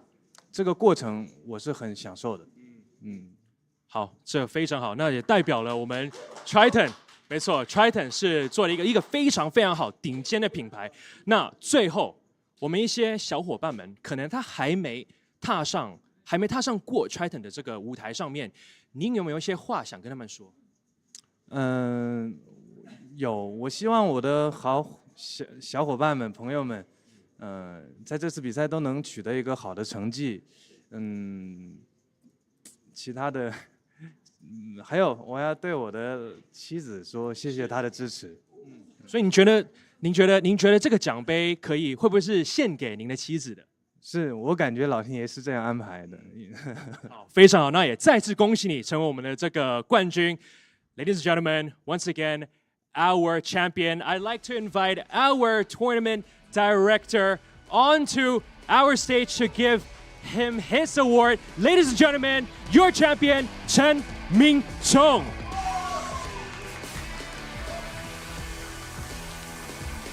Welcome back to the booth, everyone. And I finally get to use my training, learning Chinese. As I if can you've actually, never done it. I can translate this Mandarin conversation for you guys. I will be looking down at the iPad, but that doesn't really mean anything.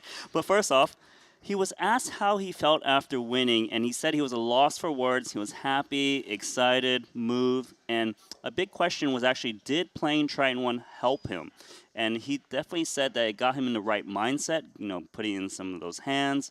And he always dreamed of holding that trophy, and now he has one in the Super High Roller Series. And about Triton in general, the most spectacular and beautiful setting he's ever played on. He hopes to see his friends and new poker players at Triton in the future. And in terms of dedication, he dedicated to his beautiful wife that win. Yeah, I mean, congrats, of course, to Chen-Ming Kong. It seems he's been playing at Triton just since Jeju last year, only coming out to Jeju. A little bit of success there in Triton 1, but finally gets his breakthrough in the 30K 8 max for 1.1 million. Really just racked up all the dollars on his profile in that one. That's, I mean, you love to see that early on in someone who's playing on this stage. Yeah, I'm sure he's going to be playing some more tournaments. And we actually do have one more tournament to cover here tonight. That's actually the 40K Mystery Bounty. We're going to set up that featured table. It's going to take us about 15 minutes, and then me and Kevin are going to take it home and not crown another champion, but get through that day one of that 40K Mystery Bounty. See you soon.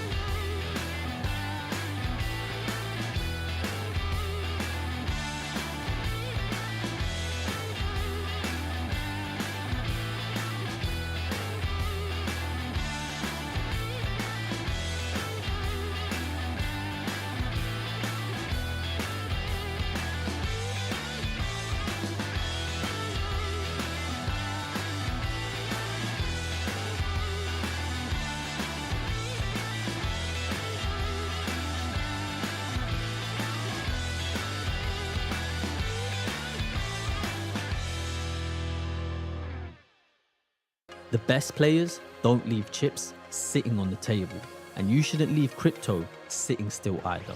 With Jupiter Lend, put your crypto to work. Earn passive returns or borrow against what you own without having to sell a thing. It's your crypto. Make it work for you. Just use Jupiter Lend at jupe.ag. Most trading happens at a desk. Yours doesn't have to. Jupiter Mobile is the best crypto app ever built. Track your portfolio, scan for opportunities, buy and sell in one tap, and always get the best price with the best protection. Whether you're at the table or between hands, your crypto's always in your pocket and always working for you. Just use Jupiter Mobile today at jupe.ag. A new era of pre-flop study has arrived. Introducing custom multi-way pre-flop solving. Any stack, any rake, and up to 9 players. Solved in seconds. Right in your browser. It's more than perfect play. It's your play. Experience this power now with our new Ultra tier. The next generation of study is here. Beat the best, crush the rest. With GTO Wizard and custom pre-flop solving.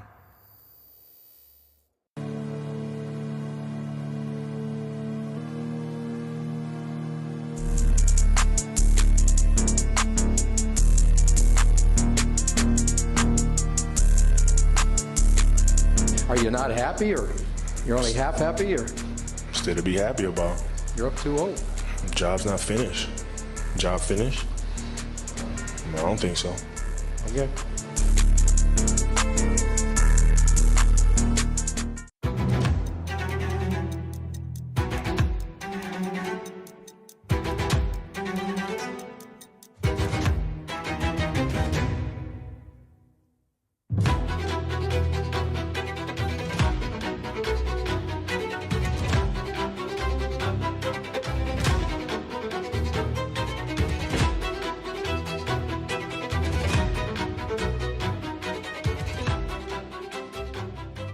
size about here. to say yeah. that, dude. So like, I think when Patrick had sevens, it was a pretty clear jam because he only had 7 bigs. Chen Ming Kong has 15 big blinds. He has a hand that has no blockers to the very best hands, which sometimes in these ICM environments is not what you want. Yes, the 7s, if you end up just taking it heads up against the big blind, will be okay. Although 8's already in a very uncomfortable spot, in my opinion.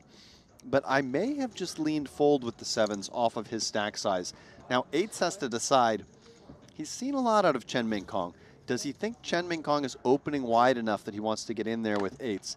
He comes in for flat, but Danny Tang. dude, what is going on here? This is absurd. Average stacks 19 bigs. You've got 2 5 big blind stacks. You've got a 10 big blind stack. Sorry, did I say yeah, 2 5 big blind stacks and a 10 big blind stack. Super shallow. Chip leader with just 35 bigs. Ming Kong Chen, who's been super active throughout this FT. Tang is thinking about what size to go. The Triton ambassador, former Ivan Liao Player of the Year, does come in with a raise to, I believe, 1.2 million, Henry. It's just never a bluff, is it? It could be, but it feels unlikely. And this should just shed both players, I think. This is just looking so strong. Dude, is there ever like a spot where this is just a really good gamble opportunity? Yeah, there we go. Ooh.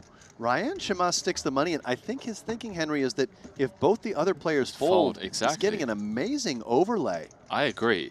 That's what it feels like. He's seeing, what, 1.2 million dead potentially out there.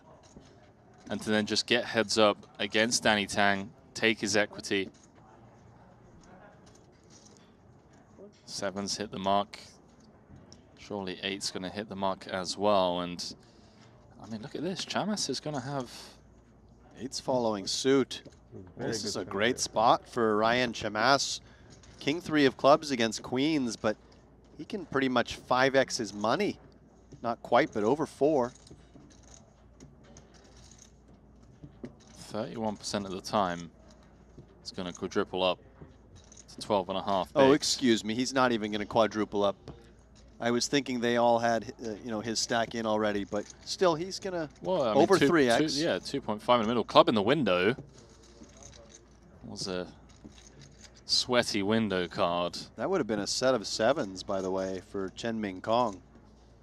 What did we say about if my auntie yeah. had wheels? King needed for Barry Uzi. 1 pull at a cowboy. To keep this cowboy alive, doesn't find it. Good game, sir. Takes it in good spirits. Oh, as always, man. Really fun guy, both at the table. I'm going to play devil's advocate here and just be like, well, surely we'll know that once the tournament's concluded. Yeah. It's a different type of question today. Brandon Wilson, ace queen off. Couple options here. He could just rip this 14.5 bigs, or he could come in with a min raise. Excuse me, the blinds are up now. Yeah. So I think at 250K big blind, where he only has, oh, and look. Yeah, dude, this is standard huge. shove, and Chen Ming Kong could not pick a better time to get dealt the Cowboys. This is going to be a near chip lead pot. If Chen can hold, he's going to become chip leader, or practically tied with Danny Tang. Don't be shy. Yeah, come on. Oh, yeah. Wilson, nod of approval as he sees his man's put money in with the kings. Needs some help from the deck. He found it before. Can he find it again? Queen high flop gives him additional outs.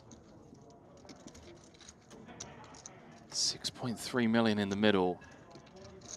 Deuce of diamonds. He found it on the river last time, Henry.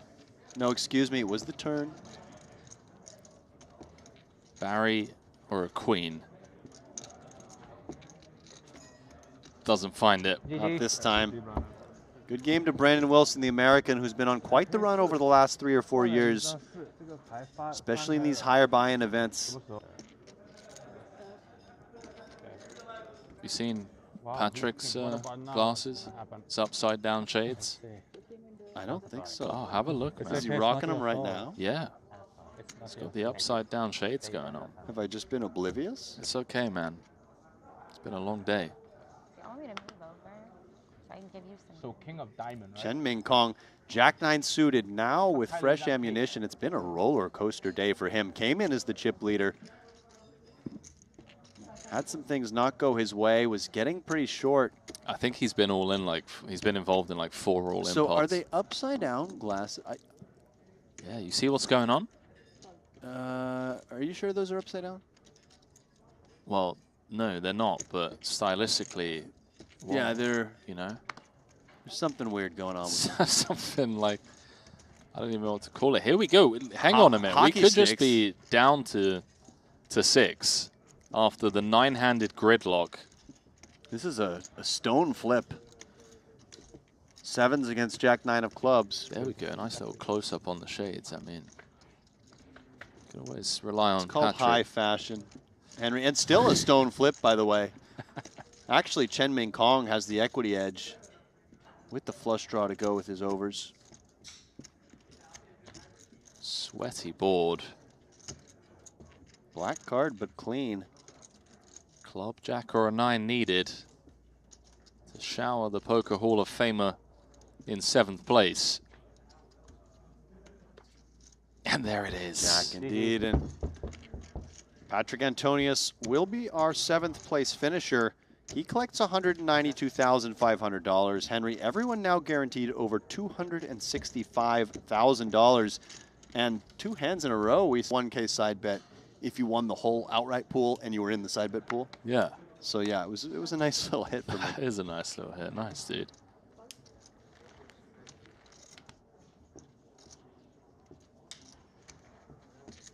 Ming Kong Chen, not afraid to play hands, but does let the 980 go.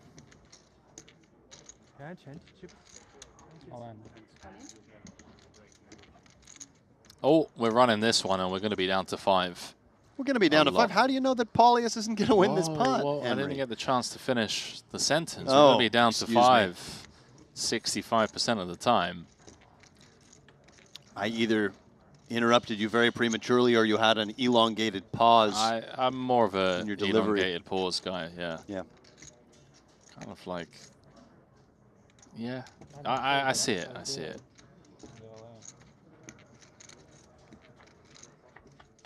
King or a 10 needed. Jack in the window does not look like the flop Paulius was hoping for. Ace or a queen would make it sweaty. Queen would be the real dreamy card. Oh, yeah. Oh, hello. No, sweaty, sweaty, sweaty. From 3 to 10 outs. Ace or a 9 for a straight. King to make a bigger pair. GG. Good game to the Lithuanian. And Aren Bajanian, champion in the 20K no limit, Henry. Forced to be contended with here as well as he wins that nice pot. Moves into 2nd position, I believe. No buzz. It's 200K, 400K. Stacks are very shallow now. Average stack is 17 big, 6.9 million. Ming Kong's got 7s. Still the tournament chip leader. He's still going that raising route rather than open jam. Yeah, and again, I kind of think that open jam is preferred. Wow, I mean, this is just getting in, right? Exactly. Whether he was to open jam or min raise, I believe Armin's always in there with ace jack from the big. He does jam, snap called. I think he's going to be very happy to see that. He's up against a coin flip when it's a snap call. Yeah, for sure. There it is. Bazanian easily could have been drawing to a jack here. Instead, his ace is live as well. Pure flip for chip lead. Just the chip lead. Aaron from Armenia. Comes King 9-6. What's he need, Kevin? Ace or Jack only? I guess some running straight cards? Yeah, put a queen out. You want to see a queen? Give him a little something. Not that something. Just Ace or Jack. We're going to lose Aaron in 5th place. That'll do it. GG. Good game, Aaron Rezanian. Out in 5th. Thank you, bro. Still putting to if she took the last hand in jam, she still had a decent amount of forward equity off of 7 bigs.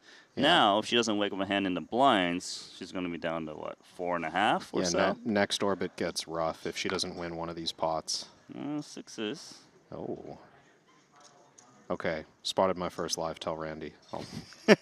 You asked me to call it out, so I'll call it out. To lean back. Well, that was, I think, what that was, and maybe just a little artifact. But Lee seemed to not want to play this pot, right? Like Ebony's in the big blind. Oh, she's got a calling hand. 6s versus King Queen. Okay, we're gonna run it. Another all in. Ebony Kenny's at risk. Huge spot for the short stack. Both short stacks. They're gonna try to consolidate into 1 stack, but will we have 4 remaining or 3 to be determined? The 6s are looking quite good for Chang. Need some kind of court card. That is not it. So king or queen needed for Ebony Kenny.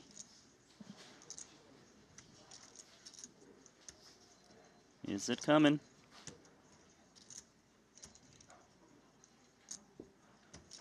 She waits, and it's an ace. Another elimination, Kevin, just like that. Short stacks can't win their all-ins. And we're down to 3 in the blink of an eye. You're welcome. Yeah. My board. Thank you so much. That's 400. I was being genuine. Which part? The subscribe part? The very first part. Okay. A7 offsuit. Ups to limp off of 20 bigs. Now he's up against a chip leader in the big who's got king jack suited. This is going to be an interesting spot, maybe. Yeah, Chen Min Kong with a hand that's strong enough to put 20 big blinds in blind versus blind. I don't love this check back. I think raising and dealing with the consequences of facing a shove is probably appropriate. It's a little bit conservative, I think, to just go to a flop with no extra charge with such a premium hand. Especially because Danny's probably not limp jamming a ton of hands. Well, that's definitely the concern, I think, that led to him checking is, is this a trap limp? Am I going to face a limp shove from something like ace-jack or even ace-king? But he didn't want to waste king-jack suited, I guess. Yeah, I get that mentality, but I would maybe apply it to, like, jack-10 suited or queen-10 suited, but not this strong of a hand. I think for him, based on what I've witnessed so far, it seems to be a bit of a controlled aggression by him. Yeah. But does bet out his 2 pair. Gut shot for Danny. Price is good enough for Danny probably just to take 1 off. He could be ahead of a bluff here. He could end up seeing showdown against like 9x or 10x if the right card comes. Try to spike the 10. That is not the 10. It's actually the 7. Although, is it showdown value? Yeah, a little not something. Really. We still only beat a bluff as Danny, but it's a spade, which again leads to Chen.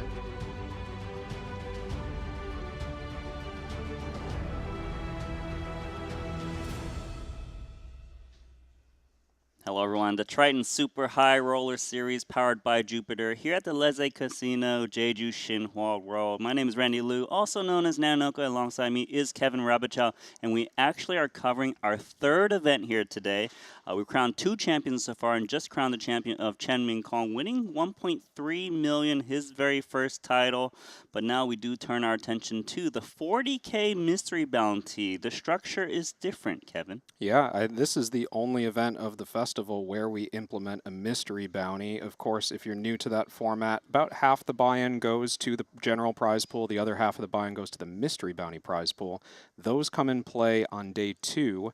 So we play down to 25% of the field on day 1, and that means 1 out of 4 people is going to advance to the stage where they get a chance at effectively 2 buy-ins worth of EV on every mystery bounty, right? Because 1 in 4 people advance, and the other 75% of the field, their money is going with them to day 2. Yeah, so obviously with this format, we have 2 separate prize pools. We got the main one, we've got the bounty envelopes that you just mentioned.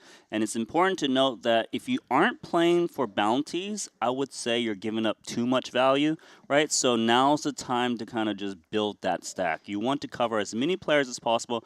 Going into day 2, 25% of the field is when we start introducing the envelopes. But at that stage, the regular prize pool isn't even there yet, right? Yeah, at the moment, tournament chip leader Seth Davies sitting on 1 million chips. That's exactly where you want to be. That's 4 starting stacks. If you can get into day 2 with a healthy stack, you're that much more likely to collect bounties on day 2. Huge percentage of the value, huge percentage of the prize pool goes to people who win bounties. But for now, there's no bounties on offer, so it's just a game of accumulating as many chips as you can. Yeah, just playing some plus chip EV poker, you know, build those stacks. No, you're not targeting the guys with 10 big blinds right now. You're just trying to use them and create a castle. A castle, I like that. Yeah, because I was going to go somewhere else, but I just found We've moved on from the Great Wall. Yeah, that's what We're it was. back to castles, the yeah. Great Wall, Cheng Mi Kong, is turned into a trophy in 1.3 million. So of course, plenty of entries here. We have 2 featured tables as usual, and the blue table is an absolute delight. Mario Mosbach, 64 big blinds, joined by Sebastian Gale, Danilo Velocevic, and look at that name, Michael Adamo with 32 big blinds. He's back. I'm excited to watch Adamo. He hasn't played at the Triton Super High Roller Series since last year, 2025 Jeju, where he only played a few events. Hoping to see him make another deep run, as we know how exciting of a player he can be at the later stages of the tournament. Also exciting at this table is Nacho Barbero and Mike Watson. And speaking of Mike Watson, he's got top 2 pair. Yeah, jumping right into the action. Mario Mosbach opened in the hijack. Watson defends the big blind. He's facing 40% pot with top 2. Watson's pretty short here already, maybe. There's no need to fast play this hand on the flop. We could just trap and check call. Is it because he has too much hand? Pretty much. Even though there's a lot of draws on board, the way players have started approaching these spots, as you can see, Mario's just got a pretty dusty Jack-8. A lot of the bluffs are coming from low equity hands. And also, I guess if you want to fast play, say a 2 pair on a board like this, you prefer having the bottom to unblock top pair. Yeah, you'd want Mario to have hit the 9. He could absolutely have a top pair hand after opening the hijack, so understandable for Mike to be check calling, and you just end up in some uncomfortable spots that when you're Sir Watts, they're not that uncomfortable anymore. You just know what you have to deal with. It might involve facing barrels on this King of Clubs. Let's see what Mario sizes up. That's why that check call will pay off for Watson. Double barrel from Mario. Just Jack-8 of diamonds. I almost feel like he might even go for the triple barrel, assuming no club shows up. It does look like the right kind of hand to just empty the clip on a blank. But can you expand why? Well, we would hope that Mike Watson in the big blind is going to check call turn with like a bad pair and a club. You know, he'll have a really wide range in the big blind. He could have something like 4-5 offsuit with the 5 of clubs, or Jack-6 offsuit with the Jack of clubs. All these dusty hands that will arrive here. And if they all get to the river unimproved, that's a lot of weak hands that you could try to put to the test. As played, Mike has a decision between check shoving for value and check calling. It looks like he's going the shoving route, single tower. Quick fold from Mario, but it makes sense. His hand needs some protection. Maybe he's up against that king. It'll pay off. Yeah, even a hand like pocket 10s might decide to bet the turn. I think that small bet from Mario might have influenced Mike to think that there was more thin value in that range.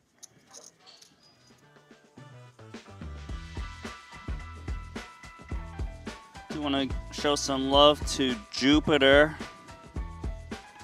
And you know, what makes the players here great isn't just luck. It's knowing how to read what comes next better than anyone else in the room. Jupe Predict lets you put that instinct to work. You can call outcomes on sports, politics, world events. So if you've got the read, go ahead and prove it. We do have 2 feature tables, so why don't we go ahead and take a look at this one. Clemens Reuter, Jack 10 suited. He's actually a musician. I believe he plays the guitar, if I remember correctly. 16,000. You ever try to play an instrument, Kevin? Or are you just like an click play on the iPod kind of guy? No, I played piano for 5 seconds. half my life. Half your life? Yeah. Are you good? Nah. What is this hat that Ben Tollerine is wearing? Okay. Is it a helmet? There's got to be a story, right? Look at the way he's eating his snacks too, out of the bag straight out. He's going to war, but without a metal hat. It's cloth. I don't think it could withstand any blow. I got so distracted when I was trying to ask you about your musical career. That's understandable. I'm going to be thinking about that hat for a while.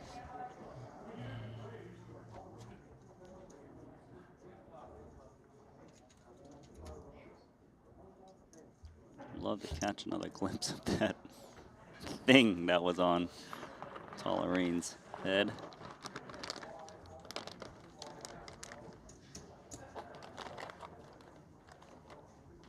You play any instruments, Randy? I was going to say I too played the guitar, but do you know for how long?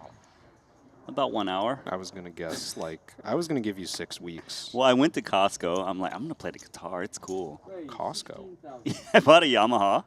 And then I tried to play it, and it hurt my fingers so much trying to push down on the strings. You and I just was said like, that as if that's where people go to learn an instrument. Hey, I was looking for a cheap guitar. Well, I just went into Costco, and what else can you do there? Got the Kirkland signature, you know? Except start playing the guitar. Yeah, I returned it the same day. Yeah, that doesn't surprise me. King 3 offsuit. It's a little bit surprising of a 3-bet from the big blind against the button. But perhaps this is a good hand to consider to do it with, although he's up against the kings. Yeah, this is very unfortunate timing. The exact hand that Kolev is trying to block is what Ben Tollerine has. You see the slow play from the kings? This is very reasonable, I think. Ben understanding that the SPR is basically one headed to a flop. Oh my goodness. Come on. Top set versus top and bottom. King 3 is like, I just smashed it. We didn't need all this on the flop to make it a cooler, but here it is. How do you ever think King 3 is never good here? It has to be good, right? No, just top set over there. It's such a beautiful development when you bluff pre and then you're like, oh, I'm actually going to win this pot. Now you're hoping your opponent has like a king queen or king jack, but clearly there's not that many combos when you're holding a king yourself. There really might only be one combo in the deck that Boris loses to here, because Ben probably just jams 6s pre. And 3s. In comes call of 26K. When is Boris going to lose the remaining 124,000? Turn card is the Jack of Clubs. It's one of those spots where we might see both players start to think about trapping now on the turn. So Kolev has this polarized preflop range. There's some other stuff that's kind of dusty, high-low, or maybe like a bad suited 2-gapper kind of hand.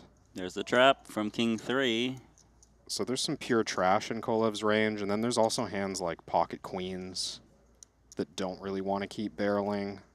Maybe pocket 10s, maybe ace-jack suited. There's some like mid hands that make a lot of sense to check right now. So when you block the board this hard, why wouldn't you check as well with this? Yeah, it's just so hard for your opponent to pay you off.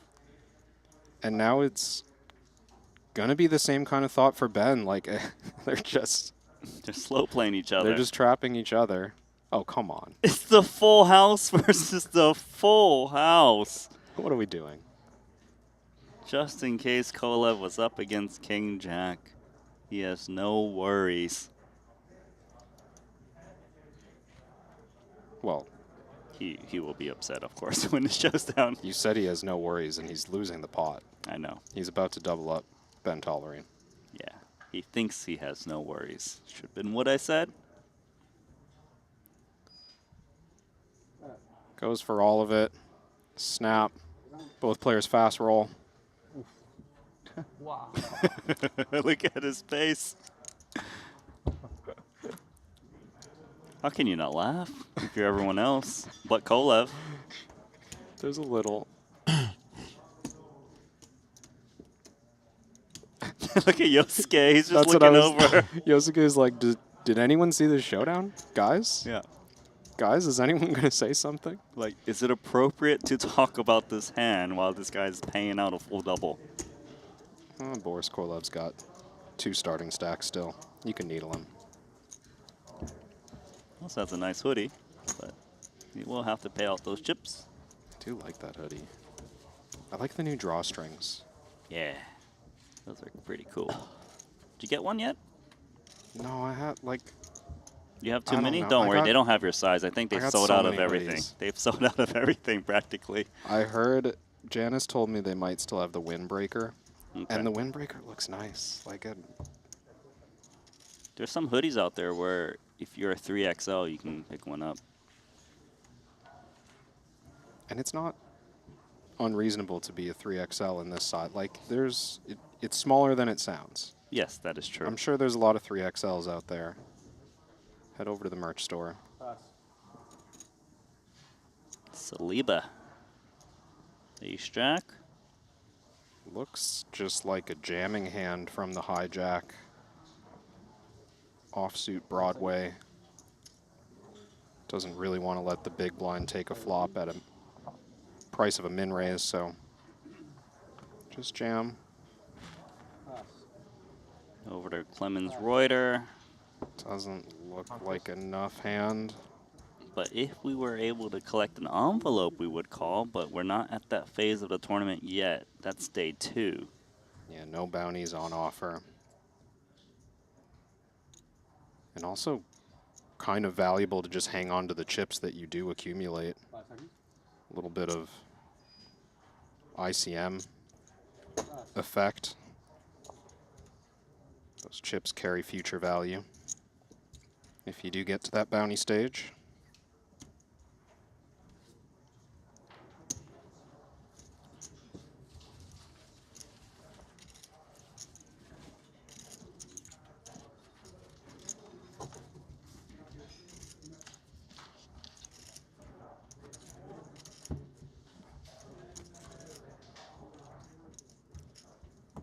Seems like a good time to talk to YouTube chat, because surely you guys must like this free coverage we've been giving you. This is the 3rd tournament here today. We've seen some ridiculous runouts, some cool mystery hands. If you guys are enjoying the show, please give us a thumbs up, a like, a subscribe. It really would help. Just one click of the finger for you. 16,000. Kolev with 6s against Clemens Reuter's ace-10. They are quite deep. Looks close to me between 3-betting and calling with ace-10 against a button range. Call. Plenty of incentive to take the aggressive route, but certainly just a good enough hand to defend out of position. Yep. Those flat the small blind. 5 seconds. Xiao's going to fold the 9-3 offsuit. Really gave it a think. Makes me a little bit excited to watch that man play. getting after it. Top 2 pair for ace 10. Sixes does have a club on the monotone board.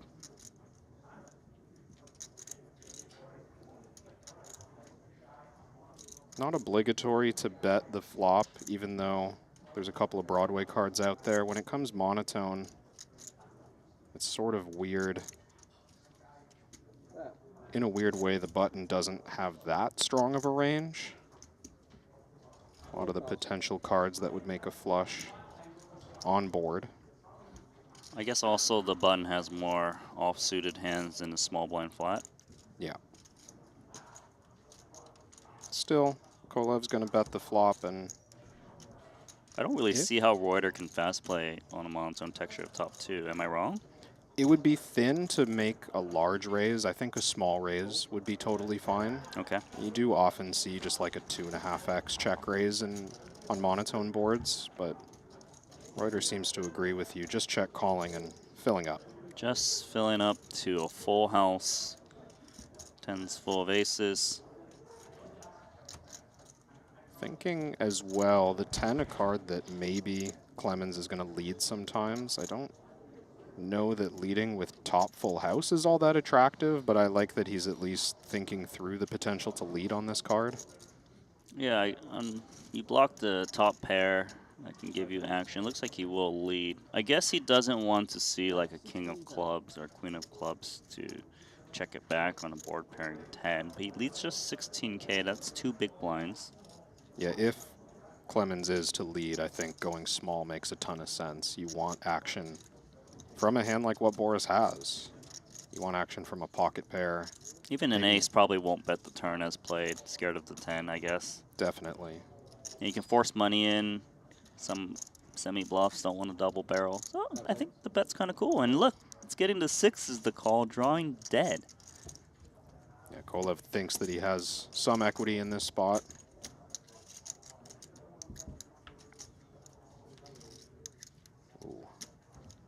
It's not a full house versus full house once again. Yeah, I almost thought that was the 6 of diamonds.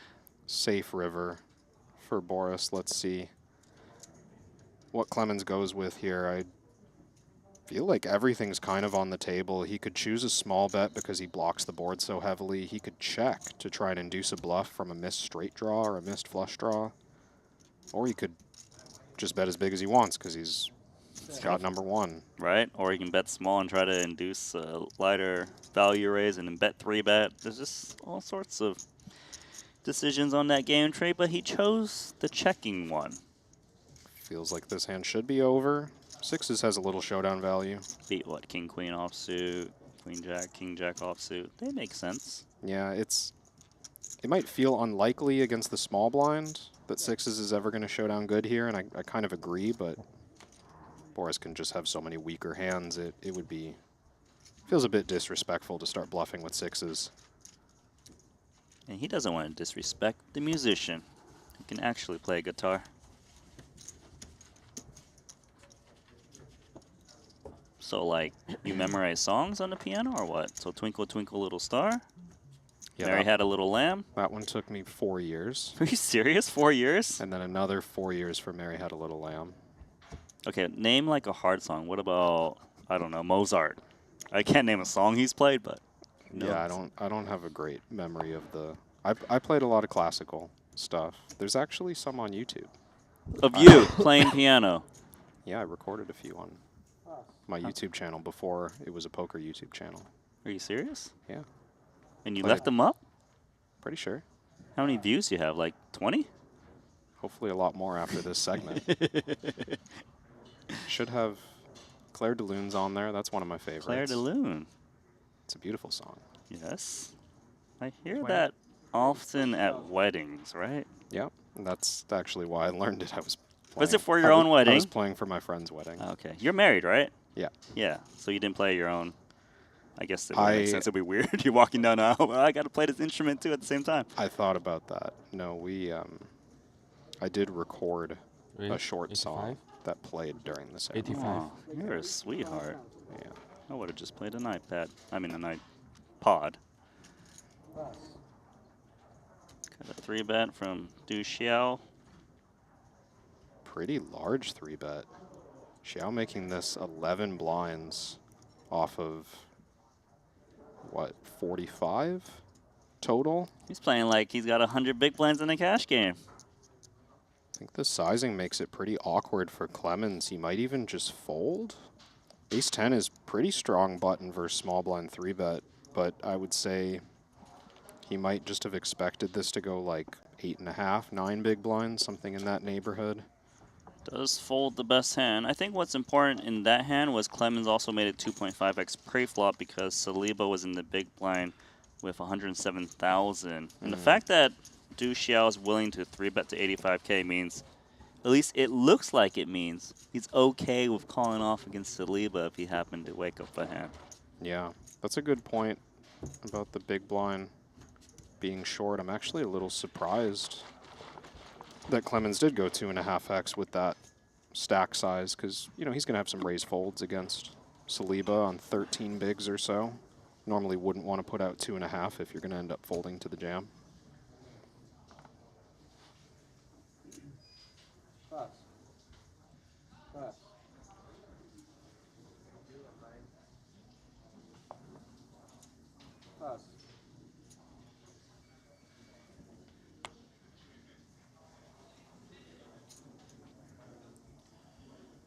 Du Xiao's got the Brunson. 5 seconds. You want just pass? I'm still just waiting for the exciting play. He's deep tanked the 10 deuce on the button, 9-3 in the big blind. I mean, he 3-bet big with the ace-3 suited. I think you're right in the sense that he's probably an action player looking for a spot. Let's go to the... Love to see that. Oh. Barbaro, super short. Michael Adamo, fellow Australian, pocket nines. Am I allowed to say fellow Australian when I'm actually American? I was wondering that. How long you been in Australia? I don't know, mate. Wow. Not forced at all. Pocket, not pocket. Ace Queen offsuit for Mario. I think good chance we just see these two run it pre. For 25 big blinds, Mario's going to have plenty of 3-bet jams out of the big blind. Ace Queen offsuit, a prime candidate for that play. Maybe 3-bet induce is okay too? It is okay, but he does jam. The more common choice. 9's kind of a snap against this action. I look at my hand and I call. And I see that I have got a 10% edge against Ace Queen. Made an insane fold.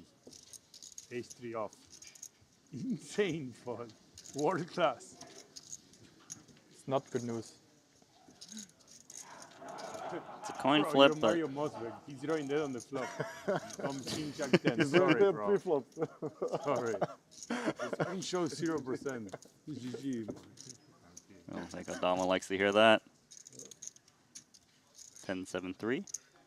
I don't control the cards, obviously. I would have beat you Ace 3. Turn card is the 5. Maybe Mario is no longer running hot.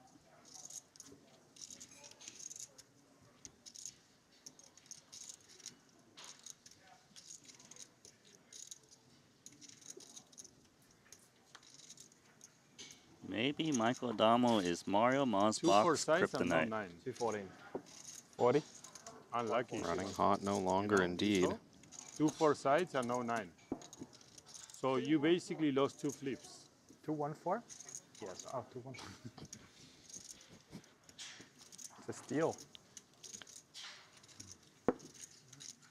Only Nacho can add insult to injury with the best. You jinxed me, Nacho.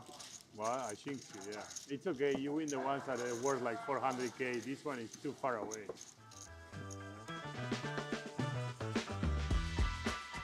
Well, you might think that GTO Wizard is just for those out here battling on $1 million Triton final tables, but GTO Wizard gives you the exact same tools that the best in the world use. If you want to start your journey to becoming a crusher, now is the time. Visit gtowizard.com today.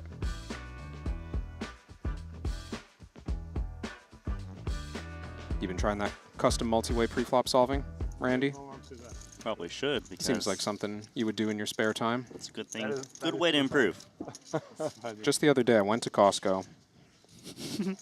I tried to find open up my laptop, home? logged on to GTO Wizard. I think he lives in Japan, though. He's close. went to Costco and went to look for a cheaper That solver, doesn't count. and it doesn't count. It doesn't really do count. Maybe it multi-way. comes back.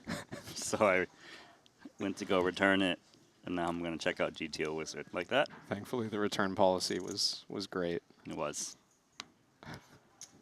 Also got some free samples. All right, ace-8 for Nacho. He actually min raises off of his stack from UTG. He started the hand with 13 bigs. Yeah, I like this from Nacho. I think it's the right type of hand to min-raise bluff. It might be just a touch loose. He's up against ace-queen. Once again, for Mario.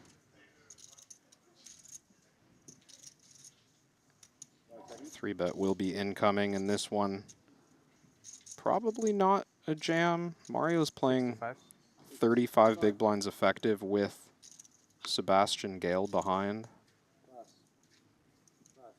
So that's why he chooses the smaller size here, and Nacho wastes no time. Playing the game.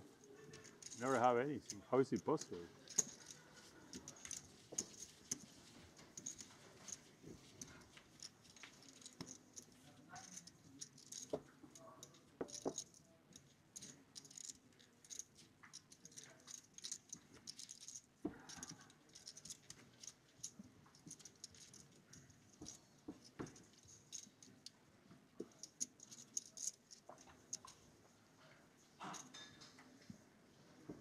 Randy, I was just looking back at the Player of the Day poll, and we did it. Cheng Huan Lee moved up to 6th with 3% of the votes. I'm really glad that we got that shout out in. He deserved it. Yeah, so I believe that poll is officially over, given that tournament is completed. Danny Tang was considered the player of the day with 35% of the votes, but he did not win the tournament, did get 3rd. Chen Ming Kong, who did win, got 15% of the votes, 4th overall. But yeah, Lee got some votes with 3% of the votes. We did do it, because if we didn't mention it, or more like if you didn't mention it, he wouldn't have got the votes he deserved. 2nd in the tournament, 6th in our hearts. Not sure if that's what he was going for, but I got a little. Those are just the numbers. I got a little distracted from the chat because this guy says Costco version of solver only solves the limit. You're only allowed to min raise. It's funny because we actually did have a check raise min pot in that 3-handed play with Lee against Danny Tang when he had the 9-8. So maybe could solve that hand. Maybe. At least the flop. At least the flop. He got confused on the turn. It would just break on the turn, yeah. All right, Danilo Velocevic, King-Jack offsuit, opens into Michael Adamo's Queen-9 in the big. Adamo quite healthy in terms of chip counts now. Probably healthy in real life too, because I believe he does love the outdoors, if I remember correctly. I don't think you're allowed to live in Australia if you don't love the outdoors. I don't really like the outdoors. There's some kind of... I'm being really honest here, I really don't. Is there not like a weekly check-in from the government representative? No, there isn't. Just to make sure that you've like... That's why I'm still there. Because there's no check-ins, not because you've been going outside. King Jack actually has quite the monster if you think about it. Open-ended, King of Hearts, 2 overs to the 10. In this case, 2 overs to the 9. Somehow a favorite against middle pair and a gutter. 15K C-bet for Adamo. Can't really fold, of course, but it's very difficult to navigate. A lot of kind of questionable outs. Yeah, I agree. There's just so many ways to have equity on this board. If Adamo didn't have a gut shot to go with this 9, I think he would just check fold. But the gut shot helps a lot. Not much you can do at that price. Kind of just stick around and hope for the best.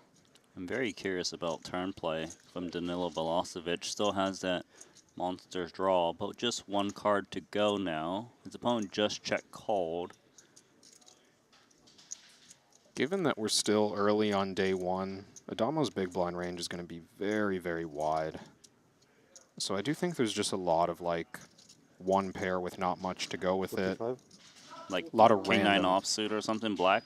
Yeah, and even just like some kind of draw that didn't connect with the 4 at all. He'll have like the bare 6 of hearts or the bare 7 of hearts or something fairly often as well. So I think keeping the pressure on by default is the move. Nice, he folded out the 9, and you are right. There's a lot of hands that aren't looking to face a double barrel. Well played. Yeah, I guess it's a little bit different when you're at final tables where people might not make lighter calls, so double barreling is more torching chips, I suppose. Well, yeah, you just run into it more often, right? Like a greater percentage of their range is going to be a flop straight, a flopped flush, nut flush draw, stuff that has you in bad shape. Should be way more aggressive against the big blind at these stages. Du Xiao's got aces. I mean, remember he's been pausing on some pretty rubbish hands, but this one is certainly worth pausing. Yeah, and the upside for him is not that big. Saliba behind with what looks like, 13 big blinds. You happy with the limp here against this stack? I think the limp makes sense. Could have come with like 2.5x raise as well. Either one totally fine. But it's similar to that king's hand we talked about earlier where you can just be kind of happy to let your opponent improve post when you're this shallow. Ace is so strong. Just hoping that Saliba flops some random pair and then puts in too much money post. Look, he's going to check it on over to Saliba. Hoping his opponent stabs, or if they've got the queen, they're probably going to want to stack off. Even a 10 would feel quite good. It's not out of the question for Justin to just start bluffing with this hand. He's got some backdoor potential around the deuce. 8,000. Rarely do you say that. How much is that? 8,000. Saliba taking the bait. 3-2 a wheel. Yeah, if Xiao continues to trap, this could get ugly for Saliba. If he turns a 3, a 6, even an ace.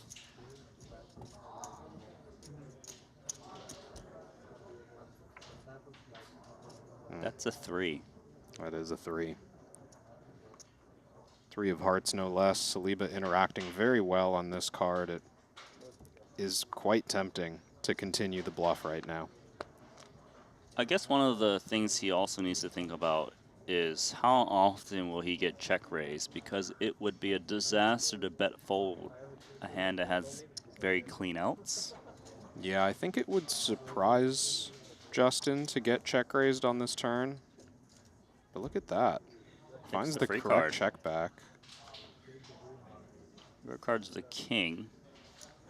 I actually think that Xiao's probably not putting Saliba on a queen. Queen, if it bet the flop, probably keeps betting the turn as played. For sure.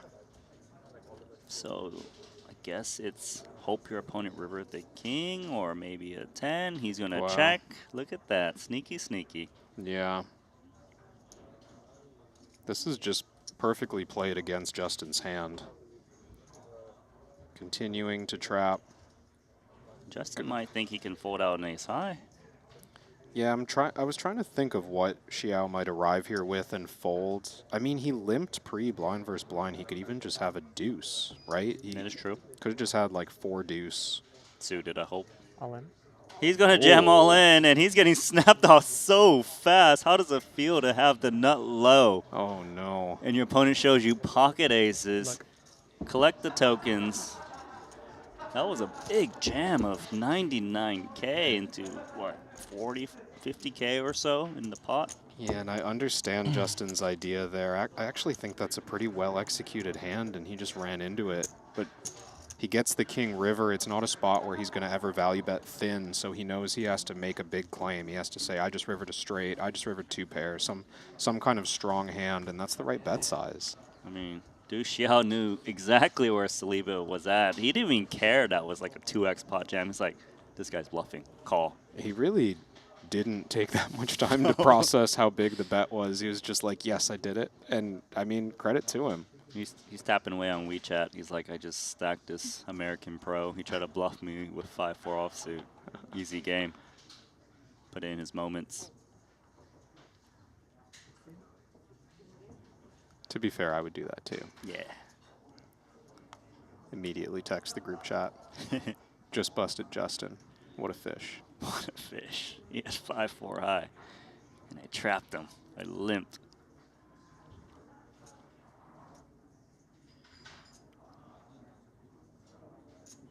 Is Saliba a buddy of yours? Yeah, we've hung out a little bit. Okay. I got to catch up with him a little like the day that we arrived. What was that? 15th, day before we started streaming the Super High Rollers. You gonna ask him about the hand when you see him next time? Yeah. Actually, I'll just, I won't even ask. I'll just tell him, hey, buddy, you punted. GG. I mean, of course, you gotta give him props for making that play. But he will be eliminated. No, Saliba's a very strong player. Hard worker. And I learned credit card points grinder. Is he? He was giving me and Alex Livingston some strong advice on how to accumulate. I'm not gonna blow up his whole spot, but do not divulge on air because I might need to know too. 983. We have a little bit of something for all, don't we? yeah, this checking through 3 ways on the flop.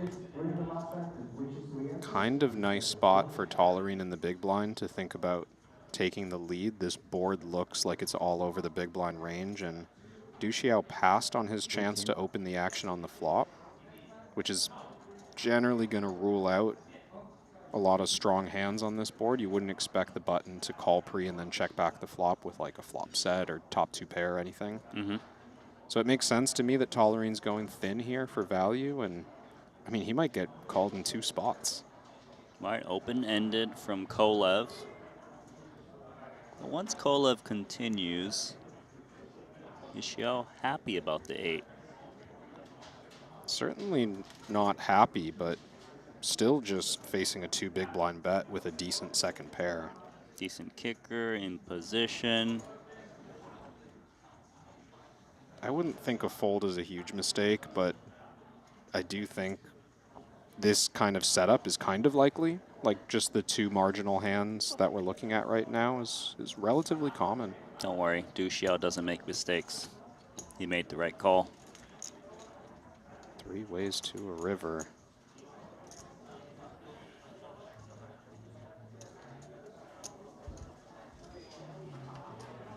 Deuce of hearts brings in the front door flush. I don't think Tolerant expected to get called in 2 spots. No, and I also don't think he expects to have the best hand on a heart river, especially.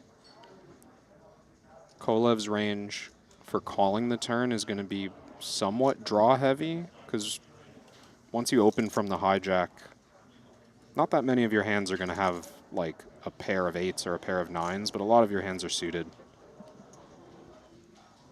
Okay, so Tolerine checks. Action on Kolev. This is the big question for me in this hand, is does Kolev want to bluff 3 ways in a spot that's reasonably credible for him to have hit something? Well, it definitely helps when he sees Tolerine check. Less likely Tolerine actually has the flush. And then Du Xiao didn't bet when check 2. Maybe we take out some heart combos. But he gives up, and told you this guy can't make a mistake. He's got to get to the showdown with the best hand.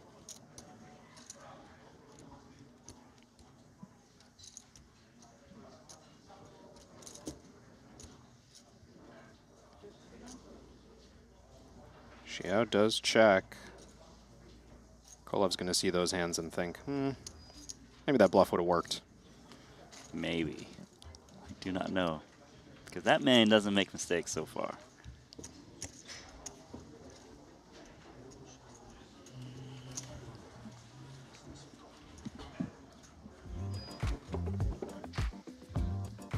Those are the chip counts, but we are playing the 40K No Limit Hold'em Mystery Bounty. I feel like you got some stats for us, Kevin. Share some.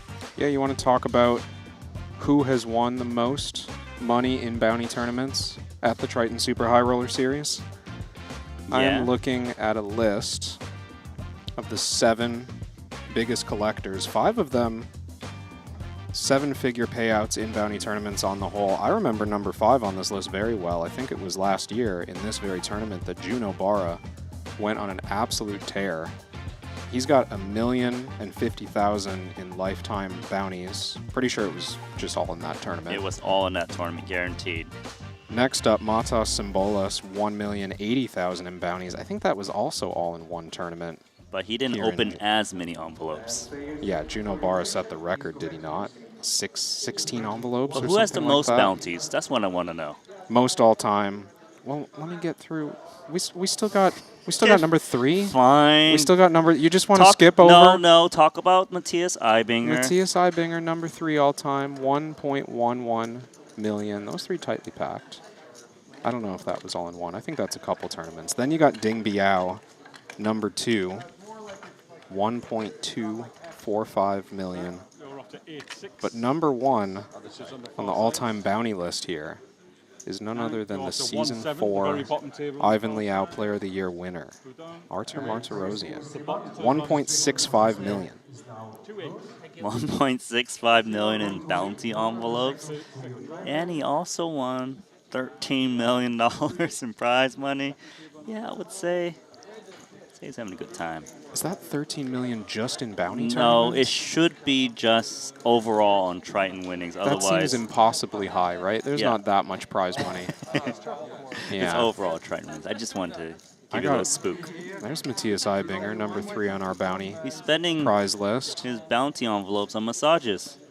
I think he... Is that Juno Barra? Oh, Juno Barra in the background. Yeah. All the bounty crushers coming out. Oh, Bryn Kenny. He too is getting a massage. Do you think there was some peer pressure there associated with the first massage? Well, Bryn always gets one. Yeah. Maybe some peer pressure for Matthias. Matthias was like, that looks like an all-time money list leader idea. Yeah, I think this one was the first one. Ja. Allesamme. Hey.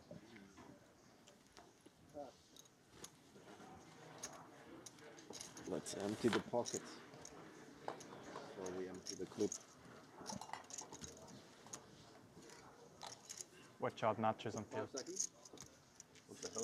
Producer Lee with a great idea for the Triton Stats team. We're going to start collecting massage minute data.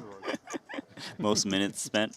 We'll get together a top 5 all-time list for you shortly. Look, we've got a lot of people in chat who actually watch like all of our streams. Maybe they can chime in on who they think has collected the most minutes massaged at a poker table. I want to run like pops and more slow. How about at final tables too? That's always a strong play. And I've seen Bryn get a massage like from start to finish of a final table. That would be like 6 hours minimum. But we do have a 3-bet from Mario Mosbach, Ace-5 suited. Yes. Wow, I felt the energy. Oh my God, he's coming. I'm doubling up. Not easy to shake Adamo as he's in the tank with King-8 suited. Reasonably close combo from the cutoff, this late position battle. You felt it? Wow, you're going to finish with a lot of chips today. Does eventually let it go.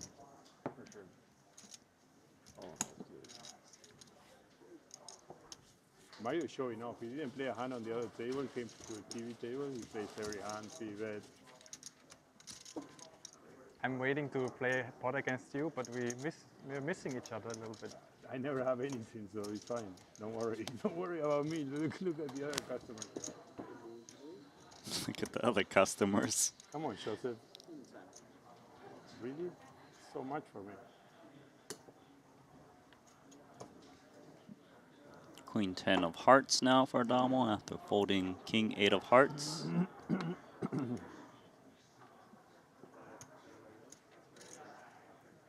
YouTube chat pointing out Danny Tang is chip leading this event with 6 starting stacks, 1.2 million.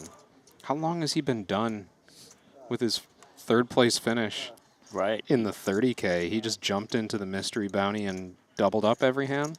He just got a couple of levels of action, I guess. Oh boy. Nacho with the other 40% of a royal. I like that question already. Fading snap call. I think he's going to be running this ace-jack against Adamo shortly. Once he comes to terms with the fact that Queen 10 suited is getting What is your channel? a little bit too good of a price. Is this a side call? Yes, it is. Ace-5. Did he just say 8-5? Like, that's what he expected to see? Ace-5. Oh, ace-5. I was about to say, Adamo's not that loose. Well, I'm running bodies. Depends on how many depends chips on he's the got. day. Depends on the day. What's tomorrow? Nothing for me. I'm leaving. GG, bro. I'm going home. Wow, what a card. Top pair for Barbaro. Needs to dodge to the jack. They flopped a royal. Wow, prepaid too. They did, have didn't all they? these tricks. All the fucking tricks. Give him a flush. Flush doesn't matter for Adamo. That'll be a bad beat now. That would be a real bad beat. It's okay. Top pair, flush draw. Punat, punat, punat, punat. There we go. Oh, the jack of clubs. Wow. Barbaro no longer chirping. Immediately walks away. He thought he was going to win that one. He really did. Like he left mid-conversation. That can be legitimately tilted. I think, you know, Nacho's usually in good spirits and fun, but I think that one hurts. I think he's a little annoyed. Think the table's laughing right now? On the inside. Oh, we do switch to the other featured table, so we will not know. Jesse Lonis, pocket tens. He's had an amazing Triton track record up against Nick Petrangelo, pocket deuces in the small blind. Same stack of 200K. This might go in. Nicky P running into it. Deuces versus tens. Need a duckling.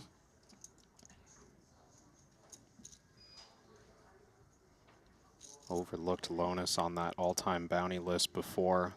7th with 880,000. He had that amazing run not long ago as well.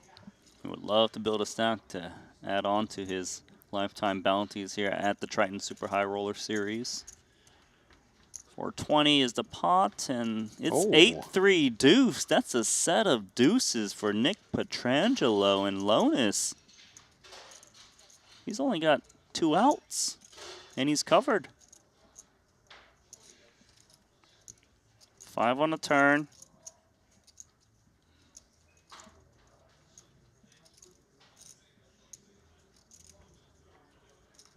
You got 200? Yeah. 2.5, right? Yeah. He's got a little bit more. You're eliminated, Lonis. 200 exactly? Oh, more? A little bit more. Jesse gonna have to head to the rebuy desk. But maybe he can take solace in the fact that last year, nobody in the world won more money than Jesse Lonis. He won $13.3 million in a single year of tournaments. But I've got some bad news for you, Kevin. He can no longer buy into the tournament. Oh, are we Registration done is with level closed. 10? It's Oh. level 11 now.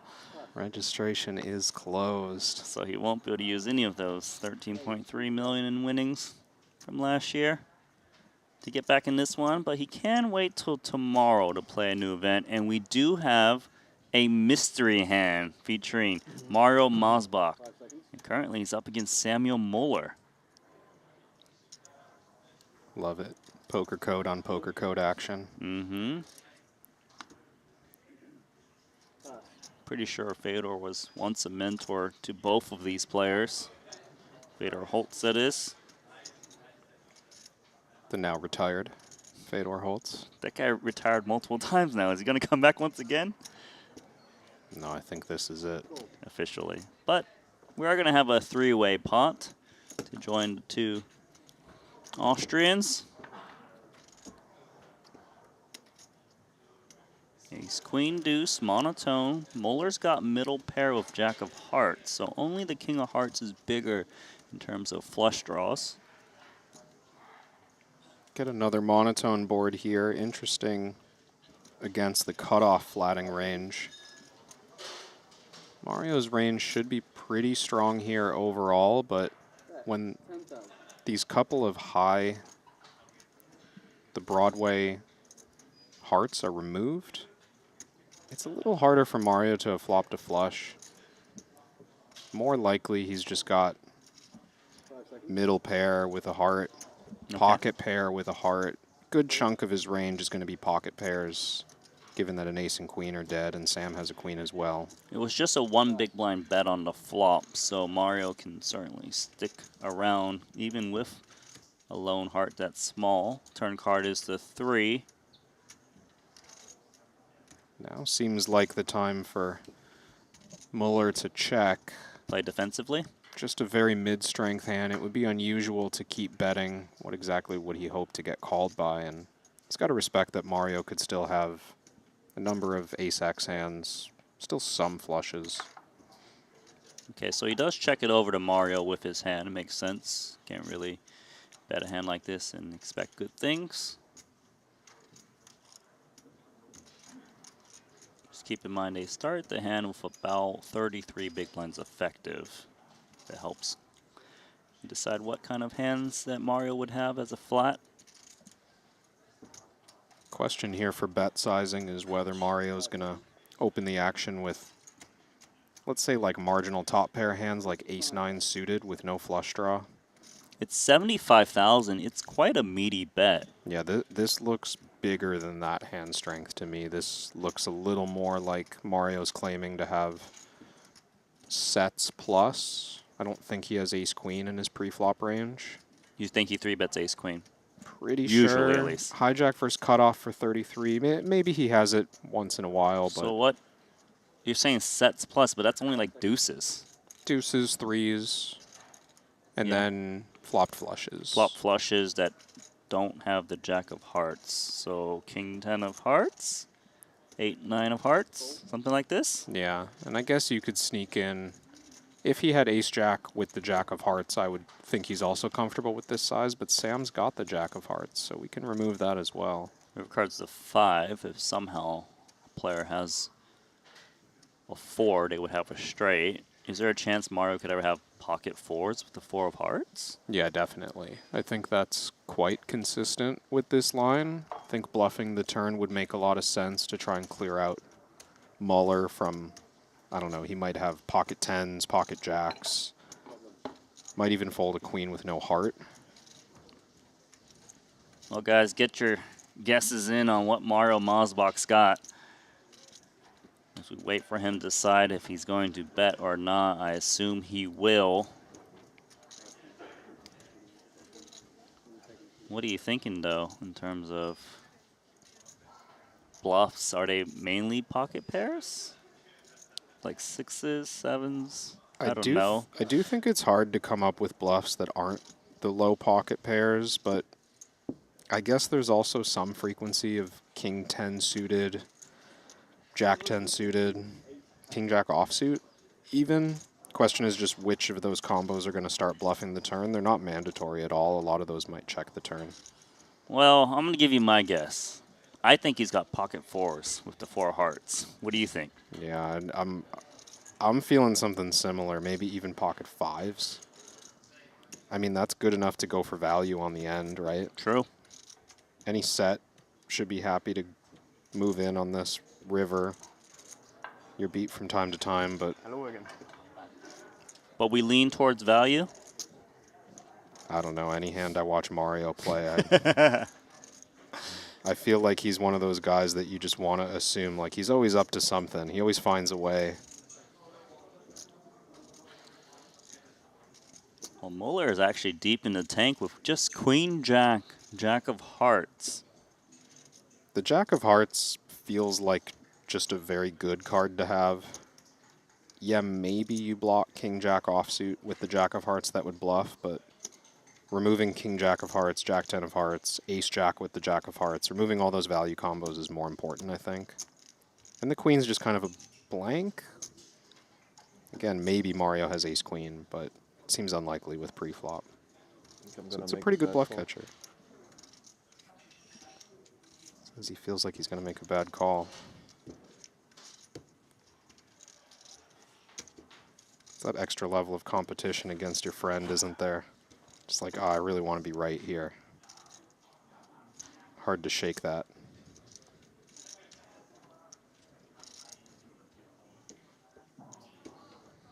Is he going to make a heroic call with second pair? Does Mario have it?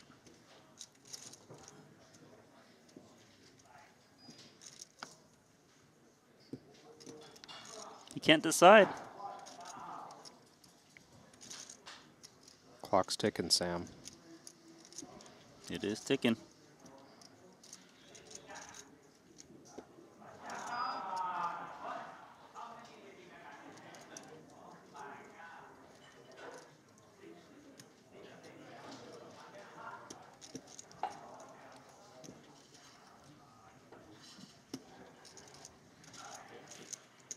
I call.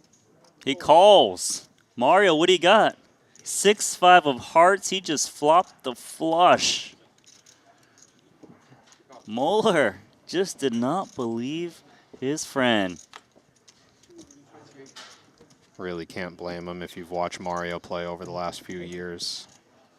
Super capable, super aggressive. Do you think Sam had a reasonable bluff catching candidate there? Sometimes they've just got it. Just flopped the flush.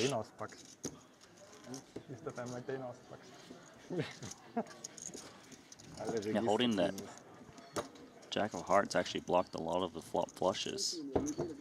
He just called there a 6-5 suited.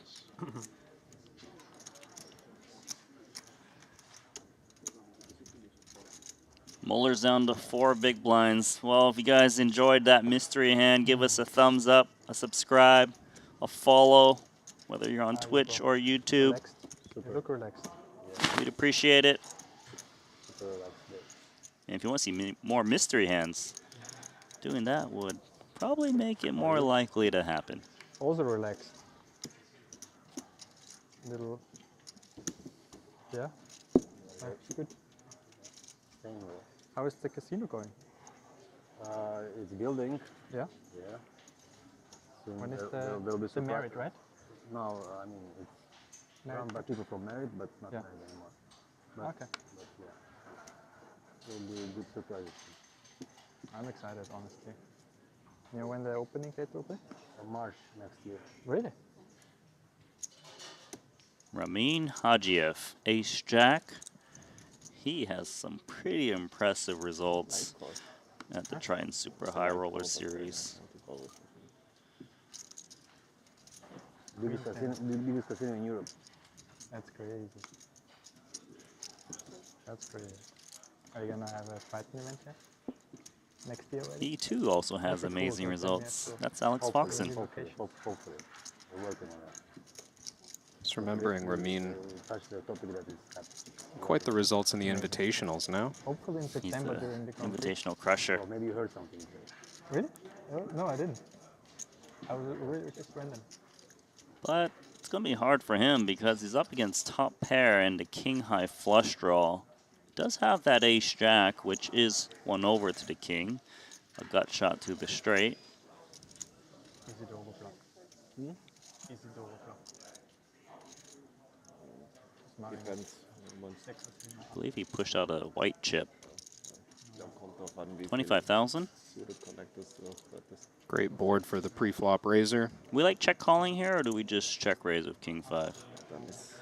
I'm inclined to check call. I think that Ramin's going to play this board quite aggressively with some pretty dusty hands. I think whenever he does miss on king queen 9, he's inclined to keep firing, and when the money goes in against a check raise, more often than not, it's against like king 10 plus. So I don't think that's great for Foxen's hand. He'd rather keep in the low equity stuff. Right, and it doesn't hurt to let a straight get there when you make a flush. Get it like a full double. Hands like an ace jack, an ace 10. Does come a board pairing 9. Foxen's thinking about leading. Technically more so in his range when he check calls. If he does bet, I imagine it's small. Yeah, it's similar to the ace 10 hand we watched with Clemens earlier, where Foxen's hand is quite good. Doesn't necessarily benefit as much as other parts of his range would with this play, but it's just kind of an overall idea that this is a card that Hajiev's likely to slow down on. Leads out 26,000 now. Hard to fold ace jack against this action. Ramin's going to be ahead of some lower flush draws. I don't think Foxen would float the flop with like a naked jack or a naked 10, but he might have something like jack of spades, 8 from time to time. I guess more likely those jack or 10x's are probably backdoor diamonds, but he does fold ace jack with just 11% equity. Yeah, that's a Clean disciplined fold. It's pretty impressive. I think probably the biggest piece of info there was that he sized a little bigger on the flop and expected Foxen to fold some of those weaker hands. So ace jack not as strong as it looks. Yeah, it was just 1K more than Hajiev's bigger flop C bet. But yeah, perhaps less floats when it's 25K on the flop. That is amazing. It's not bad for Mario. Pocket 7, 700K stack.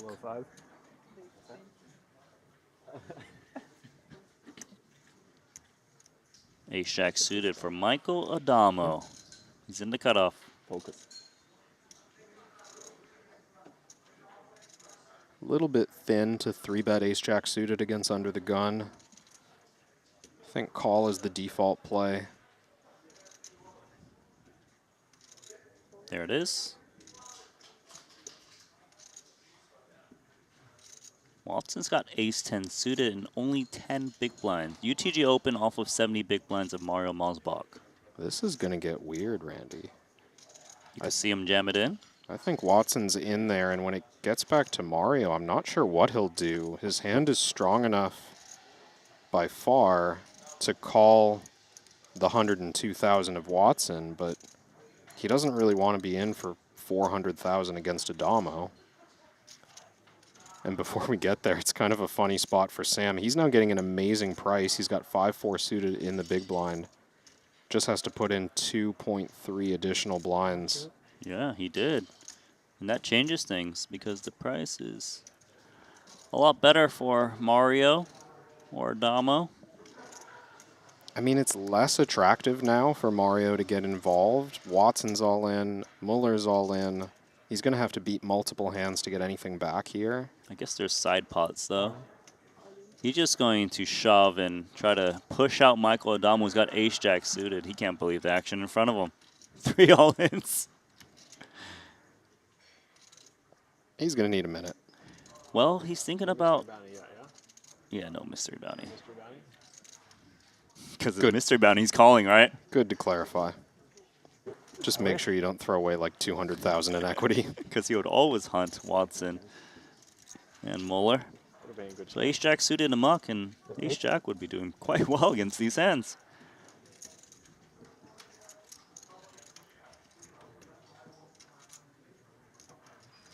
So no bounties on the line, just chips.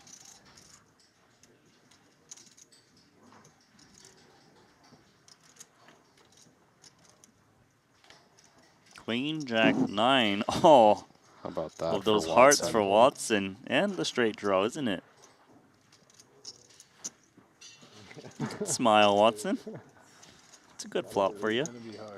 Gotta believe it. Too many outs? Wow. 5 on the turn for Muller. What do I need? You need to just hold, Mosbach. What do I Now need? you're like. Avoid the whole deck, Mario. And he did not avoid the whole deck. Watson makes the nut flush. Muller out with his remaining chips. Mario loses 102,000. And Adamo loses just 2 big blinds. When we come back to this feature table, been a while here. Bryn Kenny opening to 20K, Ace Jack suited, Yosuke Miki, Ace Queen, all in for 252,000. That's 25 big blinds. 225 or something. Does cover Bryn Kenny. Like that. Yeah, Bryn with 21 big blinds. Covers me anyway. Tough to get away from Ace Jack I don't suited. think I'm gonna fold, but I'm gonna waste it all. Hope he's up against pocket pairs. The suited property is always kind of lean you towards calling it if it's cuspy. He calls.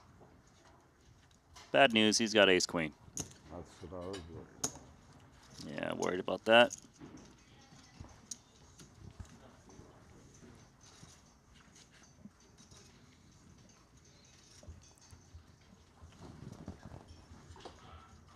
Yosuke, the heavy favorite against Bryn Kenny. Ace Jack 10. He's no longer the heavy favorite. He's now the dog. See, there's a chance.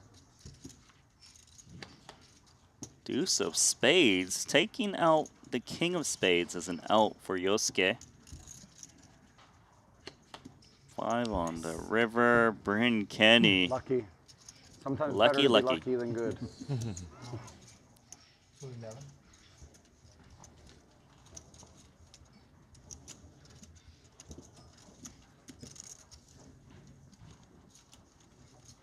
Lucky, lucky. But he's lucky and good.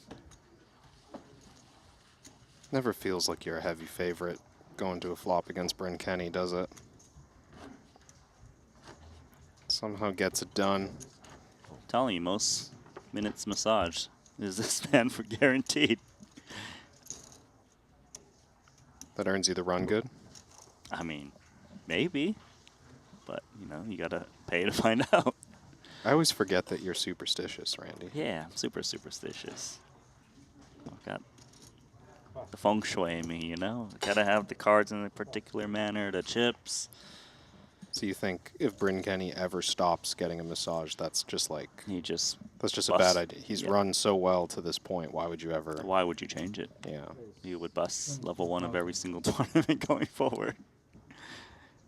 Petrangelo, Ace Jack suited, and he's up against Boris Kolov. Kolov's been on a downswing. Yeah. He had like 500K and just kept losing pots. Even more? I think you're right. Because he lost to King 3 versus the Pocket Kings of Ben Tollerine. He had like 650 when that hand went down. Now, most likely he's just going to end up all in at risk. He 3-bets to induce against Petrangelo. Ducio's got to look at his offsuit hand and give it some time before he folds. That's his thing. Hopefully he saw the 3-bet from Kolev. He's looking over that way. I think he noticed. He knows. Probably jam from Petrangelo. That's what I would expect in such late positions. Ace Jack suited is going to do fine against the get it in range. All in and call. So we got a coin flip. Edge to Kolev.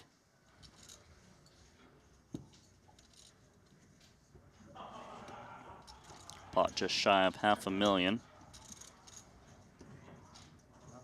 Kolev is eating something. It's a broccoli. What's Petrangelo snacking on? Oh, I missed it. Saw the fork action though.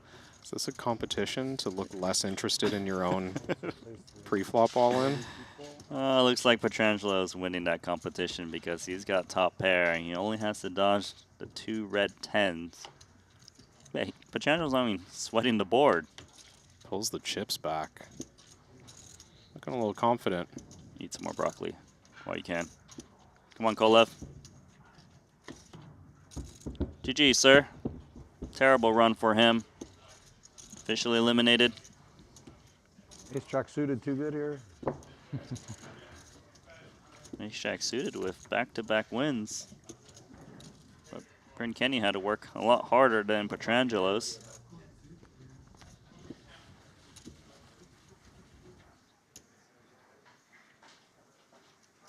Over to the blue table. Very big pot developing between Adamo and Gale.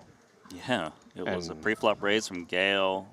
Queen Jack 4-2 diamonds, 30K bet from Adamo when Gale checked, called. 105,000 on the turn by Adamo, called, and Gale checks once again. Look at that board. Yeah, this in position single raise pot. Adamo using these pocket fives as a multi-street bluff. I thought he was going to run it. I'm actually surprised that he shut that one down. Don't think it would have worked against ace, queen, ace of diamonds. Very strong hand from Sebastian. I think Sebastian was going to snap off his opponent, thinking that this guy's got too many bluffs in his range, and you saw it. It was pocket fives. That was some nice restraint from Adamo.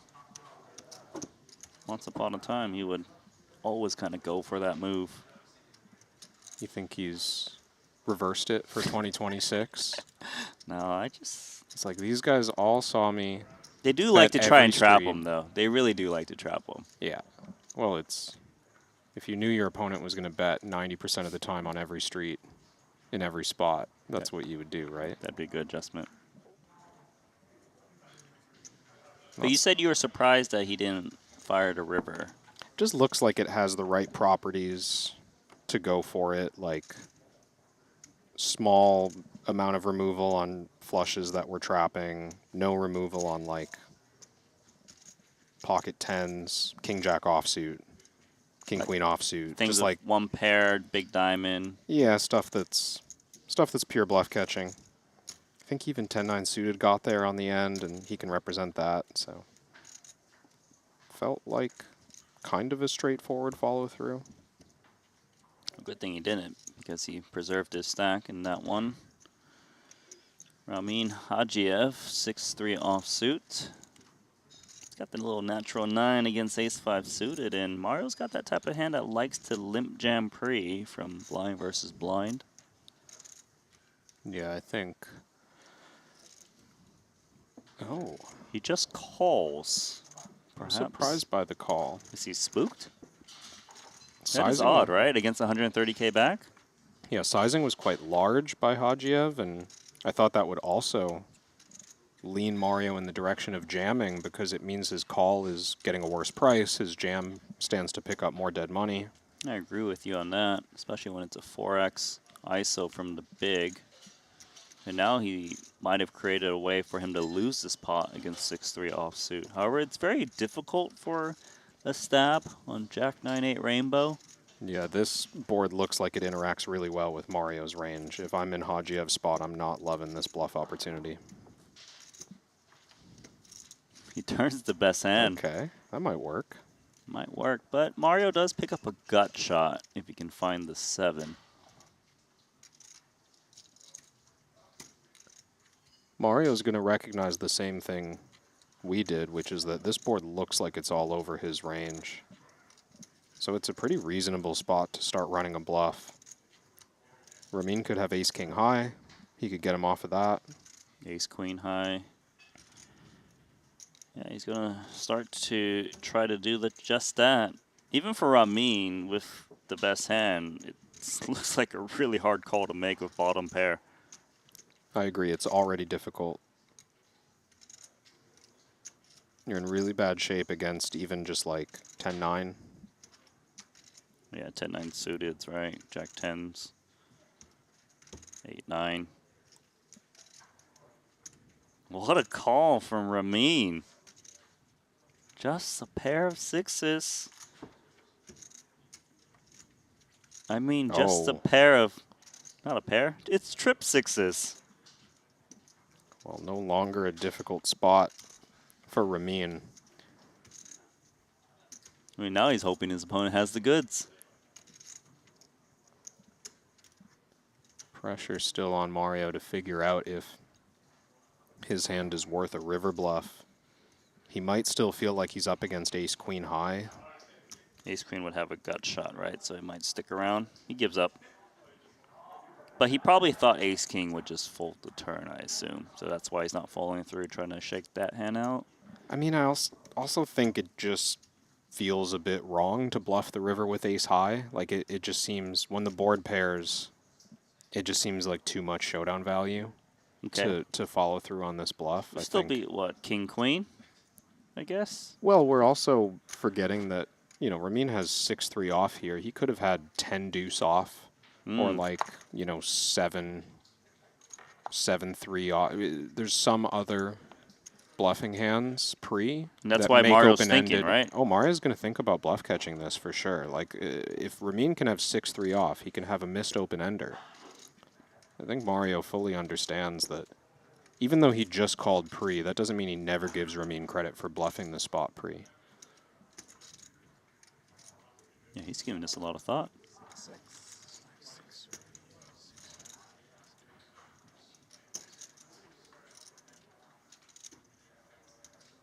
Turn that mic up on Mario. I heard him counting 6x combos, which is what he thinks is the only kind of hand that can go for value that's started as a bluff pre. Yeah, that's interesting that he's zoned in on that so quickly. Because it's rarely the jack. Jack X doesn't really raise pre. Oh.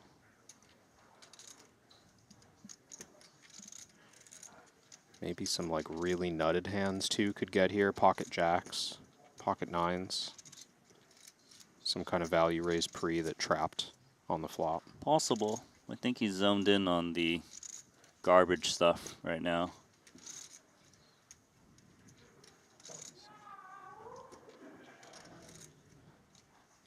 Combo counting, and he calls. There you go, sir. You beat that? Yeah. It's a frustrating one to lose as Mario. You know, you see that hand and you think, I guess I made a pretty good read on his range. But then you also think, damn, I could have just jammed pre and won those chips. I think he might have a little bit of regret on not limp jamming that against the 4x. It's 12 now or one more 10?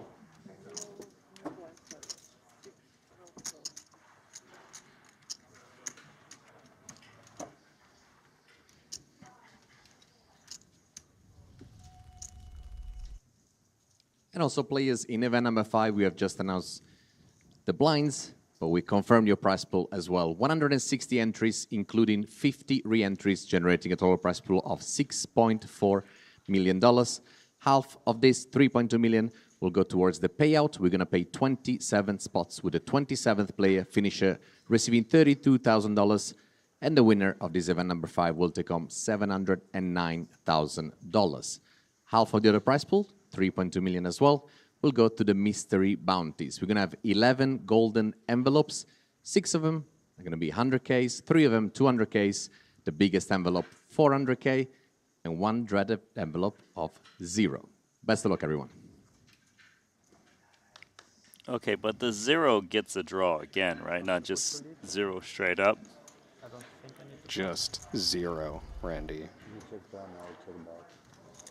Surely someone isn't going to have one envelope and open the 0 and just go home with nothing. I need to know. I think we need more relentless envelopes. We need an envelope that's like, your prize is taken away from you if you cash the tournament. You're a sick man. And I think if you look at 7-3 or 7-4, you think similar.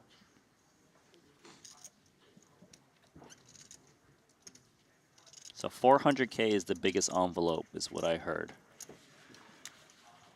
Half the prize pool goes into the regular structure, I suppose, the regular prize pool, and half to the envelope. So up to 40K, that's 20K to there, 20K to the other end. And we're playing down to 40 players. Yeah, that's right. 25% of the field. We've got 160 total entries. So 40 players will advance.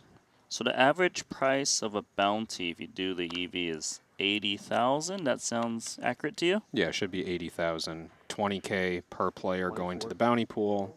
Only 1 in 4 players has a bounty on their head, so it's 4x the contribution.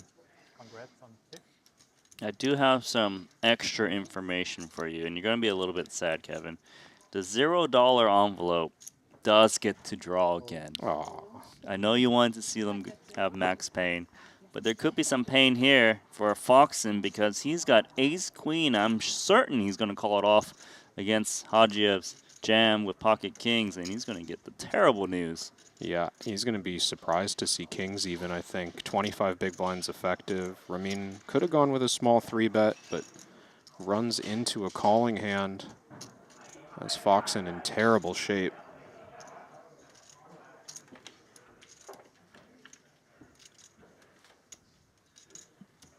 Still in terrible shape.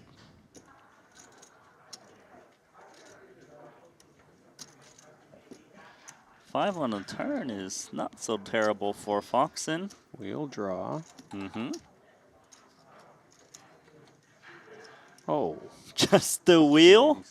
How about that wheel draw? Oh, the hard work from Hajiev. Sent over I mean, to Foxen. Just collected those chips from his trip 6s against Mario, and But he worked hard for it. Off they go. He made a good call on the turn. And then he decided to value bet. Of course, when he had trips.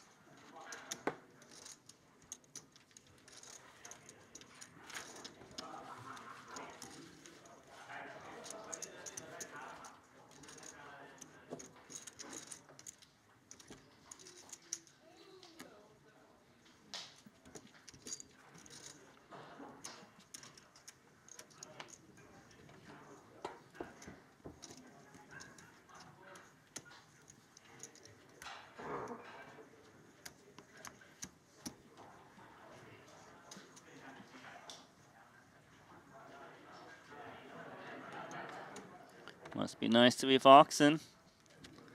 Ebony Kenny. She's been having some deep runs here in the Triton Super High Roller Series in Jeju.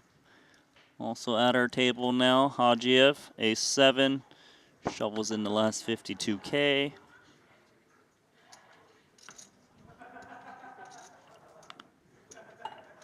Watson's like, all right, what's the worst that can happen? I've got 10-8 offsuit. Yeah, it's 4 big blinds. Price is too good, especially against the cutoff.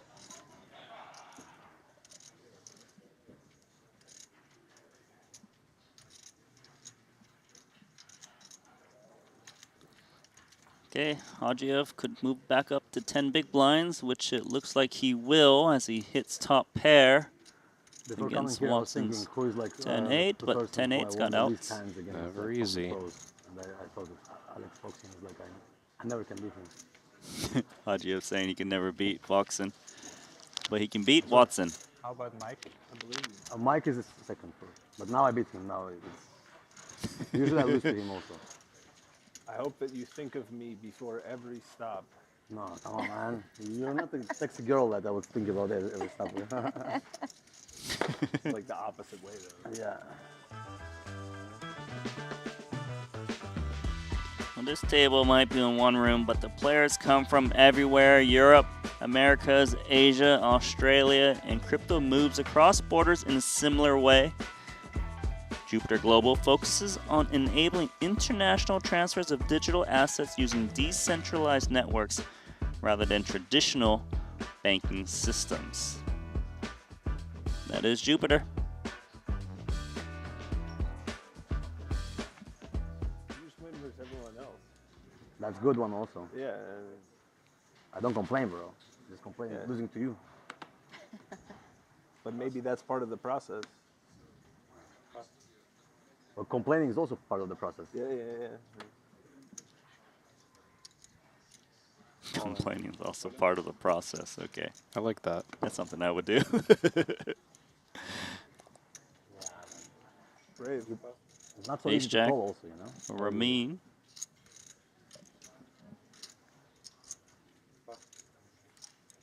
First one's good. 10 big blind's going to be too much for Watson. Oh, I don't want to show this one.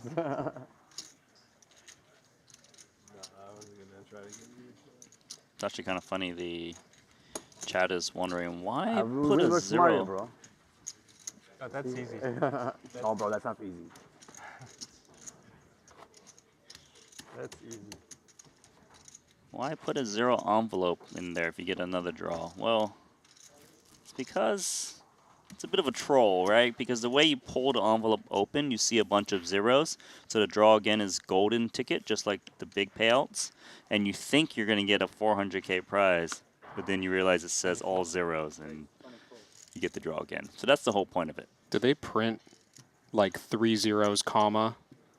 I believe so. 3 zeros? I believe so, yes. Yeah, so you get the full troll. The full troll, and Hagio's getting trolled right here because he thinks he's running up his stack, and he's up against Mario Mosbach's Ace King. He always gets you in the end, doesn't he? Well, it's not over yet. Come on. You really think he's going to get there with Ace Queen? You want a side bet on it? You think he's got to draw again to get a run another board? He's going to have at least one draw.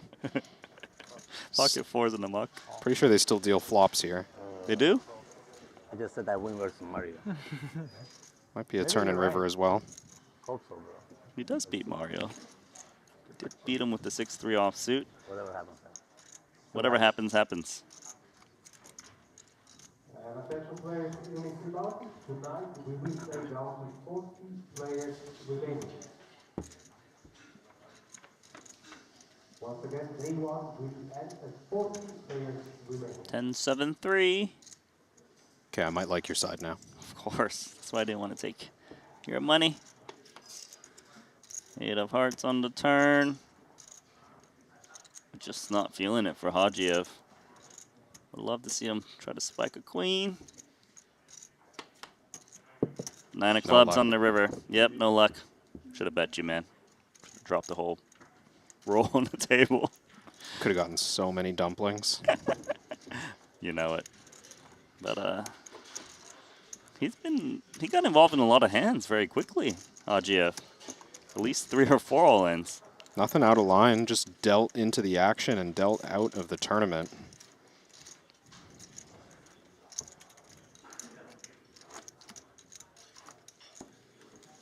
So we have 70 players remaining now. About half of them will not make it to day 2. Seth Davies actually at the top of the leaderboard with 1.5 million.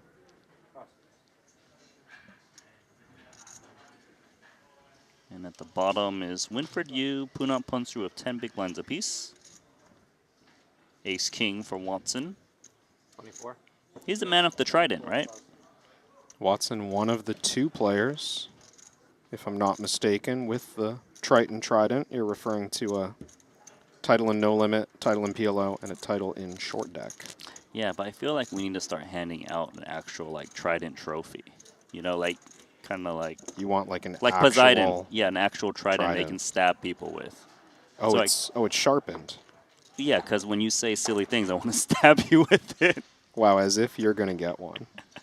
Yeah, I probably can never get one. Come on, PLO Short Deck and no Hold'em title and amongst these fields, it would be difficult. Yeah, but if they started giving out tridents, you would take a shot. If I can use it against you, yeah, maybe I will. I could just use my fist, but I don't think it would do anything. Maybe a tennis racket? I liked the idea of just like a jacket. You know, we've got trophies, oversized trophies, watches. Got to find like, you know, something else to put in the wardrobe. I like Trident. Have you seen Jungle Man when he wears his Trident outfit? He actually has a Trident himself. Yeah, I have. 2 pair for Mario. It's unfortunate for Watson. Hey, is that the bounty hunter, Juno Barra? Juno Barra.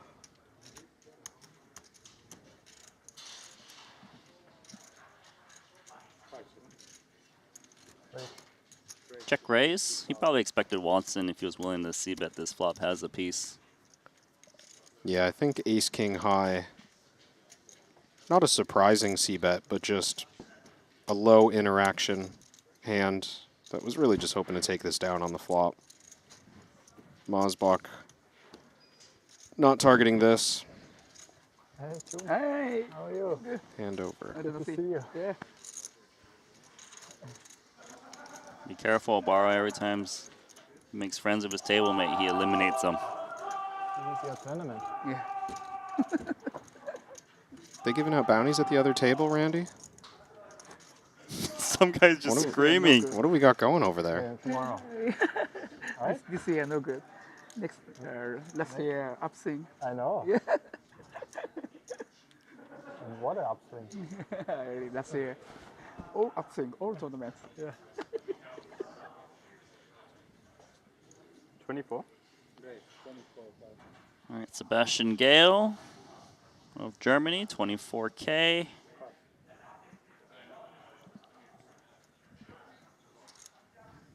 Trident holder. Watson's got ace 10. Is it hard to make a move here? It's awkward from hijack. 14 big blinds. This might just be a fold. Oh, Watson's going with it. What a read.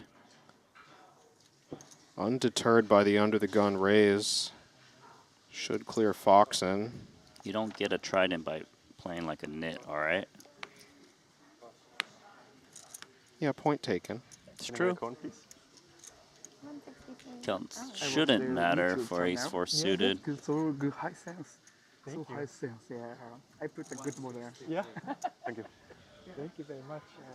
Yeah, I think for 14 bigs, this is hitting the bin. You played a few times. 10, 11 big blinds, sure. Yeah. That's very good. I'm so happy. Yeah. Is you too big in Japan too? Yeah. Oh wait, Masato. Yeah, so damn, yeah. top of top. Yeah. Yeah. What is like? Holy shit. Yeah, maybe world number one It's channel. yeah. There's like a million views on the videos. Yeah. Like it's insane. Do you have a YouTube channel? Yeah, but just started. Small. Yes, my cameraman, creator. Ah, perfect. Yeah. Oh, Juno Barra's got a cameraman. Yeah, I didn't know he had a YouTube channel. Yeah, growing the game over in Japan. I believe I remember people saying he's actually a poker instructor, a coach. Is that right? Yeah, over in the Japan streets. I'm going to have to check out his channel. Always love to see a fellow coach. He's going to check out your channel and see some what piano lessons or whatever you were doing. He's like, wow, I thought this guy was good.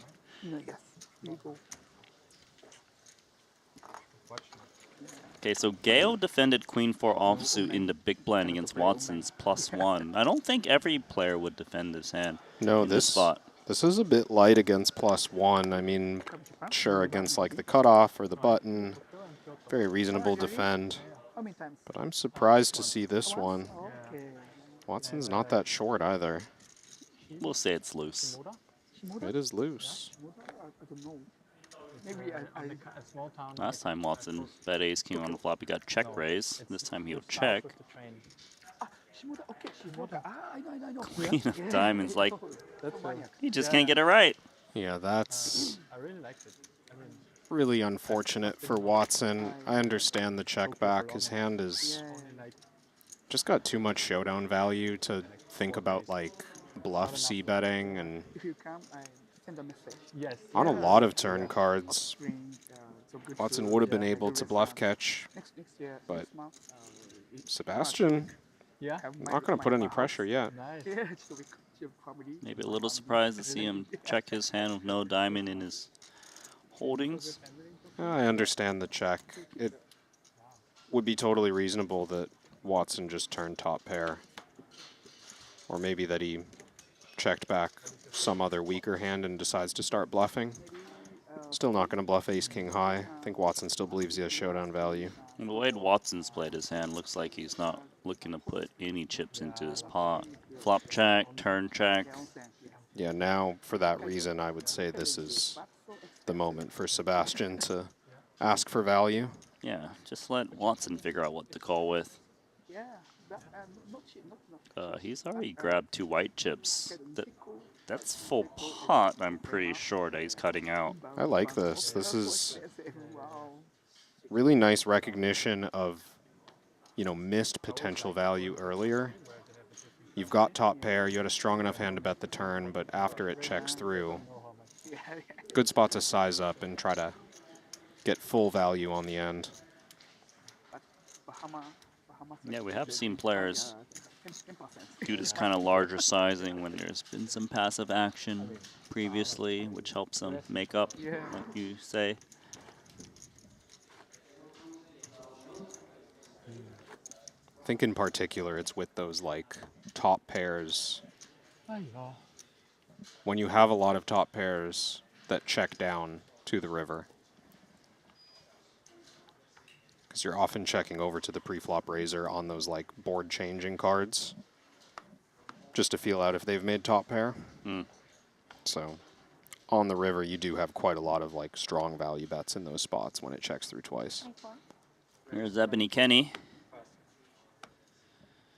King 10 offsuit.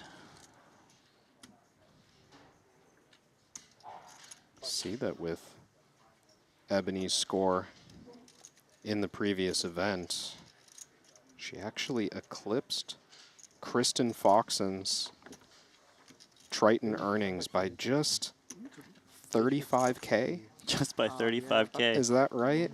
I believe so. 3.259 million. Now leading 3.224 million. Yeah, that's with that 4th place finish in the 30K for 432,000. So Ebony Kenny is currently officially the winningest female player at Triton. So far. I mean, you can Vienna direct. Vienna Tokyo. Tokyo Narita direct flight. To who? She is up against Michael Adamo, 9-7 suited. A c-bet would work with what she's up against, but it's kind of difficult to c-bet on 5-3 deuce. Yeah, it looks like a board that does pretty well for the big blind, although when ace high makes the wheel, do you think that often swings things back in favor of the pre-flop raiser? Just so many ace highs for Ebony's range. Not nearly as many in Adamo's range. And that's a good hand on 5-3 deuce. So I would judge them separately. C-bet is 18K. Not ruling out Adamo doing something here. He's got 3 to a straight flush. I would look separate flights. He is coming with check call with 9-7 of spades. I love it. These are my favorite kind of hands. He turned to 7. Okay, well that's, we let him off easy. Come on, dealer. We were hoping for the Michael Adamo show. Let him bluff 1.5x pot with 9 high after floating. But still, the game plan has now changed, right? He obviously was thinking of ways to win this pot unimproved. Now that he's turned to 7, he's now thinking of a path to hopefully getting a full double against his opponent. But Ebony just has king 10 high. She's going to check. Kind of thought he might lead the turn. Like it tracks that if you believe you can effectively float the flop and get a lot of chances to bluff the river. That also means when you hit top pair on the turn, maybe you want to lead and prevent that check back and, try to extract some value from ace high. Yeah, I guess a lot of ace highs wouldn't feel good about betting the turn and they take their free card. So I see where your head's at. Sometimes I've had this thought before where, maybe the plan was to float flop and then bluff all in on the river. Now Adamo has a hand strong enough to bet all in for value on the river. It's kind of like, okay, well, let's test the line. Let's see if that bluff would have worked. Well, he's not betting all in. He's betting 60K. Yeah. I thought you I mean, he's hoping ace high would call, and I guess an ace 5. Pocket 6s.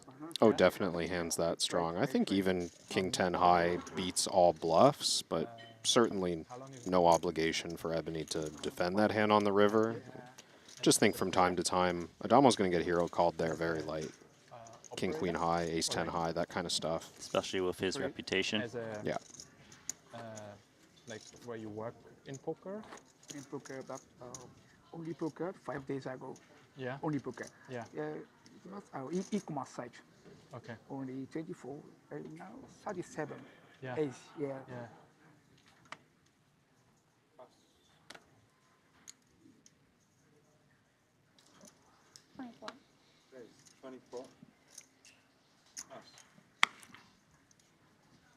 Ebony coming back in with a promotion from king 10 offsuit up against Juno Barra. Counts down his own stack. Wondering if he should consider re-raise pre or flat. Just going to keep it aggressive immediately. 52,000. Awkward immediately for ace 10 offsuit. This is interesting from Obara. He didn't start the hand with that many chips. Quickly gets the fold from Kenny. Very successful 3-bet there, as played. Yeah, she didn't even think about it. And that's going to give Obara some confidence with his very small 3-bet. In Japan, in like clubs, right? Okay, we're taking a look out here because this is going to be your next featured table featuring Kiat Lee, who won the 50K short deck earlier, Jamil Wakil, he got 3rd in the Jupiter event, and Wen, he actually won the Genesis in Triton 1, the very first event at this Jeju stop. Ace King now for Juno Barra. He's rocking a very nice t-shirt. The 10th anniversary of the Triton Super High Roller Series. Just a decade of gold.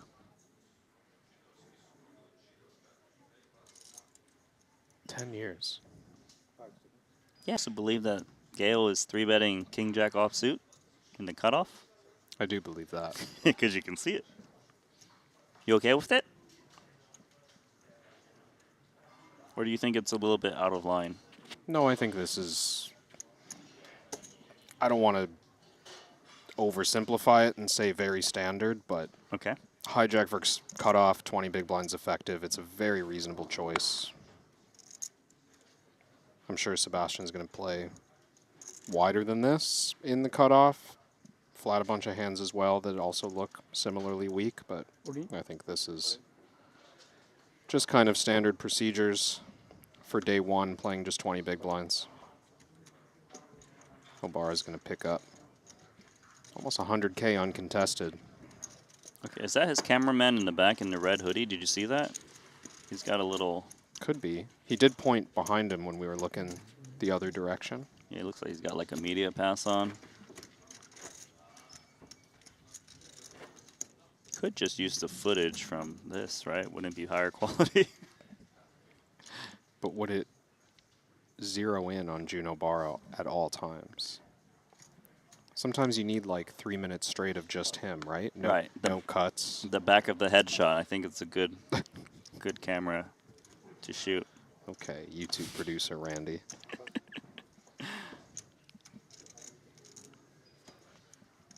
I had a hard time finding his YouTube channel, to be honest. I'm going to have to ask him for a translated handle. Yeah. It's just typing in Juno Barra did not. It probably showed you him winning like $1 million in bounties. I got a lot of Triton poker videos. Yeah. Did not get a Juno Barra official.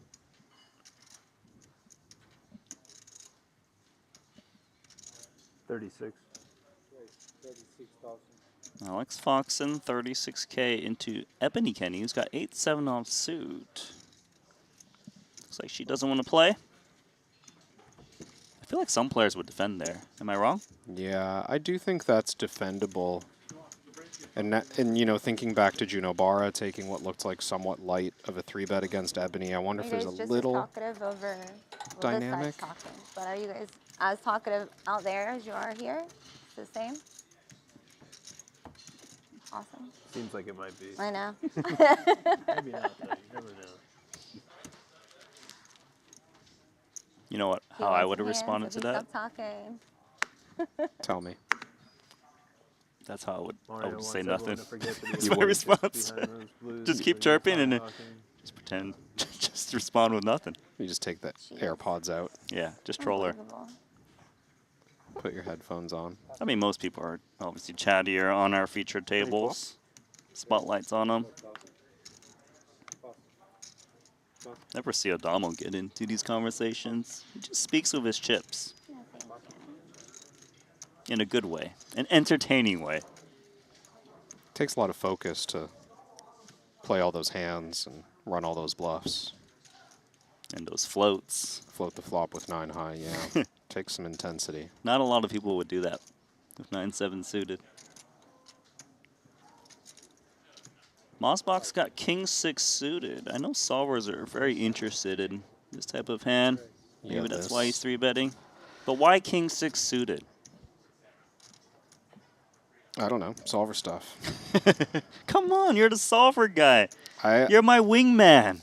I'm actually not trolling when I say, yes, I do study solvers a lot, and yes, I do work with a company that has the most used solver on the market, and I also think that we probably put too much stock into why specific hands are doing certain things in these kind of situations. It's like, I don't know, there's like weird unblocker properties that sometimes are accurate and sometimes are not accurate. Right.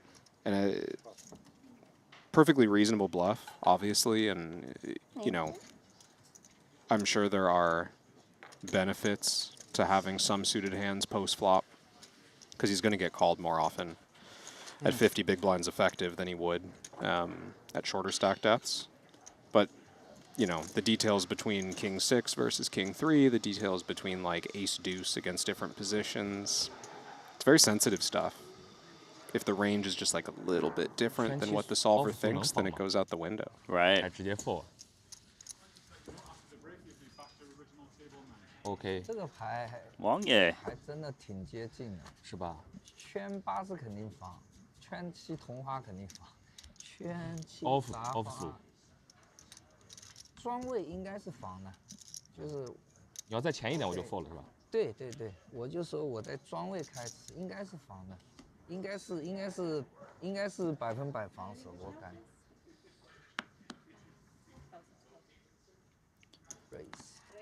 Raise from Wang Ye. King, Queen of Diamonds. Wang Ye is one of our Triton super high rollers that plays the nosebleed stakes. Not just tournaments, but the cash game streets as well. 65? He's getting 3-bet by Clemens Reuter. 25, 65. Wang Ye also a bit of a 150K specialist, if I remember correctly. He's got some great tournament results here in Jeju. Everything 100K by and plus. That's mainly where his scores come from.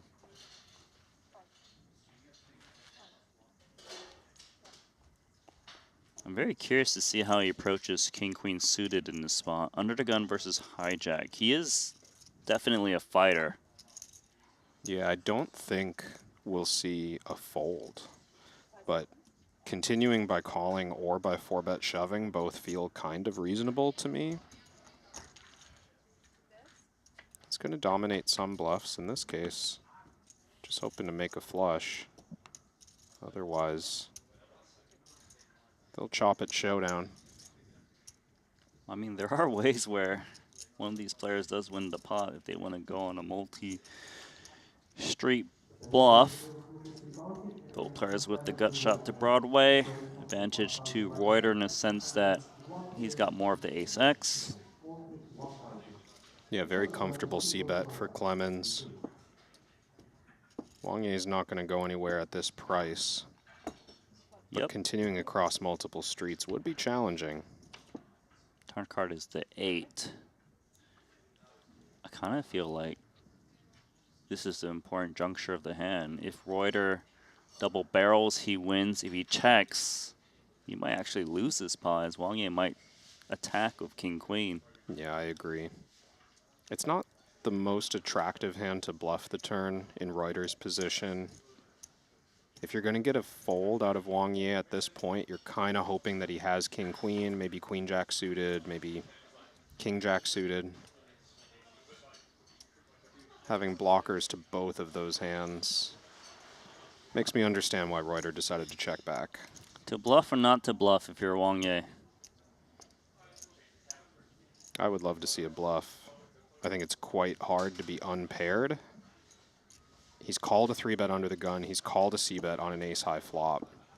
This is just a strong range situation for Wang Ye, and I would think that anytime he's unpaired, he can bluff pretty relentlessly.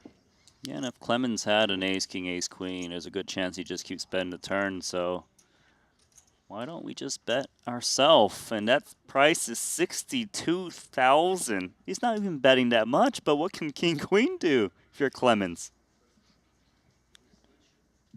I mean, I can think of one thing you could do. Okay, which but is really? Is he going to represent like a rebluff, top set, or ace-5 that river 2 pair? Yeah. I mean, it's reasonable, isn't it? Pocket jacks, pocket aces, ace-5 suited.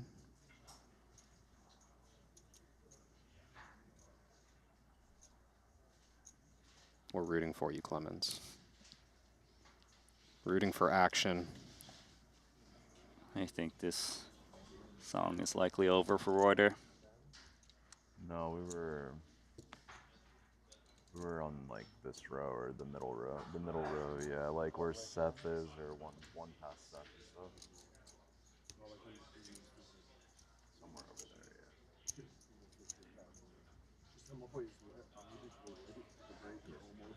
Don't be late. Wow, he calls, and they're gonna chop it up. I did not see a call coming, Randy. That is wild. What a call from Clemens Reuter for half the pot. I don't know how he found that call. I think I heard Bryn Kenny laughing. Like, seriously? I guess he could beat Queen 10 suited or King 10 suited as well, but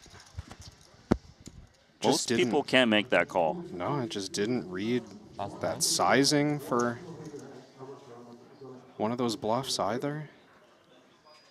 That's a well-played hand by both. Well, it's like I said, they chop it up at showdown.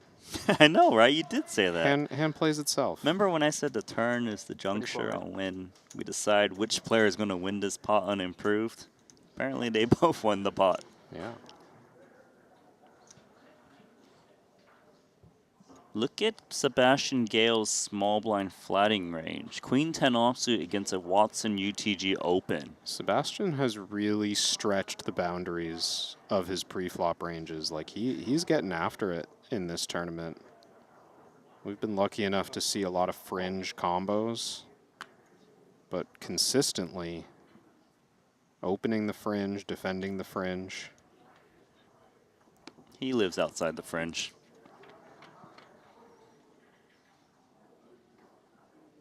Does come ace-5 deuce. I don't think that Watson's particularly worried about the ace-high boards. A lot of them would just 3-bet him pre. Maybe there's some suited aces that flats a small blind. I mean, I guess if he has Queen 10 offsuit, it's certainly possible. I have to agree, though. The ace is mostly a non-concern. This check back could be a way ahead, way behind sort of play. It's probably more so based on his hand. It's not as vulnerable as, say, like pocket 6s or 7s, right, to overs. Yeah, exactly. If Sebastian does have Queen 10 or even something like 10-9 suited or 9-8 suited, check back is a lot more efficient with jacks, queens, or kings. to allow him to make the worst hand on the turn instead of just betting flop and having him fold. Yeah, and if Watson also had some ace X's, he probably checks back the flop, and look what he's done. He's baited the queen 10 offsuit to bet 22,000 with no connection to the board. Yeah, this is an ambitious turn bluff.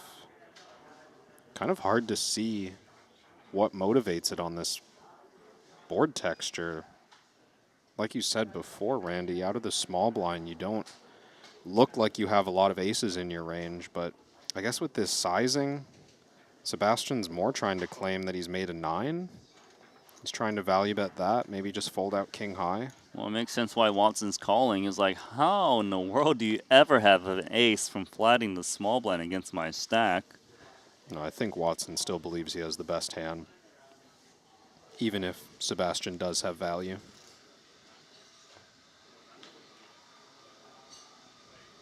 So is Sebastian gonna go for the 2-barrel? Put max pressure on 10s through kings.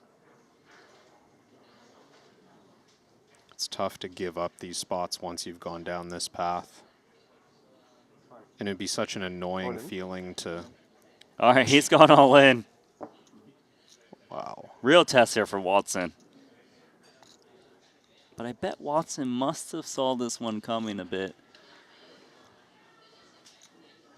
I'm sure he's counting the combos of ace X that's actually there, if at all.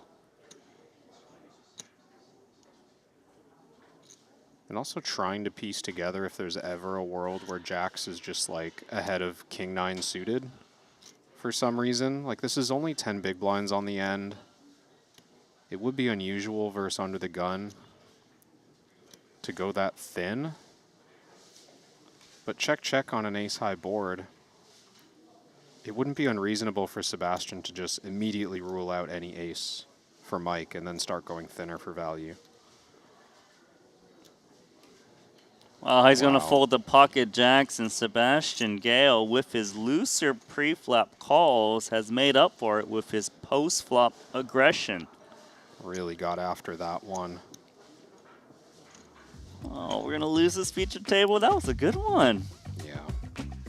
Players are going on a break. 63 players remaining. Allison P. Gotsterwich is the chip leader. Seth Davies right behind, and Nick Petrangelo in third. Who did quite well at the red table. 1.29 million in chips. Welcome back to the booth. Randy Liu alongside Kevin Rabichow. We are playing that 40K mystery bounty. I mean, what a play from Gale.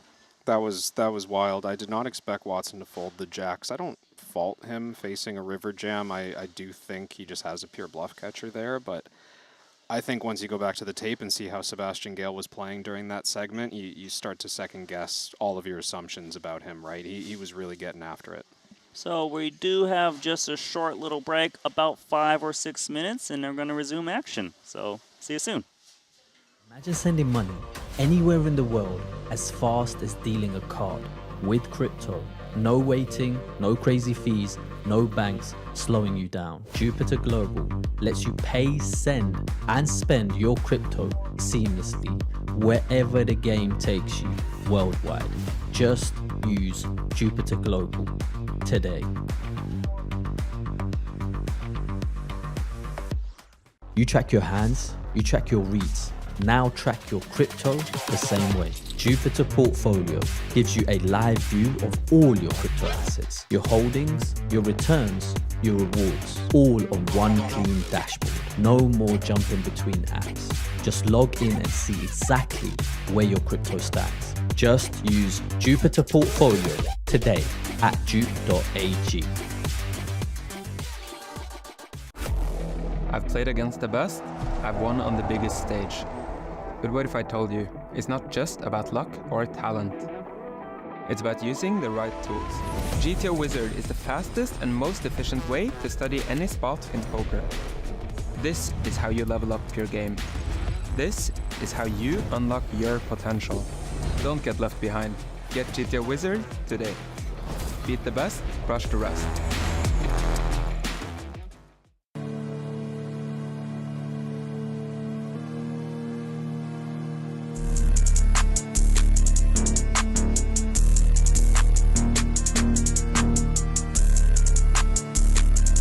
Are you not happy, or you're only half happy, or?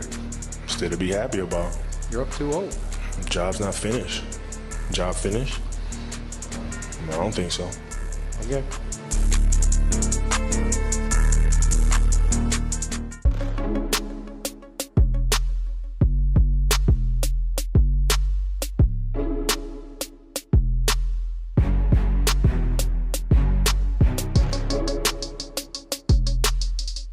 With the other 40% of a royal. I like that question already. Trading snap card. 17 I think he's going to be running this ace-jack against Adamo shortly. Once he comes to terms with the fact that Queen 10 suited is getting What is your channel? a little bit too good of a price. Is this a side call? Yes, it is. Ace-5.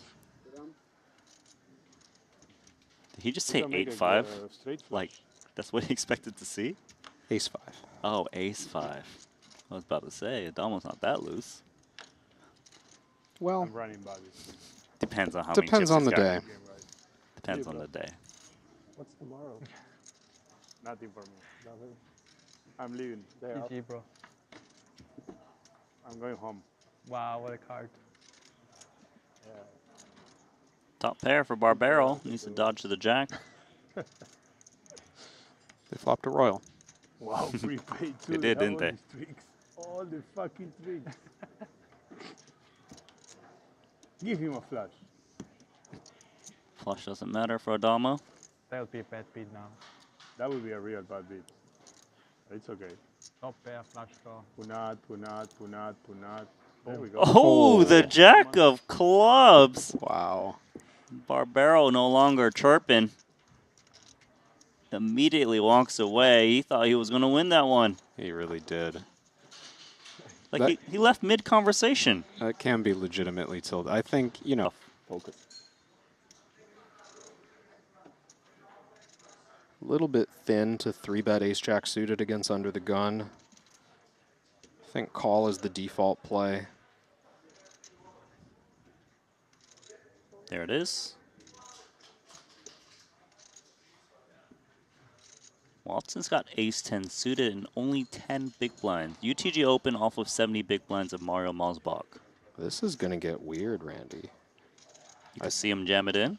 I think Watson's in there, and when it gets back to Mario, I'm not sure what he'll do. His hand is strong enough by far to call the 102,000 of Watson, but he doesn't really want to be in for 400,000 against Adamo. And before we get there, it's kind of a funny spot for Sam. He's now getting an amazing price. He's got 5-4 suited in the big blind. Just has to put in 2.3 additional blinds. Yeah, he did. And that changes things because the price is a lot better for Mario or Adamo. I mean, it's less attractive now for Mario to get involved. Watson's all in. Muller's all in.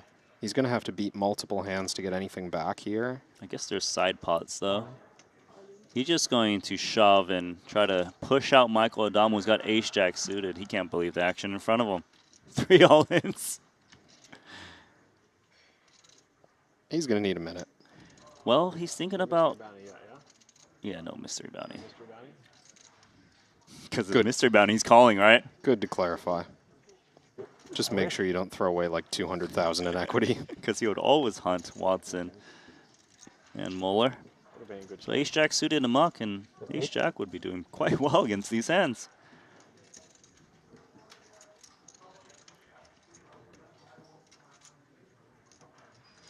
So no bounties on the line, just chips.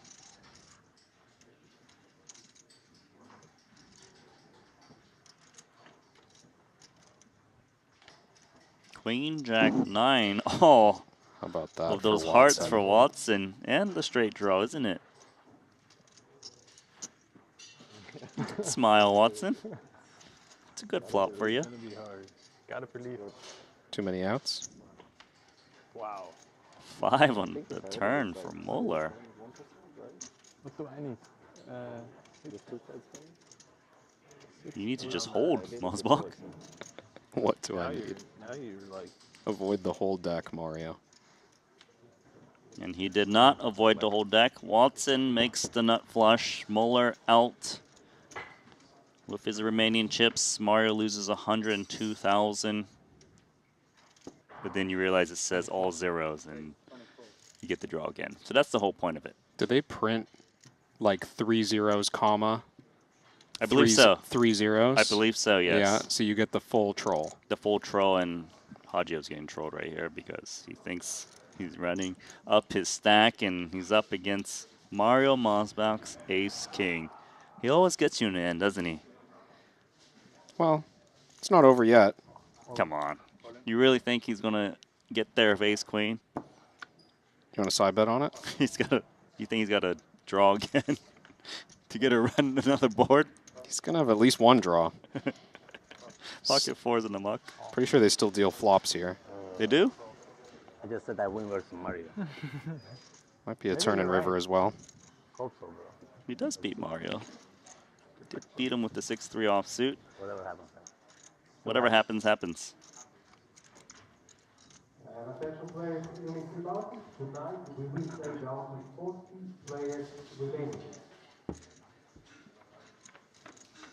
Once again, day one will end at 40 players remaining. 10-7-3. Okay, I might like your side now. Of course. That's why I didn't want to take your money.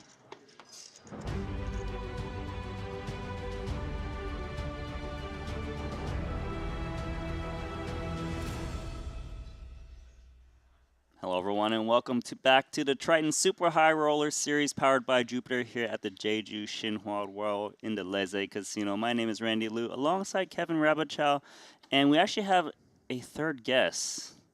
I'm going to show you. Do we? These are some nuts that apparently Kevin Rabachow says are amazing. Some tteokbokki almonds, and apparently Alex Livingston is greatly in love with them. But where did you get these? This is Honey Butter Almond Factory, HBAF, also stands for Healthy But Awesome Flavors. Wait, you actually had a storyline and everything about that? I mean, HBAF. I went to the store, I bought the almonds. This is like one of hundreds of bags. I bought extra luggage, actually. Okay, can I You get want? some? Not maybe. I thought you said you don't like them. Yeah, I don't like it. I actually absolutely hate rice cake, especially when it's spicy rice cake. I don't know how you're going to fit it into the almond flavor, but yeah, you leave them over there. And why don't we go ahead and take a look at the chip counts of what we got working here with 63 remaining. We're going to play down to 40 players remaining. Allison Pikatowicz, chip leader. Seth Davies in second, 1.47 million. Petrangelo, 1.29. But look at our featured table. We've got Kiat Lee, the 50K short deck winner. Yeah, fresh off of a huge score, Kiat Lee. Poised to have another successful run in this No Limit tournament. He's got Jamil Wakil immediately to his left, who also has had great success to start this series. You know, a fair distribution of players I haven't seen play a whole lot, but Danilo Velocevic and Alex Zubov headlining the blue table as well. Patrick Antoni is standing up. Looks like he's wiping down his shades. I assume at least. Archer Martirosian, Juan Pardo, Tom Fuchs. They're at that table. Oh, that's Kristen Foxen in the foreground.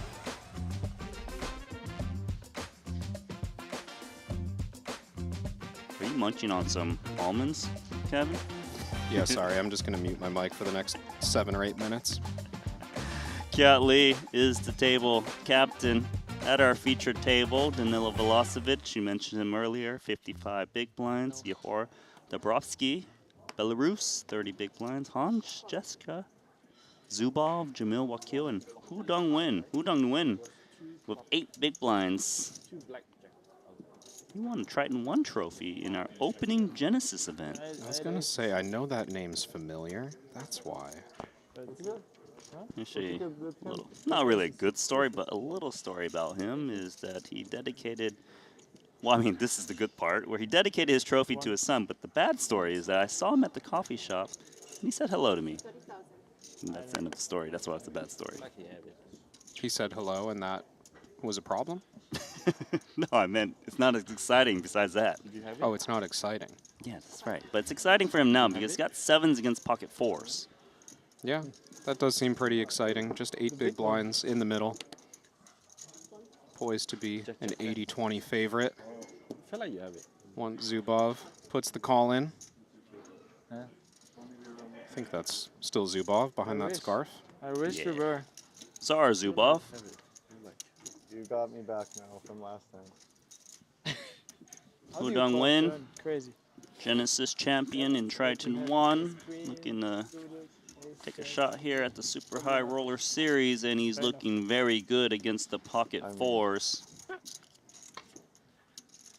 a full double. He's got a little carrot next to him without the Sharpie point. I don't know, what is it? Jeju orange? I always assume it's Jeju orange. Hollabong? A what? Is that what it's called? A hollabong. I think it's called a hollabong. You might know more Korean than me. Наказался сам. I've got like 12 of them in my fridge. 12 hollabongs. They're so good. Aren't they just an orange? Have you not had one? Like, how many times have you been here, Randy? No, I only eat the Shanghai bun and they don't Oh, come sell on. hollabong.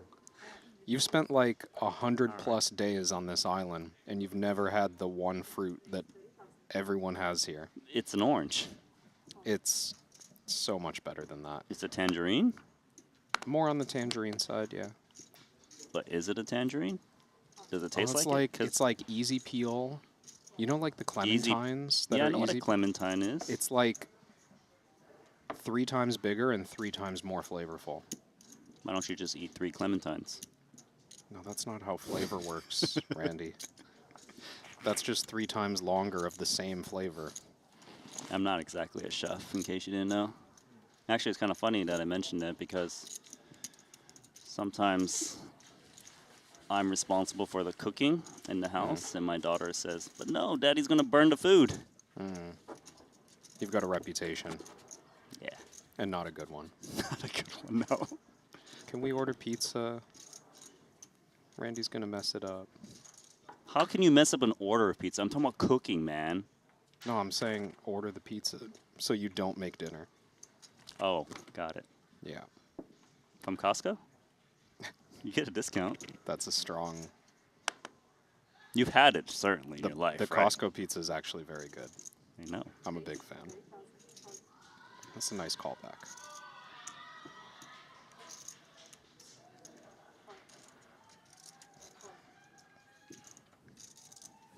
Zubov, ace 10 after losing with the pocket fours.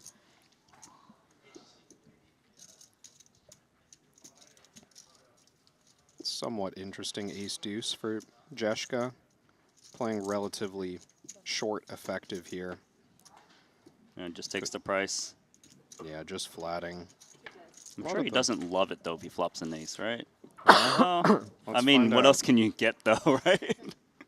If you call up this pre-flop, you're hoping for ace, but then you don't want to, like, get stacks in against a short stack open from a late position. Yeah, like I don't expect a fast play, get it in kind of approach.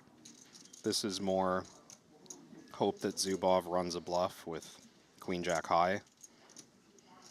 Or just hope Zubov bets one and puts in the check and feel very good about the ace that's played. Yeah, certainly plenty of pocket pairs in Zubov's range. Anything like 6s through kings. A lot of combos of hands that Jeshka can either hope to get value from now on the flop or hope we'll check back the turn and call a river bet.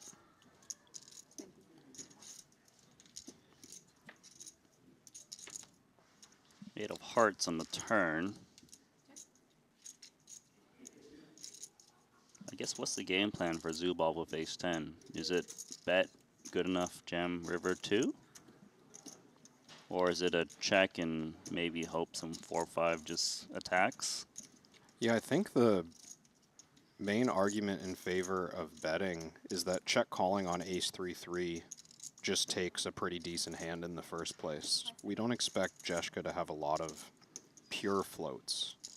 It's pretty hard to have a pure float. So once he's called the flop, it's actually quite likely that he has a bad ace or like king or queen high hearts at the least. Like just hands that Zubov can get value from. Right, and his kicker would play with the 10. He doesn't have to worry about a bigger kicker. They would just put him in pre-flop. Yeah, ace jack plus for sure getting it in pre. And if you check back the turn of ace 10, then it's really hard to stack your opponent with the pot being smaller if they do have a ace playing the board. Yeah, I think this is clean. Okay, so good chance Zubov gets another 130,000 chips unless Jeshka can find a hero fold with the ace. Yeah, this is a tough hand to fold on the river, assuming that Zubov does jam. Because you have to be careful. What if Zubov has ace-5 and realizes that you have an ace and maybe he can move you off of a chop, right? Like, that could happen occasionally? Yeah, or is that too ambitious? I do think running, I mean, he's probably only going to have a few suited aces that are able to do that, but I think that's a fair way to play those hands. They might check the turn, just given that it wasn't guaranteed. Oh, right, just to protect yourself against maybe an ace-9. But I like your idea. I do think that just playing aggressively and hoping to fold out chops is a nice way to play ace-5, ace-6. I also just think there's plenty of bluffs from queen jack, king jack, these kind of hands. Well, 125,000 is the ask for the ace-deuce. It might be one of those crying call situations. Feels that way. If you're going to fold some aces, fold the ones that block bluffs. So fold like some ace-9, fold like some ace-7, whatever, if Zubov has a few suited hands that interact there. Mm-hmm. But ace-deuce is... That's a good fold from Jeshka. Nice escape. Hard one to let go. Never feels good, though. He needs to set a timer to play back this hand. Yeah, check out the stream. Pat yourself on the back later. But right now, just be a little bit peeved.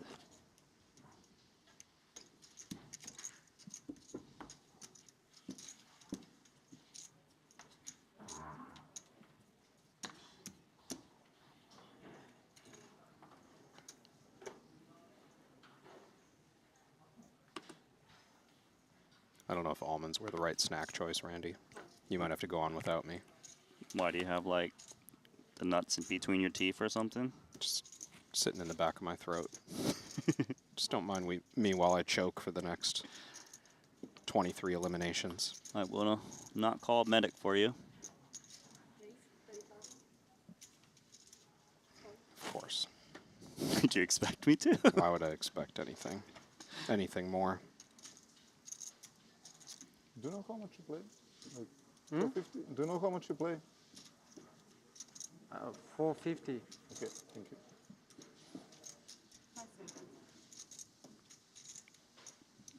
Eight, 6 suited for Danilo Velocevic. Ask Yahor how much he was playing. Said about 450. Wow. He flopped so much, didn't he? Open-ended straight flush draw for Dabrowski. With the pair.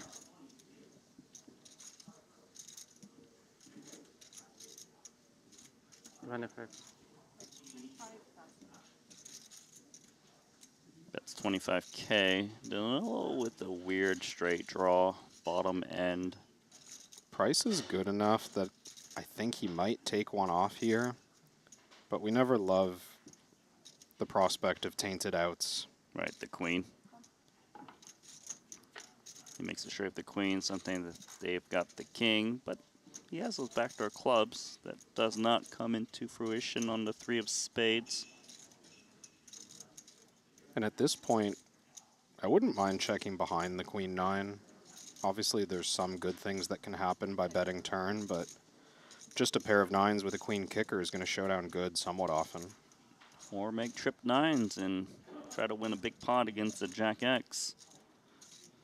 I mean, the way Danilo's played his hand, he's sitting here with 8 high. He might need to try to represent that 9 himself or the Jack.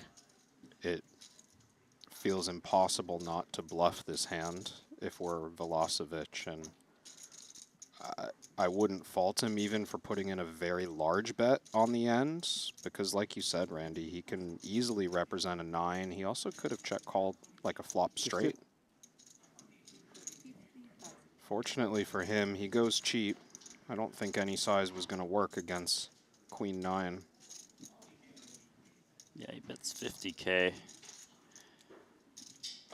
Not too big where it's risky for him, but still widens his value range enough to have probably most Jack X to try to just fold out random pairs, ace highs. Yeah, I think this is designed to target just like pocket 7s or Should we ace raise queen. if we're Queen 9 of hearts right now against this size? Well, for me, the question is, how often do I believe that trips is not the best hand, like given this action? We don't have to know Velosevic's exact range or exact hand, but just how likely does it feel that trips are no good given this action? It's hard for me to imagine trips being no good more than 5 or 10% of the time. It seems so unlikely. So that feels like a mandatory raise to me. That's what he does. Try to raise to 150K, hoping for Danilo to call with a jack. But he did not have it.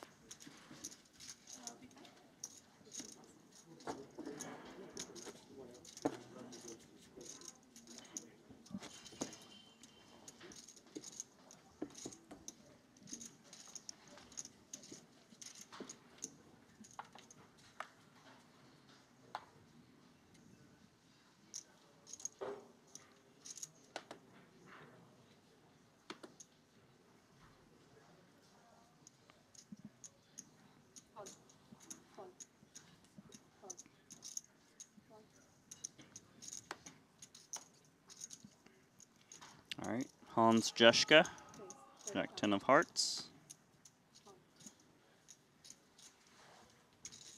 Zubov's got ace-3 offsuit. How much you play? This time Jeschke is the pre-flop raiser. Button versus big blind. This could be a 3-betting hand for Zubov. Not unreasonable to shove 20 big blinds with any ace, really. That's why you asked Jeschke how much you playing. And I don't think Jeschke said anything. He just moved his arm over and let him count himself. Yeah, kind of push the whites out a little to get into clear view. Yeah, go burn your time bank if you want to ask me how much I'm playing. It's kind of gross if Jack 10 suited faces a shove here. So much hand. It's actually coin flipping against ace rag. Oh, Zubov going for small 3-bet. So 3-bet fold in mine with ace-3. This could work out poorly for him. Small 3-bet is not going to shake Jeschke, I don't think. Jack 10 suited plays well against their 3-bet bluffs. 3-bet bluffs are what? Ace rag, king rag.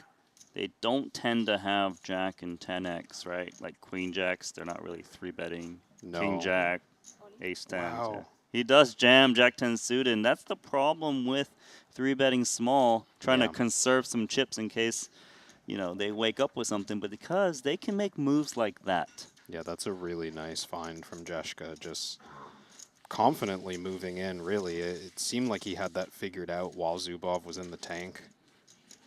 Really nice execution on the 4-bet jam. And I like it for the same reason you just brought up, Randy, which is like we don't really touch the bluffing hands with Jack 10 suited. It's so likely that you're up against like 1 over, 1 under. Great result to fold out those combos. He's gotten the best of Zubov twice. Sure, he lost the first one, but he didn't pay off with the ace-deuce against the ace-10. Yeah. 2 for 2. 13. Jack 4 of clubs. Well, I think it's go time for Zubov now. He's not going to do one of those 3-bet folds, right? This would be a lot of hand to 3-bet fold. You've got 15 bigs against a button raise. So you're expecting an all-in. Yep, there it is.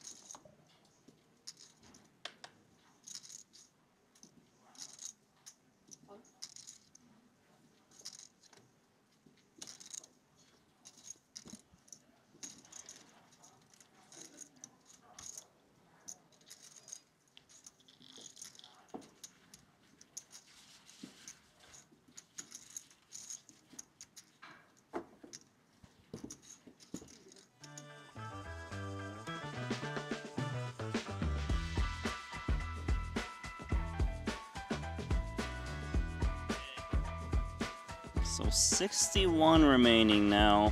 21 more eliminations before we get to end of day 1 of this event. Can I ask you a question? Please. So you've been playing tennis already so far? Because you told me you brought your racket. Yeah, I got out 2 days ago. Okay, who you been playing with? I played with Beiruzi, Ryan Chamas.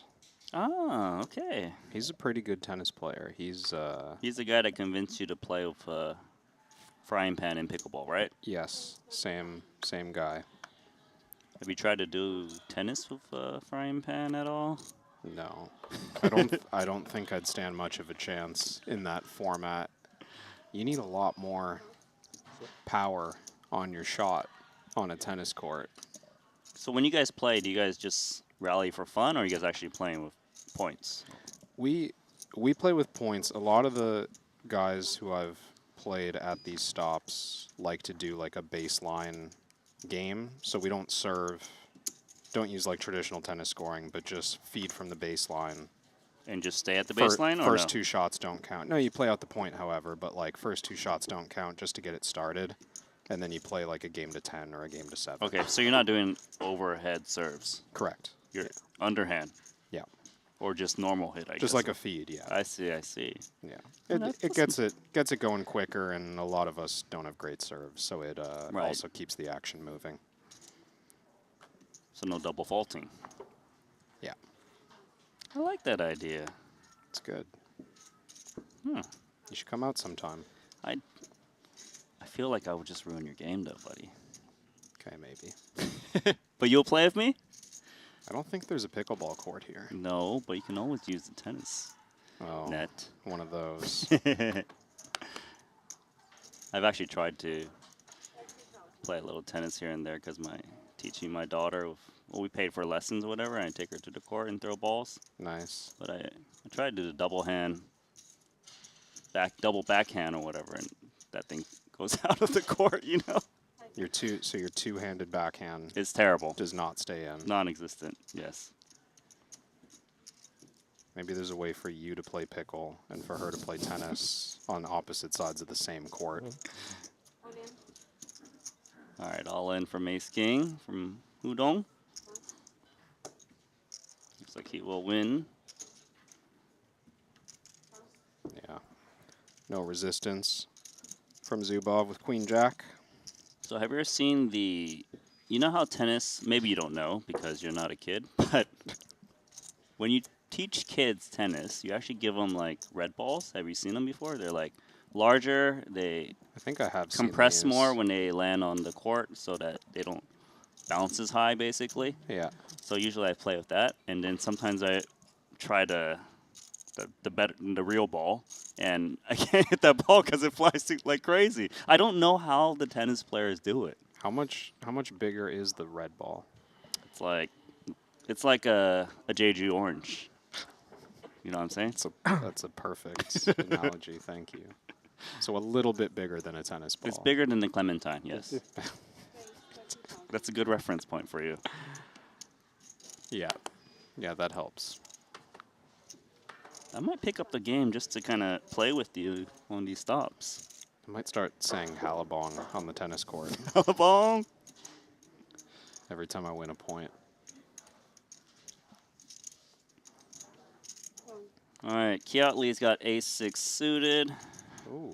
Lots from the small blind. Jamil's got that shoving stack with 270K back. Doesn't he? I think this is going in, and it's probably just going to get through. Danilo opened from +1. Ace-10 is not thrilled for almost 20 bigs, especially against the big blind. Having the option to just close the action with a call. You're not really expecting Jamil to have all these like middle strength hands. It's generally pretty strong. 285? I think ace-10's in too rough shape. Well, he asked for a count. The only thing swaying in the direction of continuing here is that Kiot's 2 big blinds out of the small blind might feel kind of dead to Danilo. So an overlay. He might think there's just an overlay here, but Kiot from time to time is going to flat a strong hand in that spot. But for Kiot, this shouldn't be a call. No, I don't think it's really that close, but doing his due diligence before passing. Just not happy about that result. Almost got a cheap flop in there.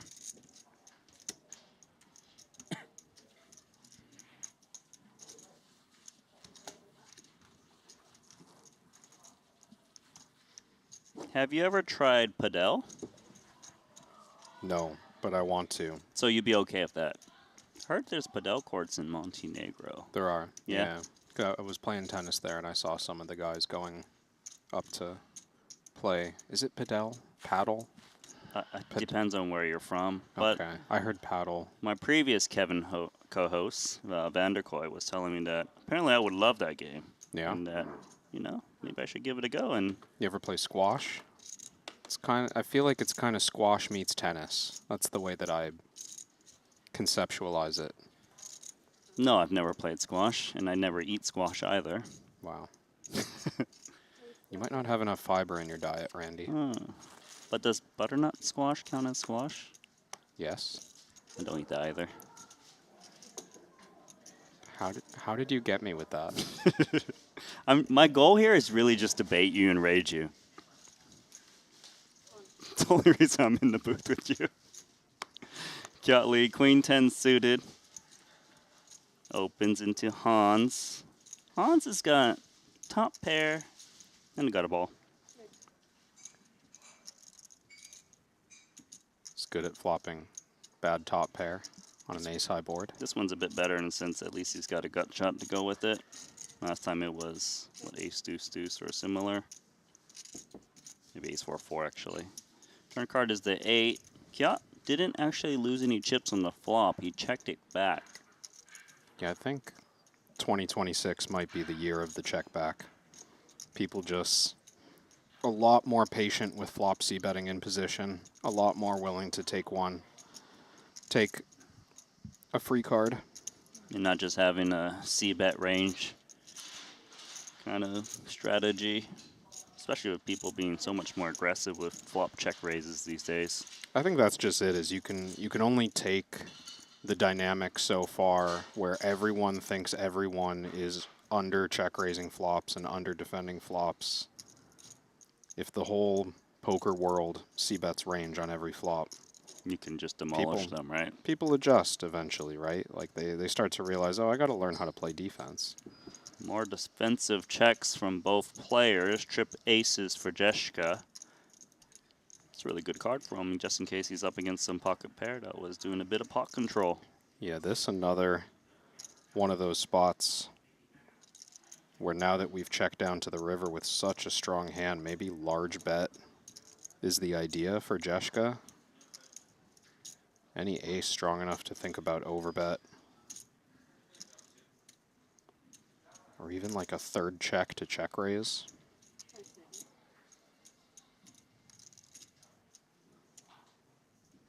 Okay, in comes bet, but I imagine Kiot's never going to consider just queen high. Yeah, he folded so fast.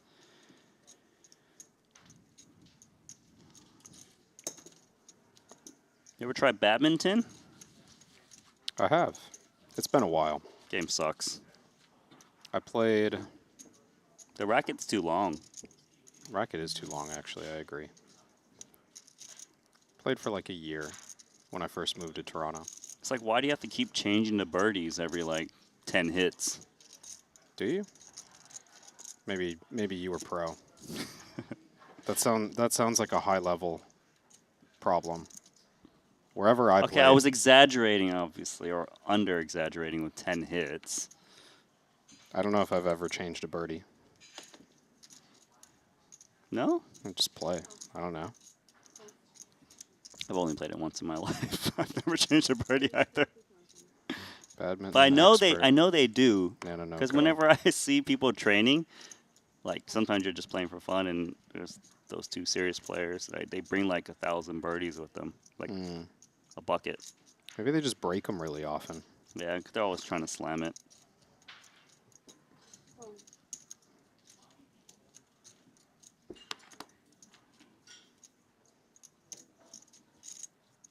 Nine, 5, 4. Danilo, he's got that little middle pair. Pretty good flop for him, actually. Yeah, this is very strong for the 5 deuce of hearts. Kiat might be tempted to bluff with this hand. He's got just the right amount of interaction. 3 to a straight. Goes for a big bet on this flop. Trying to immediately represent 9x plus for value.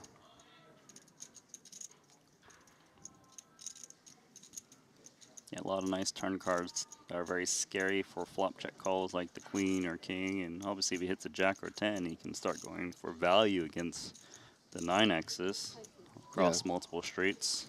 That is a strong part of being aggressive with a hand like Jack 10, is that when you do get there, you have a very strong hand, very clean value to get. Open-ended for 5 deuce. Kind of opposite turn card than what we were talking about. 3 of diamonds, very favorable to Danilo. Might even think about a turn lead here. And it does make sense even with like a 9x to consider a lead, right? Because a lot of ace-x, when they see that wheelie stuff, they kind of just check it back and then they get a free card. So Danilo gonna lead with his 5. And it's such a good result to get 2 overs to fold when you've got 5 deuce. Like, Kiat had 14% equity, he had the chance to bluff, and instead you just bet 20% pot and take it down. In some instances, they have 2 overs in the wheel draw too, which is also nice to be able to try to fold out.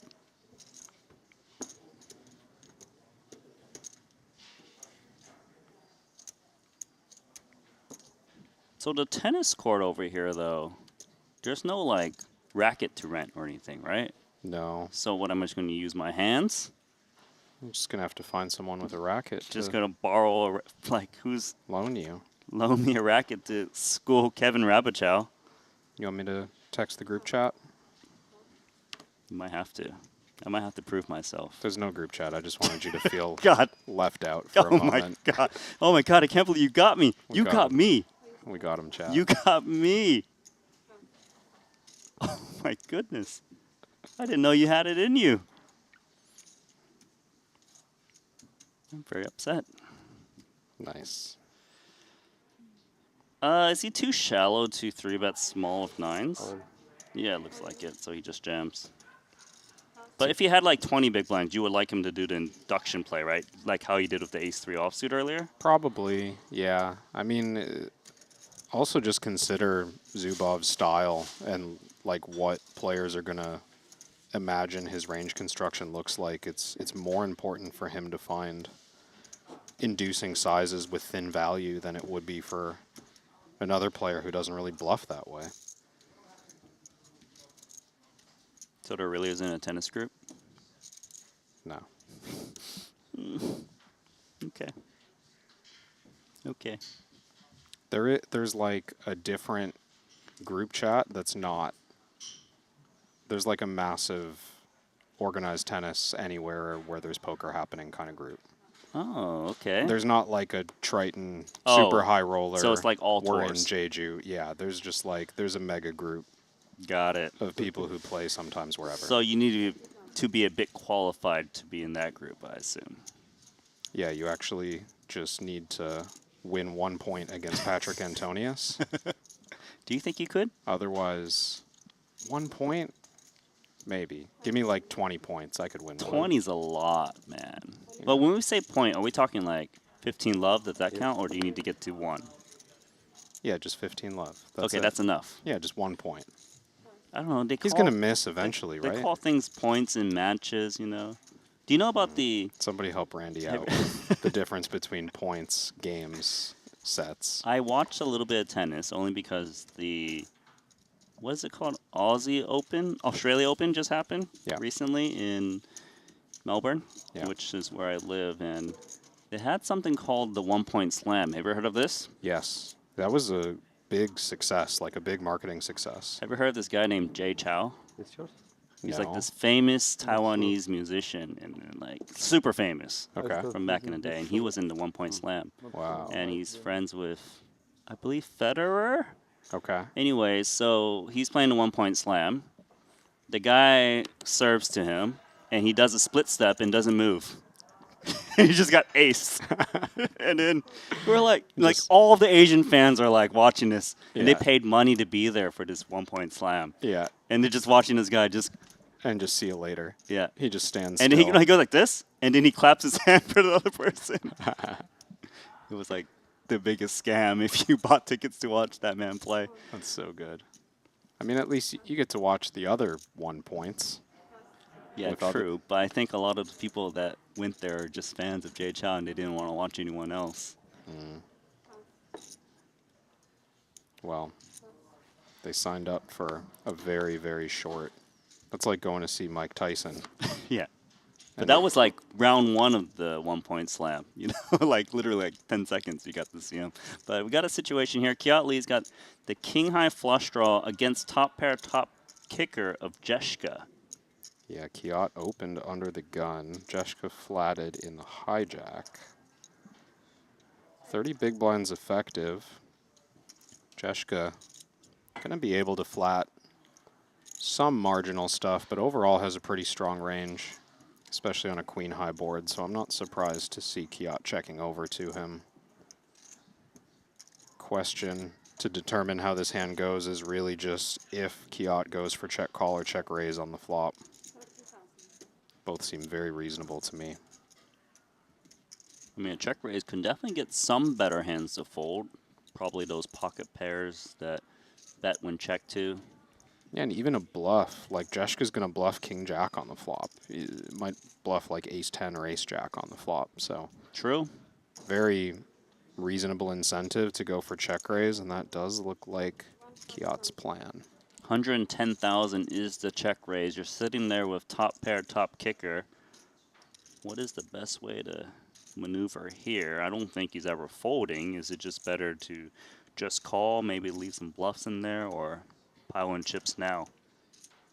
Yeah, I wouldn't normally play a lot of flop 3-bets in a spot like this, but ace-queen strikes me as one of the best ones because he can actually beat value and get protection, but calling, of course, totally reasonable. SPR 1. Should Kiat be worried now that he's up against a queen that's not folding as played?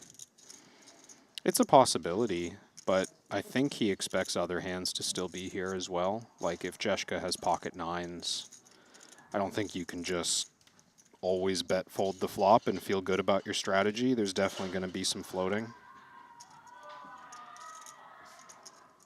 What's weird is what does Kiat want to do? It looks like he put him in. Yeah, he's just already in there. Too much equity. Didn't see another option than to just shove. Jeshka, 3-1 favorite. Yeah, he's on the semi-bluff, but Kiat does get there 25% of the time against top pair. That's a 6. Pair 6 is no good. Jeshka almost at 1 million chips with that ace-queen. Very well played. Kiat down to 400K in chips.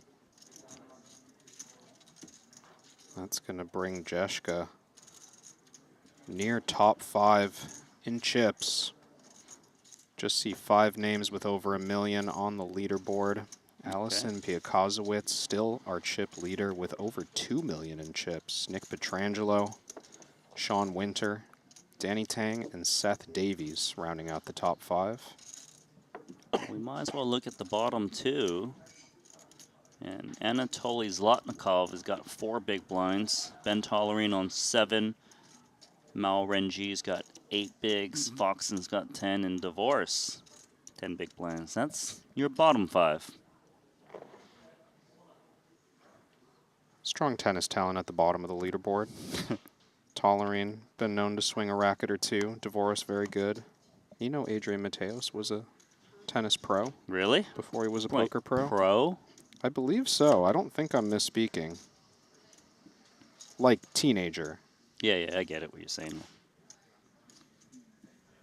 Oh, is that right? Ramin Hajiev, apparently, tennis. Producer Lee informing us. People know about Patrick Antonius. I feel like that is well advertised. I believe Gus Hansen, does that sound right? Mm, No? I haven't heard that before. Okay. Never mind then. Hu Dongwen's gonna open 9-8 suited. He's actually up against Dabrowski's Queen Jack suited in the small blind. He's gonna jam it all in. He's got forward equity. He wins. I got a question for you. Who is the worst tennis player? Because I want to play against that person. Is it you, Kevin? Is it you? No. It's not you? No, it's not me. So you do know someone that's quite weak, don't you? I mean, you know that both of our co-commentators play tennis. Both Alex Livingston and Henry Kilbane. I believe Alex Livingston's probably pretty good, if I had to guess. Well, ask them the last time either of them beat me. You're above both of them? After watching you play pickleball, I would think you're by far the worst. I don't mean to brag. You're that good? No way. You don't even know how good they are. Yeah, but you've never played or watched tennis. 40. Well, you've watched your daughter play tennis. I'm pretty good at feeding a ball with my hand. How old is your daughter? 6. 6, okay. Just, you know, calibrating what your impression So of you tennis is. played both Henry and Alex Livingston in tennis. Yeah. In your little funny game of 2 rallies and Yeah. then play on. Okay. Yeah, baseline game. Baseline game. So one of them is the worst. That's what you're trying to tell me. Now tell me which one is it, because I will challenge them. Did I see someone on YouTube saying that Seth Davies started an Instagram just for tennis? Because that's incredible if it's true. I know Seth is quite good. He's been working on his game. Yeah, I'd never challenge him. Jonathan Jaffe, he likes tennis. Oh yeah, there's a big contingent. It wouldn't surprise me if Brian Kim also likes tennis. I've seen Brian at the courts before. I've been trying to get Ponikovs to play for a while, but apparently he's in high demand. Ooh, look at that for Wakil. Trip 5's ace kicker against a good top pair. That's King Jack.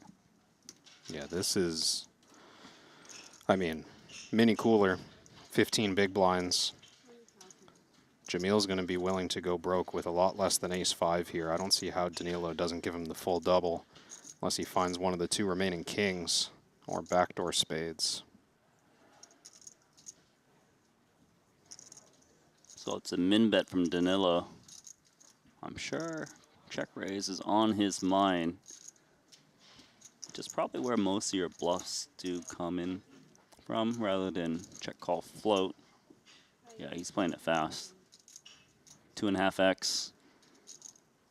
These very small check raises designed to get floated by like even less than ace high, something like Jack 10 of hearts. Backdoor flush draw. These hands are somewhat obliged to peel at such a good price. And if Jamil's bluffing here, he's got something pretty dusty. He could find a bluff with like 6-4 of spades, that kind of hand. Something also with a backdoor flush draw. Consider it. Turn card is the queen, so Velocevic, his kicker has gone from a jack to a queen. Yeah, the kicker being counterfeit gets kind of interesting because now if Jamil continues to fire and put stacks in, he's pretty unlikely to have a worse king. Like he's a lot more polarized to just having trips or air once he continues to bet. Right. Because if Jamil had king 7 suited or something, he's very likely to start checking now on the turn. To also induce from those floats that you mentioned. Yeah.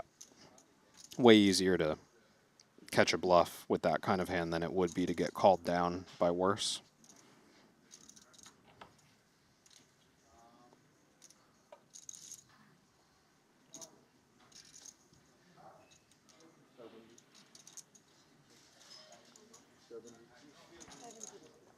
$70,000 is to ask, and Danilo asking himself, does this man really have a 5? Starting to feel a lot more likely. Those low backdoor straight kind of hands I mentioned that might bluff the flop did not improve on this card. I think barreling on the queen looks pretty strong from Jamil. But if he turned backdoor hearts, he would probably find the bluff. Maybe if he had Jack 10, he'd find the bluff. The real test comes on the river, when Wakil will likely ask for the rest of it. Absolute blank.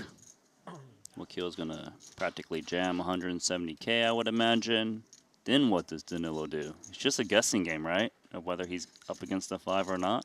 Because at this point, it looks like he has at least a king. Danilo, does, that is. Yeah, I think a queen is also a very real possibility. Danilo's going to float ace-queen of any suit. He's going to float those queen-x backdoors that I mentioned. I don't think they can fold turn either. But I have to agree, once you face this river jam, minus 5K by the look of it, it feels pretty gross, but it's like, how do I fold a hand this big? Because if I don't defend here, then I'm practically folding everything but a 5 myself. People really don't like to do things like that, so he does make the call, and yeah, it makes sense now when you see ace-5. What else could he have? Well played, Jamil. Got the max. Funny thing is, if he just slow played and check called the flop, I bet you he actually doesn't get full stacks in by the river. It would be hard to, I agree. And in some ways, it's even more suspicious to see someone check call on King 5-5 Rainbow than it is to see them check raise. It's like, what weak hands do you have on King 5-5 that can actually take the heat? It's pretty tough to have like a bad pair or an unpaired hand. At least when you check raise, you can claim to have a bluff. People tend to believe that story, at least at this level. At least for a little bit. But for Danilo, called down, was wrong.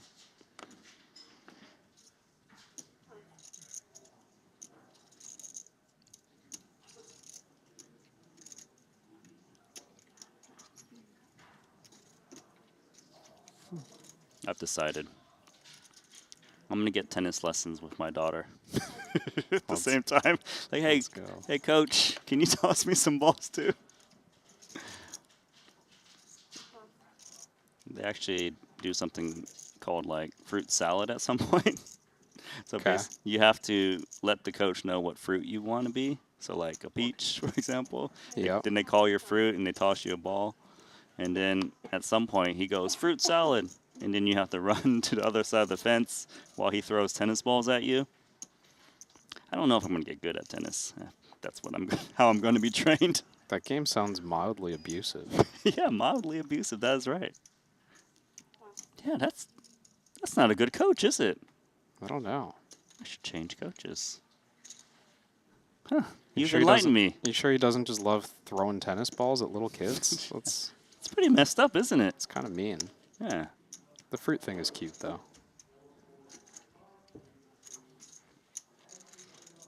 Should tell her to choose Hallabong next time. Hallabong. You're getting me. Well played, sir. Thank you. You don't need to say thank you. I always say thank you. Yeah, you're such a nice guy. You know what I actually never figured out? What's I that? know I really should know this fact, and this is a true statement. I actually do not know if you're American or Canadian. Yeah, nobody does. I know Alex Livingston is actually Canadian from Nova Scotia. But you, I don't know.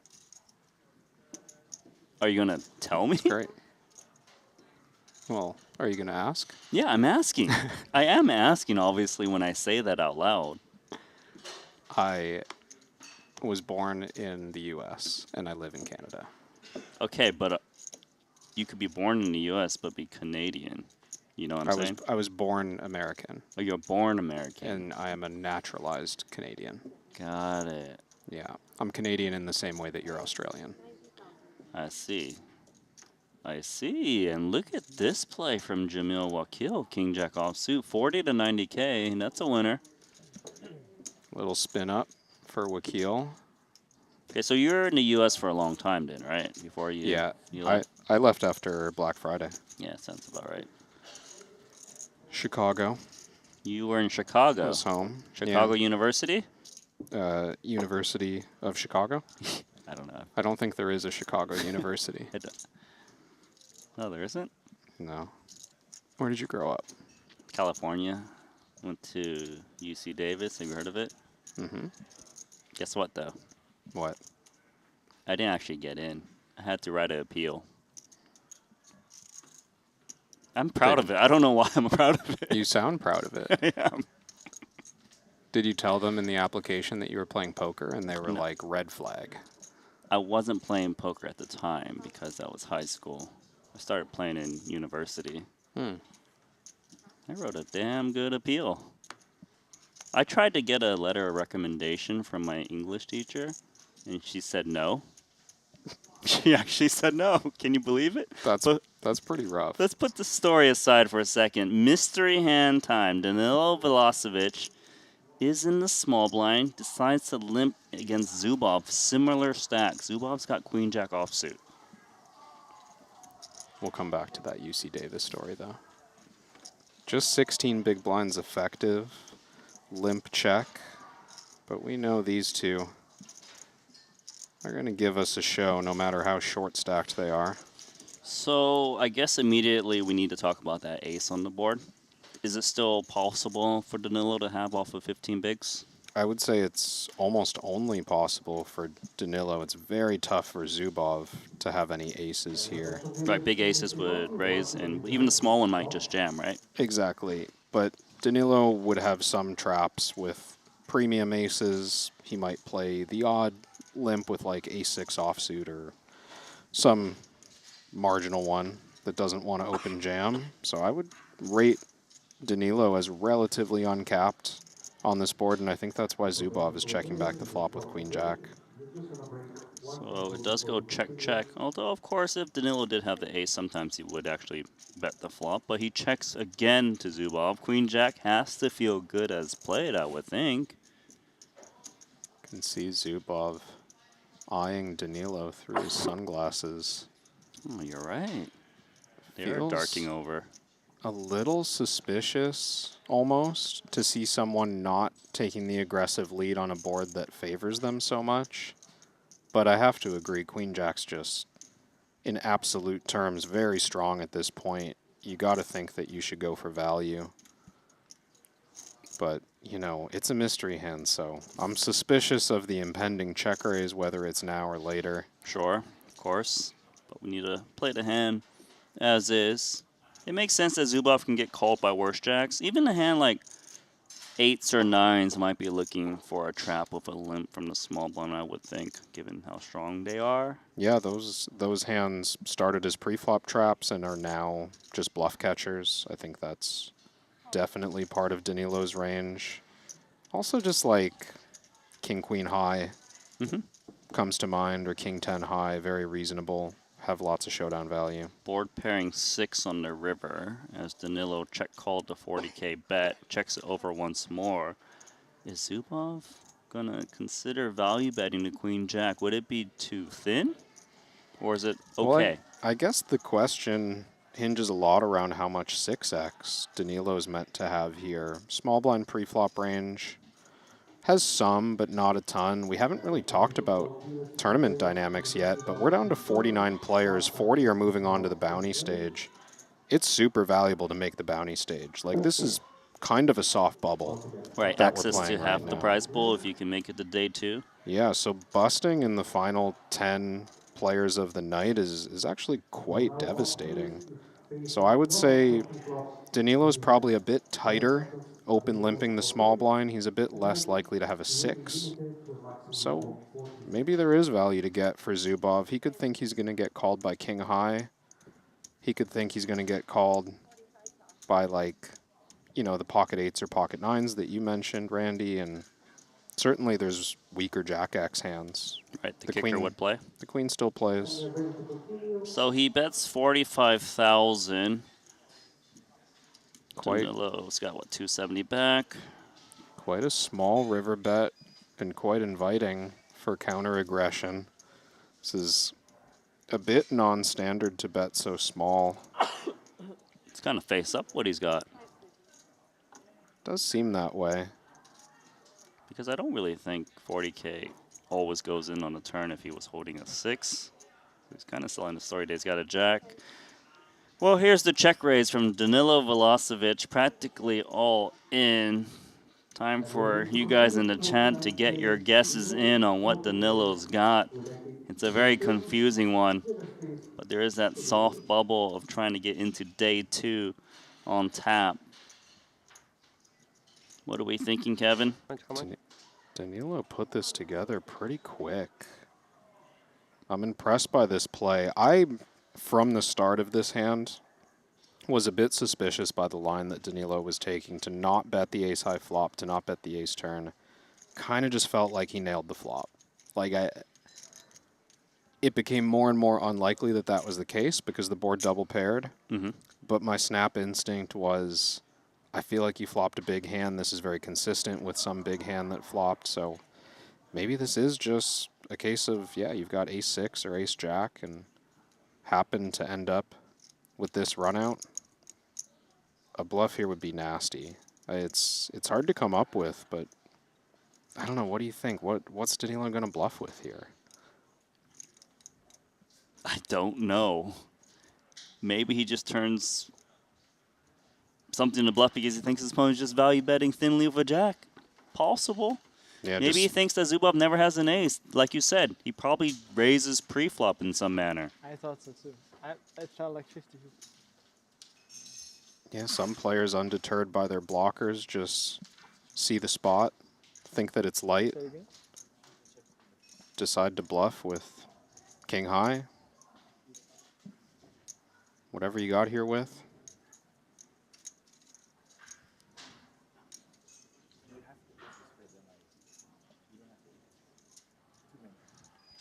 There are no easy options for Zubov here. He has a lot of regret right now betting 45K, going for that thin value. I think he's got to be running low on shot clock at this point too. Started the hand with just 2 minutes, 17 seconds. I'm going with ace-jack. That's my read for Danilo. Something too strong to want to bet out on a flop. Yeah. Blocking hands that can continue, like the Jack X. But does Zubov believe ace-jack is in Danilo's range? Or does he think it's some kind of heroic bluff?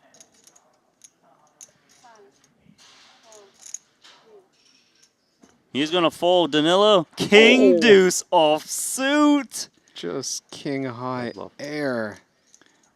Wow. Sends it in on the river. Wow. What a great bluff. That's why you don't thinly value bet against Danilo.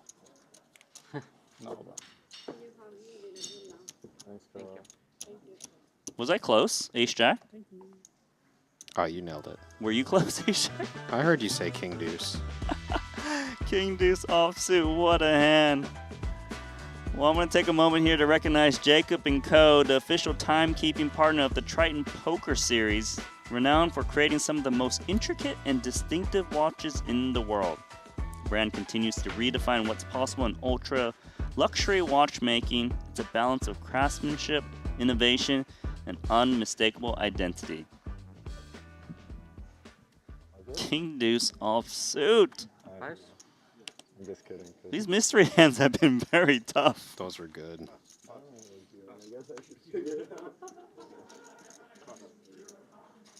That really was just like, I don't believe you got it.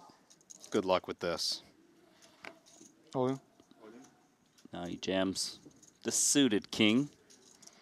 Oh, Hudong Wen's got ace-10 suited. He's going to call. He's going to try to get some of those Zubov chips.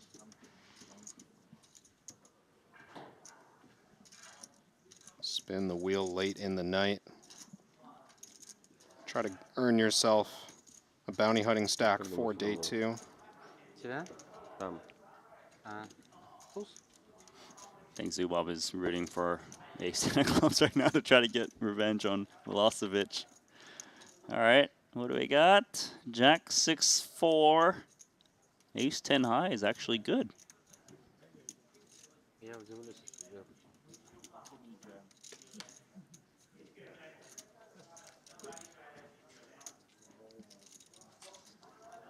It's a blank turn. Just a king or an 8. Woo Dong-Win actually holds once again, getting an all-in pre-flop. Forget what you call that little orange thing. What's it called again? Hallabong. Hallabong. Feels unfair, doesn't it? Danilo makes that great play and then just gets his stack reversed to what it was. Actually lower than it was. Zubov just sitting there still wondering if he got bluffed or not. I mean, credit for him to spend pretty much all of his clock trying to make that hero call, but just wasn't able to pull the trigger. And you know, in that hand, with the king deuce offsuit, he went check on the flop, ace jack 6, turn ace. He actually check called a bet. Yeah. And then the river was a 6. And he was hoping to get the showdown, of course, with king high. Thought it was good. Yeah. And then when there was a small bet, he's like, this guy can never have an ace. I think that was pretty much it, was like everything until the river was just, I think I have a showdownable hand. And then on the river, he's like, you don't have a boat, man. Just good luck with this. Zubov jamming his remaining tokens of 235,000 with queen 9 suited, and Wynn's got pocket 5s in the small blind. He is going to go for it. Another short stack spin.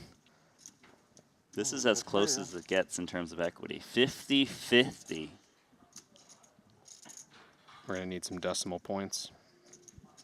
I demand to know who the favorite is. No, it's 50.00000. Lies. No longer, as the favorite is pocket 5s with 55%. Is that a sign? Is he supposed to just hold? You know? Oh, yeah. Full house. Told ya. Oh, fuck. I'm onto something. You might have been. Zubov. Good game, sir. You're going to have to watch the stream to see if you got bluffed. That's a painful one. Painful for Zubov because he's had some pretty brutal eliminations at his time at the Triton Super High Roller Series. He actually, I remember, bubbled the Invitational in the last couple tournaments. That one happened. Stone cold bubble, not soft bubble. So that one really does hurt, and clearly not making it into the envelope section of this tournament will be a bit of a stinger. But we'll have to get some rest. And actually that tournament was in Paradise for the Triton Million. That's a big one.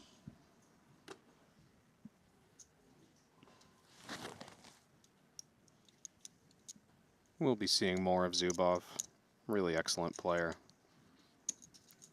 Has a strong network around him as well, as I understand. Yep. Zara Zubov will be back in the bigger buy-ins. Actually, what tournament runs tomorrow? Do you know? It's actually the 60K. 8-handed. Glad you found that, because I was just going to guess at 50K. There actually is a 50K. The thing is, it happens the day after the 60K. So it's kind of funny. I thought it would be 40, 50, then 60. But no, it's 40, 60, then 50K. And then we go 125K. Like out of left field. No, that's natural. That makes sense. Then, of course, we have our 100K main event, 150K 10th anniversary special. And then we eventually will transition over to the pot limit Omaha, a specialty of Alex Livingston. He's been very excited to commentate on that. Of course, that happens at the end of the series. We already did have our short deck events here at the festival. That man actually won a short deck, the 50K. Kiat Lee, he's got the gut shot against Wakil, who got third in the tournament recently for a big payday.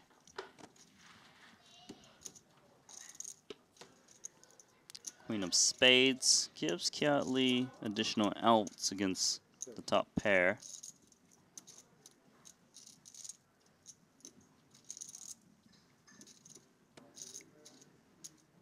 Another very short stack spot against the big blind here. You're allowed to go a lot thinner for value in these situations, but it will probably feel uncomfortable to Jamil to think about going for 3 streets on the Queen of Spades. Curious to see if he decides to check this back or continue firing. Looks like he does decide to check, and 4 spades show up. Does Queen 10 need to turn itself into a bluff? Just one queen. Maybe. What does it actually beat? 5. Kind of an interesting idea. I do think there's a little showdown value for Queen 10, maybe against pocket jacks or pocket 10s, maybe sometimes chopping.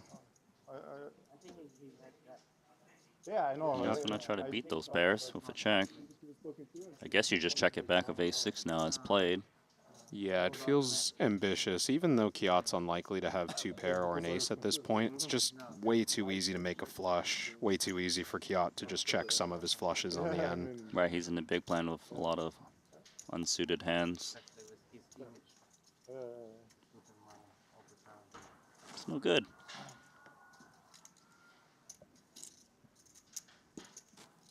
Maybe a little missed value on the turn. Small double barrel available, but it was not mandatory by any means. Jamil happy to keep that one small.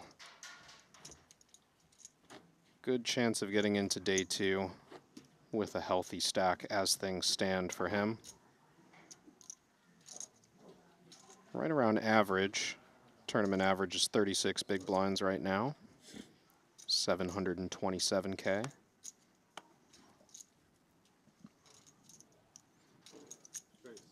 I'm gonna take a look at who's been eliminated as of late, given that we're so close to making a day 2. Wiktor Malinovsky, also known as Limitless, eliminated in 45th place. He lost a monster pot, 1.3 million chip pot, where he had ace-jack against ace-4 suited of Gabriel Costa, and it was a situation where he check-called ace-jack on 9-5-4, turned an ace, started to bet out again on the river, got jammed on by 2 pair, and made the hero call and was wrong. So that's the end of Limitless. Oh, that was a wild hand. You see it? Yeah. If you really want to get the particulars of these hands not at our featured table, download the Triton Poker Plus app. You can just go down to leaderboard, see who's been eliminated, click on their name, get more information, and just like that, looks like Bryn Kenny, he too is eliminated. He got most of his chips in with Jack 10 suited against Ace-2 suited of Anatoly Zlotnikov. He actually called off with Jack 10 suited for about 9 big blinds, and then he just lost the last 5,000 chips in the next hand. So we're 43 remaining now. Those are some very strong players to go out now. Obviously, you guys saw Zubov, Foxen out in 47th, Ben Tollerine in 48th, Sasaki Yoko in 49th, and Ponakov's in 50th. We got Ace-Jack versus Ace-9 at the moment, but kind of tough to call off Ace-9 here. Yeah, this a bad call. A 12 big blind jam from under the gun. A little too expensive for those hands. Danilo will live to fight another day. Still looking at the bottom of the leaderboard. Adrian Mateos, currently the shortest stack with 6 big blinds. It's kind of funny because you want to make it to day 2 to get access to the mystery bounty envelopes, but when you're sitting there with 6 big blinds, it actually doesn't do too much for you because you can't collect any envelopes. Yeah, the only advantage you get really as one of those short stacks sneaking through is that you're guaranteed to get action the next day. Like, if you get dealt a good hand tomorrow and you go all in on the very first hand, you will get called 100% of the time. Right, so you just basically increase your value range as well. Like, you're not jamming there like 6-7 suited, for example. No, just pure value expecting to get called and a reasonable chance of min cashing the tournament because you're just gonna you're gonna get a double or a triple somewhat often. And then you probably cover some people. Each envelope expected value is $80,000. That's 2 buy-ins to this tournament. And the min cash is $32,000. So play for the envelopes first, right? Chips tend to just fly. The bubble tends to get burst very quickly. 40 players will head down to 27 and lower in a flash.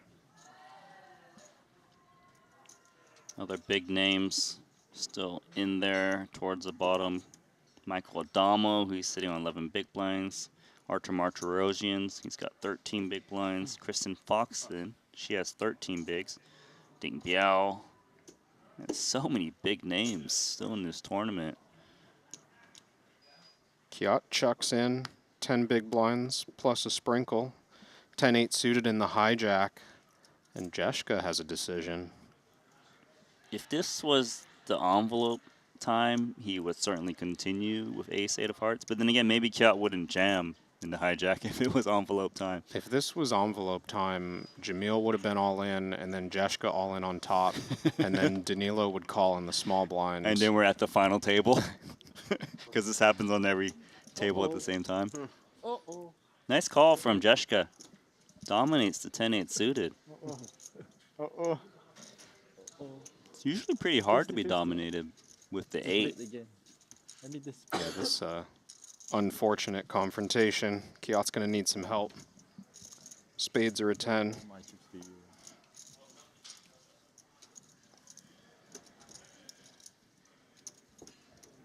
Could go to worst person.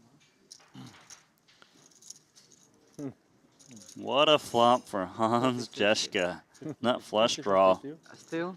No 10 of hearts will work for Kiat anymore. He's already tossed the chips over there. I mean, it is looking pretty grim for Kiat Lee. That's risky. Did he just stack them up? You're going to hit for sure. He started stacking them too. Oh, all right. Of course, he's eliminated. Unlikely. Rookie online move. Not a live film.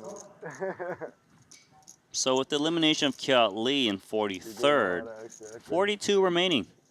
Yeah, bro. Did you? Yeah, he's really nice. Following some updates at the outer table, Adrian Mateos got a double up off the short stack. Yeah, wasn't he in last place? He survives an all-in against Wang Yi, Queen Jack against Ace-9. Queen high flop and nothing behind it. Okay. Looks like another all-in between Kristen Foxen and Shangyu Yu. Saw Foxen eliminated with pocket 7s against Ace-9. Oh, okay, so she's out in 42nd. Kristen is out in 42nd. But little bit. We're just going to catch up one hand on table number 1 and break one table. So we're outside. There's a catch-up needed, according to the tournament director. If you check out the updates tab in the Triton Poker Plus app, it's a little easier to follow the most important hands at every table. That's where I was getting the last couple of updates. All right, take a look at this table. Mustafa Kanit, Sean Winter, Leon Sturm, Adrian Mateos, oh my God, Matthias Eibinger, Wang Ye. Are they breaking us? Are we playing hand for hand after or Looks no? like Bernhard Binder as well.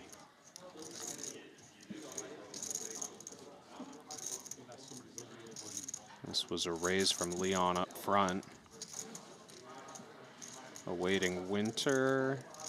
Oh, sorry, Mustafa in the small blind. Yeah, Mustafa put in a call. Now it's on Winter.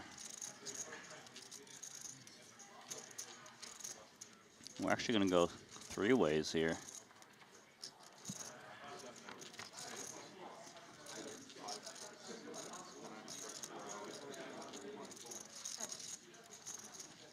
Looks like a king, a 7, and a 3, I believe. Leon plays a million chip stack. Winter plays a million chip stack. Mustafa Canet plays a 600k stack. King 7, 3, 2 spades. And there's a c-bet from Sturm. If I played a different game in my youth, I probably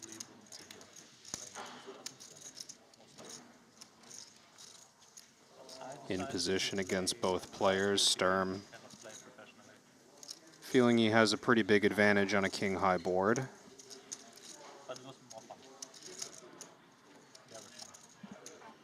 Okay, Mustafa calls. I mean, he flatted against the undergun open, but then again, we're at that kind of soft bubble of getting to day 2, so we can see him being a bit more passive with some hands, because given he's got a 600k stack, which is pretty good, right, going into day 2, covering a lot of stacks, I assume, but it's actually no players departing on the flop. Unusual to see 3 players headed to a turn. Saw a deuce. I think it was a spade. If it's a spade, that means the flush just came in, and we might see some leading. Yeah, that's the deuce of spades. That's correct. Would think that kind of favors Mustafa above anyone, calling in the small blind ahead of Winter in the big blind. Pretty strong claim. But he has checked, as do the other 2 players behind. Okay, can't quite catch the river card just yet.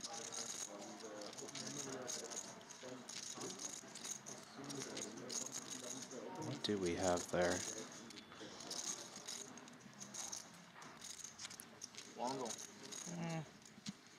没马了，对呀、这个是上头啊，我想拼都没机会。哎呀，主要是时间点有点尴尬。对呀、当上头游戏。 Mustafa's thinking about this. 哎，我看他们打不定。 So much more difficult if you don't have a lot of experience to play fast. Looks like 4 of clubs, is that right? Ah, you've got a good eye. All right, what is... Okay, I see a king from... Ace-3 of hearts for Mustafa. That's not going to do it. Winter shows down a king. I think it was king 8. Yeah, Winter had king 8 of diamonds. Mustafa had ace-3, which was bottom pair on the flop. Somewhat surprised that Winter just overcalled the flop and then checked down. Maybe a byproduct of this effective bubble, just really trying to limit the damage if he did have the worst hand. We have a situation here. Roland Rokita's got the all-in puck in front of him. And this one was a raise from Allison against Roland Rokita's big blind. And there was a bet, and a bet, and a jam, and a call from Roland, who had 7-5. What? On 10-6-4-4-5. High play, wow. Wow, my friend. Coin poker, huh? Wow. It's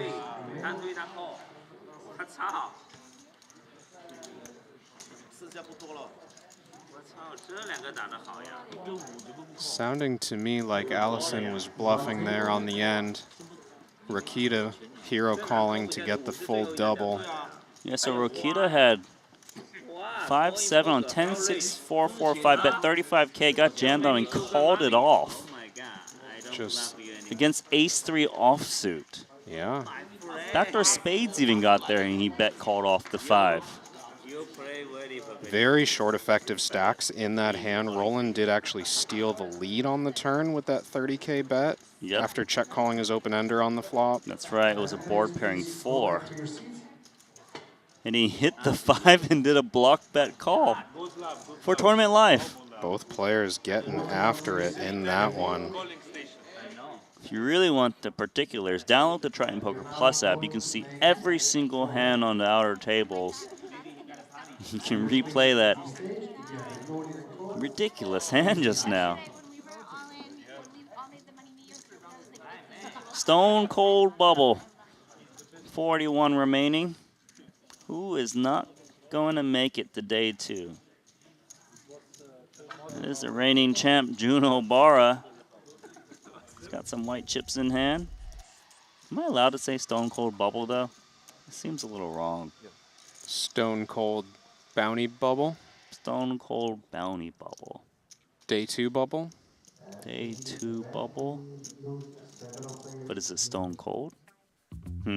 We'll figure it out. It's one off. Yeah. I'll allow it. You'll allow it. Well, thank you. I didn't know I need your approval, Kevin. You didn't.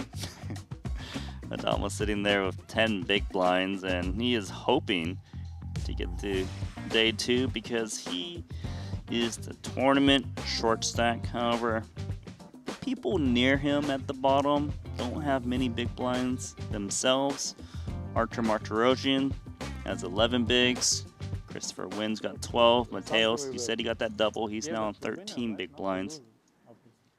No, he's saying if 2 people get knocked out in the same hand, they would get split, right? But I don't know. So it will be 2 winners. I would think the 2 winners will split the bounty. Oh, that's what I think. That's what he said. That makes no sense. Yeah. I mean, I don't know. But you don't get bounties yet. Or yeah, I guess technically you would, because you would split it because there's 40. So yeah, the 2 winners would get it. They get to share it. 40. I remember that coming up in last year's mystery bounty, or a previous mystery bounty. It's a very counterintuitive end-of-day procedure they're discussing right now. If 2 people are eliminated simultaneously to end the day, that means that 1 bounty should have been awarded to the winner of that pot. Kind of the reverse of a normal bubble, right? 2 people get eliminated, you think, oh, they'll split the pay of the money bubble. But no, actually, the winners of those 2 pots would split 1 bounty for eliminating those half 2 players of the 40th place bust out. We've definitely had moments where we opened the envelopes and there was a splitting of the envelope. I remember this. So that would be if we do get 2 eliminations at the end of the day. The real question for me is who opens the envelope. Well, that's just to be sorted out between the winners. No, I mean, like, who's the luckier guy? Like, how do they determine? Do they flip a coin? Do they run out a double pot board and see who wins it? I think no matter who it is, you just find Juno Barra. Just find a proxy? Regardless of who won it and who was out, you just pull that guy up to the stage. Yeah, but what if Obara is opening envelopes himself? He's going to, like, open the $0 one for you, you know? Apparently that $0 one lets you draw again, though. We do have a Queen Jack defends the big blind. Check jams on Danilo, who had ace deuce of hearts and doesn't even get to see future streets with that ace of hearts. Yeah, just the backdoor hearts for Danilo. Folding and leaving himself about 10 big blinds after that pot.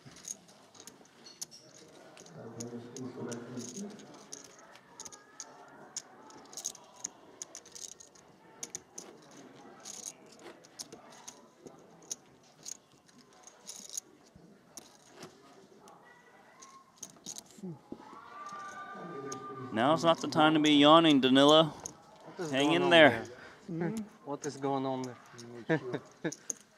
Yeah, what is the celebration in the background? Like, I don't even know if it's the poker or if it's some kind of sweating at the casino games. Yeah, there's some other tables in this room. Yeah, there's blackjack tables, baccarat tables. I saw sick a bow crowd the other day when I was leaving the poker area. Like 40 people at a Bach table. I don't know what's going on in Jeju. They gotta look for the golden dragon. You know, like when a run of cards. Yeah, I shouldn't know this stuff, but I do. Ace King versus nines. The fact that you knew to call it a golden dragon does concern me a little bit, Randy. Okay, you know what? We actually might have the end of day 2 here, or day 1 going to day 2, because Danilo is at risk. I mean, sorry. Big Slick versus nines.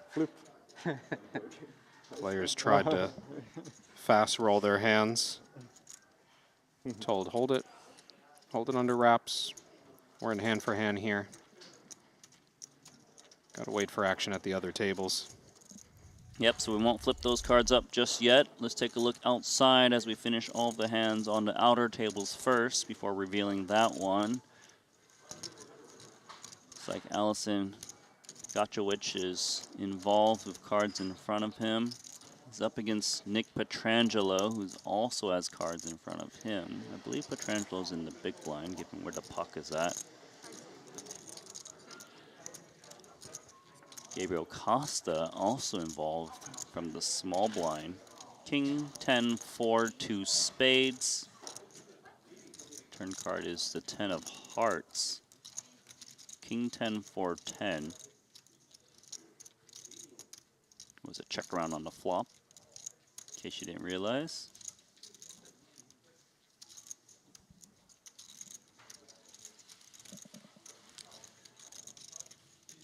Costa out of the small blind. Somewhat likely to have a 10, but did I hear check, check?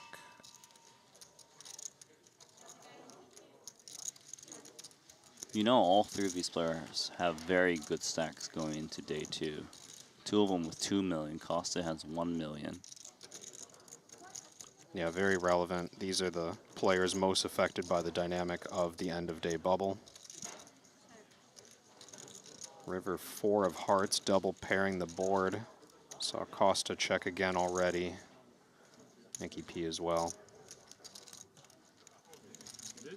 King 10, 4, 10, 4. Might as well scan that QR code as they tank a bit. Download the Triton Poker Plus app.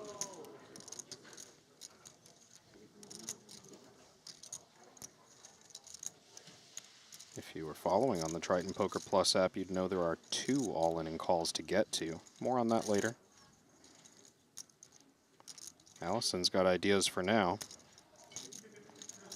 So Allison was the pre-flop raiser in this hand. Yeah, he opened from under the gun. Check down to the river and now open the action. Feels like it could still be a king. I don't think it's unreasonable to check back like king 8 suited or something of the like on king 10-4 and then check back again when the 10 pairs. But it shouldn't ever be the 10, I would think. I would think 10 would want to bet the turn when check 2 on the turn. Yeah, I would be